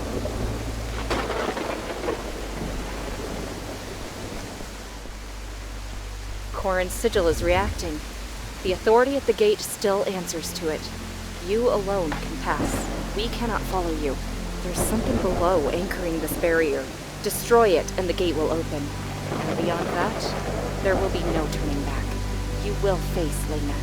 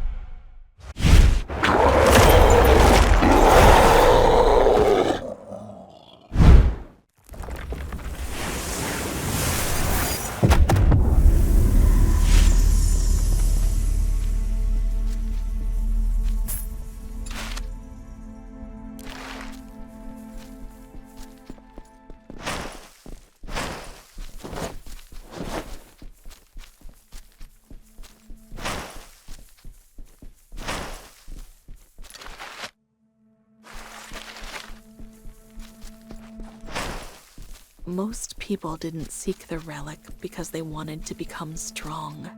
They sought it because they wanted to endure, to protect one village, to save one family member, to survive one more day. Not many wanted to change the world from the start. They were simply trying not to break.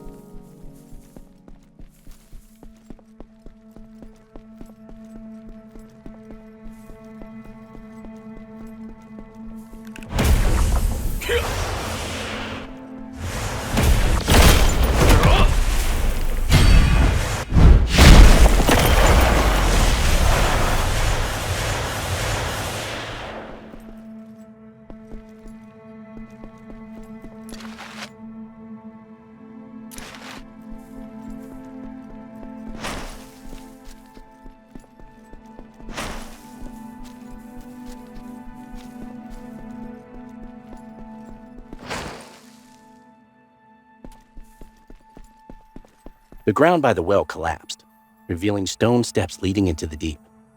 At first, everyone kept quiet. We feared that meddling with the ruins.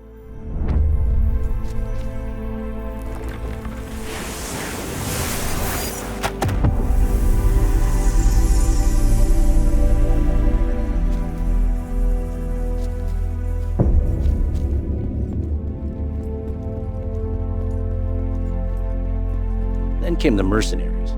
They offered to brave the dangers if we gave them sole right to the relics.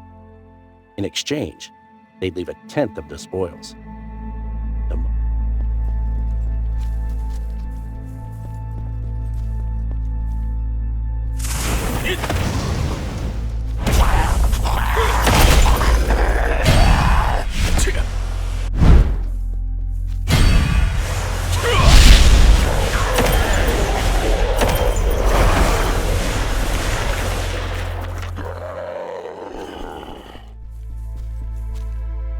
Work was plenty.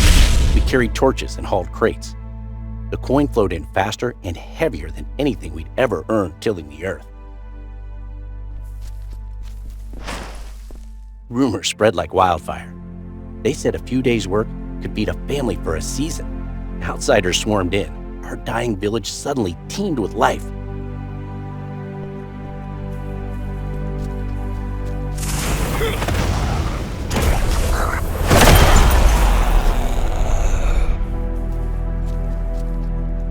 The market changed.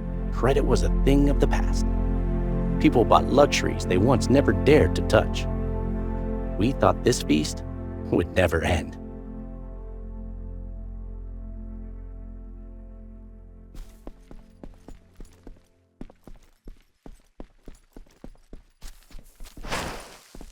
One day someone spoke up.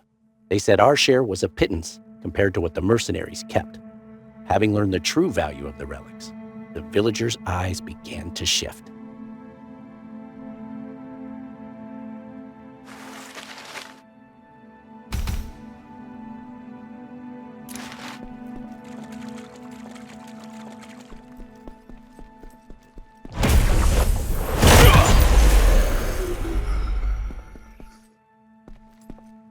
Our share grew, but people became more obsessed with counting coin than hauling crates.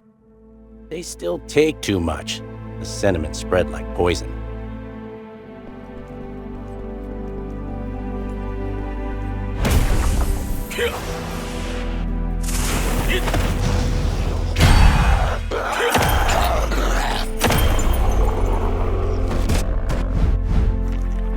Next came the complaints about the work itself. If the risk belonged to the mercenaries, why should we lose sleep? We are bound.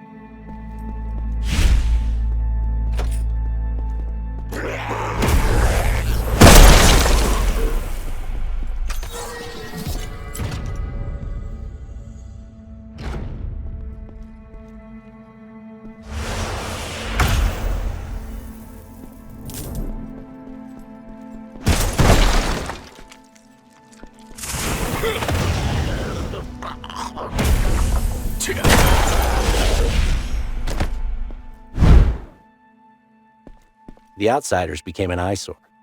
We wanted less work, but hated sharing the spoils. Finally, the word came down. This work belongs only to our kin.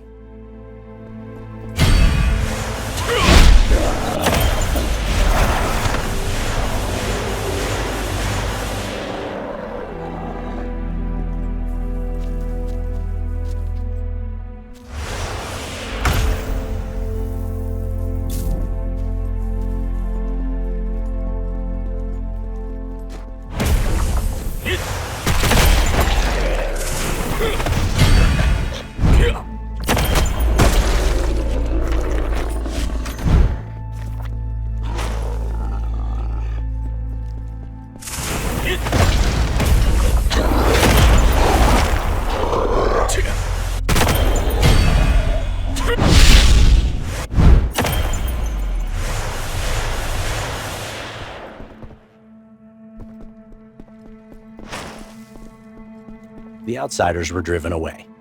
Those who remained smiled. Saying things were finally easier. Less One day, no one went down. We dropped our tools, claiming the terms were no longer profitable. It was a ploy to force the mercenaries' hand. Another day of stillness. We've come too far for them to quit now, we reasoned. The mercenaries watched us in silence.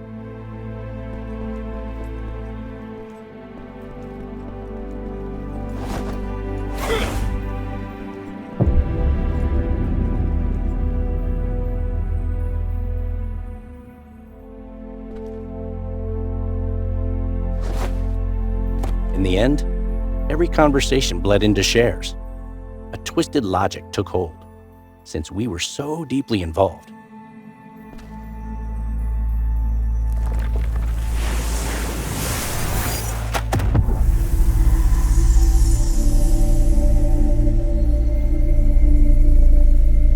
The mercenaries began packing their gear. We thought it was a bluff, a desperate show of pride. We believe if we pushed just a little harder, they would break.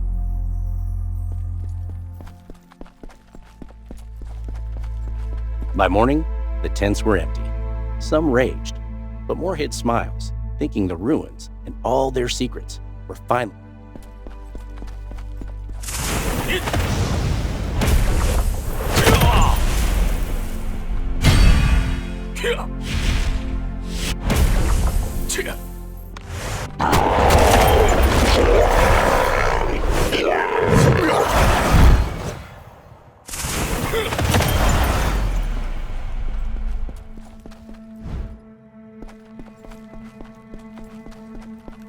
We'll do it ourselves. We figured we could avoid the dangers and shift the burdens. Everything pulled from the depths would now be ours. And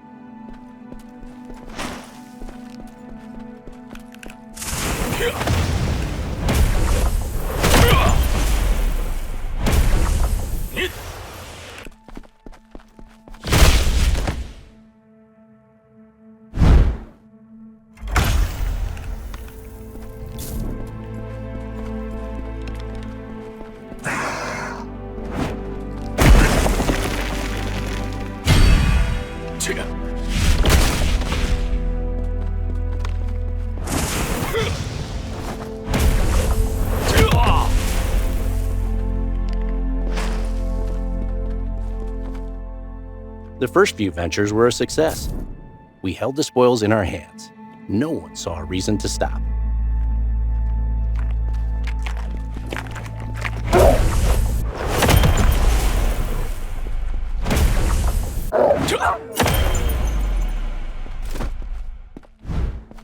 Soon, the head counts didn't match. Whispers of something foul rising from the depths began to stir.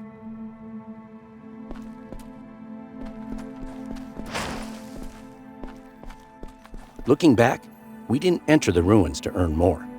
We went in to have more while doing less. No one stepped forward in the face of danger. The village weighed the gold, seeking only the lightest of burdens. Yet the final thing to tip the scales was their own broken bones. Unpaid greed has fallen silent under the judgment of cold steel. And only a masterless ledger remains as the final share they so desperately craved.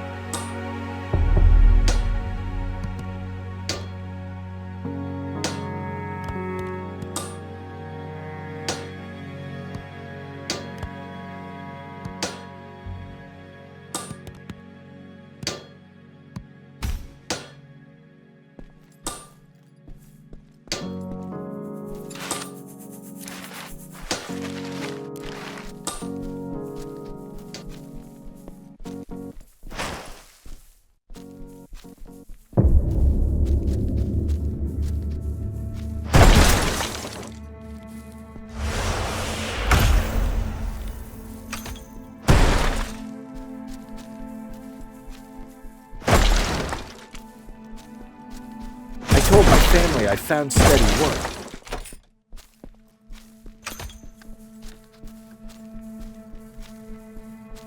You don't see many people heading out at this hour anymore. Everyone knows it. The Brutals don't linger only near the castle. Still, choosing that road means you don't know this land very well yet. A few days ago, some went that way too. 2 Hillsbrad soldiers, a few mercenaries. None of them have come back. There's a graveyard not far from here. It's been there since before the war. Used to be guarded by a single caretaker. They said he was once a knight. Now, there's no person there anymore. Strong-looking men. Hillsbrad soldiers. They all met their end there. So, stop here for tonight. No need to carve your name into that graveyard.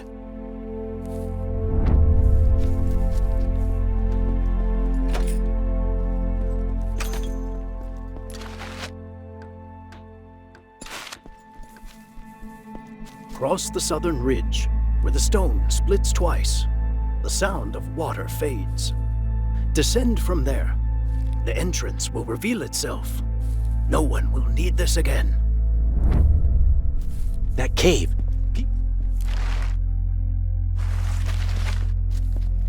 They called him mad. The word frightened me more than anything. That paper, it still exists. My father spoke of that path often. Please, don't go. There's nothing there.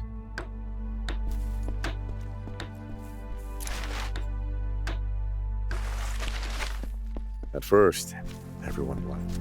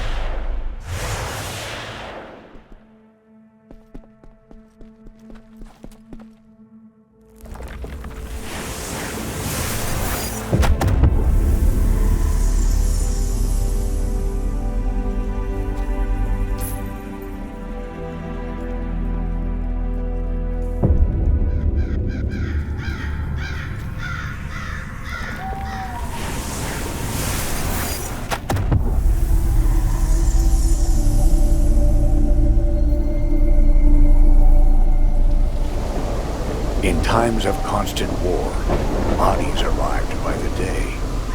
With each burial, the graves grew shallower. The caretaker was whoever remained that day.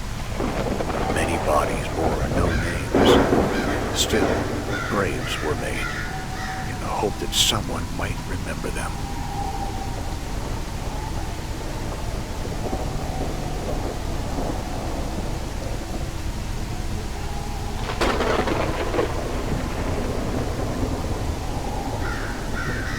After the war ended, only one man stepped forward to take charge of this graveyard. He did not write his name.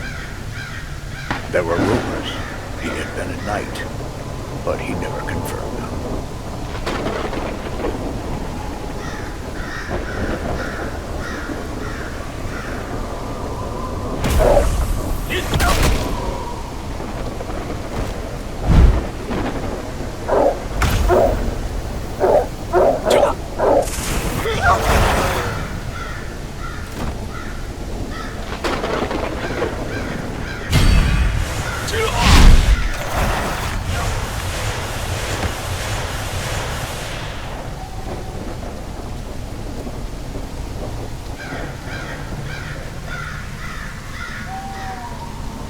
Shouldn't have stayed in that graveyard. They would chase us.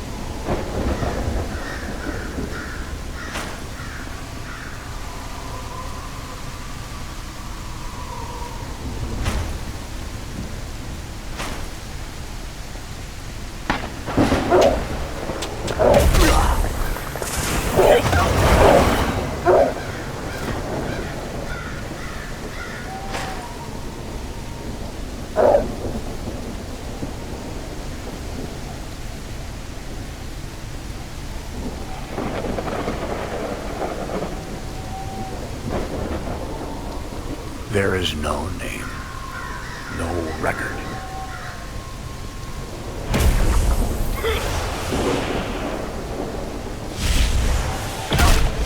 Shallow graves live on past, beasts and people alike.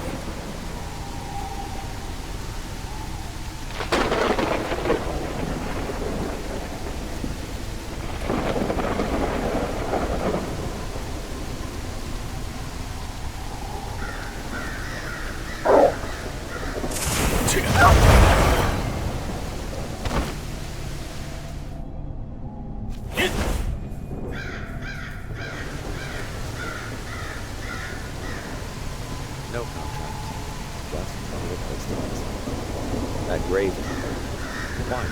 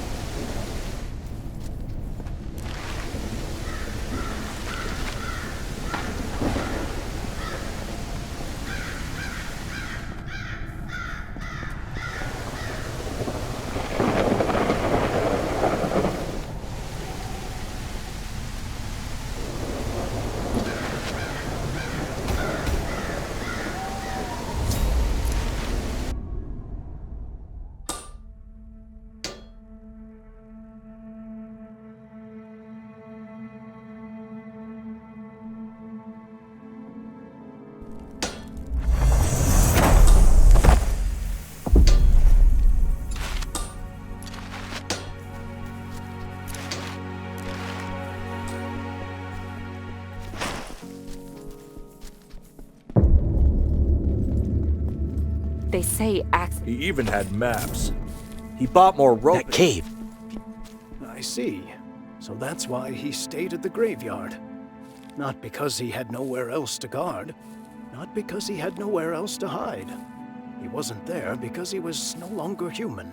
He couldn't leave because he was a father. That place.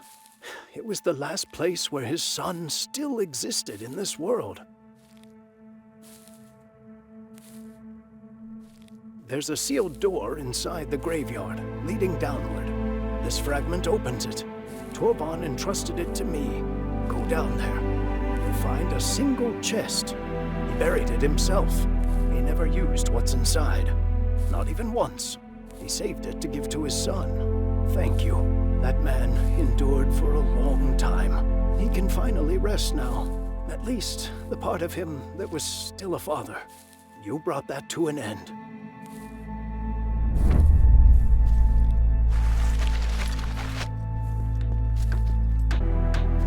They say this time it's real. Hearn claims he saw something himself. If this succeeds, we all survive. If this one pays off, we'll all be rich. No artifacts discovered. Cavern structure is complex. Did anyone try to stop him? Another failure. So they only dug stone again. It doesn't take long for people to turn. I'm sitting this one out. Family matters.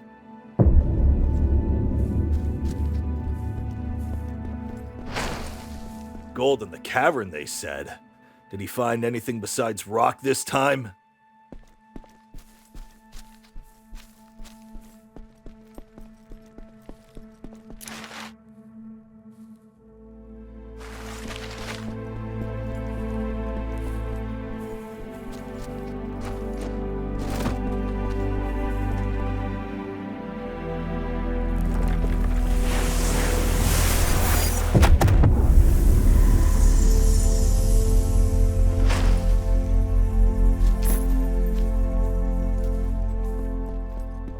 Father, please stop.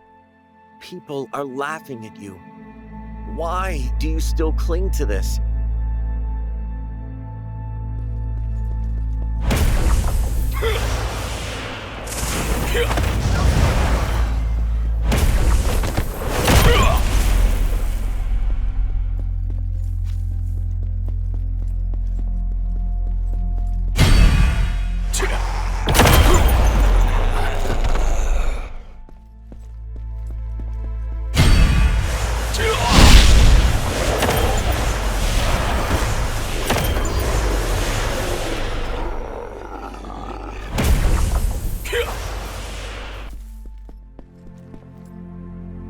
Every signature has been struck through.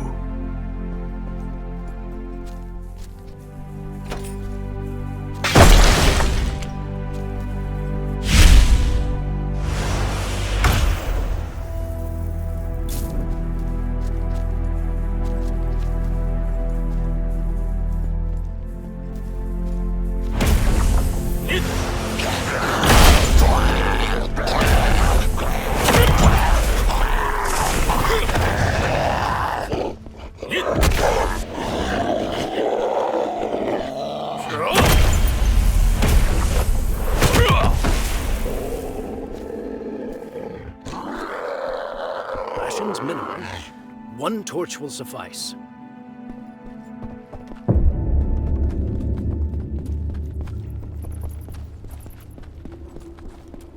Broken torches, rust-eaten tools, tracks that suggest repeated retreats.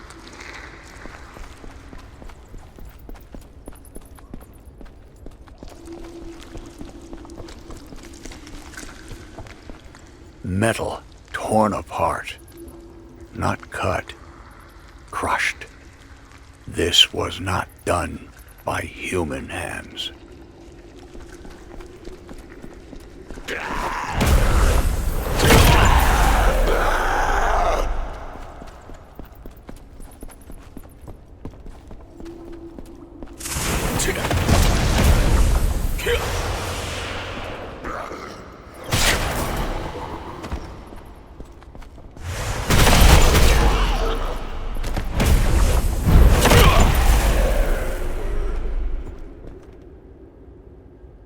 Something moved deeper inside.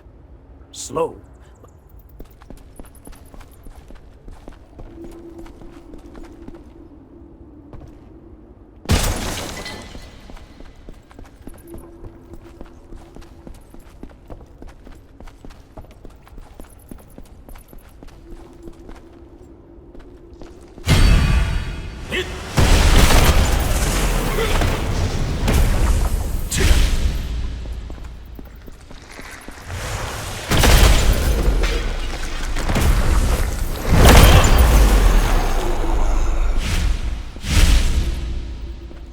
They all turned back.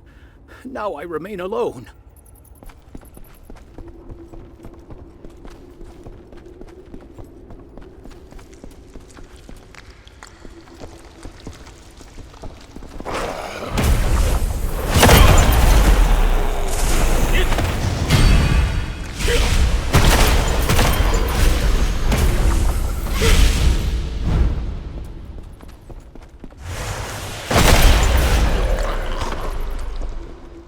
They called me mad.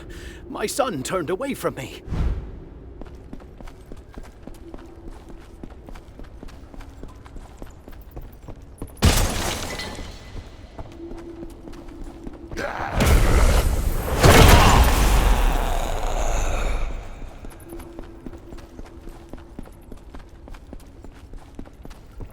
If the torch is extinguished, there is no sound at all.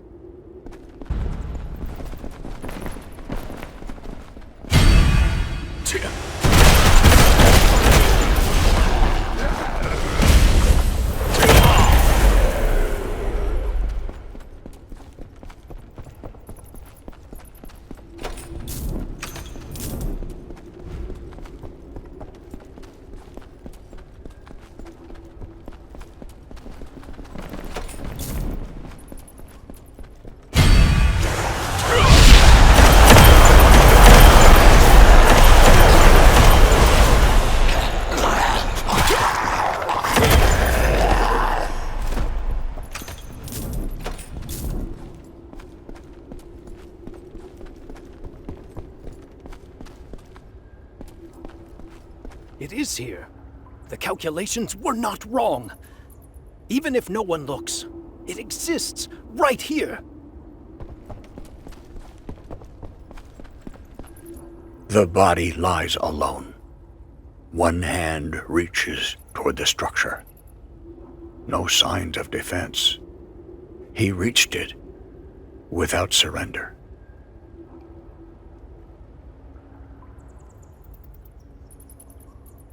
It existed, Truly.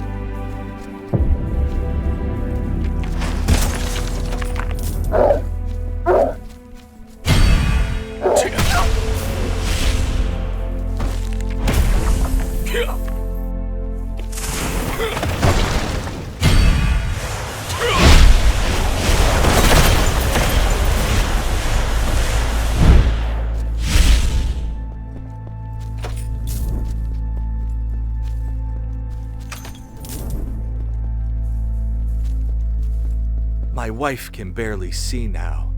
For her, who feels her way through the darkness, I pick wildflowers every morning and place them by the window.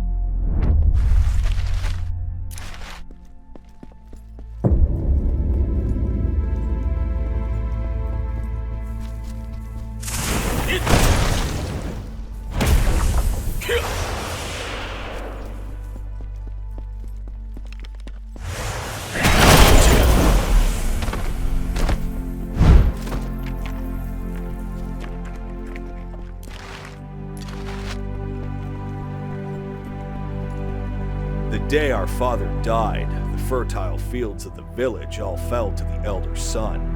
What remained for the younger, Brun, was only a stony patch of land beneath the hill. His brother Garton laughed. "This is your share." Brun said nothing.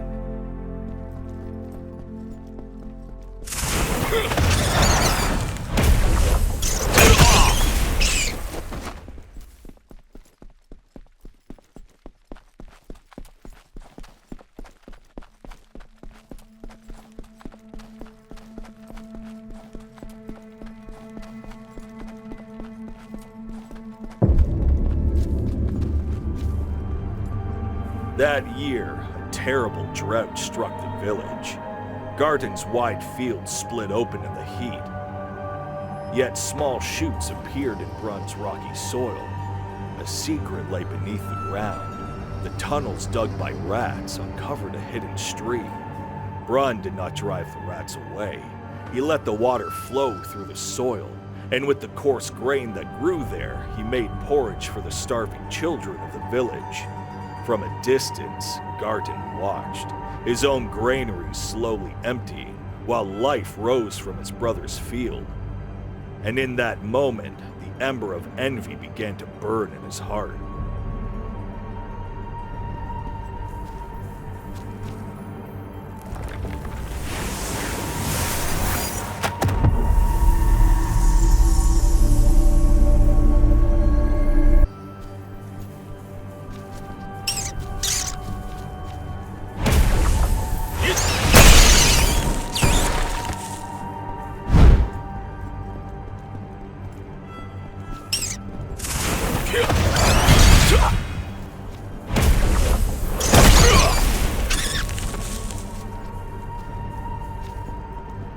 One night, Garton came with his servants. This land was mine to begin with. They trampled the field and filled the rat tunnels with dirt. Then, they set the crops ablaze. Brun ran into the flames, throwing earth upon the fire to put it out.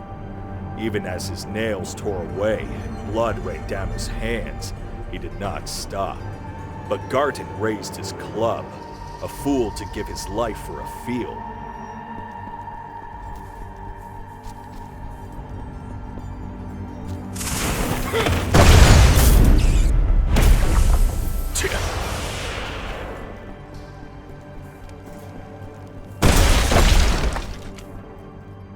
A few days after Brun's death, Garton's granaries filled once more.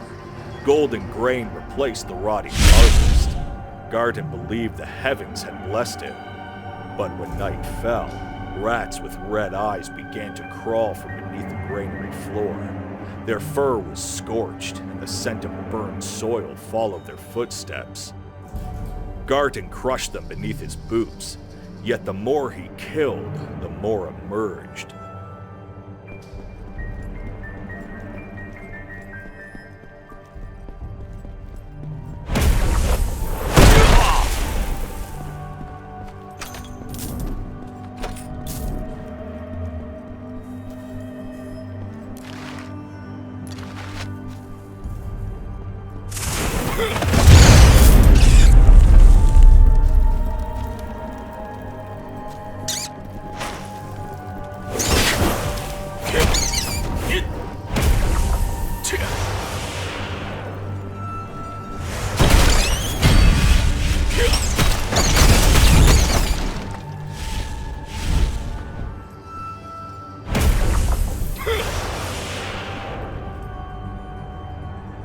Garton no longer knew whether the hand that seized Garton belonged to Brun or to the shadows of Garton's own greed.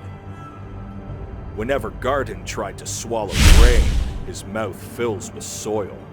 He did not merely seize the field, he buried his humanity in it.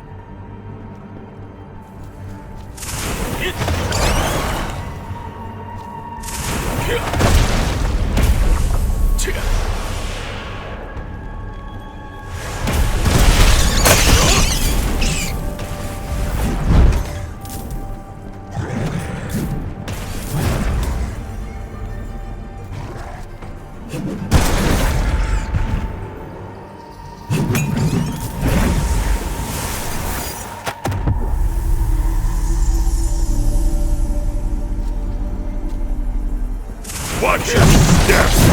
This fertile ground beneath your feet belongs to me. It is my right, my inheritance.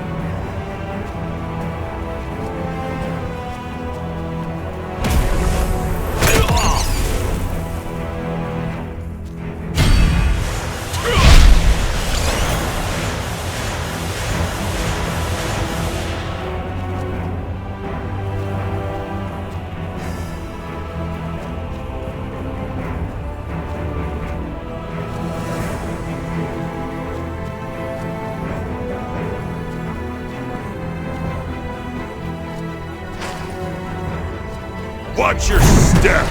This fertile ground belongs to me! It's my right, my inheritance!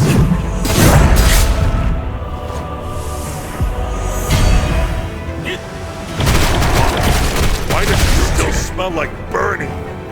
Drive those filthy rats out at once! Let go, brute! It turns to the soil.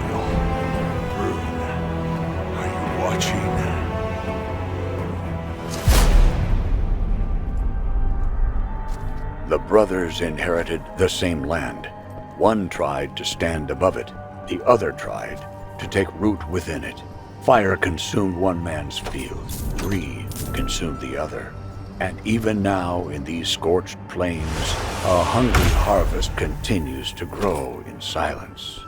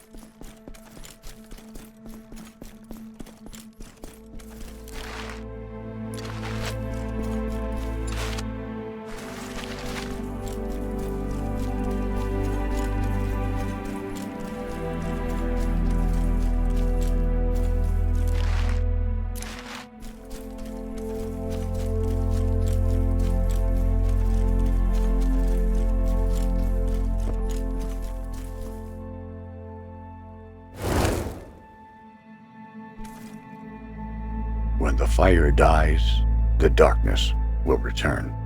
The world has not yet overcome the night.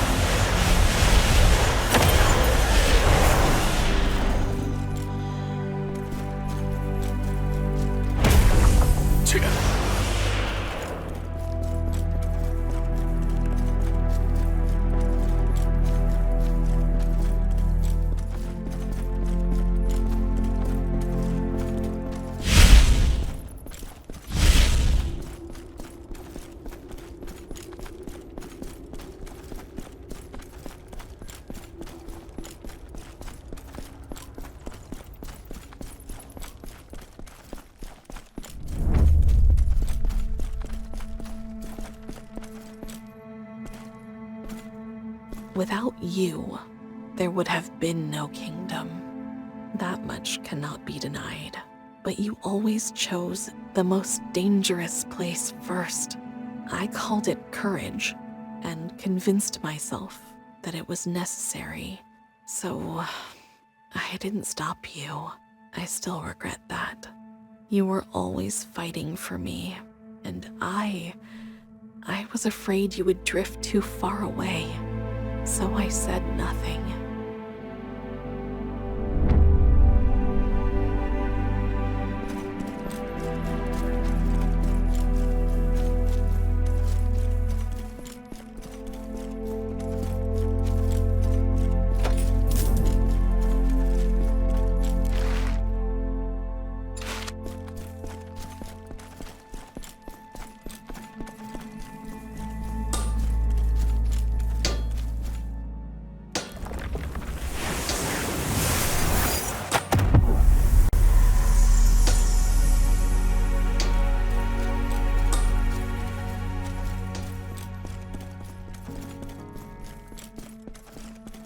You were the first guardian, always the one who fought ahead of me, shielding.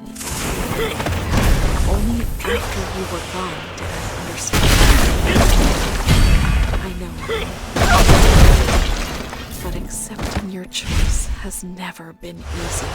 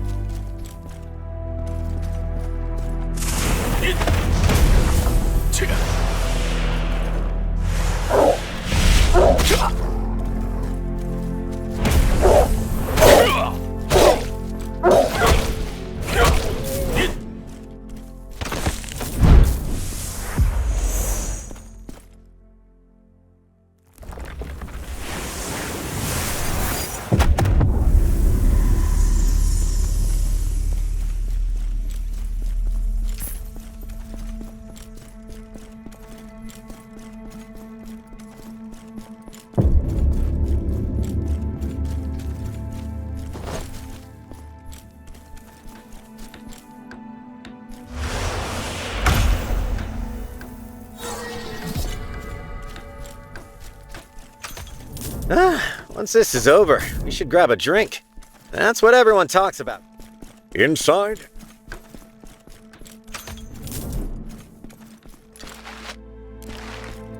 Inside? Nothing. Inside? A new this feel.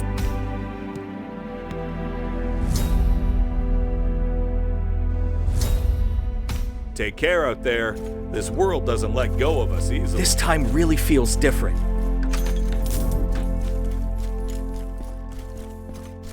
Inside?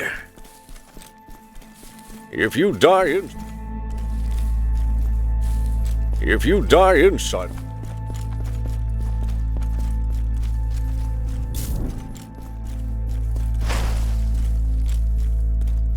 They say they've tried.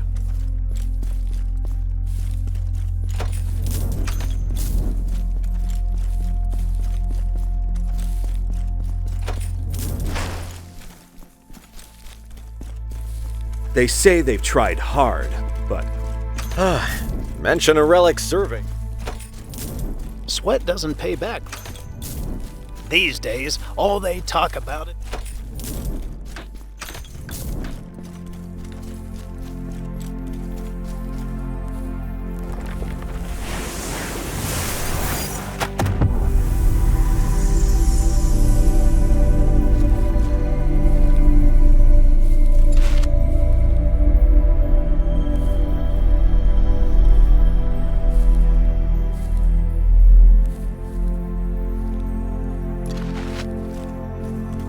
These days, all they...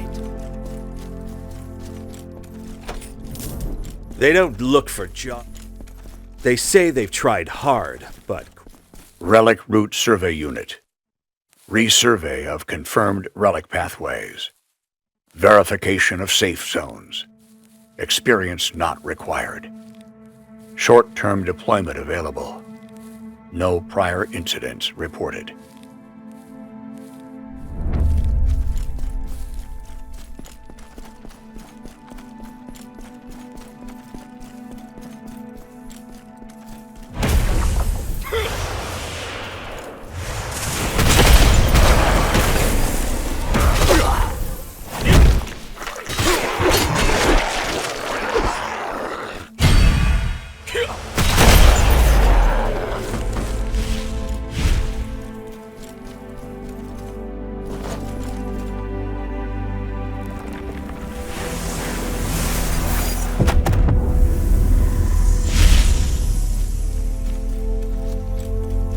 There is work, but work never chooses me.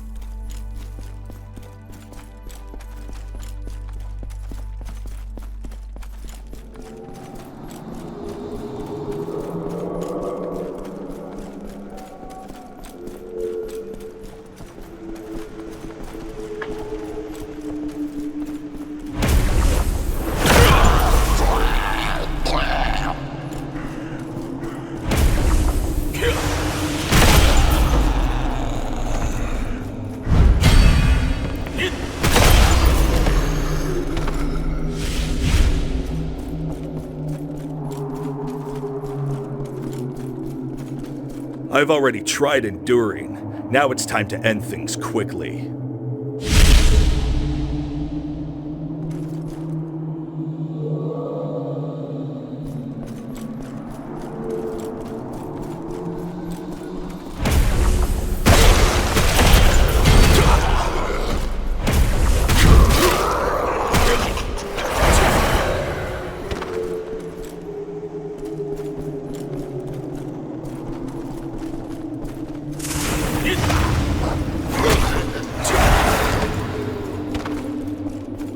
I'm tired of sweating for nothing. This time, I'll trust my luck.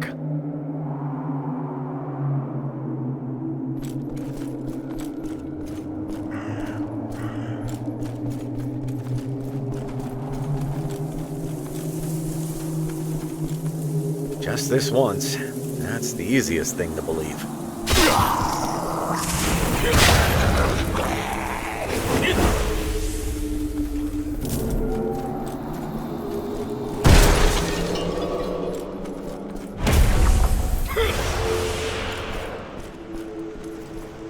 This section has already been surveyed. Torches will be managed up front.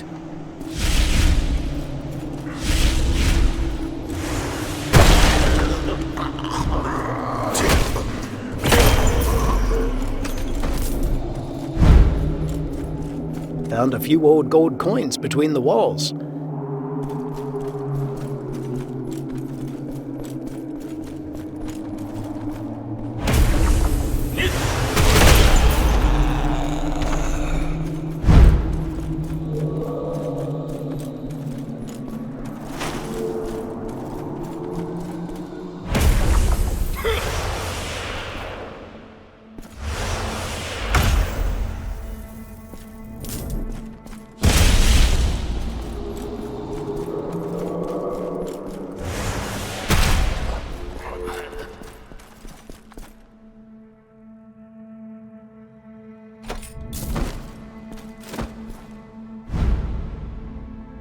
Route collapse caused delays beyond estimates. Advance team movement suspended. Remaining personnel to wait.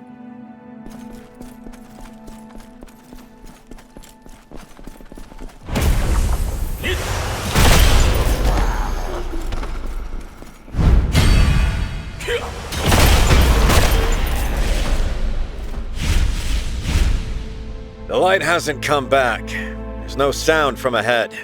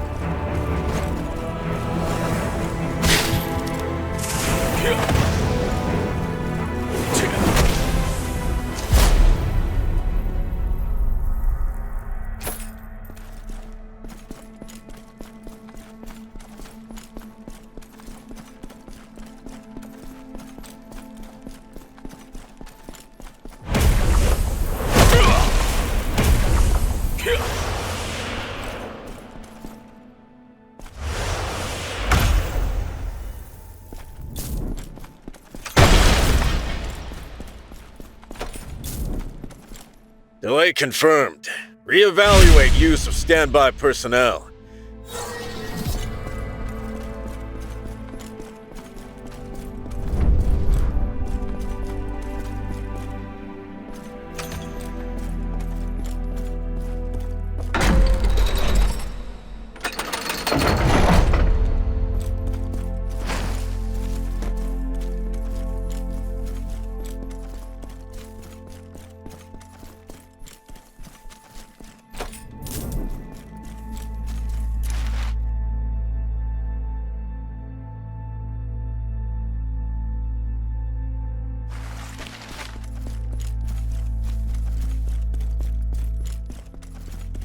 Stranger, halt!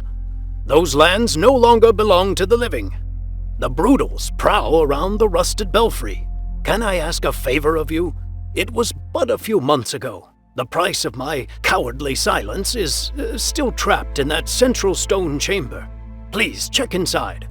The sound of that desperate scratching against the stone, it screams in my ears like a never-ending nightmare. I cannot sleep.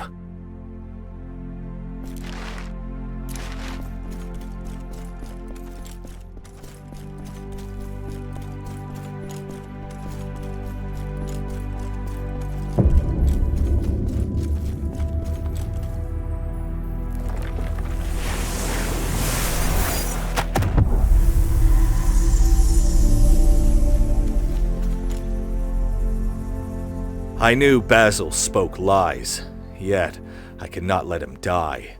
Someone must remain human until the end. The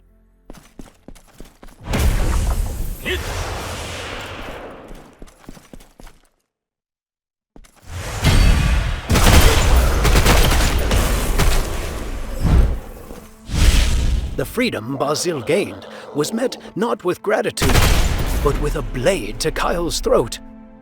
When the militia arrived, I knew Basil spoke lies, yet I could not let him die.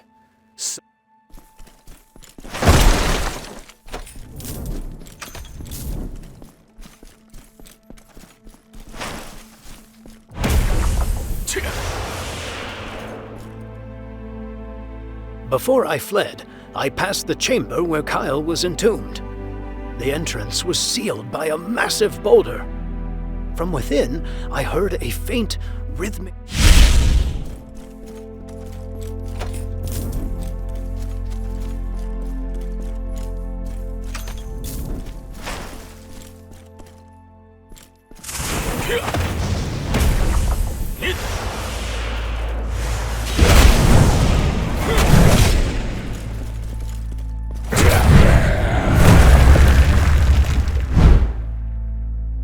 I knew Basil spoke lies, yet I could not let him die. Someone must remain human until the end.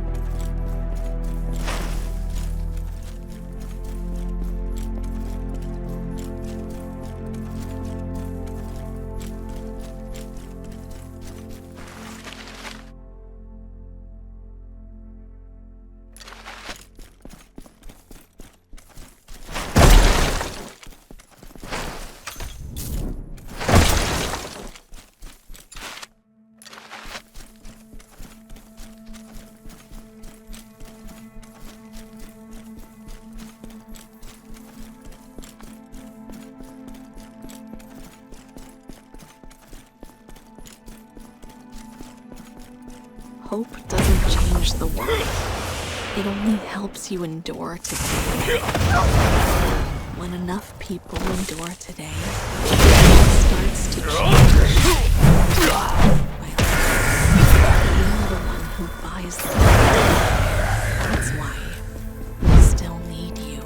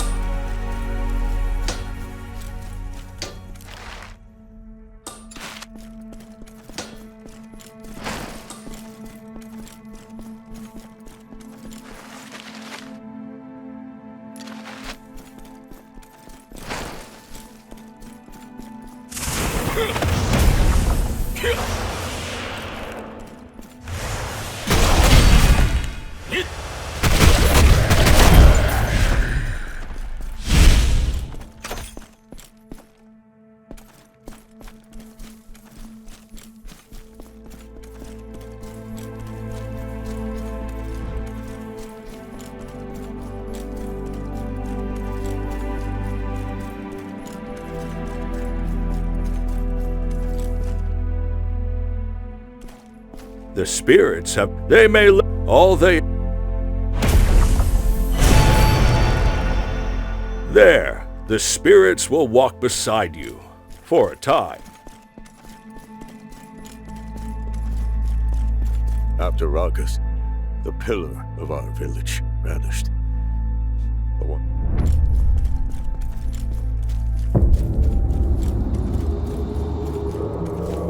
Ragas's abode, which we investigated upon request, was already naught but a slaughterhouse. The walls were scarred by frantic hacking, and the floor was drenched in blackened, dried blood.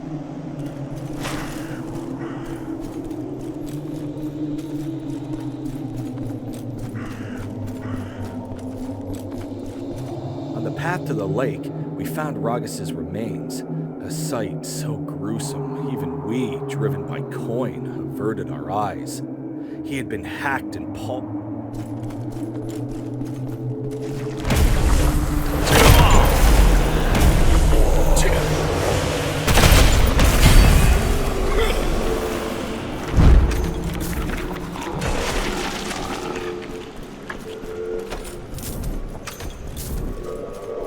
Upon reaching the shore, we witnessed a scene of absolute sacrilege.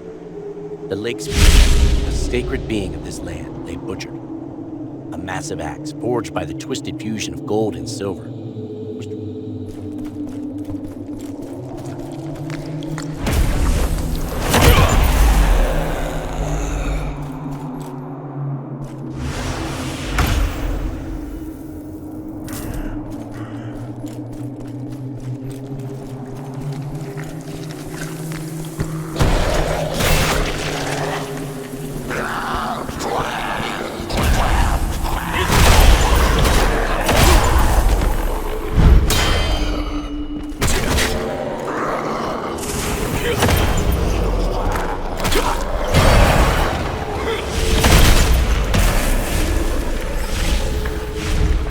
fallen usurper in the center of the bloody mire, we found Alan.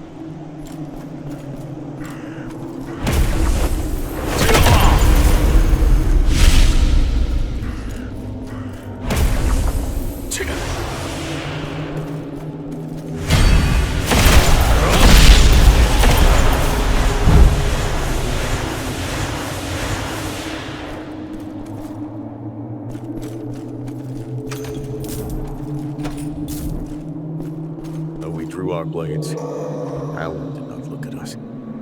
His eyes were fixed solely upon the depths below.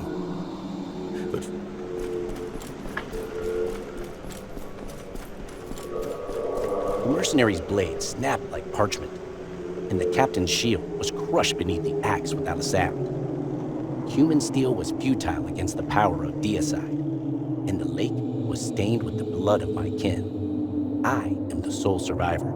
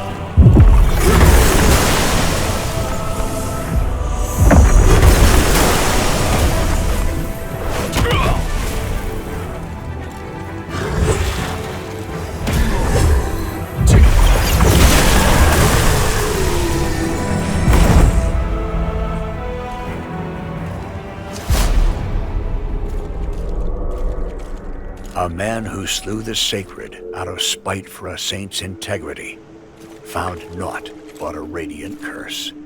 Reaching with drenched hands for a light beyond his grasp, he was enshrined in the very weight of the metal he bore, an ugly craving that would not cease, even as the blade that crushed his friend tore into his own flesh. All that remained were the shards of a broken friendship, and the memory of a man staring beneath the surface, pinned by a cold weight.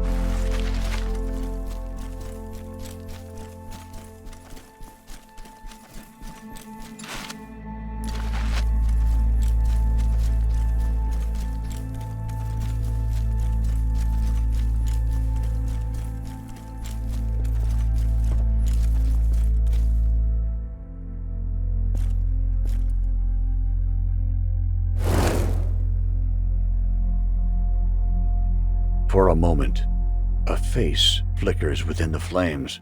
Someone once dear, whose name I can barely remember now.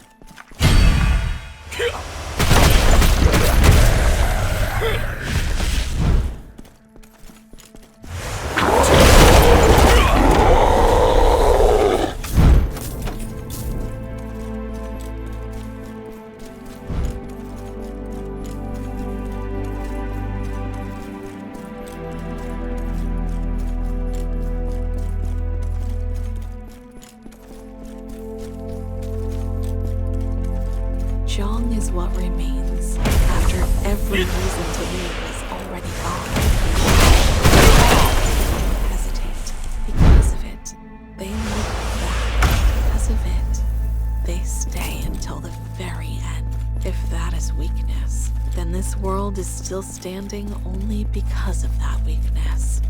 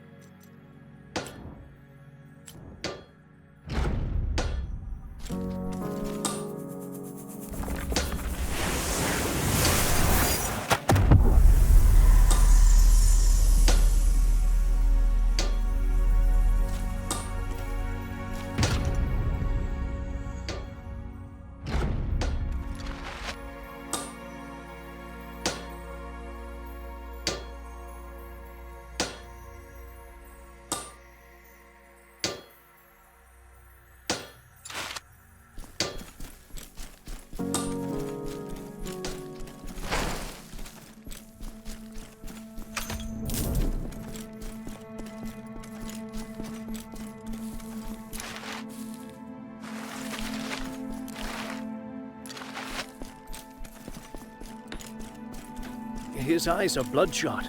It's heartbreaking.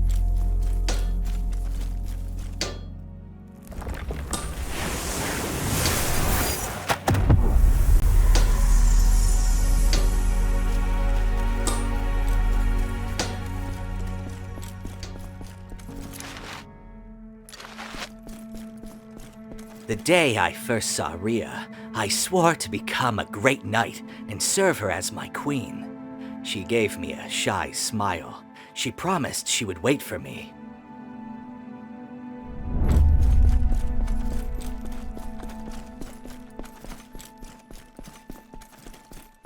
She wept over the faux stone ring I slipped onto her finger the day I left. It was proof of a desperate love. I headed for the battlefield to lay the world's treasures at her feet.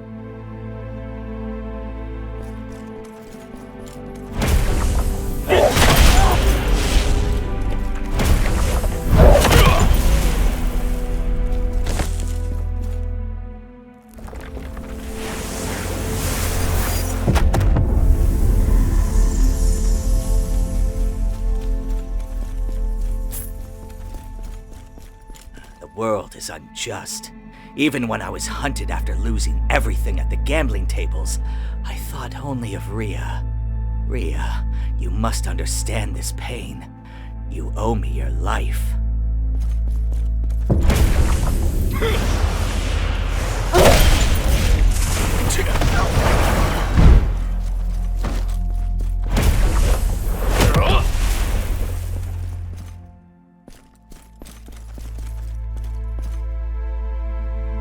I returned after 5 years, only to see Rhea laughing with a man named Bardo, the captain of the guard.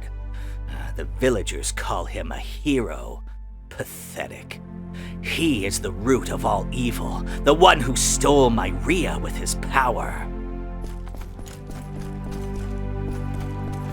I watched them again today. Seeing Bardo hand Rhea a flower made me wretch. I should sever those hands. Rhea, that man must disappear for us to be happy. I will drag you out of that.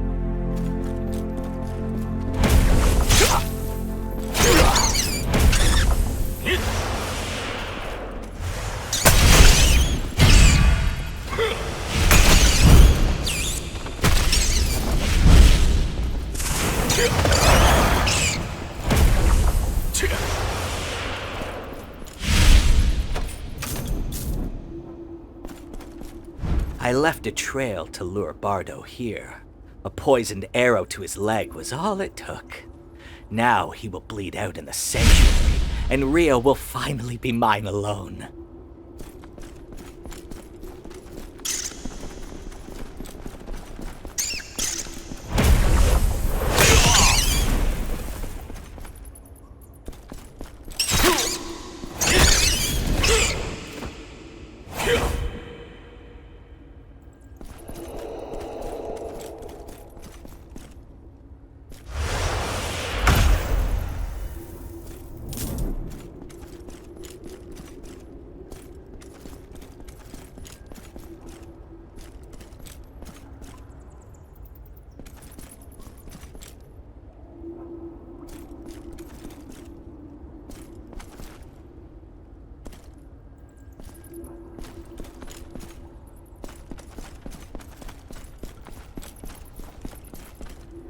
I confessed my love, telling her Bardo would soon be dead. She spat in my face. Why? Why reject me for the pathetic captain? We had a promise!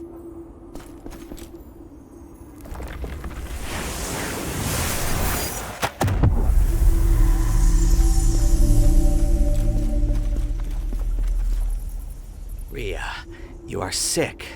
Bardo has ruined your mind. I must cure you. This is our perfect paradise now, where no one can ever disturb us. Who else has come to disturb us? Rhea is just a little ill. She'll recognize this. Everyone told me to give up. Why should I be the one to give up?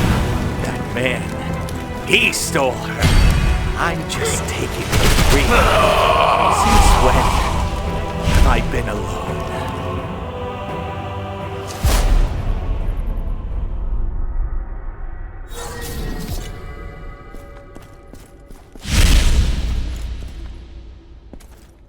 Is it over?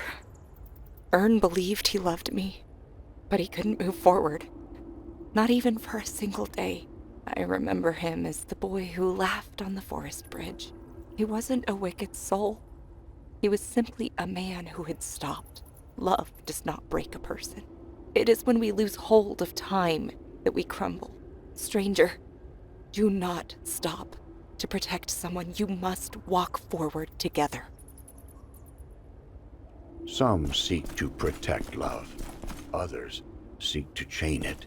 What was captured here was not a person, but time itself.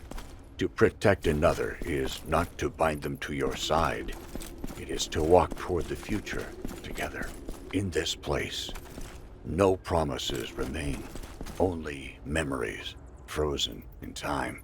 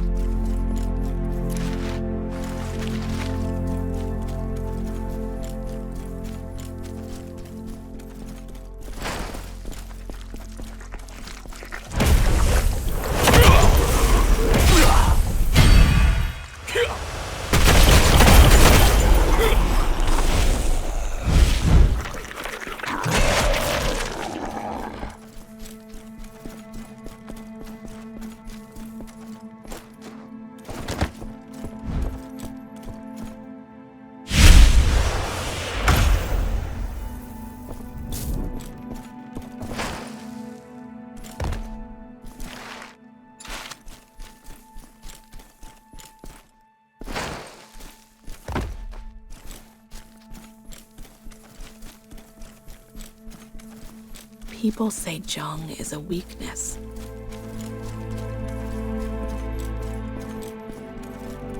But I know the truth. The power that most lives in this world wasn't courage. People who stayed because they could, who reached out because they couldn't hate, who believed until the end, only to fall together. That isn't foolishness. It's the mark of someone trying to remain human.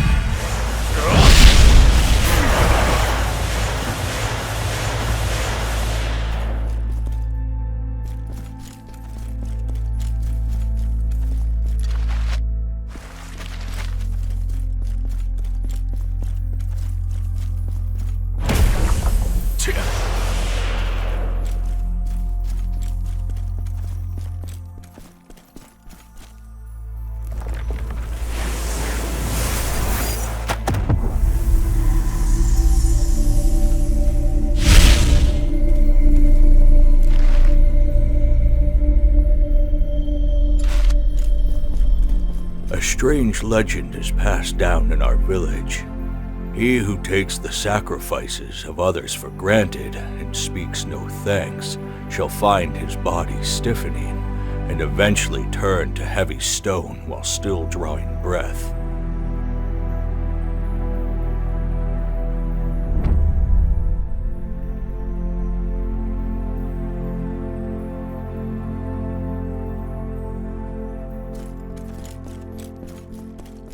I took my mother's sacrifice and my wife's prayers as their natural duties. The word thank you vanished on my tongue. This morning, my toes turned to part stone.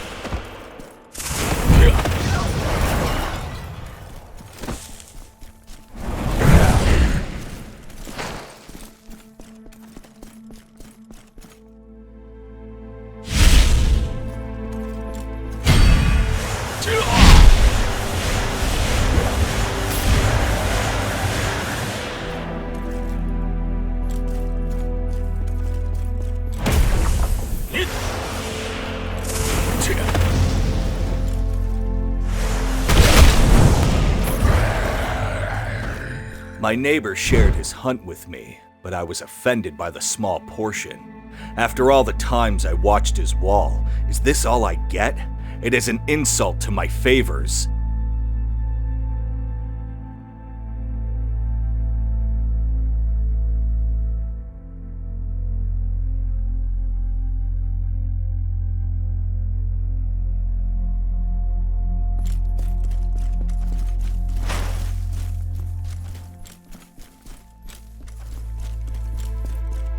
I fixed his boots, but instead of thanks, he shouted about the dirt I left on them. It is as if this village suffers from a sickness where everyone takes effort for granted. I too loathe giving them anything now. I feel my own heart hardening into stone, bit by bit.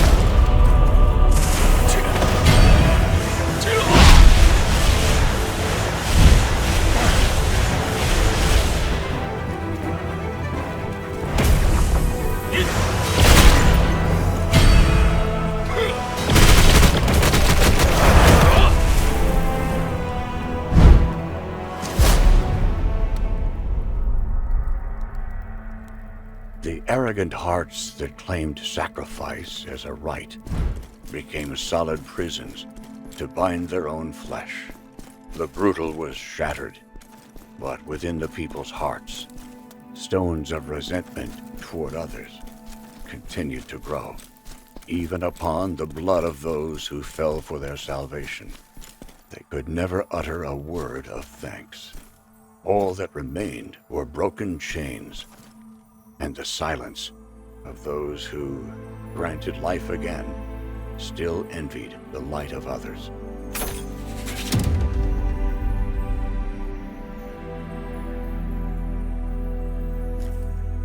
Entering the village, we faced not eyes seeking salvation, but the grotesque silence of those turned to stone.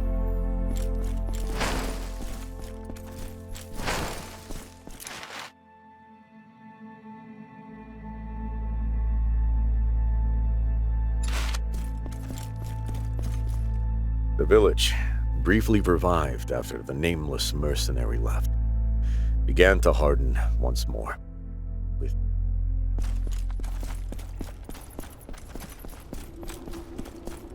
The priest collapsed while praying, but the people grabbed him by the collar, demanding why his prayers failed.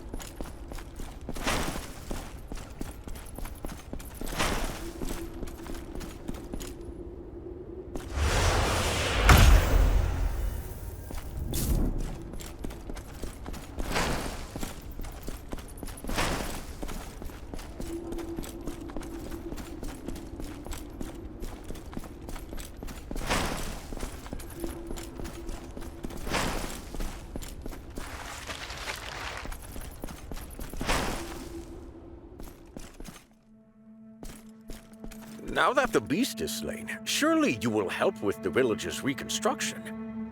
You're strong, so move those stones from the collapsed wall. I'm not using you for free. I'm granting you the honor of having saved our village.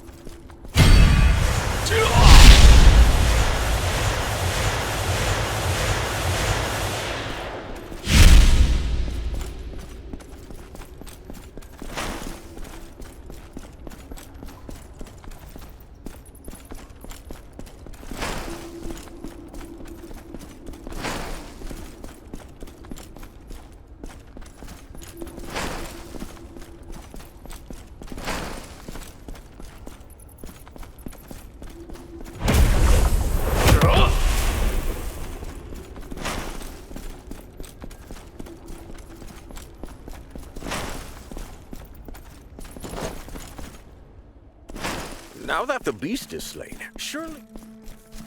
A mercenary like you simply did what was...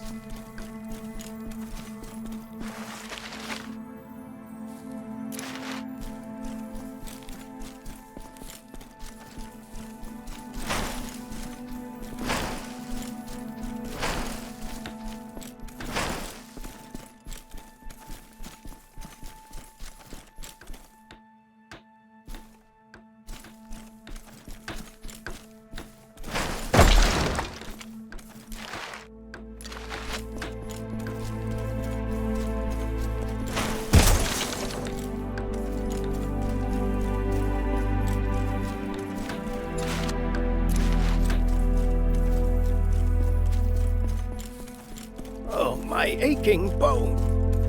Go scavenge the gear.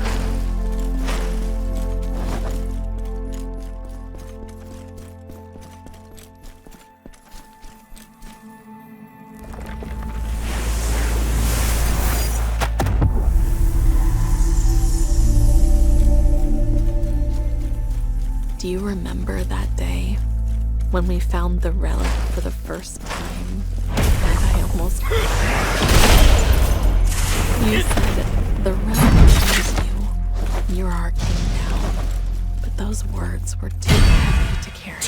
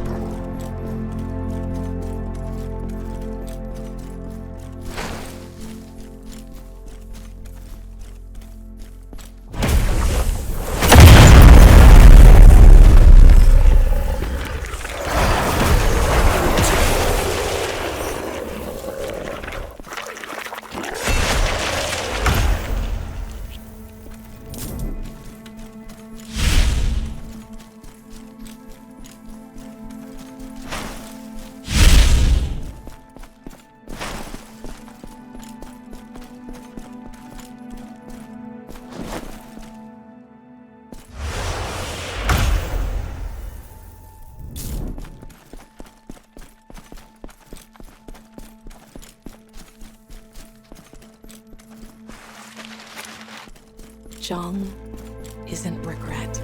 Regret clings. Zhang is what remains even after you let go. You know they won't return, yet you can't clear the table just yet.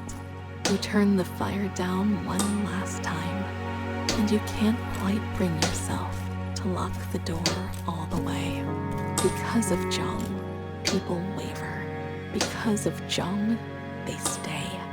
And because of Zhang, they remain human in the end. If that is weakness, then this world has come this far because it refused to throw that weakness away.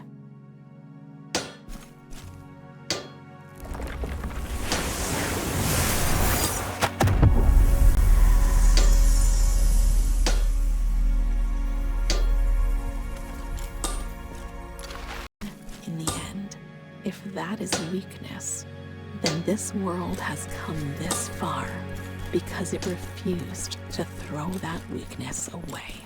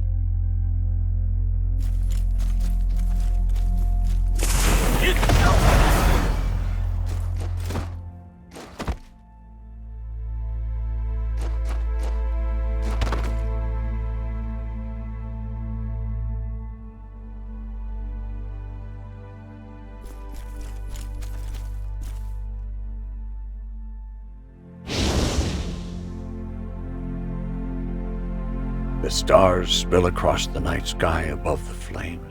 For a moment, I let myself forget everything in their light.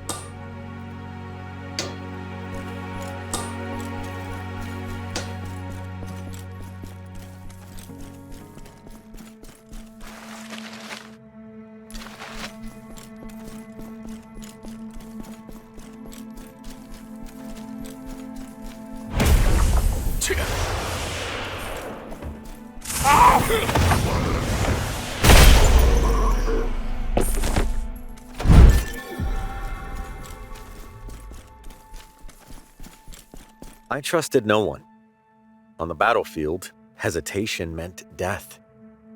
In the cities, mercy meant hunger.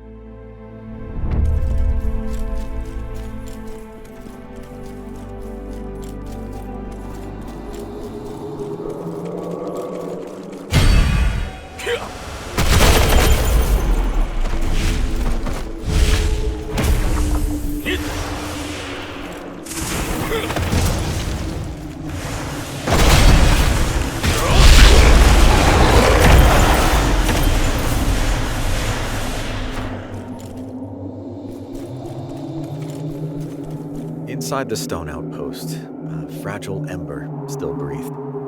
A child sat beside it, biting their lip. They held out a piece of dry bread.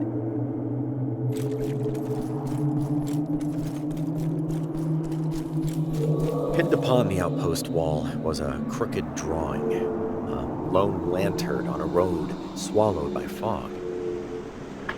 I hope no lost soul must walk in darkness.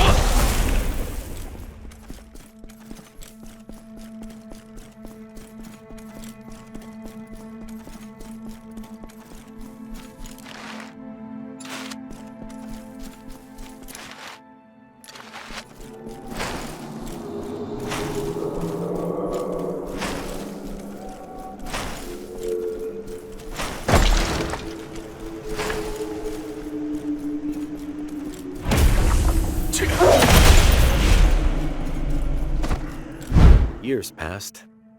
I returned to this road as a merchant. The outpost still stood. The child did not.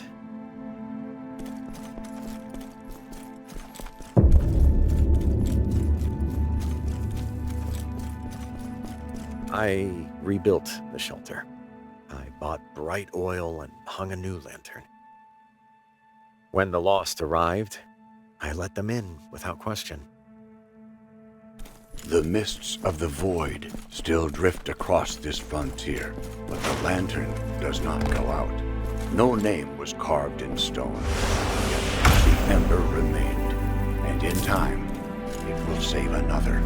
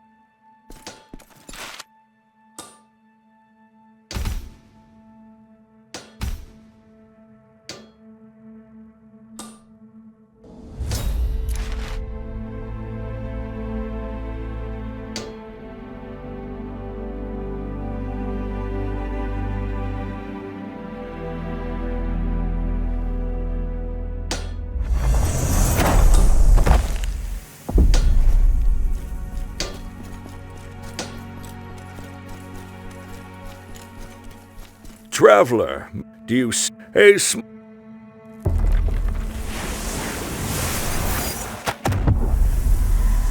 Tevele's blessing shall watch over you.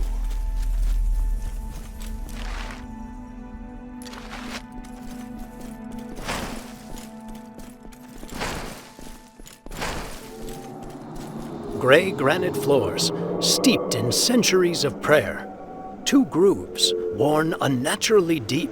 The place where Laurentis knelt for a lifetime.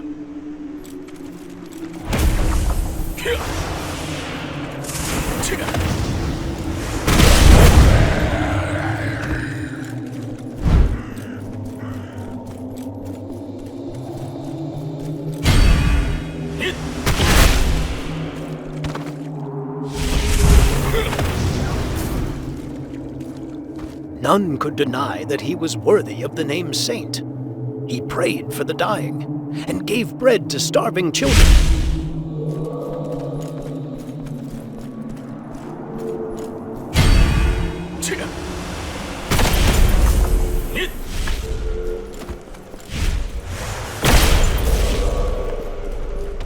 After the king was chosen, every flame in the cathedral died. In the dark, he asked, "Why was I passed over?"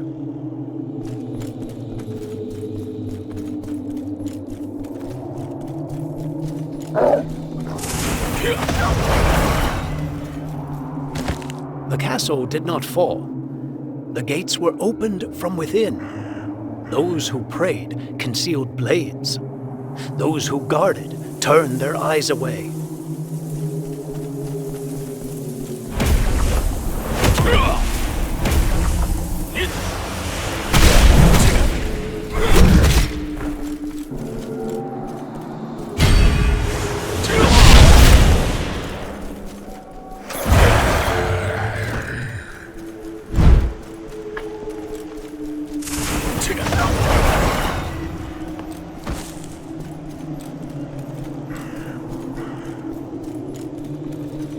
When the great relic broke, his hand was already upon it.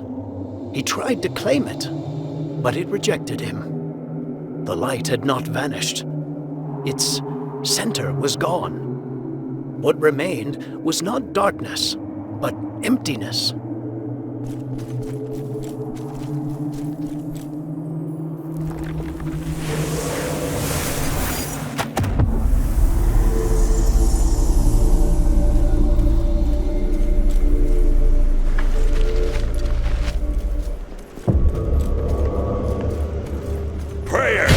Answered. It is proven. I have knelt longer than any other. Then why was I passed over? The king was chosen, but I was prepared. That light should have been mine. That place was meant for me.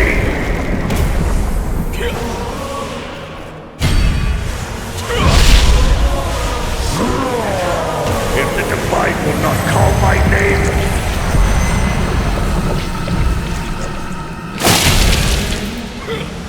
then I shall shatter its throne! I was not wrong! I was worthy! Now, I see.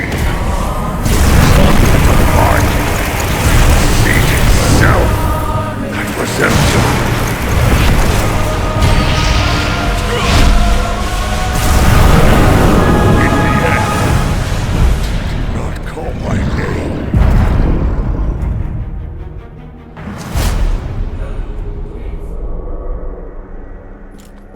His prayers never reached.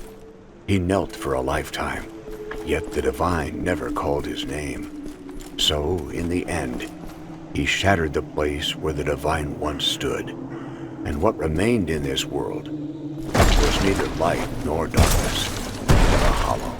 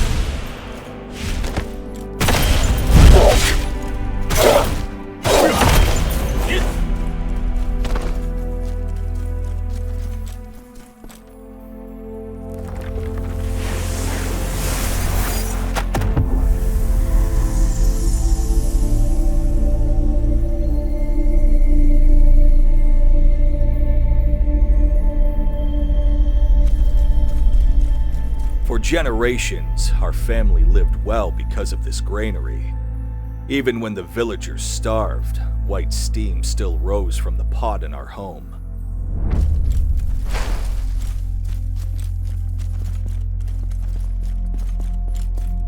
Then famine came. The villagers began dying of hunger, yet our granary remained full. My curiosity grew.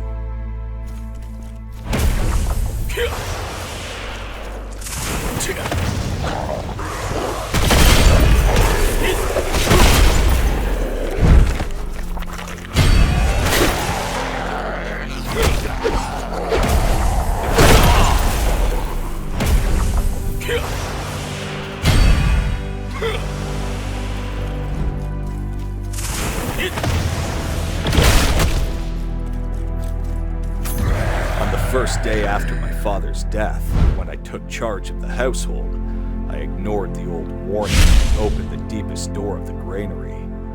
Inside stood an ancient stone altar.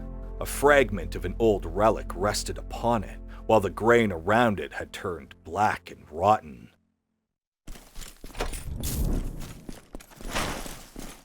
Soon, the thing began demanding blood instead of grain. First it was chickens, then pigs, but its hunger continued to grow. Rumors began to spread in the village. Children are disappearing near that granary. I locked the doors. The more gold that filled my chests, the more blood stained my hands.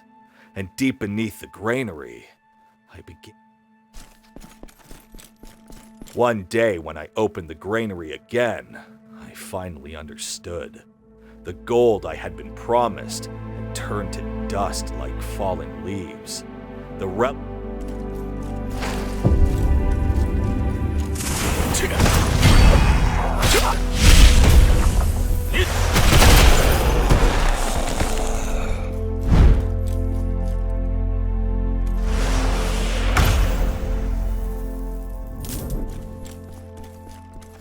I am hungry. Even when I chew the gold, my teeth break, but my stomach remains empty. When I look behind me, the eyes of the children I offered stare. The granary that once promised prosperity became a nest of ruin, fed by human greed. The hands that reached for gold were left holding nothing. What remains here now is not the trace of prosperity, but the empty husk that greed leaves behind.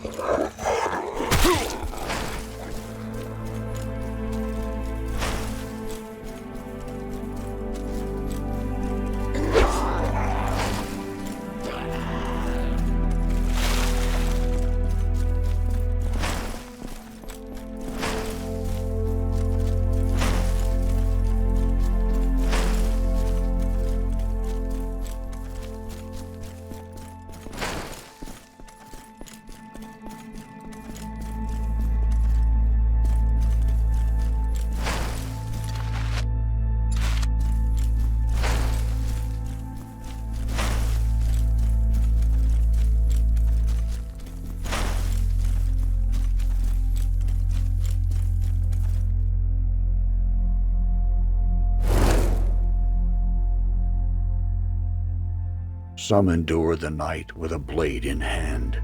Others simply guard a small flame like this.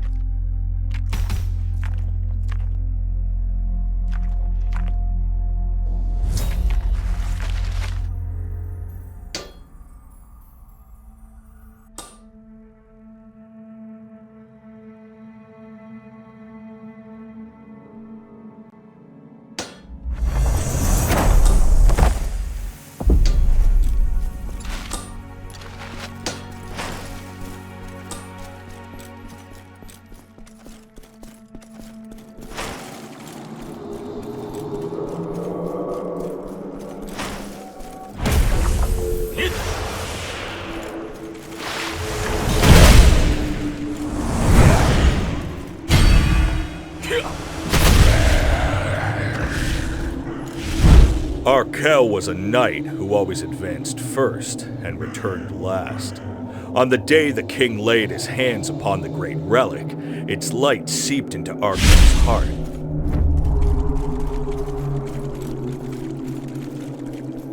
The threat has been removed. His reports grew shorter with each passing day. Behind those words lay burned villages and children whose names were no longer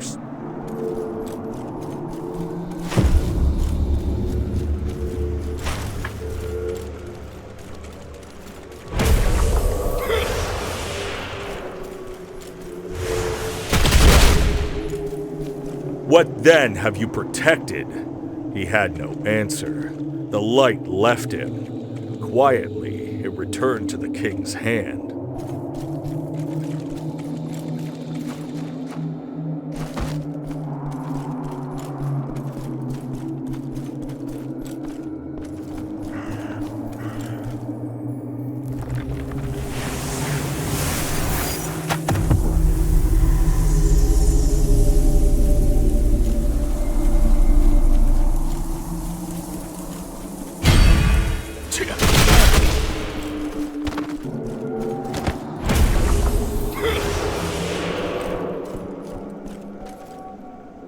You were not wrong. On a rain-soaked night, the Archbishop spoke.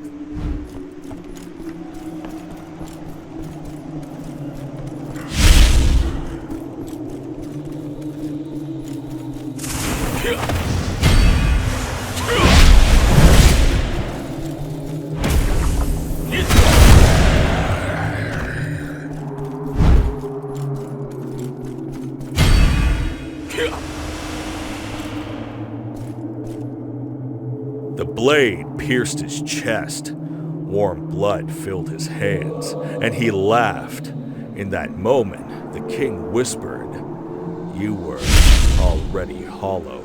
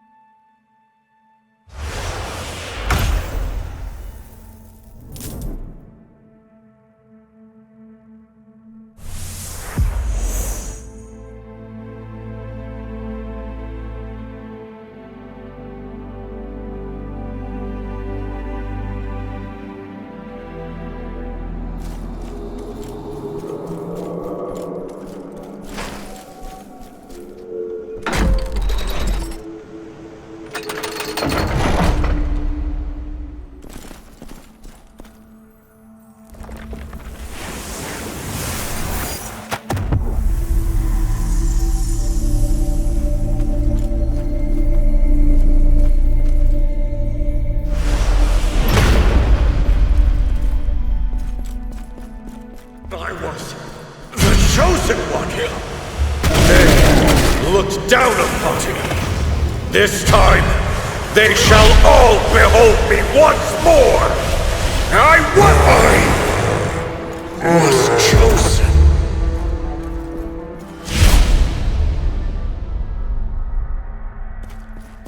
He did not lose the light. He shattered the place within himself where it could remain. The blade that failed to protect became, in the end, the void that pierced him. What remains now is only the echo of something long empty.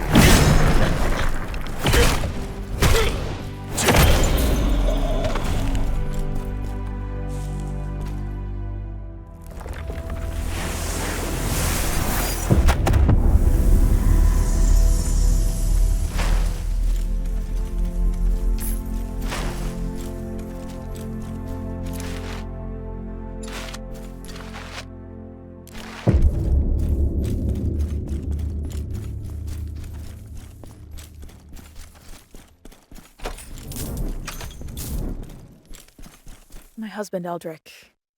He started acting strange a few days ago. He barely spoke. Every night he kept staring outside. On the last night, he said he was going to the Taveli Cathedral. He never came back. I'm not asking for a miracle. I just want to know why he made that choice.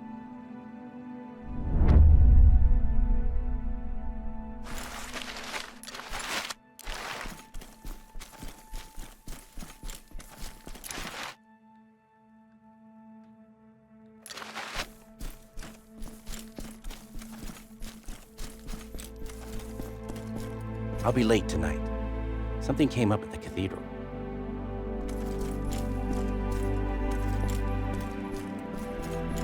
I'll keep the soup warm. You'll be hungry when you get back. The prayer ended, but my heart did not grow.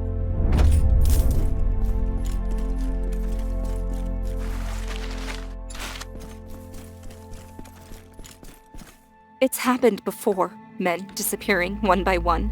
They all went toward the bridge. No one was dragged away.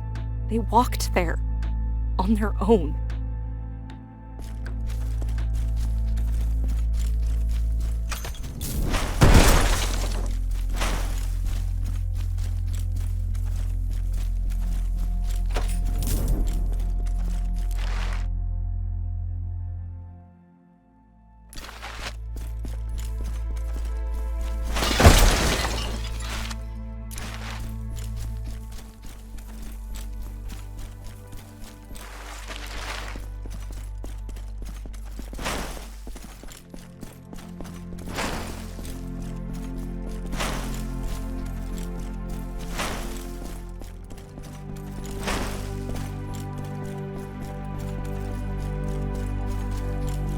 The prayer ended, but my heart did not grow quiet.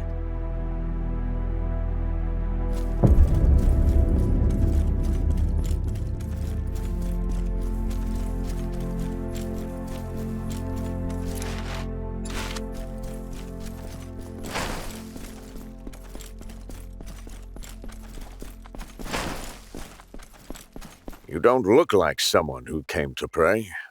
Lately, those who visit this cathedral all come for the same reason. The missing men share one thing in common.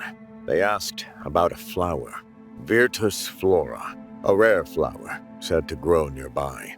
Some call it the flower that completes a choice. At first, I thought little of it, but those who found it never returned. So I began to lie. Whenever someone asked, I sent them elsewhere. A man asked me again just moments ago. I lied to him as well. You're different. You came to find someone.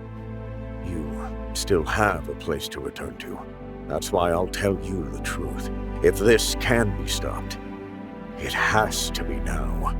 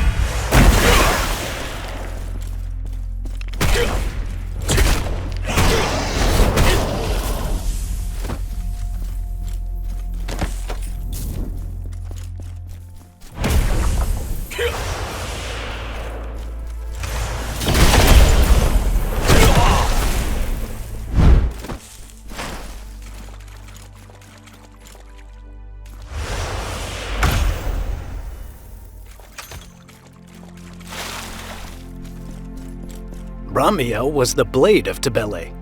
He cut down heretics, burned villages, and believed himself to be justice. He sealed himself within this place. Each night, he whispered the same words. "Why did you not stop me?"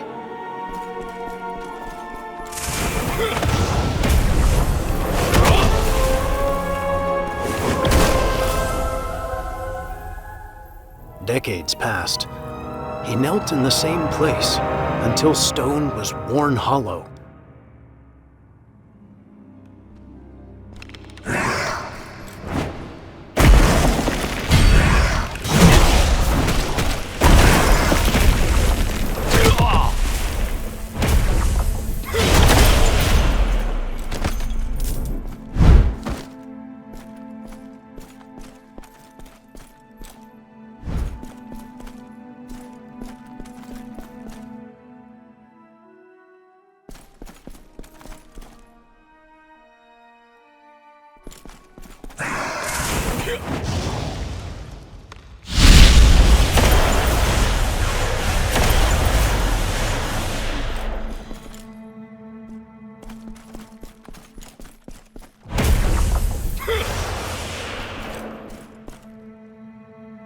I wish to be forgiven, and yet I cannot be. He carved those words again and again in his own blood.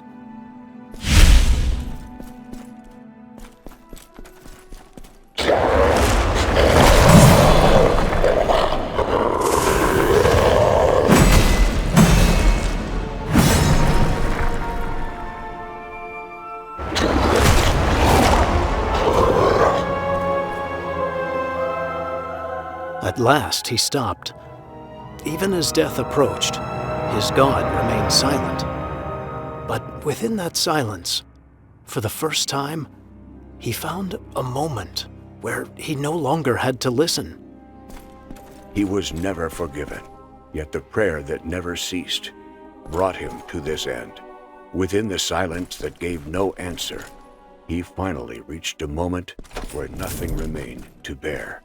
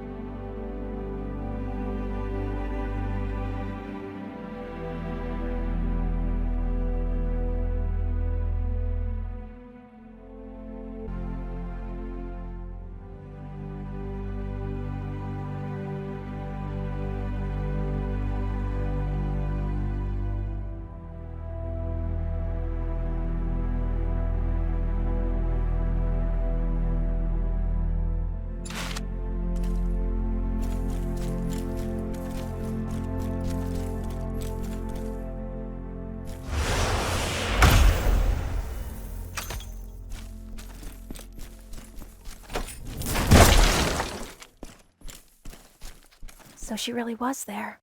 That's why they all said it was their own choice. They called it love, while preparing excuses not to be found. They said it wasn't a sin, and erased their way back on their own. They could have told the truth. There was no reason to hide it until the end. I was the one who waited, yet they were the only ones who forgave themselves. There's nothing left to say now. They already chose their end. They spoke of love, but chose excuses, calling it no sin.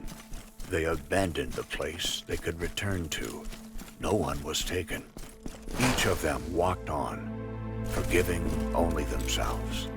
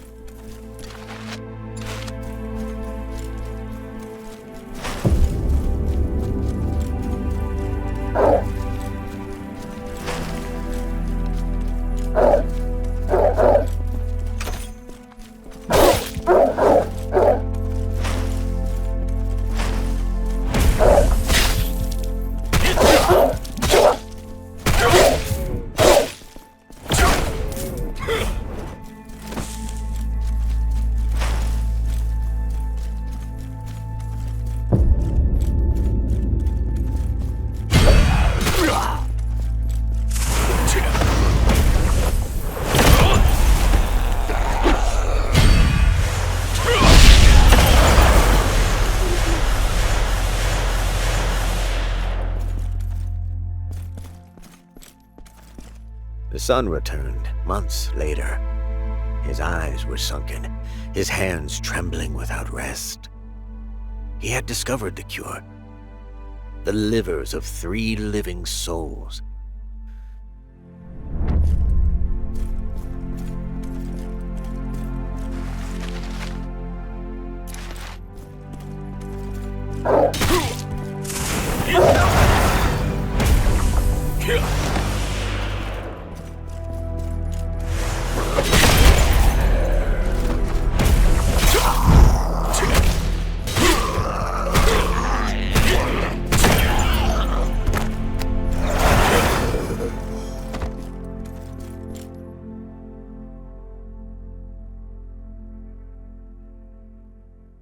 Records speak of a royal knight who passed through this village. He remained for a time, offering prayers for the dying elder. He never departed the next day.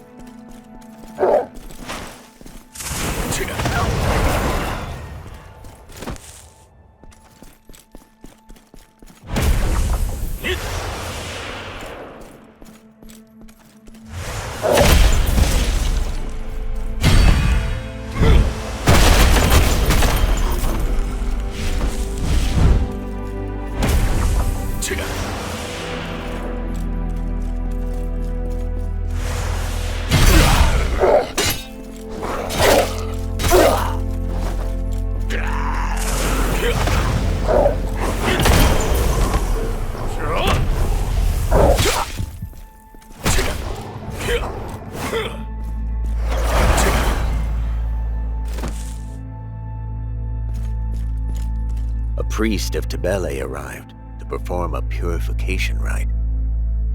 He left behind a final prayer. The prayer was never finished.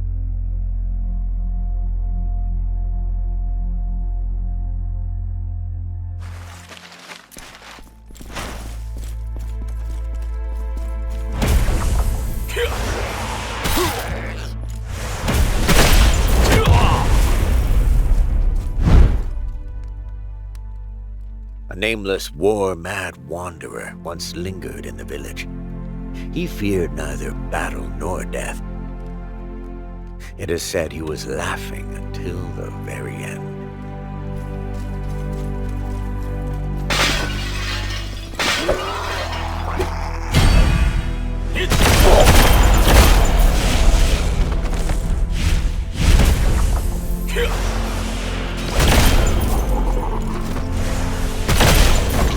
Vanished on the same day. Someone raised graves in this place, and every year grain seeds were left upon them. Each kernel bore 3 narrow fractures running through its core.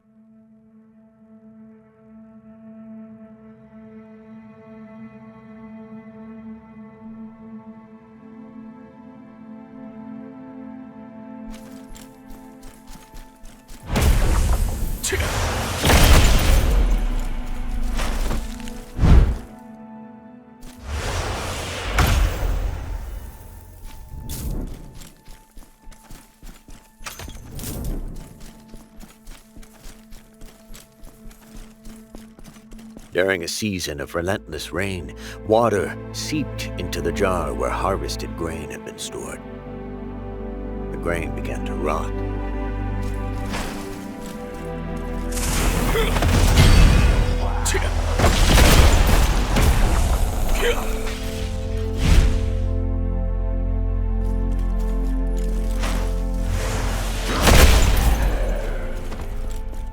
The elders of Hillsbrad speak of this spirit in whispers.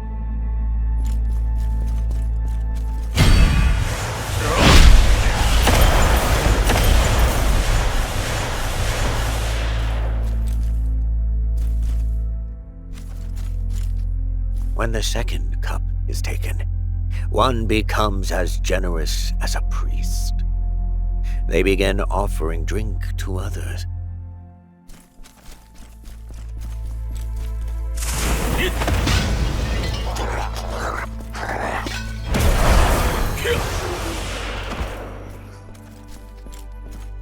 When the final cup overflows, one becomes like a berserker. Thus the old folk say, it is not men who drink the spirit.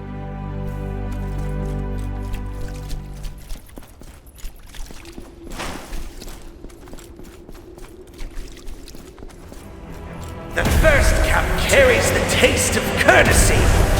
Even as I sever your throat, you shall not be denied the knight's grace. The second cup is mercy. Come now, close your eyes and receive the blessing. The prayers of a priest scratch within my skull. The final cup, reason burns away, and only the thirst of the beast remains. I shall carve out your liver and fill the next cask. Drink! 3 voices the drink fades. At last, silence. But when the next brew ripens, I will once again drink another scream.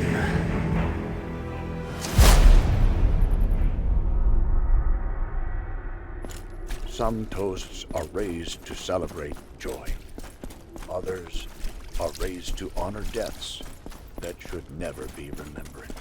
This spirit was born from a son's forbidden choice and carries within it the final breaths of 3 souls.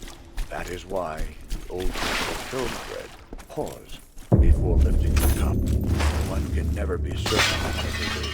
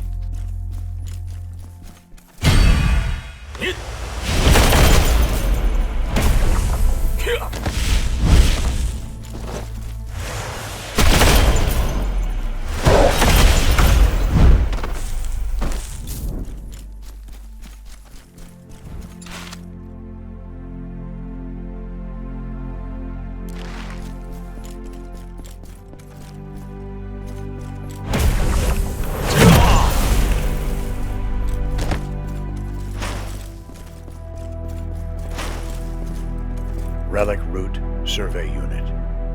Internal route survey and measurement.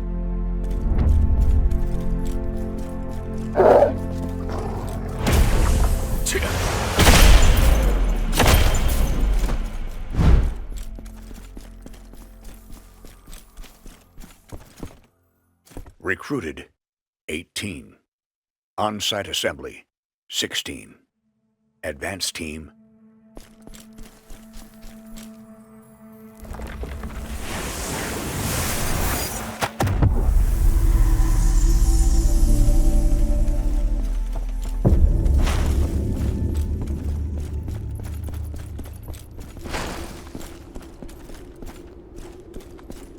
There is work. It just never ends up being me.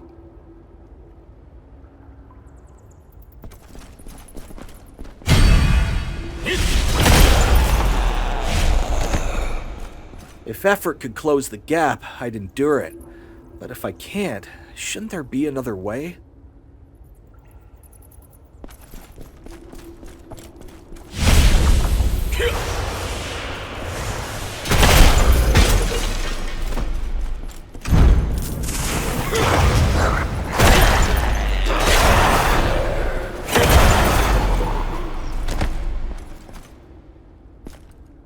They don't judge skill here.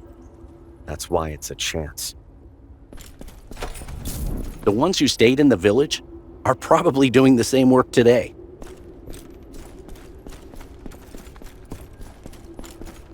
Mother, the village is safe.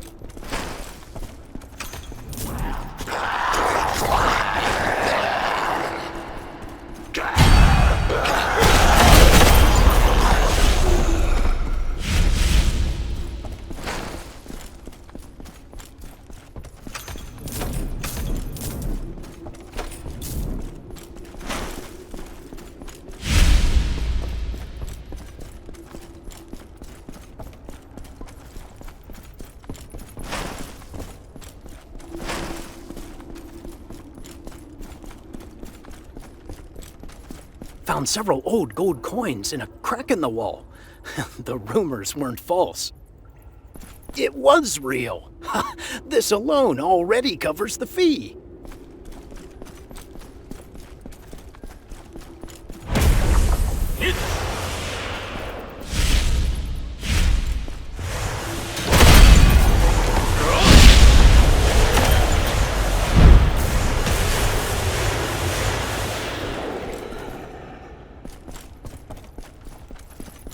I can't see the lights ahead.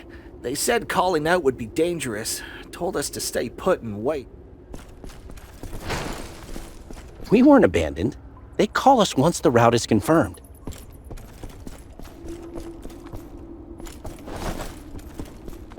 People can die here, and no one outside will know. We weren't selected. We were left.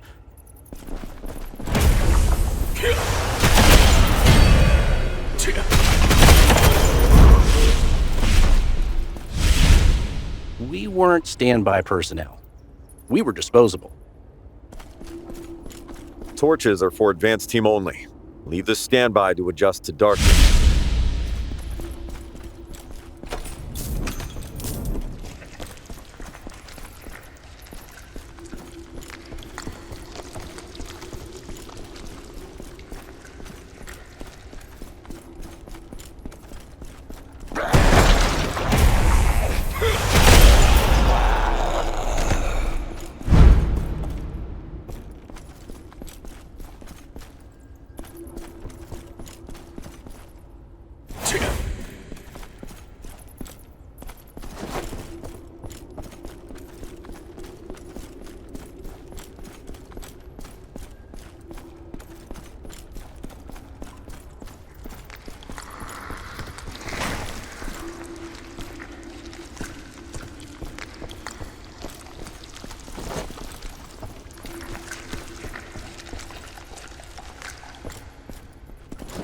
At first, it felt wrong. Now it's just numbers.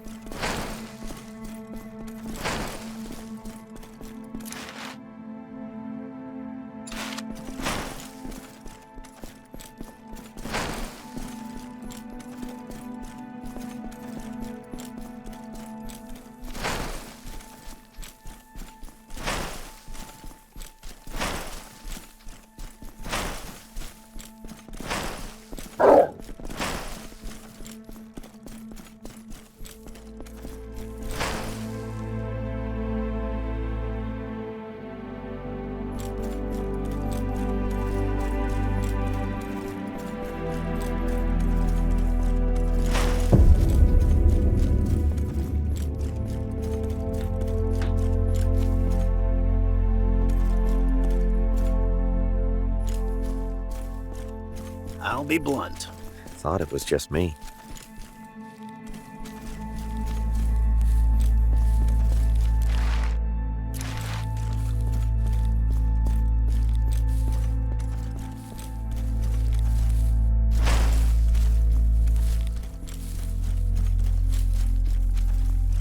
It's not that there's no work, it's that everyone...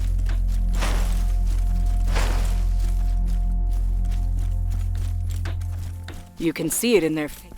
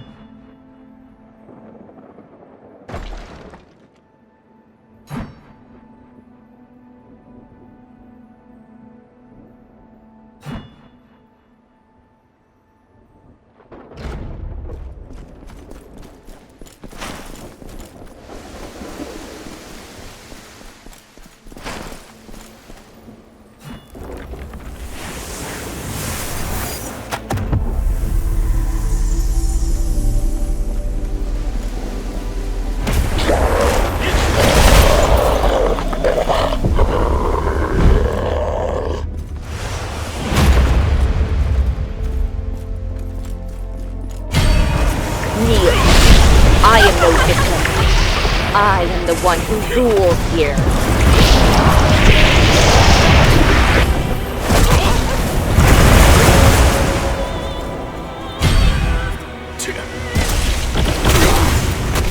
Order is built upon suffering.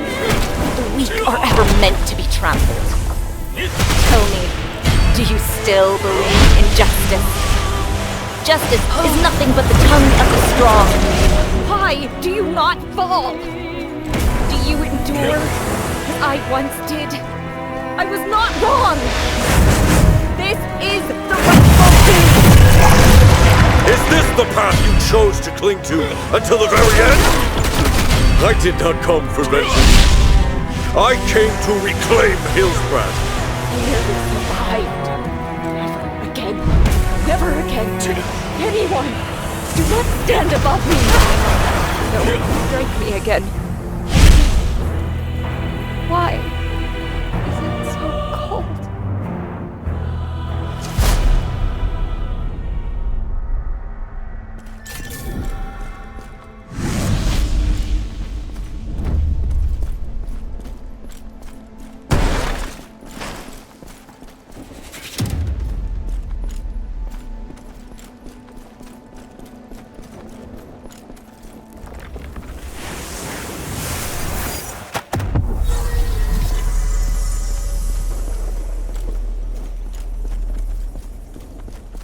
We have awaited this day for a long time, but I did not imagine it would end like this.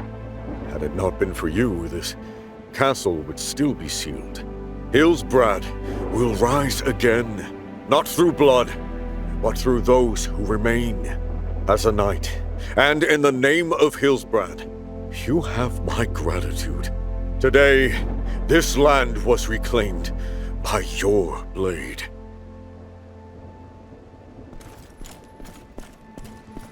Much blood and many choices linger in this place. But today, we have seen the end of them. Your path was a blade, yet not judgment. You were not driven by wrath. For that, I am deeply thankful. Hillsbrad will remember this day, and I will remember that you stood with us. We've walked a long road. There were many moments we could have fallen, but we did not stop. Because of you, Hillsbrad can finally breathe. Thank you, truly.